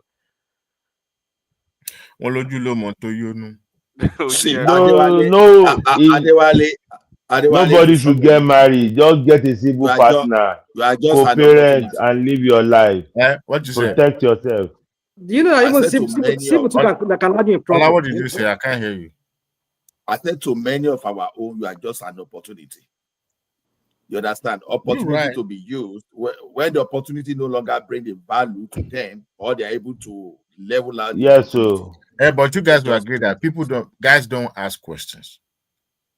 Some guys don't ask. This person you can't say guys. You say some guys. You become registrar, be why coordinator. Which kind of question they talk? Boss, let me say this. Do you know that even in a what did you call it? Is it cohabiting? Is it cohabiting? Civil partnership. Civil partnership. Do you know that in some states, at some point, if you're not careful, if you divorce, you can't divorce a civil. You cannot divorce. You cannot divorce a civil partner. because no, I take it back. I mean, what I meant to say, if you separate, if both of you go your separate ways, she can still sue you and get something from you. You know Sue that? me for what? Okay, I'll give you an example. There's this guy, is big on into cryptocurrency. The guy now lives in Dubai. What's that his name? I think he's partly from, I think Honduras, something like that. But I think he has this. He's a black guy, but he's not really black. What happened? So anyway, so the guy, he had this civil kind of union you talk about with a lady, and then when they separated, this lady took more than half of his money. On what ground? Because according to him, he said because they've been living together for years. They've been together for so many years. And that's how she got it. That's what she got.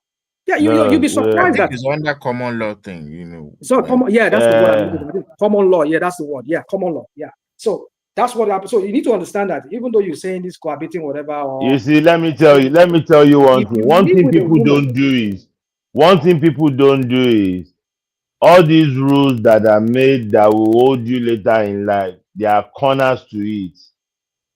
There is always a shortcut. You just have to. Maybe because I grew up in the midst of women, I get 4 sisters. I'll be last one among them. I mean, I think like a woman. A woman is a woman. The only way around it. Sorry to interrupt you. The only way around it is that you have to just put everything under some kind of like what's that thing? This guy. I mean, Babati, are you there? There's this put it on a trust, some kind of trust. If you put it under trust, then if you put it under trust, you cannot she cannot claim anything from you. You just put it under trust, then you can put somebody you trust. Even Babati, before trust comes in, say me and you even one day to go, and I know say things they at stake. We go get confirmed documentation. We go separate everything we did. Your own na your own, my own na my own. Anything we do together. Oju big it really like langboba you come back. No, let me tell you. Love, let me tell you one thing. I dey talk one thing. Love na illusion. Na lie. I dey tell people. Every divorce started with I love you. Every divorce. It's a fraud. It's a fraud. Every divorce. Gbogbo divorce tó ṣẹlẹ̀ ní ayé. There was a time to just say I love you, also. Don't be fooled. You gotta open your eyes, third eye. You have to that your third eye. Everybody get time. You just gotta use it. It's right there. But there's this girl from Kenya. That thought that no they lie. Now your instinct too. You go tell. There's this girl from Kenya. She's blind. I don't know. She's very active. She's an activist. She's blind. She's from Kenya.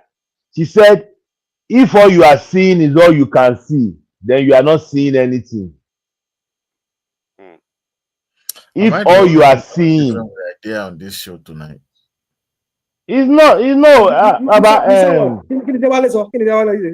think I'm the only person odd out on because you're surrounded. You are surrounding yourself. You guys never ever thought that human being changes. We are subject to change. Our environment sometimes.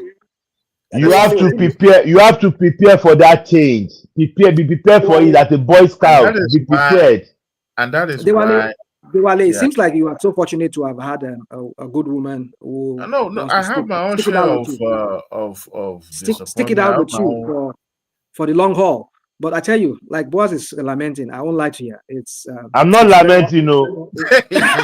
Lamenting, care. Y'all me why looking also, but all right. So, I say it the way it is. Ugly. It is ugly out here. I mean, it's ugly out there. The dating scene it's really, really a mess right now. Marriage is ugly. I've seen men. Marriage, dating, and men that women ran them down the drain. Great men. Woman finish them. It's easy to tell people not to get married, but nobody will listen to you because they too also want to have a taste, in the bowl and see. Baba, every time I'm advising you, I am telling you. What happened? kí ló ṣẹlẹ̀ ó dà pé wọ́n ti mute ẹ̀ àwọn ayé àwọn ayé. Dí pẹ̀lú ìgboro ọgbọ́n let me tell you Yorùbá ní ọgbọ́n ọlọ́gbọ́n la fi ń ṣọgbọ́n njọ́ téèyàn bá ti ń fọ̀rọ̀ ara ẹ̀ kọ́gbọ́n problem ti wà. Kò ń ṣòwò ìjàpá ọgbọ́n ọlọ́gbọ́n lèèyàn fi ń ṣọgbọ́n njọ́ téèyàn bá ti ń fọgbọ́n ara ẹ̀ njọ́ tó bá ti ń fọ̀rọ̀ ara ẹ̀ kọ́gbọ́n problem ti wà nìyẹn. Toti said that I trust my children. They never wait to learn from their own mistake. They learn from others. So, Biggie, is it safe to say that? Say that thing again. I beg, say what you talk again. I like that thing. Say Totis they do it. Toti said, I trust my children. They never wait to learn from their own mistake. They would rather learn from others. From other people. Yes, so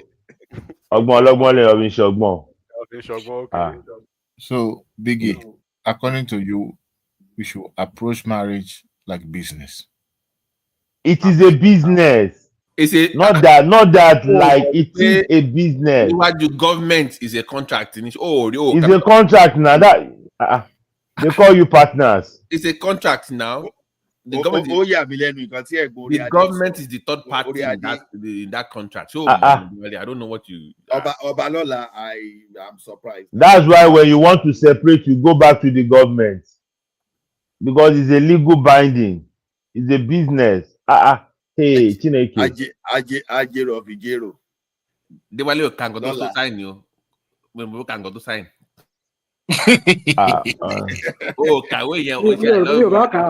Tó bá kà pẹ̀lú ìmọ̀ you don't sọ it's fellows my friend. It's anybody if you get married and you don't have a prenup, you are at risk. Well, even prenup is not a panacea. It's not an antidote. It is to an extent. It depends on how. Some judges will not even admit that in court. They don't even take that. They won't even want to. No. It depends. It depends on the kind of prenup you sign. Not the one you just walk into a notary and have it signed. Not those ones. Well, no. Prenup law. Even the ones with even some good lawyers, some judge will throw it out. Why do you think Trump is standing? That's what I'm saying. That's what I think that's how we began this whole topic today about Trump. And why do you think Trump is standing? Prenup is Jura law. Trump is a mob boss now. He introduced his mob boss lifestyle, the street lifestyle into American politics now. You have to use that. His two previous wives took him to the clean now. They took a substantial amount of money from him. But not downing him. No, not downing him. I mean, Baba, as today now, you said we go get offshore accounts now. Only budget share. Now waiting you see. You got to buy lorry. You know what I want to say. You like me. The dynamic of marriage. Let me tell you one thing. Sorry, they were 1 second. My dad said one thing. He said, as a man, if you have 100 naira, present 50 naira to the family. Put 20 in reserve. The remaining 30, if heaven falls and the ground are sinking, don't bring it out. That is your retirement. All right. 50 for the family, 20 for reserve in case the 50 baton. The remaining 30, don't touch it because you might be the only one at the end of the day. I don't think guide around. They don't guide themselves now. We say no matter what. Always guiding. Boy Scout, be prepared. That's just reality. That a man needs to understand. At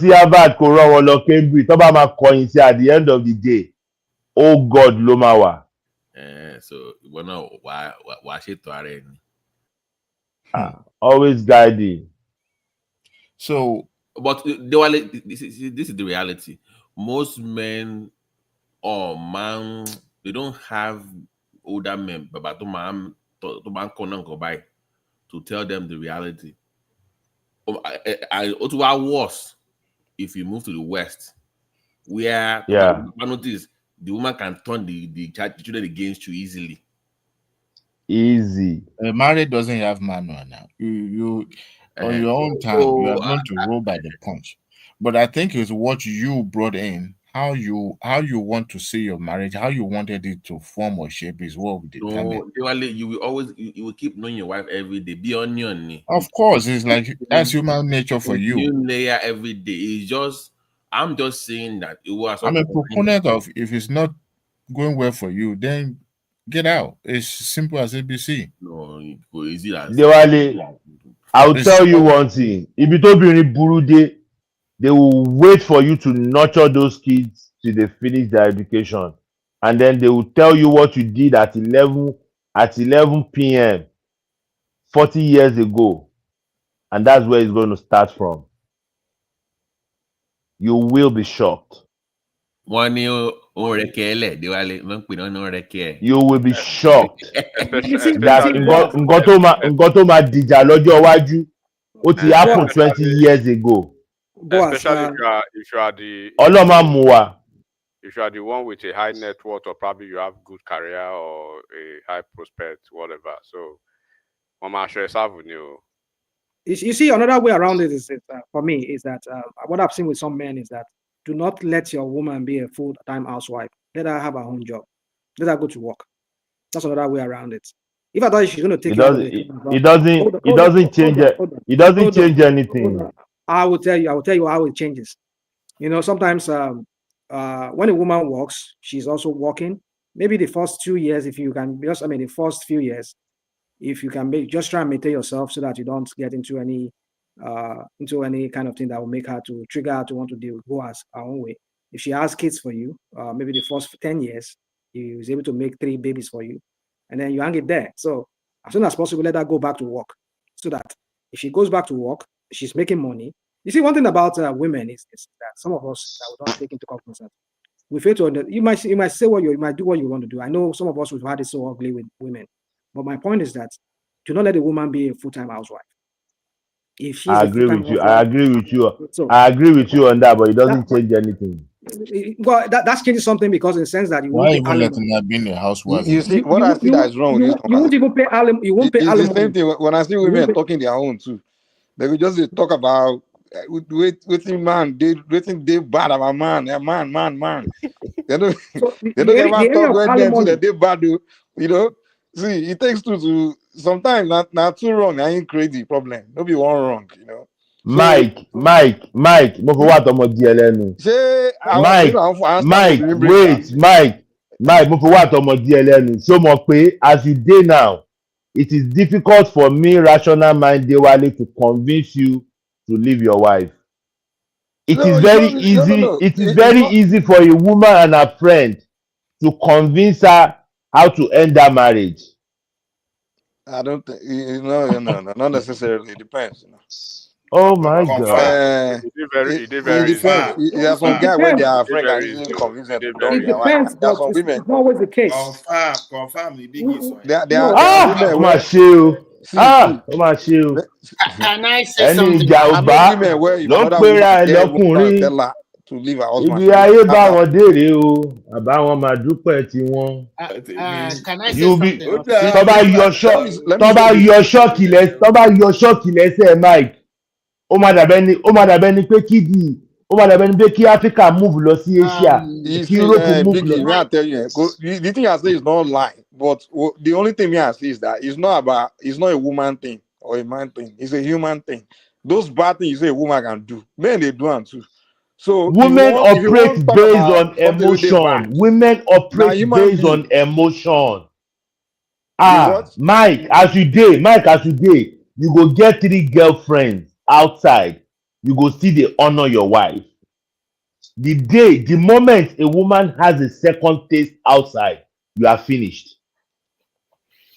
Okay, can I say something? To me, I agree with you. I agree with boss. To me, I think to me, I believe the personality of a man is very important. If you already build it in yourself, babe, any shock to say, you will walk away. You have already prepared your mind.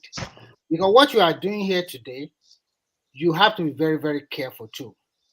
How easy for you to walk away? For me, I can walk away. Me, I Easier will said. walk away. The reason why I will Easier walk said. away, no, I'm telling you the truth. The reason why I will walk away is that I've satisfied my conscience. My conscience is that I've provided for you and your children. I've sent them, I've given them a good education. Why is it your children? I didn't know your own children too. Nigerian man, No, it's like let me finish. The reason why I said at least for a man, the most thing for a man is to be responsible to your family. And how will you be responsible? By providing shelter, by providing food, good education, and health. Everything. You have satisfied more than 75% is expected of you. So if at the end of the day, maybe because of your food and shelter, what about nurturing? What about teaching your I'm going to incorporate it together. So whatever your inaction or your action, one way or the other, things are not like before. I'm an advocate of everybody can walk away anytime. So if she walk away on me, what will I do? Will I kill myself? And if I walk away, she can also pick her life back. And that's why I agree with a rational mind that a woman has to have a walk, no matter what happens, to distract, especially to distract us from some unnecessary friends. Because she's making money by herself. But if she totally rely on you as a man, but to support. So that is another problem with our women. Some of our women, they are working, but at the same time, they don't want to support. It's just spending the man's money alone. They don't want to put in their money. Now, everything is not perfect, but the way you are talking today, it's if a younger man is listening to you, he will just be thinking in his mind that, okay, there's no love. I should not love anybody. I just pick any girl. And the way you're also putting it is that should women just stay at home and make babies? I mean, love na illusion. But they also have a right now. They have a right in life. Love is a temporary temporary situation. But I want more bring why not? She born it right. She not be more bring. She want it right. Nobody here is talking about right. We never said anybody does. We're not talking about right here. When you said hey, have 2 or 3 babies for me and then go back to work, what do you? I didn't say that. Rational mind said that. I did not say that. Rational mind will stop it. Yeah. I don't like people talk that way. It belittle the. You cannot. You don't like it, but that's his opinion. Everybody have how they want to run their own house. Oh God! Because at the end of the day, I don't know whether Biggie, do you have a baby girl? Do you have a daughter? And how does that matter? Matters because sometimes I'm training everybody to be independent.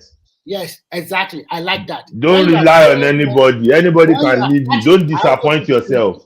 When I also tell my daughter that look, even before you can settle for a man, there will be breakup because there's no guarantee pay the first month. Probably your husband. So, but Remy, according to statistics,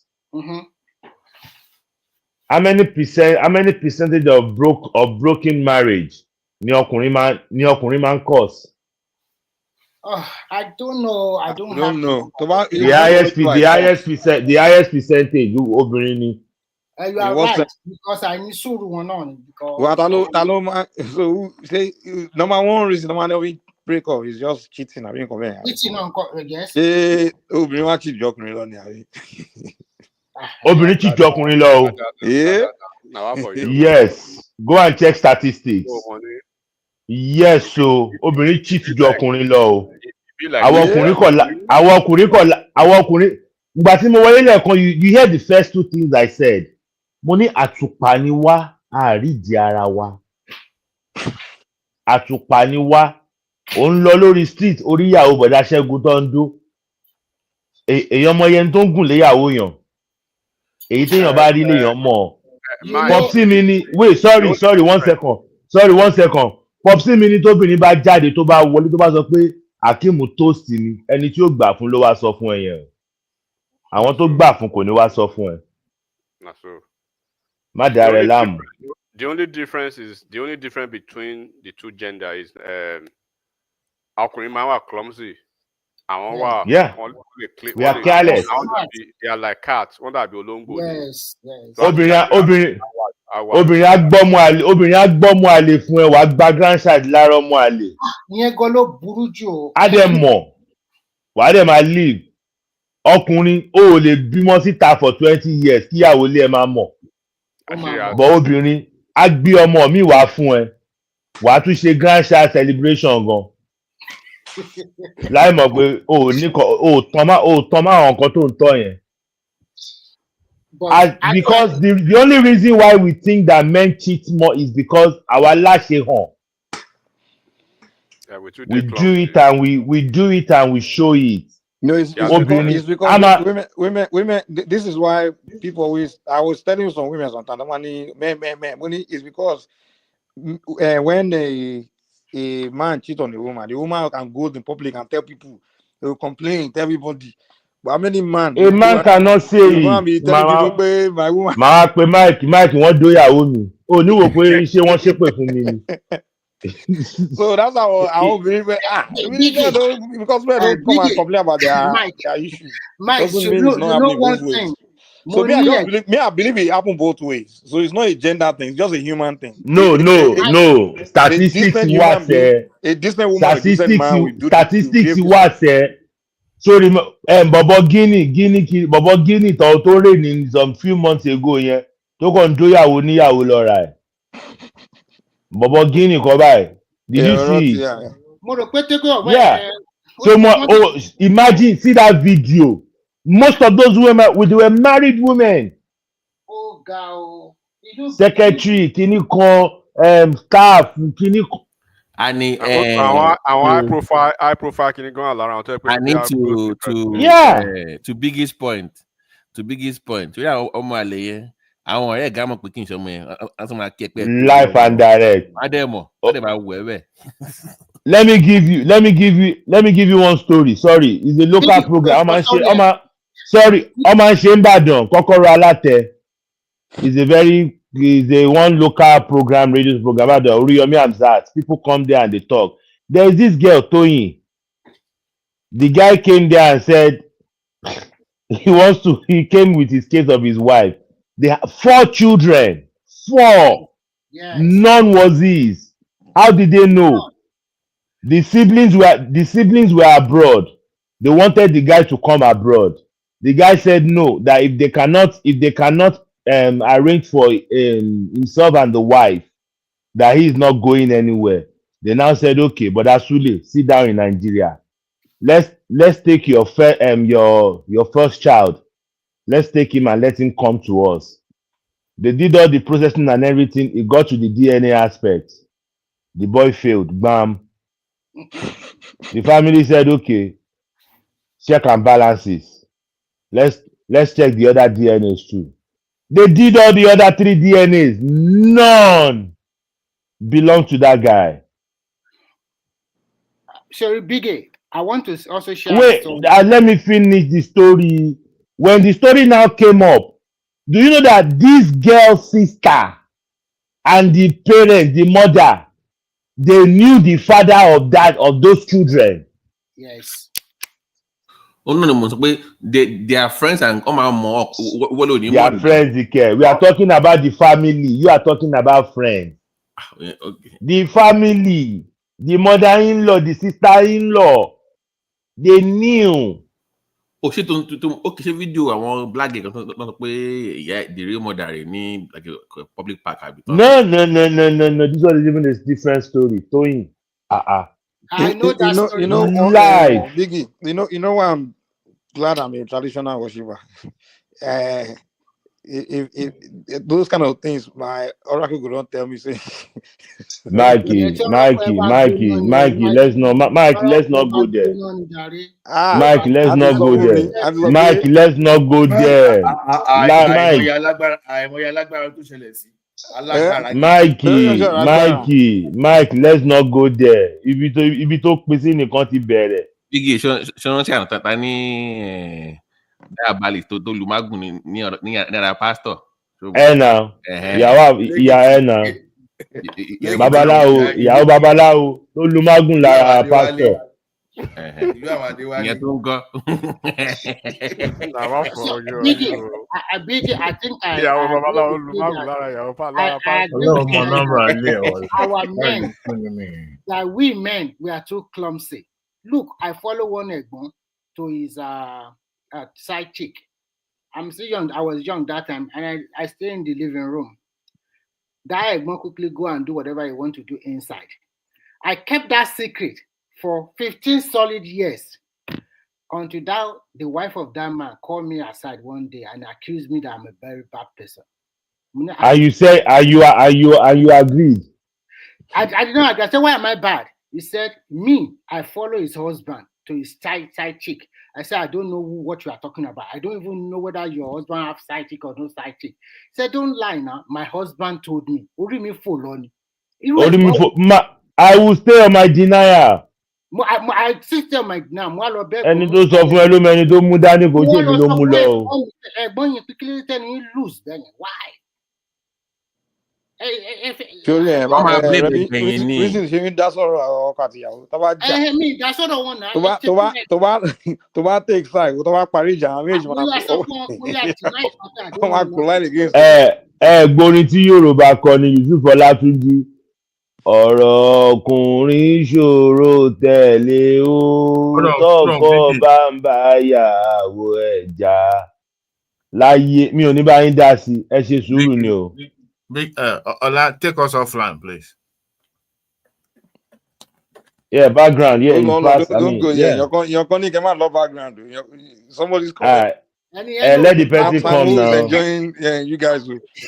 Let the person join now. There's space now. Let's go to the. It's a therapy session for him. It's 8.5 hours. Let's go to the background. Go continue. He's enjoying. For the big experience, Abi. Okay. Let that individual log in. Join us. Let's give the guy the 20 minutes. I'm still working on my assignment, so. Once I'm done. Is the woman don't block him? I don't know. Who is Sam? I remember the name. That's just it. Exactly.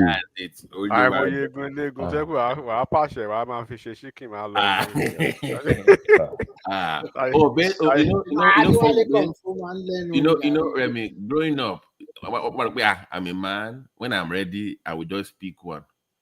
So what the time? Can you even let you be more? Abi, easy, Abi. Why not? Can you tell you you got to do your research, do your diligence. So, ni sùúrù ni. Abi kusologun deke.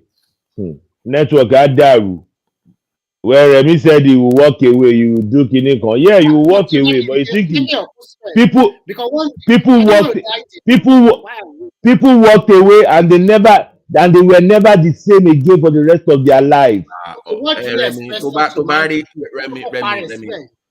Remy. Ẹni ìjà ọba ló ń pè ẹ lọ́kùnrin jàre. Marriage he broke him. Ibi ayé bá mi dèrè o, àbámu máa dúpẹ́ tèmi. DC yìí kò tí recover. Kò dàbí mọ́ pẹ̀lú gbogbo anti-depression is not the same.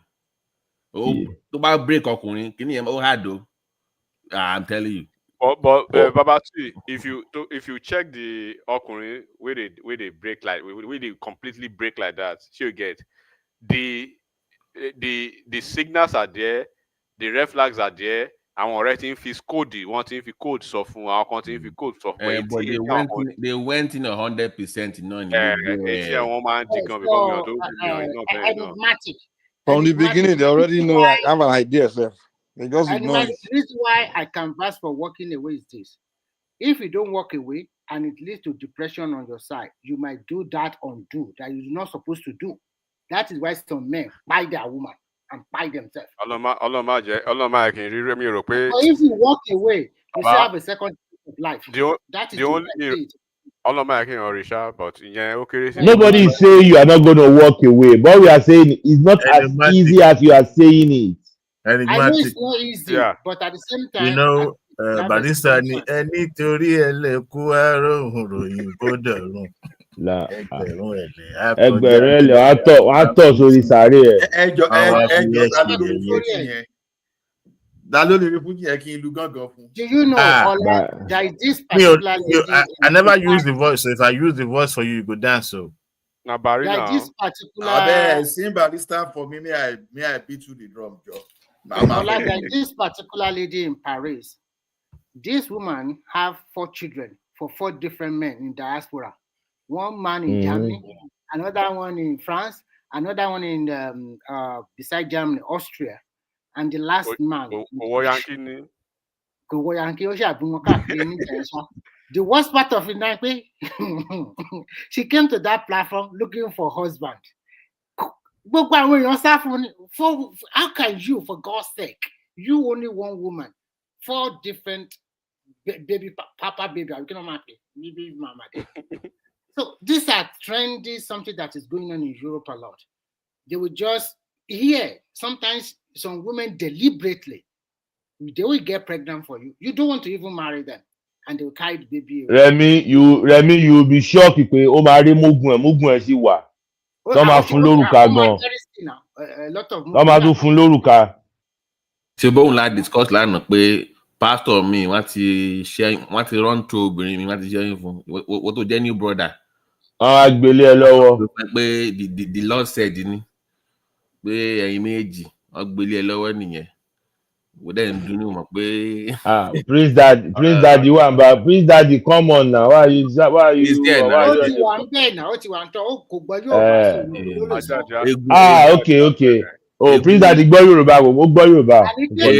Egun ní Prince Daddy egun ní. Egun ní Yorùbá ò tán. You see, Remy, for all these things we are discussing, I mean, there is no expert in all these things. Of course not. Once you just make sure, just guide up, always guiding. And imagine going to give man Prince in man money Afro-Saxon Prince Daddy. Afro-Saxon. Mo ti rò pé a máa celebrate the appointment Prince Daddy lórí bí àgbà tá a tẹ̀. Ṣé kò tí appointment gbà ní kọjá àrídùn kọ̀ọ̀kan lórí kí ni tán gbogbo àwèrè dúdú tán sátẹ̀lẹ̀ kí yẹn wò tẹ̀ rí kọ̀ọ̀kan fún wọn. Ó jẹ́ kí Prince Daddy tẹ̀lé rí White House intern or aide kan gbà náà. Aide kẹ̀ Prince Daddy lọ́ọ̀lọ́. Ó jẹ́ kò lè jẹ́ mínísítà náà àbí aṣáájú nǹkan kan. Prince Daddy. Remy, I have one uncle, Babati. I have one uncle. It's not we are not related, but you know all these Nigeria people become your uncle after the day his first 2 kids were graduating. That was the day he knew that his first daughter was not even his own. Wow. The guy had stroke in less than 3 months, and that was it. And 18 months after he was gone. Oh no, man! That's Remy. You Trump appoint Prince Daddy. Prince Daddy be one of those loyal cabinet member. He's here on the platform now. Why is he not talking? Prince Daddy, no one go lock pa Jagaban ọwọ́ kan ló rational mind, none to lock pa rational mind. So at least I'm pé rational mind. I mean, you are but Jagaban tó yẹ pé I'm pé love. A ní bèrè pé ikú ò ní kó kú ló máa No. How painful do you want him to go? Prince Daddy want lock pa Mexican. That guy no sense. Mike, put this in the background, Mike. I'm not more controlling. Okay. It's enough now. Put someone in the background. They said that the plane that is the discussion is becoming darker. We need to go to the background. Yeah. Okay. Ladies, Boaz, thank you. Okay, sorry. Let him finish his close. Okay, thank you for sharing the moment with us. Ola, before you apologize. Ola, yeah, please share the link so that those people that still want to listen to us can, copy the link, even if we can't come to the studio, so that they can still listen to us. They can listen in the background, yeah. Okay. That's true. That's a very nice solution.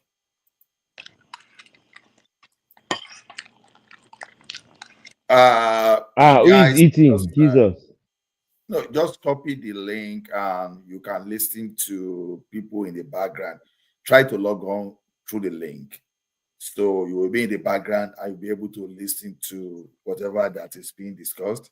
So I'm just, I know that our people here, they're about to commit things. So they are sinners. So we are taking them to the background for them to be able to commit their iniquities in full-fledged. So I apologize. No, Laptorish, just click the link and come to the background. You'll be able to listen to what they are saying. You understand? So thank you, everyone. Please try and like the link and share, especially those people that enjoy. Let other people come and enjoy with you too. So super chat is what you can do to help the channel as well. So at least to show your appreciation, if this link, if this channel is entertaining you and is giving you some kind of pleasure, so try to reciprocate. Thank you, everyone. Good morning, everyone, or good day wherever you are. Thank you. See you later.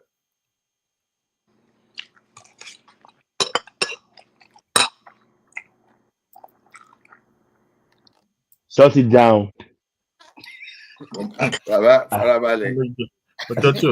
Then you laugh.